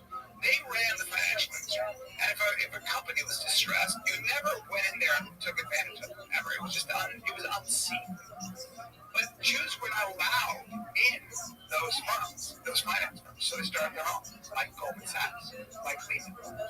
You can go on and on if you want. And they were like, listen, it's a distressed company. We can go buy it at a bargain, turn it around, and sell it for more money. It's just fucking business. They couldn't compete. That was considered by the society to be, a little bit taboo. But if you were a Jewish firm, you weren't allowed in those groups anyway. And now it's like, I'm making money, motherfucker. Go piss out of here. Go piss. Big man with a very burning ego, dead. Like your hair like that. There you go, buddy. This September, CBS hits are streaming free on Pluto TV. For this month only, you can watch full seasons of the CBS shows you love. From the courtroom drama of Matlock to the heroics of Fire Country. Go back to where it all began in NCIS Origins, or watch the hilarious hauntings of ghosts. All for free. Full seasons of the CBS shows you love. This month only on Pluto TV. Stream now, pay never. Well, Brandon, let's take a little break here, dude, because I'm not wearing any True Classic for the first time. Just kidding. I'm wearing their underwear. I always have something by True Classic on. When you see me on stage at the Mothership every night, I'm wearing a True Classic t-shirt almost without exception. You see me in a white tee, it's True Classic. Why? Because it is the best shirt ever made. It fits just right, feels amazing. I've washed it a million times. It looks fresh as hell. It's also tailored where you want it, relaxed where you need it, no bunching, no stiff fabric, okay? Just clean, effortless fit that actually works in real life, and it's not overpriced. It's just like everything is quality as designer brands, but not at that crazy price. And you can go to Target, you can go to Costco, They're get some. blowing up. They sponsor the UFC. They sponsor the show. We're the very first You're blowing up because people love it, because when you buy it, you come back to it. TrueClassic.com/fighter. Get hooked up today. The best shirts, joggers, they're more than shirts. They got everything: button-ups, chinos, joggers, sweats, hoodies. They got it all. It's TrueClassic.com/fighter. Get hooked up today. So, I think there's another part of this, and the other part of this is that there's teachings in the Torah, and like the Jewish, it's the Talmud, the Zohar, the Bible. There's teachings that you actually need to wrestle with the word that you're hearing. So Israel means, he who wrestles with God. Jordan Peterson just wrote a huge book about it. Is that you're not just taking things at the surface level in a fundamentalist way, like this is the way.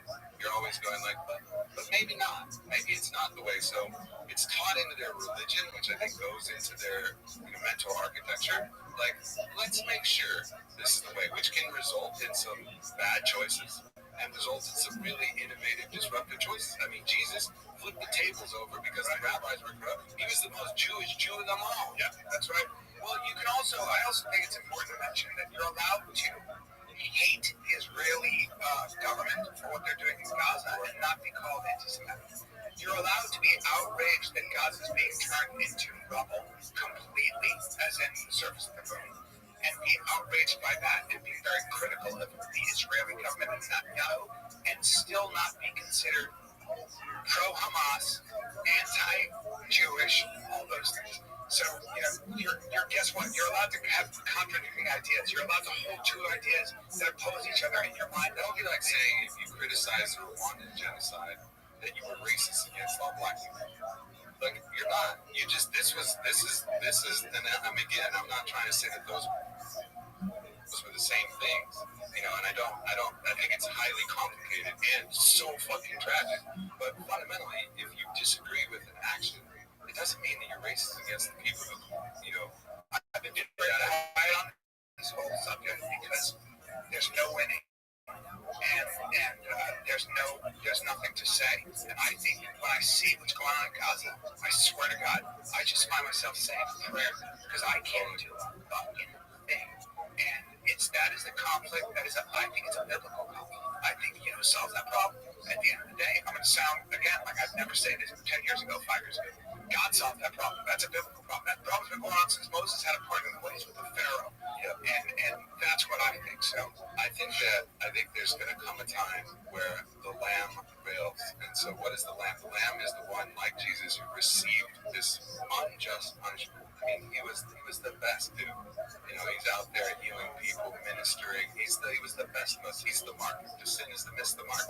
He hit the mark. He's the best, and he gets the worst torture of the land, right? And that changed history. He was the Lamb, and that changed history. Martin Luther King was the Lamb in his own. He was, sure, imperfect in his private romantic life, fine, but he was the Lamb. And Charlie Kirk got to play the position of the Lamb in his. And again, you don't have to agree with all his premises, but that position of the Lamb changes the world. And I think, and I've never said this before publicly, I understand that this situation was complicated. The things that happened on October 7th were real and they were heinous. But Israel had the chance to play the Lamb. And one time, I don't know if it had been this time, but one time the Lamb is going to be victorious over the Lion. And actually that's going to shift consciousness. And I think if they would have just held and said, this is what happened, and then got world support to say, this cannot stand in our world. And I don't know what the solution would be. I can't figure that shit out myself. But I think they missed an opportunity to play the Lamb. I'm not saying it would have worked, but one time that's going to work. One time a country's going to get attacked, and they're going to go, look at what's happening to us. And then the whole world is going to rally. And I think chaos. I think Israel had that chance. And I don't know if it would have worked, but I know that they missed an opportunity to give God a chance to actually come in and shift the collective consciousness of the world. Yeah, and sometimes you get to a point almost where it feels like it's a point of no return. How does Mexico deal with their cartel problems when it's literally ingrained in every fabric of society, including the elites, including the government? It's like, good luck with that. What do you mean? You want to send in what? You want to send in American troops? See how that works out for you. It's like it's the same thing. I don't know. I think it's okay sometimes also when you get older to say I don't know, because I for sure. I don't know, and I don't know my opinion on the Israeli-Gaza thing. I don't know. I think it's awful what's going on with Palestinians. I sleep over it all the time. I think that this proportionality is a conversation that has to be had. But what am I going to say? What do you want to say? Because how do you know when that move will work, right? Because it didn't. They got millions of them got marched to the Holocaust. We weren't even going to get into World War II until Pearl Harbor, right? They were like, "Oh, you fucking with us now?" It wasn't that we were like, "Oh man, they're really doing some bad shit to Jews. Let's go in and help the Jews out." No, we didn't have that feeling. We didn't have that sentiment in America. We were like, "Yeah, that fucking sucks." And then immediately we get attacked, and we're like, "Oh, no way!" And then we're like, "And also, this is fucked up," at that point. So I think we have a lot of tribalism that's built into us. We gotta, one, acknowledge that that's real, but also ultimately transcend it, because tribes were always fighting tribes. And we got to get beyond the tribalism. We have to have one tribe of God and of people. Well, I always get a kick out of people who talk about racism, and that's the problem. It's like we could look exactly the same. All we need to kill someone else is for them to be over there. That's literally, hey, those guys are over there. Yeah, I'm sure you see it with jiu-jitsu schools and stuff like that. They suck over there. They just train this thing. What? I think tribalism you're never going to get rid of. No, you got to acknowledge it. Tribalism as far as America, that's like what's best for America, because China's doing their tribal, Japan's tribal, UK's tribal, India's tribal. That's fine. Take care of your own. Make sure your shit's in order. Make sure your house is in order. So, dude, it's okay to be tribal about America. And it's also, I mean, so there's this thing, Abraham Cook wrote this, thing called the Song of Songs, and he talks about the 4 songs. And the first song is the song itself. We're always going to give a shit about ourselves. Like, we're always going to give a shit about ourselves, so acknowledge that. I give a shit about myself. And then song 2, I give a shit about my family or my tribe. And we're always going to give a shit about our family and our tribe. And then there's song 3, I give a shit about the whole world. Right? I give a shit about all of humanity. And then song 4, I give a shit about the whole universe. It's a long song. But all of them, the message is that you include and transcend each other. So you don't lose the care for yourself, because you're kidding yourself. All full of shit. You're spiritual bypassing. You care about yourself. Full stop. All of you care about yourself. It's okay. 2, you care about your family and your tribe, whatever that tribe is, whatever you're doing. That's okay. And also, you got to care about all humanity. And also, you got to care about the whole universe, the cosmos, everything else, the plant kingdom, the animal kingdom. And you sing all those songs. So they say the king is the one who sings all those songs in harmony and then finds wholeness. So it's not about transcending only, it's about including each song until you're singing one song that includes them all, which is why we prepare a song. Yes, please, Brad, I'm there. Yeah, I'm there. I'll send the pictures right up there. I'm there. People are really good at that. Yeah. This girl is. What's your last name? Big girl. I might fuck us all up, though. We can really sing. You try to be rock star. Try to be rock star. Dude, my wife secretly recorded me. I was listening to Billy Joel. I was like, some folks like to get away, take a holiday, and I'm singing it in earnest, low, and she just comes around the corner, and she's like, hit me, and I'm fucking belting that song, but my voice is great, because I sing like Billy Joel. Dude, I listen to that shit, and I was like, bad? That's too weak a word. I was like, what the fuck is going on? I got no talent. Oh. ChatGPT, though, you can write songs and do whatever. Create some slack. It's going to be a world where the best idea wins, because execution. That's right. It's like how do you prompt that AI in the best way, and then how do you piece together a couple other ideas? See, I think as far as entertainment, like music, like AI, it's going to come out hot and be like, look at this, it's a new whatever Drake song that I wrote. But eventually, people are going to want the authentic thing, even if it's not as good. Logan and I were listening to this remake of he won't pipe down about it. It's okay. It's okay. Many Men with 50 Cent. It's all right. I don't know about that. That guy's voice is as good a blues voice as anything I've heard. Yeah, but all that's going to be the standard for AI. And eventually, people are like, I want the real shit. Yeah, I think it's just going to go to live shows. Because you're at a live show, and I think if it's just playing through the speakers, then it's just like, all right, it's fine to dance, but what gets you really hype is that there's a performer who's like actually putting out a lot of AI in that kids to grow up on AI music.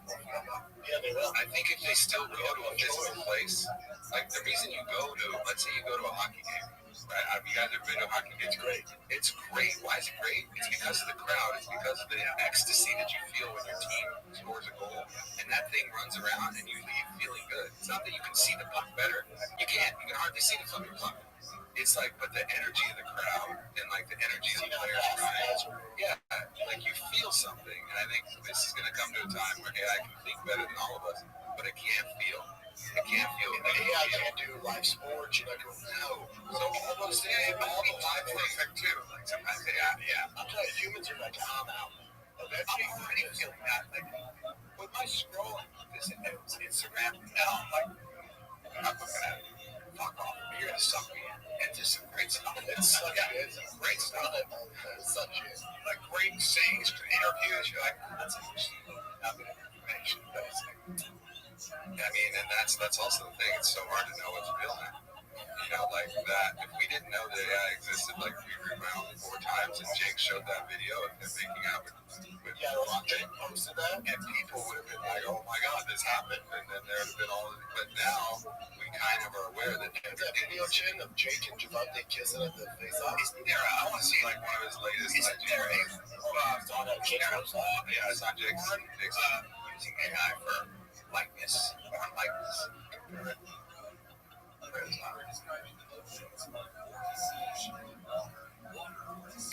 Yeah, AI porn is going to be actually. I think it's actually probably helpful because then you know no stars. Oh my God, that's fun. What about Jake? Javante's just not interested in music. Oh, that's hilarious fun. That is so amazing what they can do.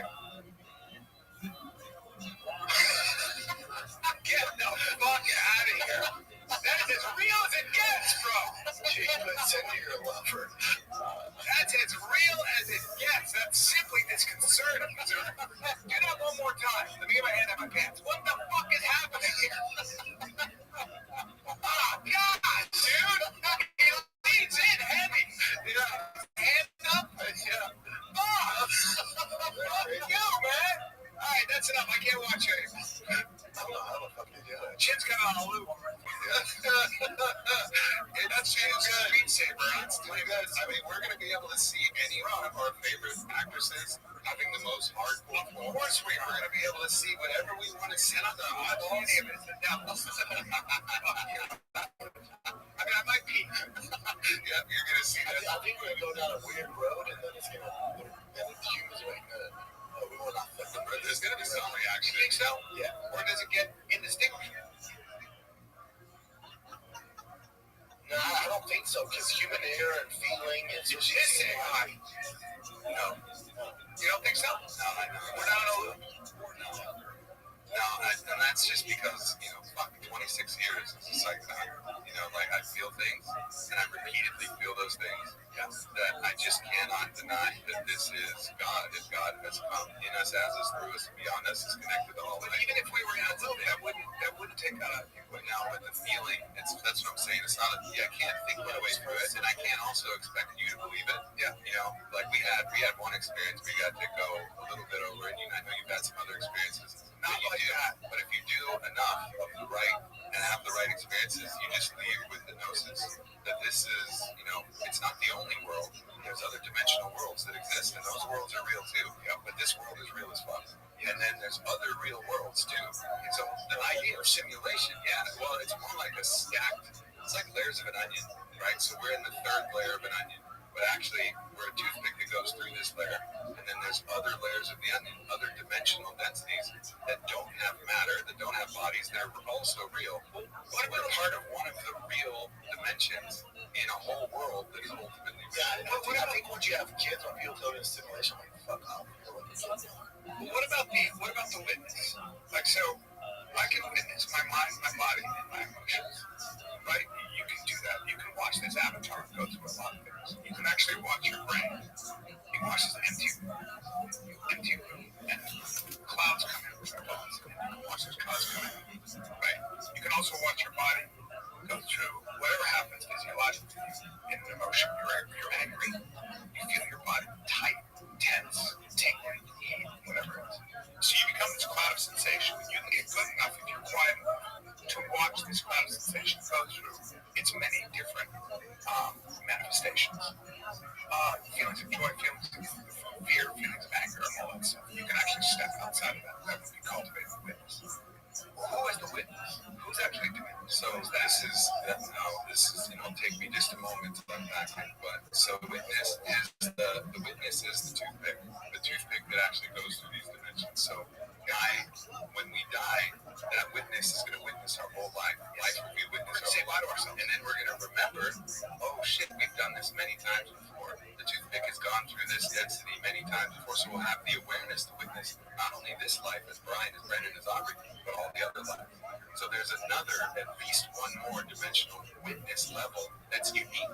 We've had our own life, reincarnation, all of the studies at University of Virginia. People are remembering specific things about their specific past life. So there's an identity of our soul self. That also is the witness. And then there's a final surrender where you can surrender your own single witness, witnessing all your own lives, but merge into the witness of God. The witness is all enlightenment. No, I don't think that's the goal. And I think that's where a lot of these Eastern traditions, even some Christic ideas, is let go of all of your uniqueness, all of your recognition of who you are, and just merge into the one witness, the one awareness, the one love. And that's beautiful, but I don't want to do that. I want to remember my life as Aubrey. I think we all want to remember our life and then try again. Let me go back again. Let me see if I can love a little harder next time. Let me see if I can do a little better. Let me see if I can experience something new. Yeah. Hey, wait, the lights just shut off. You're going through this deep shit. Check it out. He's already done it because I'd be sick. Like you're fucking touching the deepest. Yeah, you'd be sick. You're touching the deepest shit ever. Like things that people spend their lives contemplating. Like it's like being ultimate children. I'm sick. And you cocked your head over a knee. It was a sideways fucking comment. I'd be sick. Hey guys, my truck. And you know what? I'll tell you, 800 horsepower. You should have been like, here's my dead back.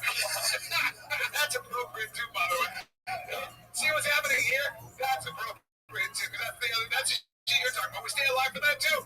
Also, fucking laughing and looking at that laughing off me. Like this,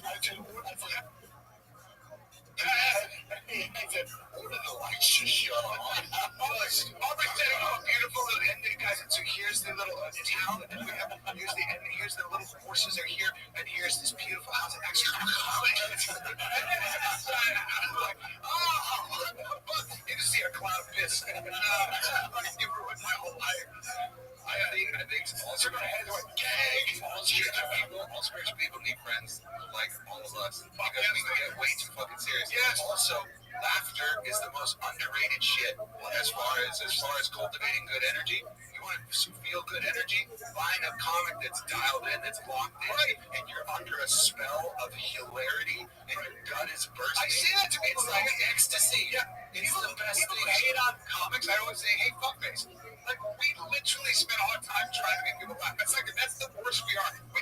We're dicks. We're not great. But for the most part, I promise you, the comics that you're hating on, whoever they might be, all we do all day is sit around and try to think of ways to be funny. Look, I work with the best shamans in the world, and the best shamans in the world can cultivate a level of positive energy that keeps you safe and keeps you, like, focused on what you're learning.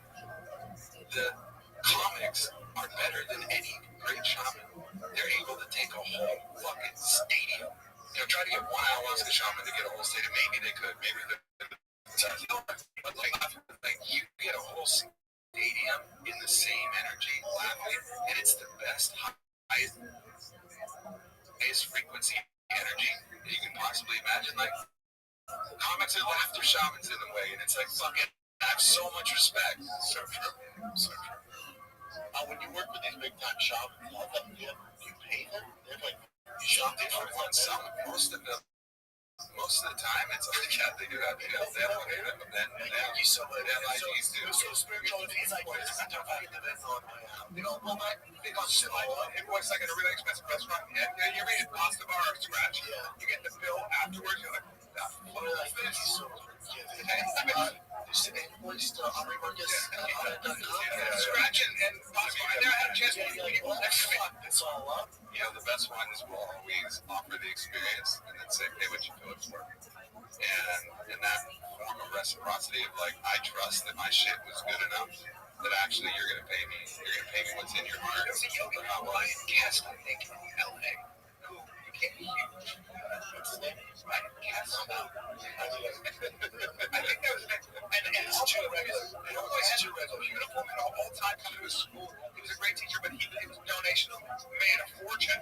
He was like, I'm not charging. And people would just like, whatever. I own Black Swan Yoga. I own Black Swan Yoga. It's like best yoga studio. It's year after year after year. We've been around like 14 years. Yeah. It's a donation-based studio. Wow. It's a fully donation-based studio where you go in and there's a recommended donation at $10. Our average is about $9.10, but you could pay $0 or you can pay $20, and it works in yoga. Now I've tried that in other businesses. People are like, "Nice festival, bro. Yeah, that was fun," and I'm like, "Nothing, like $0 for that. Like we pay for all these bands and stuff." So yoga somehow it works, and shamanism somehow it works. Yeah, but yoga's small enough so people kind of feel like I think it's the clientele. Yeah. I think it's selecting people to have reciprocity in their motherfucking festival, or a lot of times in a van with no money, they just want to get high and fuck. Exactly. It's like, well, they have money like that. Fuck it, we're good. Like if Red Lobster like just pay us what you think we're worth, they're going out of business in 2 days. Yeah. Also, I was running the festival, so they're like, "Oh, we have so that was also the problem. Whereas Black Swan Yoga, I own it, but it's its own thing. We got teachers too. We got teachers that need to be paid. We got the whole thing. It's running off donations, and it's like I own it, but I'm not the face of it. Yeah. So ultimately, I think that helps. If you think you're giving money to if you're trying to donate to Elon Musk or whoever's super rich, you're gonna be like, I'm not donating. He's gonna be like, yeah, that's way more. He's got plenty of money. My money is more important to me. I think there's factors, but I think it's largely like Brendan was saying, it's like clientele. It's like people have to be of that consciousness where they trust reciprocity, and then you find that in certain time, but during the day, during the day, you got that's usually single. Usually, you're young children. You each got time. It's great. But that's great. Like when you guys see all of them, it's great. Yeah. So he had a great hold on. The gym is so amazing. Yeah. Now it's a correct gym. I mean, it is. It's the same gym now. It's called correct. Yeah. Because that's where I would still say work out. You said a hot second. I've been there. Last time I was there was you would have sold correct maybe 2 months ago. Yeah, because we did it about 6 weeks ago. Yeah, but I love it. So it's the same place. It's the same place. So basically, so the on there and all the same characters. And it's the same stuff, just better. And the question is like, why start another? You already did on it. Why start? First, me and him got together as Cal and bring the band back together. I'll get you also. I said, why though? And the reason why is I started working on a formula while I was on it, and I couldn't quite put it together. Like, it takes a while. You have to test different ingredients and look at all the clinical research and put something together. I was close, but I never quite hit it. And then I was kind of this thing, like, I was fucking really close to a disruptive formula. Like, Alpha Brain disrupted the world. Like, it hit the population. People were taking supplements. They could feel. They had double-blind clinical trials to prove that they worked. And, like, it was a thing. And so I'm sitting on this formula, and we keep tinkering with it, and we find something that works. And we're like, holy shit, this is as important a formulation as Alpha Brain ever was. Like, the world, I want this. First of all, I want to have this available every day of my life, and I think the world wants this. So I got to put it in a vehicle to create another company. Because this formula is fire, and then we had another formula that works on exogenous ketones and then an ingredient that also stimulates endogenous, so your body's own ketone production. So it's both. So you get the benefit of outside of the body ketones, and you stimulate inside the body ketones, and mix it with electrolytes. So we have formulas that are just so fucking good that I couldn't not do it. And also, sure, I wanna run it back and make that type of money again, and then pour that out into all the places that I poured it out. I've gotten to do amazing things. I bought 5 of my friends' houses. I've got to help Brendan when Brendan needed help. I've got to be there for my friends, and then put money in the charities that are important. And I got to, I did some fucking luxurious cool shit. I rented a yacht with Aaron Rodgers, and we cruised around and went to the islands. Like, I spent some of my money for fun. You just really need it, bro. I need to feel. I need to feel. Bring it, right? I need to feel. You really need it. I would that's my thinking. Mr. Robert. What up? Well, how are you? It's fire. How'd you find out about me? It's not like a regular energy thing. Basically, social media. It's unbelievable. Maybe not focused in the same way that Was it? Did it happen to be through Twitter? Nope. Oh, okay, like specifically, how'd you find out about me? Basically, the server was sent to me by a friend. I do have a question to ask you personally. Okay, go for it. Perfect. So, my question is gonna be, um, so when it has to, when it has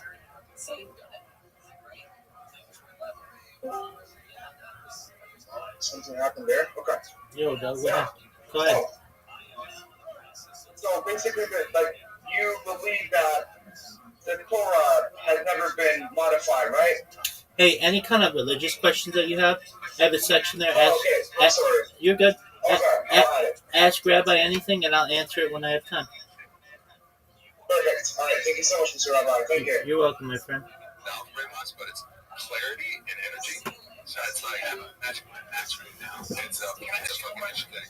What have you looked at what Brian Johnson has done with his format? Yeah, the problem with him is I just don't like him. I just don't like him. And like that's the thing, like so I don't try to listen to people. Who the fuck is he? Like he's that guy's wants milk chocolate. That's super super pale, super skinny. He doesn't look great. But like I don't really trust people. I hate that. Yeah, like I don't know whatever he's taking to what it is because I'm not taking it. Like I don't look like drag you. You don't want to go full nose for up like shit. He's also not like I hear that's I don't. So I don't know. I mean that's the thing. Like it's one of the reasons why I appreciate Bobby Kennedy so much in the position he's in. That dude is fit as fuck. Yeah. Like I've gone to Gold's Venice with him and watched how he trains and like watched what he does and how he lives spiritually, physically. Like I admire him. I've skied with him. Rabbi, don't just ask him to be unlimited, please. You do that sometimes. So easily. You know, he's a beast. And like so I trust the people who speak that. I don't trust that guy. And like actually live a lifestyle that so Alex? maybe he has some good things that he's advising. Maybe he's trying to circle on that one. Is that what you're asking? Yeah, we were at circle. You see, you haven't. Can someone please unmute the bar? I'm just wondering Something for the science of how to feel good. And Don't worry. really coming along. I think that's what we want. We want to feel good. When we feel good, we get more Yes, shit sir. Done. done. We get more shit done. Our guy's been in this space a long time. If I said to you, I want to take 5 supplements a day, what are they? Can I just guess? Okay, sure. Jacko, Butchell, I'm going to say creatine, vitamin D, some kind of a fish oil or a omega-3 or something. I might take nicotine, and I would put nicotine in supplements. Okay, you would. Okay, yeah, sorry, I'm stupid. Some kind of multivitamin, and no, so but it's not too far off. So vitamin D, I get out in the sun. So sometimes I'll supplement with that, but I'm in the sun all fucking time. So ultimately that's just occasionally if I'm in the winter and it's up in a weird place. Magnesium. I think most of us are magnesium deficient. I have so magnesium. wants to add you. I take that every night. Should I take it at night?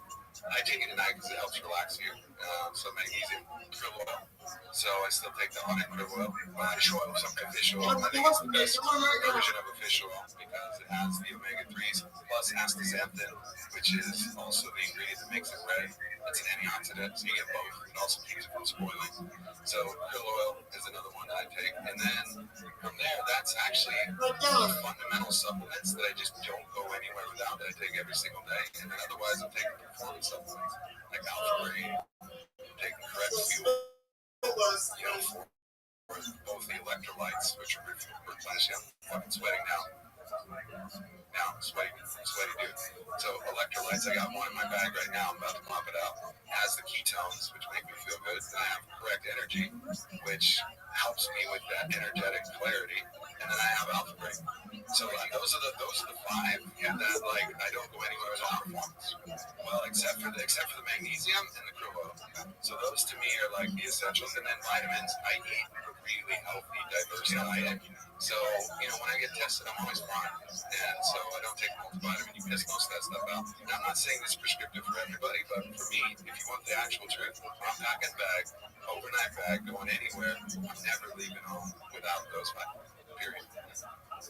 And your energy, if I'm correct, so you want to say what's in there. Yeah. So the big ingredient is this caffeine metabolite called paraxanthine. And paraxanthine is some caffeine metabolite. What does that mean? It means when you have caffeine, the body breaks caffeine down into multiple constituent components that are actually different, but it breaks it down and metabolizes it into something that's not contained in the caffeine itself, but it's a byproduct of caffeine. And they isolated this one called paraxanthine, and that's the big workhorse in the formula. It's a caffeine metabolite, so it seems to harness the best effects of caffeine. Because when we have caffeine, we do get the effect of paraxanthine, but we also get a bunch of different effects, other metabolites, other things that happen. But you isolate the paraxanthine, it's like the purest, best part of caffeine. And we surrounded that with other different natural ingredients. Cocaine. Yeah, and the key thing was then, what are we surrounded by? How do we amplify it? We looked at clinical studies that showed this thing, when you add it, it amplifies the effect of caffeine. We're like, well, we made a bet. Will it amplify the effect of the caffeine metabolite? And so that was the wager that we made. And, from a feeling tone, now we'll get this, clinically tested at some point, even though all the ingredients have been research. But that was the key thing, is making that bet that, all right, now let's look at what works well, prove it to work well with caffeine. Let's bet that it works well with the caffeine metabolite. And that's what helped us pull this off. And that's why it's so disruptive. Correct. Correct with a K. Yeah, and Brandon's a full partner in this. So we're in this together. Let's go. I got you, bro. I got you, bud. See? Bro, well. Yep. Chin, you got something for us? Want to go to sure, let's do a couple. Those workouts are the best. They're the best. We got hot and cold in there. We got like ice baths. Half an hour and you're in and out. You just feel incredible. Yeah, it's fun. And then you guys also have your jiu-jitsu and you're there and now that point die and all that stuff. Same. We got a hard 20 gym. Yeah, I mean, we're actually good on time, so okay. But so we talked about this. Oh, remember so there's two guys in Colorado that experienced hunters. They go missing. I'm like, oh, there's foul play here. Turns out they found them. They were struck by lightning. Because they found all their shit in their truck, like everything. Like these guys are two experienced hunters. There was a storm. Now, like even if there's a storm, they experience it, figure it out. Lightning. Colorado generates the third among U.S. states for a number of lightning strikes. There's a story on my ranch in Arizona. We have these old cowboys that live there, and one of the old cowboys had a horseshoer, and this horseshoer, came over and would always have a bucket of water in the back of his truck. And finally, Chuck, who's been out there, he's like just salt of the earth. And Chuck asked him, so, hey, why do you have that bucket of water? It's all back in your truck, but you don't need it for the horses. You're not drinking it. Like, why do you have this bucket of water? He goes, oh, well, that's to put myself out. And Chuck was like, wait, you catch yourself on fire? He's like, nah, I've been struck by lightning 11 times. My clothes catches fire, so I always bring this bucket around so I can put my clothes out. So there's something weird that happens where we're sure once you're struck by lightning, you get struck by lightning like way more. It's fucking crazy. That's a dude. It's like he's going, miss me. It's like, God dang it. Now, come for the king, you best not miss. Yeah. That's it. With Basti on the Field of Dreams baseball field, whenever there's rain, if there's lightning 15 miles away, there's a loud siren. It's fucking and because it can hit the ground, all the kids, hold up, let me finish. So all the kids go running. The parents go running, all the kids go down. I'm like, Basti, let's just stand there. I'm fucking pitching it. I'm in the rain pitching them. One kid goes, hey man, you might want to go in like the rest of me. Like, we're good, man. It's just raining. He's like, 2 years ago, 3 years ago, some kids thought the same thing. 2 of them were struck by lightning. Oh, shit. Yeah. He's like, it's different out here. I guess because it can hit the ground. Chin, can you bring up a video? Chin, can you bring up a video of a Japanese guy gets struck by lightning twice? there's that thing. Have you ever seen? That's it blows up. But have you seen when the cows are all dead in a field? It's because the lightning hit the field. I guess the field was wet, and they all just they all yes, they all can. That's why you can't be. I think you can see. It's the second one. The second one. So watch this one. When it's raining, people are running around. There's no audio. People are running. Oh shit! It's raining. Yeah. They don't want to get wet. I don't want to get wet. Homie's like, all right. I'm gonna fucking leave. But you're safe in a car, right? There's no other tires. You might need it. This is like the long version, but this is not extended. Oh no, yeah. This line's about to start. All right, this guy's going. Oh, damn. Yeah, look at the stain it left on the concrete. It stained the concrete. No, he gets up. And it strikes him and has to get away. So that's got him. So watch him get up. He's like, damn. All right, yeah. So he's getting up. He's like, man, that was crazy. At least I made it. That was unbelievable. My head hurts. Oh, wow. Is that gonna kill him? Are you kidding me? No. Like, what a day. Holy shit. What a day. That's just got to bring up cows in the field or sheep in the field get killed by one strike. They'll hit the ground. I think it was both. And, hey, Jay, I think you're not going to fight anything. I think you will. Struck by lightning, right? Yeah.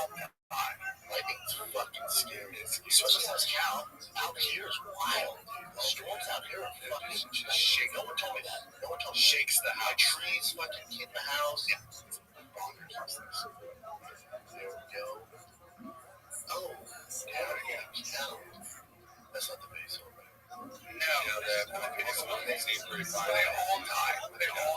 That was I've been doing this podcast long enough, Jim. Looking for that video. You'll see. There you go. One lightning strike. Look at that. Oh, God. Because the ground was wet? Yeah. Killed 530 sheep in Abu Dhabi. Yeah, that's crazy. Or the fucking sheep killing you. That's such a disaster for a shepherd. Yeah, it's a disaster. 15 miles away. That's such a problem. And then you think about how do you explain it? You have to say, like, these sheep were getting such a good joke. It's everything, right? Yeah.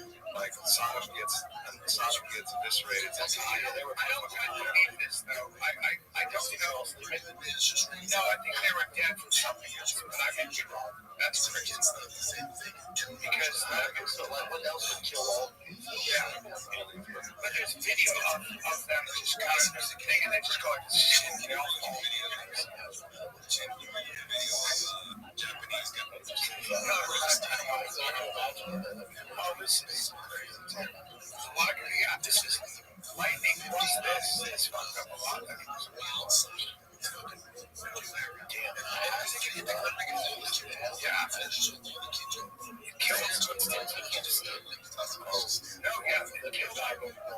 Did you hear about this? Where they were killed one nine people. It's just crazy. 2 years ago, back to those guys. Some kids not the same thing. You couldn't see any foul play. What up, big dog? Some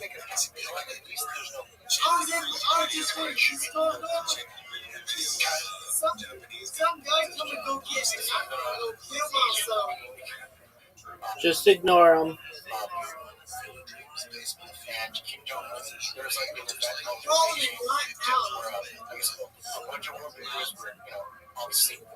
Celebrating the end of World War II. So they're just walking together in the Just ignore him, Brandon. Putin and Xi were talking about like maybe we can live forever. Yeah, the tech captures Putin and it's just a conversation. Discussing organ transplants and immortality. Yeah, they're just trying to rule forever. Everyone's talking about how we may not have to die and they can just rule forever. Yeah. It says Putin translator computer saying in Chinese, the longer you live, the younger you Yeah, in other words, there's C can be responding. Some predict that in this century humans may live about 150 years. That's a big one. Think about the fits. And the amount of people that watch this is insane. It's like, well, those two fucking know. If anyone's doing it, they will figure it out. Russia and China, the trend is definitely going that way. How long it'll be, I don't know. Good luck though. We gotta keep finding meaning. But there's also all kinds of like toxins and poisons. I mean, hopefully we're cleaning some of that up, but we're not breathing clean air. We're not drinking clean water. You know, things are tough too. So maybe it all evens out, or maybe we start to make advances. You know, so it says Xi Jinping says in this century people are expected to live to 150 years. Who replies, organs can be continuously transplanted, humans can become immortal. Zing responds, that means in the future, long life will become normal. They're both godless, by the way. Yeah, that's a problem. They both are. Their religion is the people who need to live the longest are not them. Yeah. I think she's sister, she's father was put in jail by the communists. His mother, and I think his mother killed herself. His sister. So he went through, he didn't have an easy time with it. His job, and then he climbed that. His job. So he thought it was his job. He get killed. He runs China. They can go to. I think Brian's got this one. Even if I don't agree with Putin and 99% of what he did, that picture of him on a horse where he's just shirtless, I'm like, all right, like I give respect. I mostly disagree with everything about you, but Knuckles. Yeah, Knuckles. I mean, he's definitely a man. He's all man. Yeah, you see this on the mall in Washington, so you know what the mall is being. The mall is like the huge long room cabin. It's like where everyone goes with it. March these artists put up a Trump Epstein friendship statue, holding hands. And I'm sure it's taken best friends forever. It was taken down. Yeah, that was up for 2 minutes. That was one of the saddest things I thought about the Trump administration when they made that magic trick where the Epstein list disappeared. And it's like, what? There's no list. No, I feel like there's a 2025 though. People are going, but I don't think there is a list. What if there's no list? There's a list. There's the people who are actually conducting the actual sex, and they're like, we know the names. I think though that's the Penlock is centers. There's also Ghislaine. Ghislaine is in jail for sex trafficking. Yeah. So who did she send to? Exactly. She was convicted of trafficking young girls to Jeffrey Epstein and taken apart. And so that's what who are they fucking guilty of? So who are they fucking? That's the list. Simple. So all these young girls. Well, young girls who came forward. So remember, in 2008, 40 witnesses, many of them underage, came forward about Jeffrey Epstein. Okay. The prosecutor had a case. It was a shock. Cases in Palm Beach, Florida. It was a slap on the wrist. 40 witnesses, many underage. They went out. Their parents came. They brought a huge case. The DA was all ascending. What happened was Epstein gets this cushy deal because he's an intelligence asset. So what happened was he gets his own wing in county Western Palm County jail, and he can go home at night. Break the leave. He can go home. Yes, he has a report there at night. Yes. It was the craziest cushy deal. The reason that the case came back up was because when you do that, when the DA cuts a deal, you have to let the victims know. They didn't let the victims know this. They didn't. So the lawyers were fishy. The lawyers were so mad that they never forgot it, and they brought the case again. And they said, excuse me, this guy's a scumbag. He was trafficking underage girls. That is an open and shut case. We've had all the evidence, and somehow, now you guys, this guy who got Lex Wexner's house for no money, one of the richest men in America, total control over his company would be legal. Yeah, all this is public. So we're the intelligence that was trafficked. Yeah. Where's the list of the men who are partaking in these parties? And that's why this is simple. He was an intelligence asset. Yes, they were not only trafficking underage women to trap people to honeypots, called honeypot operation. Yes, they honeypotted powerful people. Then they had them on tape. And then they had them get past the walls. They could blackmail anybody. But get this. He got tipped. He got tipped to the raid. They were coming to his house when they destroyed it, right? When they come in, they take your computers and everything. All the computers were gone. But just like Maxwell got it. So this is the point. All that evidence was gone. It was all destroyed. Obviously, somebody, if it's Mossad, whoever it is, they know how to get rid of shit like that, right? But there was also copies. So in 2008, that would be whoever that is. Yeah. In 2008, what they said is that there was no evidence because it was all fucking scrubbed. And when you cut a plea deal, the part of the plea deal is you agree not to collect evidence. You agree that the case is dead. So nobody's on that case anymore. So guess what? You know those who activate them? Yes. But what about this case? So this case was a rehashing of the 2008. Not all of it. Most of it. All of it was actually, yes. So if you look at it, he was being retried for the shit he did prior 2008 prior. Okay, that's what was really going on. By that time, the jig was up and everybody knew. He had already been convicted. He was already welcomed back into society somehow, which is unbelievable to me. But for the most part, this was a guy. You don't think there's a list at all? I think all that evidence is fucking gone. There is a list. That means there's a list. There's a list. You know what it is? It's the flight log. Good luck with that. Yeah, I can't figure that out. What are you going to do? Okay, I was on the plane. Cool. I was on the island. There's a lot of people who were on the plane who were sure getting right. There were people who were on the island. Sure, yeah. Good luck with that. Good luck trying to find. So it's hypothetical that the list was destroyed, but somebody probably has this list, and somebody's probably wielding power over other people. Right. That could very well be the case. And so I guess this is the first time I've thought it even plausible that actually the list was destroyed. However, if they were really interested, they could rebuild a new list. Talking to the women. Exactly. Here's the other issue that Casper Thomas talked about. If you had video of those young girls who were being exploited, if you had that video, you're not allowed to make that public. That would be against your rights. So that is something that may be evidence, but all of that shit went through the ringer already. And those girls, they're not gonna fucking be like, hey, these girls being, the girls are coming out now, you're like, the girls are coming out now, that they did. That doesn't work that way. But let me explain it. So the girls are suing the Epstein estate. Correct. Okay. If there was video, and they said, look, I was 14, 15. This happened. Here's the video of me. They wouldn't have the videos. If anybody had that video, the lawyers or anybody, remember, that would be worth gold because now you can really sue the state. Right now, you're suing the state because you're suing. They would never allow that. No, never. I'm saying if there was, right? If there was, I think it's something like Prince Charles, right? Massive, powerful dude from the royal family. For a fact, he's fine. I think it's a step down. Yeah, here's the other possibility. Here's the other thing we're not talking about. Go to him like, hey, what's there? Yeah, I think there's a they, and I think they have the fucking list, and they're wielding power. So first of all, and I think the they, people think it's just the left.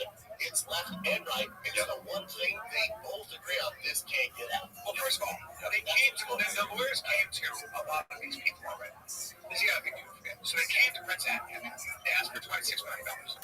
Prince Andrew said no. And that's when they went public with it.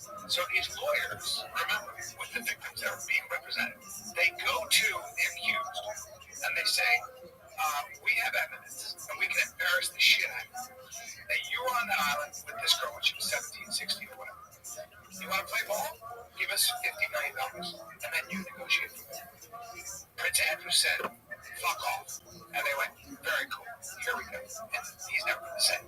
So I think it's also very possible that these people who have all the money in the world, when they came, a lot of these lawyers came to those people, they fucking paid it off. Yeah, and look, and now it all goes away. Yeah, and if you're this young girl, you've had this horrible thing happen, you're like, well, am I happier if this guy goes to jail, or am I happier if I got 20 mil? Yeah. And I don't blame him. But let me ask you this. You got to also think, please think about the future of the world. Yeah, but even as a dad, to say you have no kids, as a kid, they're offering 30 mil, and just think about it. You'll get nothing. You won't get nothing. That guy, especially today's hearsay, you have to have a trial. We're dealing with their lawyers. He's probably still not getting in trouble. Yeah. I think. And let me ask you this question. Let me ask you guys this question. So, do you think that it's possible he was an Israeli asset, right? Like, it's definitely possible. So let's just say, my guess is Ehud Barak was at Epstein's house. We know that. I mean, he was the prime minister. He was like, okay, so whatever's going on there, he clearly had ties to Israeli intelligence. I doubt that the Mossad and the Israelis have trouble getting rid of information. And by the way, it is not in Israel's interest to be found where someone finds out that they were honeypotting and blackmailing a former U.S. president like Bill Clinton. Do you know what that would do to international relations, to everything? No way. Yeah, it's not what it would be. That's an act of war. You're basically saying what we're saying, but you're saying maybe there is a list. Yeah. You've never seen it. And if there was a list, it's destroyed. Whoever the powers that be will never let it go. You're never seeing it. They're like, yep, here's why you're dealing with real power. Here's why I think the U.S. intelligence was a part of it, because of that cushy time when you got busted and you got the easy deal. Like, I think whatever force that was had power over our judicial system and had, and I think so it was part. I think maybe this is a joint effort that our intelligence and potentially Mossad and potentially everyone else is in playing this secret game. That's beneath the surface, and their game is we want total power. And then a lot of people who we think are enemies who are playing this game of enemy, like left, right, you actually see them getting together and laughing. They're talking all this shit against each other, but they're having the best time together. And I think there's like the CIA, actually the larger indictment here is not that the CIA was involved, because the CIA was then collecting evidence on its own citizenry, which is already against its charter and has been rolled.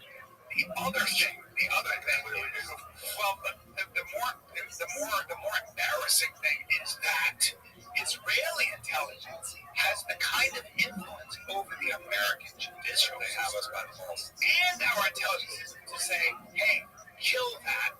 And what people, I just did a podcast with Lindsay Lee, who is one of the chief Democratic fundraisers, who said the people that run this world, you want to talk about the deep state, you don't talk about the CIA, the fuck out of here, that's amateur talk. The people that run this world are the donors, the donor class, the people with weak ill ones that you don't know that can call the White House and change policy.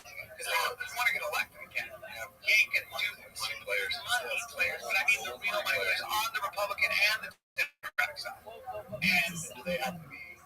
Well, some of them are Christians, some of them are but you said but at the end of the day, yes, that's not a secret that there's a lot of powerful people who have interests, and I think it's a combination of a bunch of people. Yeah, there's going to be some, but there's going to be people of every race, nation, creed, but somehow they got like a little secret deal that's going on. I believe that. I don't know that for sure, but it feels like there is a they, and that they have an immense amount of power. Like the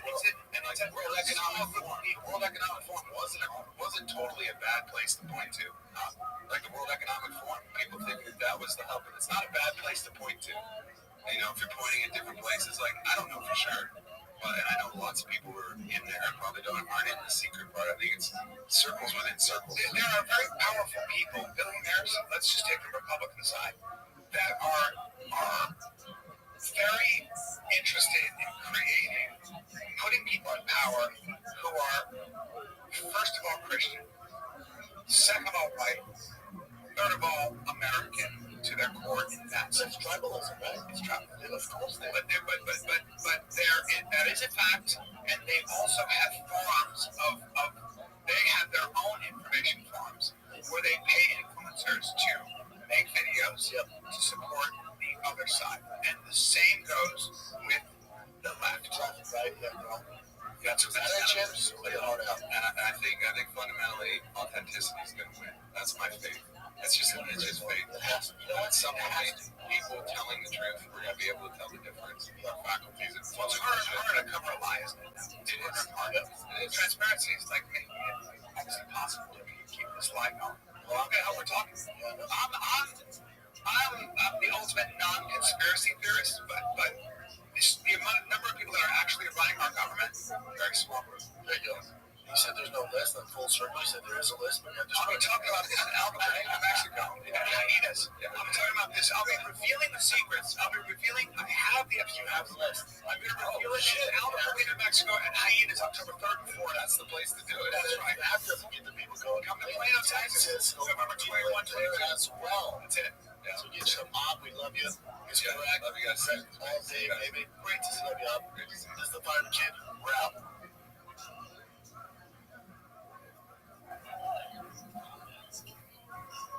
Alongside the chief of the Houston Police Department, Jamie Diaz, reviewing social media speculation surrounding the deaths. Between September 15th and 20th, authorities in Houston found 5 dead bodies of different values around Houston. Only one has been publicly identified as a 20-year-old University of Houston's state police have said they do not suspect foul play. On Tuesday, the Houston Police Department alone reported the serial killer theory, noting that while they are awaiting medical examinations and IDs on his dead bodies, they do not believe any of the deaths were connected. As of this day, this year in Houston, there have been 14 bodies recovered from local values. So some on social media have been speculating that these might in fact be the work of a serial killer. But a criminal justice professor at Texas State says Nashville, Tennessee, Lexington, Kentucky, thank you so much for all the love. It was great to see you all out there. I really appreciate all the support. I am bringing the Night Pants Nation tour to Boston, March 31st to April 2nd, and Minneapolis, April 28th through the 30th. Get your tickets for those shows and all shows at RyanSickler.com. Refinitos with Ryan Sinclair.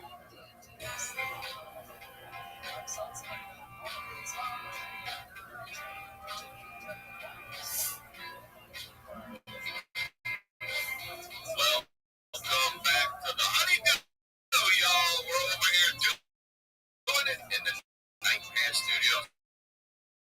So Ryan Sickler, RyanSickler.com, Ryan Sickler on all your social media. I can't thank you enough. Please subscribe to the YouTube channel.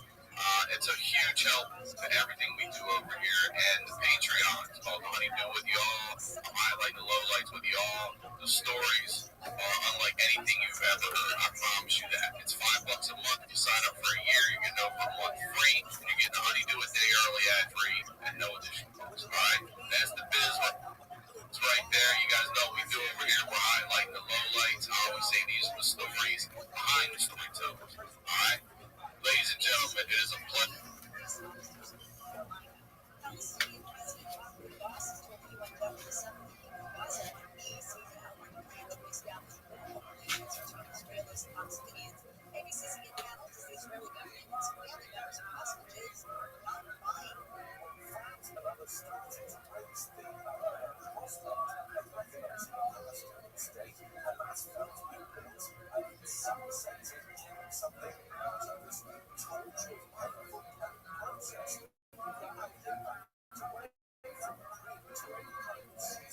Israeli Prime Minister Netanyahu speaking to the UN General Assembly tomorrow. William Shatner's agent is the 94-year-old actor is not a possibility.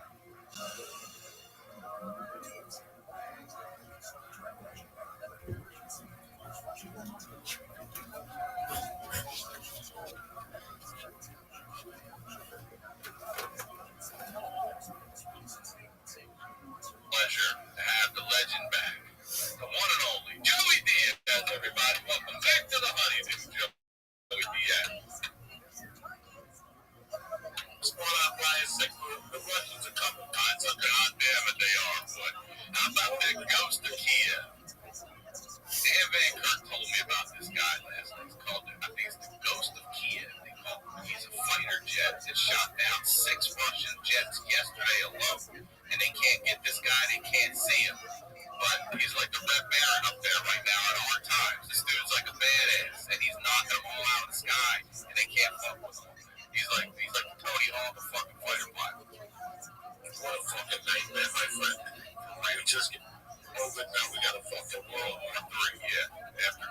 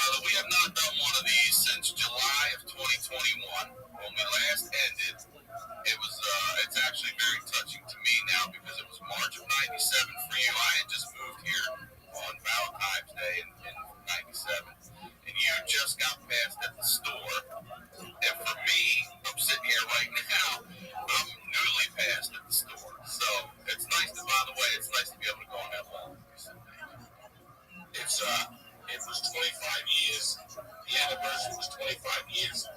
Last Saturday was on my birthday. I came over on my birthday. Okay. It all came together, you know. Yeah, you were mentioning that you went in, you didn't want to touch the toilet with your hands, so you fucking sat the lid down and you sat there and you cried, and it just all came out. Everything from back in Denver, back in Jersey, New York, all of it, prison, all of it coming back to you, and it just hit. Now you're a fucking regular at the world famous Comedy Store. So let's pick up March of '97 and we'll go from there. You know, the next day I woke up and I have to tell you how I felt. I felt invincible. I felt that I belonged. And I'm happy that I got to do this now because it's given me, you know, I've been doing stand-up, it's going to be a year now. It was a year yesterday, so since I've been on stage, it's given me a lot of time to think, you know, the best times I had, yes, it felt great to sell out theaters. It felt great to sell out comedy clubs. That was great. It felt great to shoot a special. But there's nothing better than getting accepted into the circle that you're, you know, that you're going for. That's a great feeling. You know, I started in Denver, and then I went to New York for 9 to 10 months, which taught me how to kind of start up in the city and get the party started. Then I went back to Denver and got the party started there for a year, and then I went to Seattle and got the party started there. So by the time you get to that one destination, you know how to get the party started. You know, by that time I joined an acting class on Monday night. James Masada told me I wasn't funny enough to do the stage. Fuck that guy. But I had a guy who worked there who used to give me a 20-minute spot every Monday for Latino night. And it was packed. And you know, it's so weird. People think you make it at the store and that's it. No, that's when your work starts. Because I just did the Comedy Store podcast last night with Eleanor, and she said the same thing. I said, look, it's great, and you're right. There's nothing there.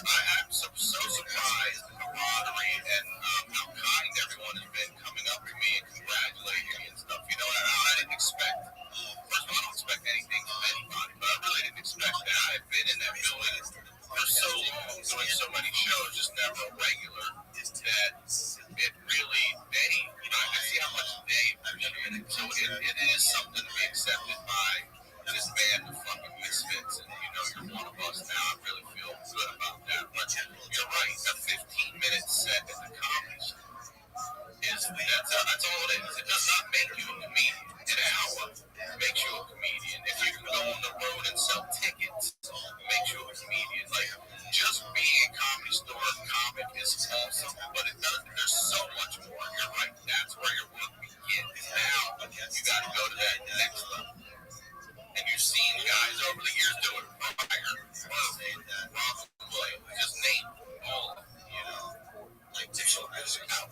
It's so weird. I mean, you know, jiu-jitsu or karate when you start with a back of the class.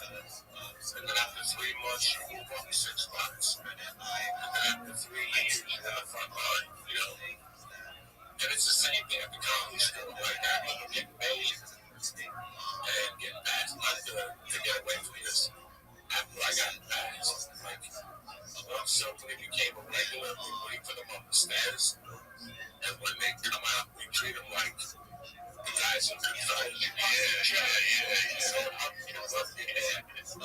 Puts them on my ass. We did that day. We got paid. Oh, shit. I'm the Jerry. And we helped you.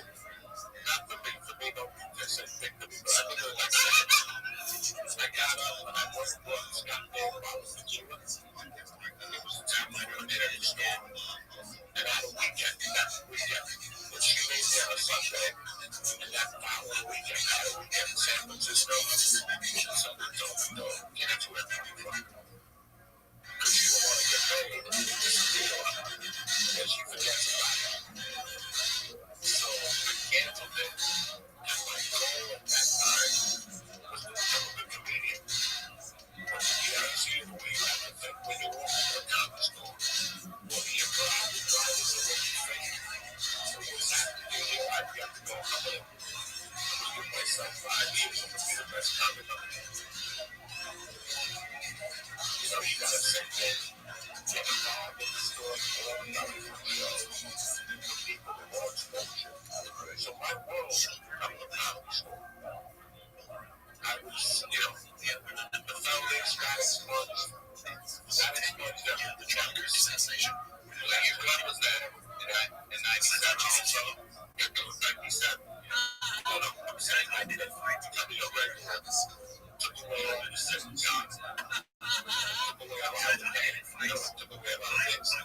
Now my fucking soul was to become the best of the store. You know, don't be fucked up out of them. 1 o'clock spots to 10:15. Retreat. You know, I was together with one day I got a spot. That one day, my first one day, they gave me a spot. Like at 11 o'clock. Boy, was I fucking happy. I got job schools, I got my other buddies. I got Brody. Everybody came down to see my spot. Like Monday night, comedy store debut, ready to fucking go. And all of a sudden, Eddie Fisher asked me, he was 8th grader. He wanted to fight 10 grades earlier. Well, we stayed out till 22. Yeah, I know. I don't know what Eddie Griffith's ever done 10 minutes. Went from the biggest high in my life to the biggest low of my life. Did you still get to go? If you would have come by and fucked me in the ass, it would have been the best thing you could have done. I was just sitting back there, ready to cry. My friends kept saying goodbye. Everybody goes. We'll see you next time. And then finally, Eddie Griffith goes, hey, he coming up here in Cuba. And I remember walking up there like, hey, shit, my son, I wanted to kill him. I wanted to kill him. I think I went out to smart again. It was hard. This gigantic fucking load, 24 hours.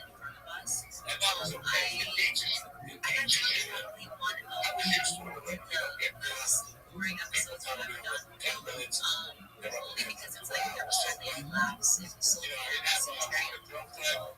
We kind of at work. You know, we found a place in Hollywood. And it was getting my son to believe I got an acting class on Monday nights on Georgia. On the other side of Sunset, behind the Guitar Center. Yeah. And what the guy's name was exactly like 3 weeks on Mondays. It was 7 to 10. And after about 3 or 4 weeks, the guy said to me, by the way, is anything familiar with him? And I didn't say shit. And he goes, I hate fucking comedians. You guys come in here, you think you're the table and clap. I can't stand them. The last comic I dealt with was fucking Andrew Dice Clay. He would have left a bad taste in my mouth. I was like, now you know Woody Allen. So Monday nights was the busiest night in Hollywood. They were fucking, you know, it was the Laugh Factory, the King of back.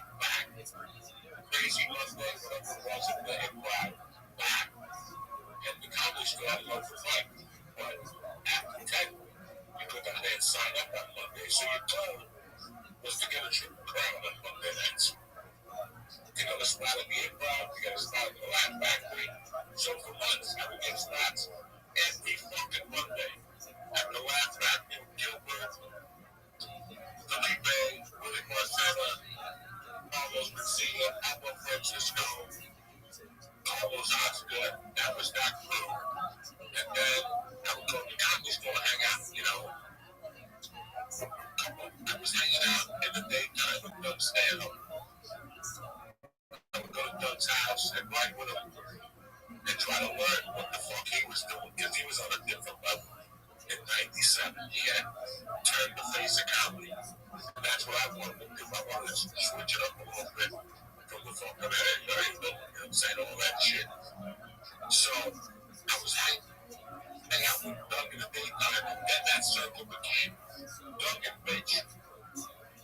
So it was me, Doug, and Mitch Hedberg would meet up like 2, and Doug Stanhope's, Kurt Summon, and then we walked to Gorky Park and fucking the Rocket Park. I'm gonna say that it's 3 very different voices of comedy. It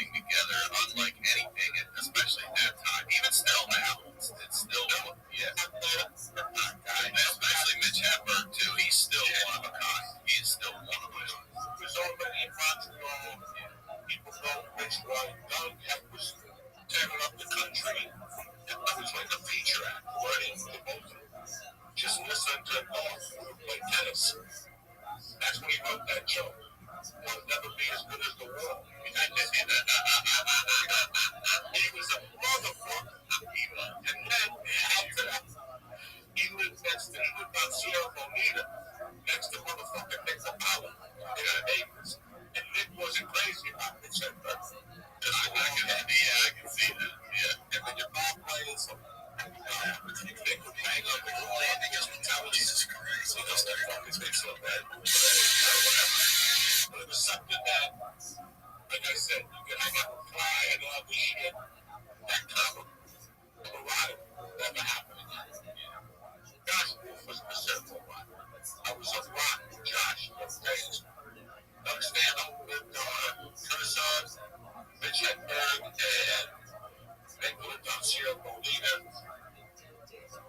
And then there was Gardner. And there was a friend of Doug Stanton, Doug Gardner. And then this one was Josh Wolf. So 4 blocks in a row, I would just wait in the corner and go from door to door. You know, I wasn't tight friends with the guy who lived on Gardner. But one day there was an emergency and he had to leave. And there was a fat guy staying over with Joey Medina. There was a funny guy. He was friends with Doug Stanhope. So Doug Stanhope lived in that building now. And that was Ralphie Ray. No way. Another assassination. It was Johnny. I thought you said you was. I thought you were great.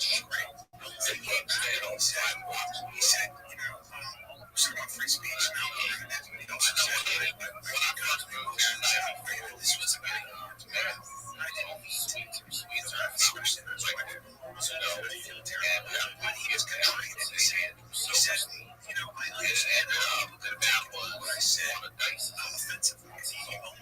Now, when he said it, no, I was a fan of Andrew. I believe Andrew was to the idea that I sick and we used to get this fucking mail and it hit me. I was like, am I really I'm here to be a comedian? And I'm in one of places, old places like that. It just was one of those things like, wow, you knew they all lived in that area. If they could, there's stores there, improv here, the lab, just that triangle, those little fucking triangles like this. All within one, like, mile and a half of each other's house. You don't know. This is what guys are doing. Those are the plots and there's no plots. This is crazy for the things you've never hang out with. That's what I do. You know your brain right now. Shit, yeah. He was getting a 60 check, that guy. $3 grand. This is what I like. Just so you know. The guy wasn't missing. Life is over. I was broke. And then you, at that time, I took some money left in the deal. And it doesn't work. I got CBS. I missed it. Stop it. And they're telling you to go to steal. It was a show on CBS. There might be a religious revival. And, I've never heard in my lifetime. I came out of London to be there. I became a regular. And I hear that's amazing. What it's amazing. Her message was forgiveness. As a walking story. I wonder if you might not be the fastest spirit of you gotta be up there. You gotta be up there. Yeah. I mean, certain like Laredo. And he was like, Mitzi in the manual, like, right? And Mitzi made a like, shit like that. I forget. There's usually like a point that you like up there. And you gotta still be out the shades of it. So powerful. I was there Mitzi 5 nights. People are right? Yes, I understand. At that point, though, I didn't have this. They want to ask me to hang out. If I'm not working, I'm not there. We start energy is the one who come hang out. Because if you do meet somebody, they're going to ask, what are you going on? And you're going to stop the night. I think we tell them, like, there's a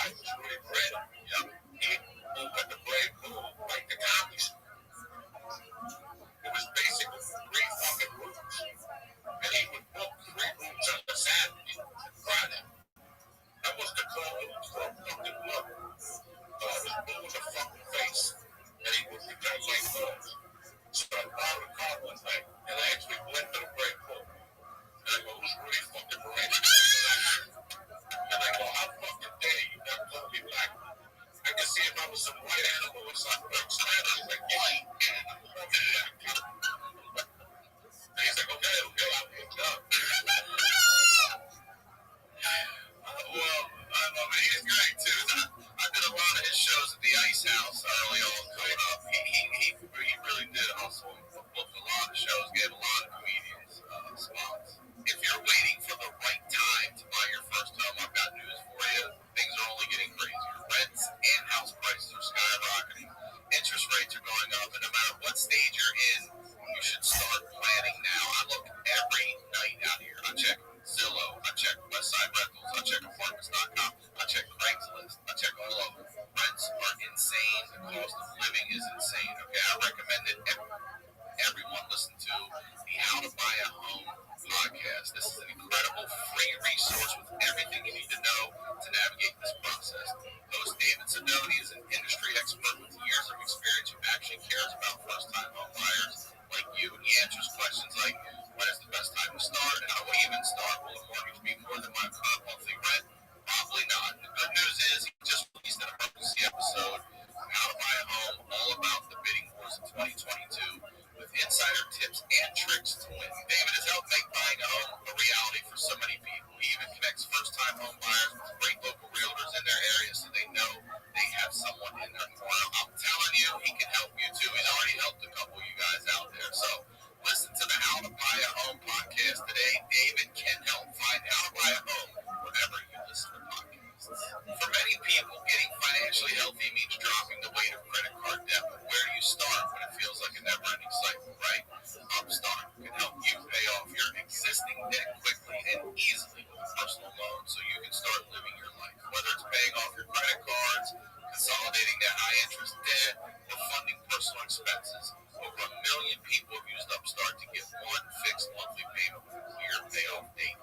Upstart knows you're more than just your credit score, so rather than looking at your credit score alone, Upstart's model considers other factors like your income, your employment, and other information provided in your loan application to find you a smarter rate for your loan. You can check your rate without impacting your credit score in just 5 minutes for loans between $1,000 all the way up to $50,000. You can even receive your funds as fast as one business day after accepting your loan.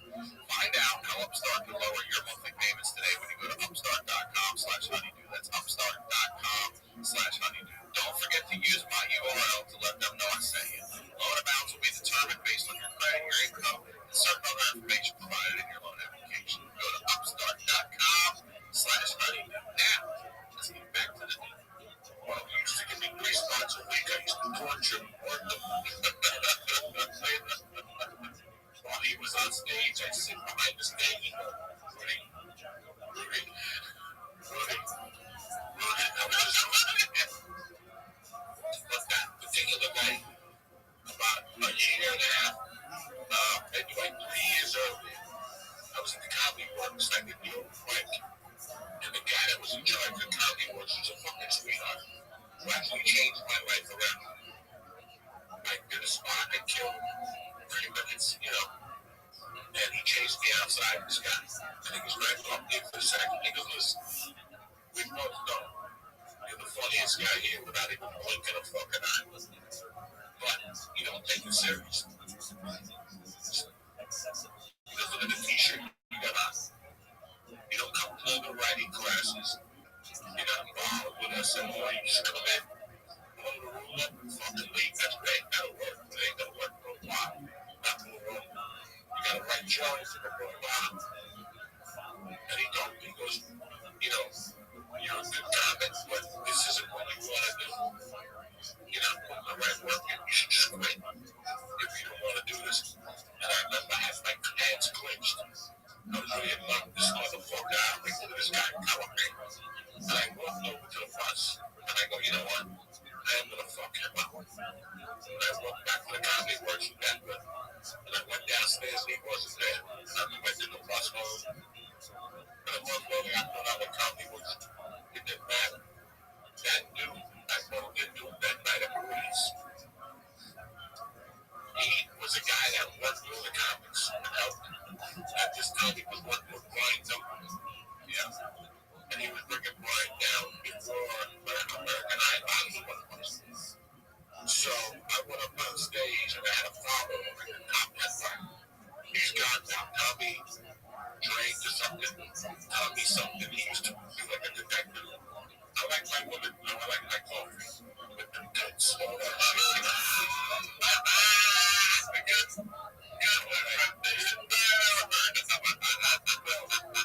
He was a funny dude. I had seen he had around a bunch of times. He would roll detective jacket like a hat. Yeah, you know, all that. I was talking to this day. He blew up the fucking room. I was my knees fucking another one. But then I said to myself, fuck this. I'm at the comedy store fucking following savages. At the time there weren't the savages there were when I was there. But there was savages, you know, we at the store. At 10:30, I'd be a fucking savage. And brother, I went up there, took that room apart at the grave for my fucking leg. And I got off the Rudy goes, you come down whatever the fuck you want. Just clear it up a little bit. And as I passed by Rudy, I saw that guy, Matt. That was his name, Matt. And he goes, what the fuck was that? And at that point, I accepted what he said to me. I put the sign. And I go, you don't know how lucky you were at that. Who was it? I go, I'm a fucking nut. And you destroyed me that night as a human being. But when I got home, I told him that you were right. And you're the reason why I'm here tonight, so thank you. And he gave me a big hug. And I never saw him again. Matt Woods. Great comic. He came up with Matt Berry, Roseanne, Todd Jordan, Rick Burns. They were fucking, you know, when one of the country guys, Larry Gable guy, the material, he brought all of that for comics material. That right? Yeah, they were great writers. All those guys. Rick House with the hook. You know, he got the hook up on stage. Fucking brilliant writer, that motherfucker. So it was great. It was great to see him. But after I saw that guy, and after I knew I could do it, because before you come to LA, you hear all these negative things and comments when you go on the road. You know, I'll go to LA, you gotta get back, you gotta suck dick, go to John stage. Here I am, doing your fucking runs. Get love everywhere. I got love in the improv before I got love in the store. I was already getting spotted. There was a guy there named who was a talent coordinator, who was a drunk, great guy. And he saw me doing the Latino night, he made me a ringer. And that now was another laugh factory. So it was, I was rocking and fucking rolling 3 months in. And I was trying to shoot the pilot. The director of this pilot for CBS, they gave $3 million. So I thought this show was definitely going to work. You know who the director was? The guy who played the doctor in jail when the guy from The Sopranos was in prison. Wait, remember Johnny Sack? Johnny Sack, yeah. Johnny Sack was in prison. There was a guy with glasses that was fucking making his bed, all that shit. That's the guy. That guy is a badass, but he's also an Eyes Wide Shut, that dude. He's been in 1,000 team director. So when I got there, I was quite a bartender that had, he gave information to the cops. He was the eyes and ears of the neighborhood. He was a Spanish guy in the clubs, you know. And I remember going to the rehearsals, and every time I would say a word like that, people would shake their head. I was bad, Brian said, but there was like 2 weeks of rehearsals. Every time I hit them, my lines got shorter. Wait, hold on, you would see them shake their heads when you would say your line. That's brutal seeing about that. It was terrible. You know, I had never had it before. 3 or 4 acting classes by then. I was a lot better than a lot of other people because I watched a lot of TV, but so every time I went out, like one day when I got there, it was 9 pages of science. When I got there, Tuesday was 9 8. Wednesday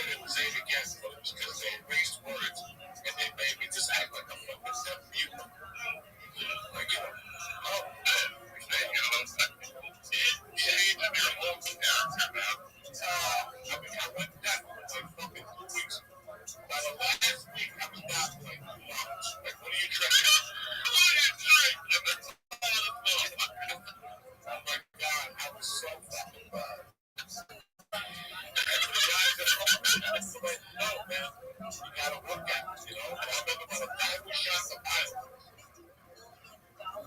the fucking, it was down to one line. Like, what do you guys have? That was it. And then the show got picked up. They weren't gonna pick me up. They were gonna rehire somebody else. That's when I started stealing wardrobes and shit. When I went up back to the back, I started getting shirts and tops. I was living on cocaine, so I either go to the club or I go to cocaine. I did everything from command mode. I had holes in my socks. I didn't give a fuck. I was still coding up being a comic. By the time I shot that pilot, I was down with one fucking line. And I looked back at the end when I was leaving, as we was talking. They're like, yeah. See ya. I didn't else to say, see you soon. I'm leaving. Good luck. I left there fucking crap. So I said, fuck it. I had this crazy girl from the stripper that used to let me choke her and I didn't miss her. So I was up at that house, up in the valley. And back then, Josh gave me a car that the woman could cast record. She left it there while she was out of town. I started getting tickets on this motherfucker. I was getting tickets all over Hollywood. That little black chick was chasing me all over Hollywood. You know what I'm talking about? With a woman calling bitches angry. She had a gun. This motherfucking thing straight. I'm driving this chick's car. And I'm getting tickets everywhere. I got camouflage on the car. I'm putting leaves on it. Fucking Hollywood. I come out of somewhere, I still get a fucking ticket. I probably have 50 fucking tickets. And I go up to this girl's house, the pilot. They just give me like 10 grand for the fucking week. I'm gonna go see my girlfriend up there. Well, she wasn't my girlfriend at the time. We had dated for 4 years now. We just walked in. She was a dirty whore, but I loved her. What are you gonna do? And I went there, took a shower. I gave her a stab in the shower. And when I came out, my car was done.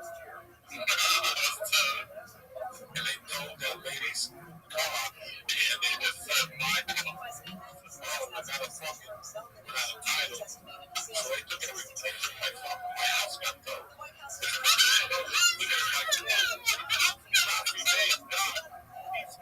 And they used to say, your house got towed. Everything had shots, demo reels, fucking clothes, houses and clubs.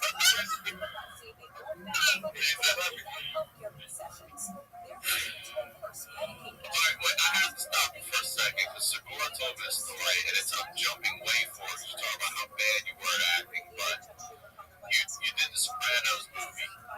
And I just want to hear this story real quick. I think it was Segura that told me this about your scene with De Niro. You had a scene with De Niro. Yeah. And he just, you were pretty like, holy shit, I'm sitting here with fucking Harvey De Niro. That was Grudge Match. Oh, it was on Grudge Match. He did that. Tell me that stuff. Because we're talking, real quick, let's give you some love. Because we go from watching people shake their heads at you delivering your lines to having a scene with De Niro. I said Sopranos, Grudge Match. Tell me, what did he say to you when you sat with him? When you sit across from him? There was a couple things, De Niro don't say much. You gotta beat him to get something out of him. So, I don't know what story he told you. I don't know about this. I know. My God. I know. That one. But he did. What happened is, when I got to New Orleans, I got there and I was with Gene Hackman, who always goes straight to the site. You never notice in his dressing room. I thought that was interesting. I read something like Gene Hackman that said, he used to go to the action. So when I got there, I packed my shit and I ran out and I went to Fort Jones. And then from there I go, where's the set? And they go, get on the block, give me a ride. They go, you're not shooting there, I just want to go see you. And when I got there, it was our check. And he was in the day to get ready. This guy will come and don't need a buy from the store. Because he tried to trip up. He tried me to commit tomorrow. Or check tomorrow. Who told you that? And they're like, all right, let's do this guy. This guy ain't dying. 20 minutes. Tell me to commit murder. To They say commit action. murder. The hero walks up. To kill myself. You tell me go get an eyeball and you go kill myself. Explain that. Cut. Do it again. Action. Second thing again. Why? I can't believe my Because life. you're the one. You know, Because you it was the night. thank God. You don't have to worry about them anymore. They're gone. What's going on? I didn't think about it. The next day I get there. And sure enough, I sit down in the chair. And they come over. They go, you do that. You bother you. You're welcome, big dog. Absolutely, my friend.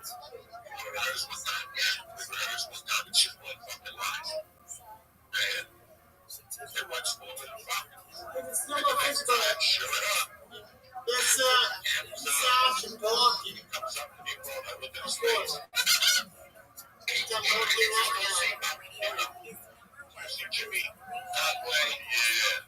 The guy, taxi driver. You see the guy playing in Raging Bull. You see the guy over the hunting movie when he was to Vietnam. And Christopher Walken.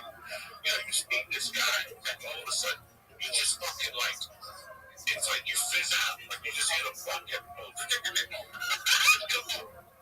who the fuck it is. And I was very self-conscious. And like, Robin, I'm sorry. And he like grabbed my hand. He's like, I know, it's gonna be all right. He knows. Everybody knows. He knows that you're sitting here with Robert fucking De Niro. It's gonna take you a minute, but no, because it's the head with 1,000 people. Amazing. That's so like break it down. Don't worry about it. Yeah, like I've done it with names with Christ. Because once you see his face, you don't even know what line you're going to get. You know, go and get your shine box. You don't know what that is. Really fucking interesting. And then after that, I got into a high-end acting class. I got into a manager. Because she had just won an Academy Award with Holly Berry. And then she won the next year with Charlize Theron. So everybody said she was really good. And she was very good with character actors. You know, it was weird because when you first moved up in Hollywood, you win some pretty big battles, but as you know, you lose pretty big battles. And my internal battle at that time was I couldn't get representation. I had a manager when I first got to town, great guy. This is I want to take his business after your house was stolen. You're still having trouble getting representation and all this stuff. Then, yeah, I was having a hard time. I had this guy Ken Phillips for a while. Ken was a good guy. In fact, when I first got to the store, like 3 weeks into the store, I don't know what's going on. I'm fucking flat broke. I'm moving my hand to mouth. And there's 2 fucking wannabe weirdos in the store talking about their bookmaking. Right? Their bookmakers, blah, blah, blah. You know. I think they were friends with one of the Italian guys. And they're like, if you want to put any action, let us know. Here's our number. And I go, sure. I never thought about it. Looked at the cook that weekend. And I'm like, I like this fucking game. And I could just get a book. And I go, oh shit. I know a book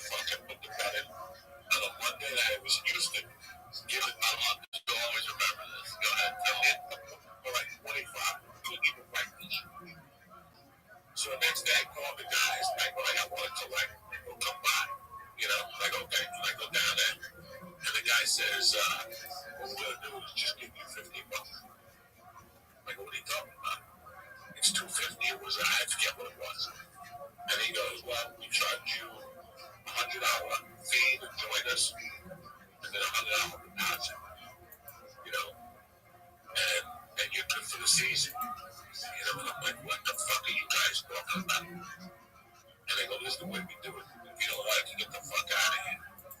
I go, really? And I went right next door.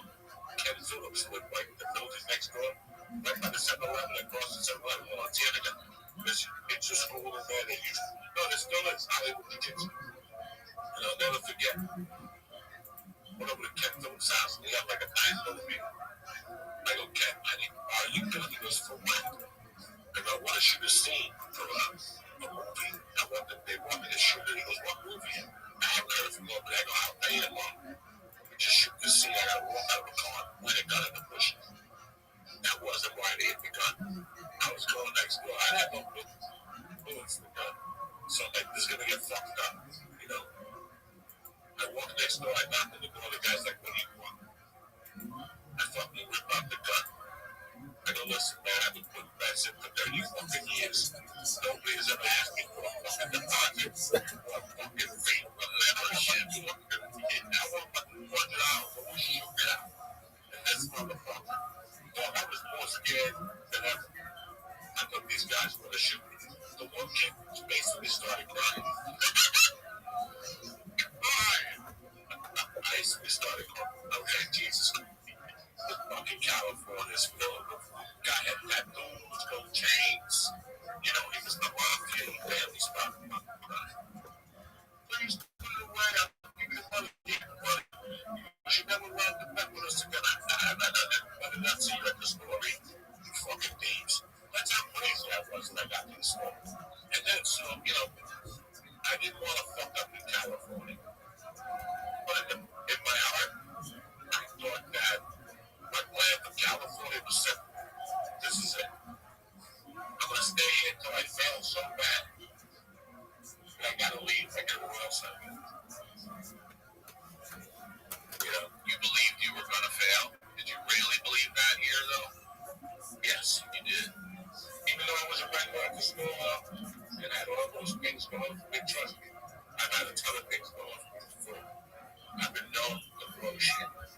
But for some reason, I didn't want to blow this. You know, I was a fucking street hustler. I could make it. I can get anything. I can sell you anything on the street. So if I pull up to get a check, I see 5 cases of Jack Daniels. I just fucking see a Columbia. You know what I'm saying? Like, I would just see a Columbia with a big jacket on, you know. I never stole nothing from the store. I never really wanted to cause problem. And I got the fist fights up there. I fought a lot up there. Like, I still remember the beginning. Getting in my car, just crying, and driving on Sunset. And going, that's the last time I'll be doing this spot there. Lord Spitzy hears about that comment. She's gonna fucking, you know, I'm not done now. But sure enough, next week, I'm gonna fucking go, you know. Whether it's saving more and spending less, getting organized, or losing weight, there's a lot of worthwhile goals to set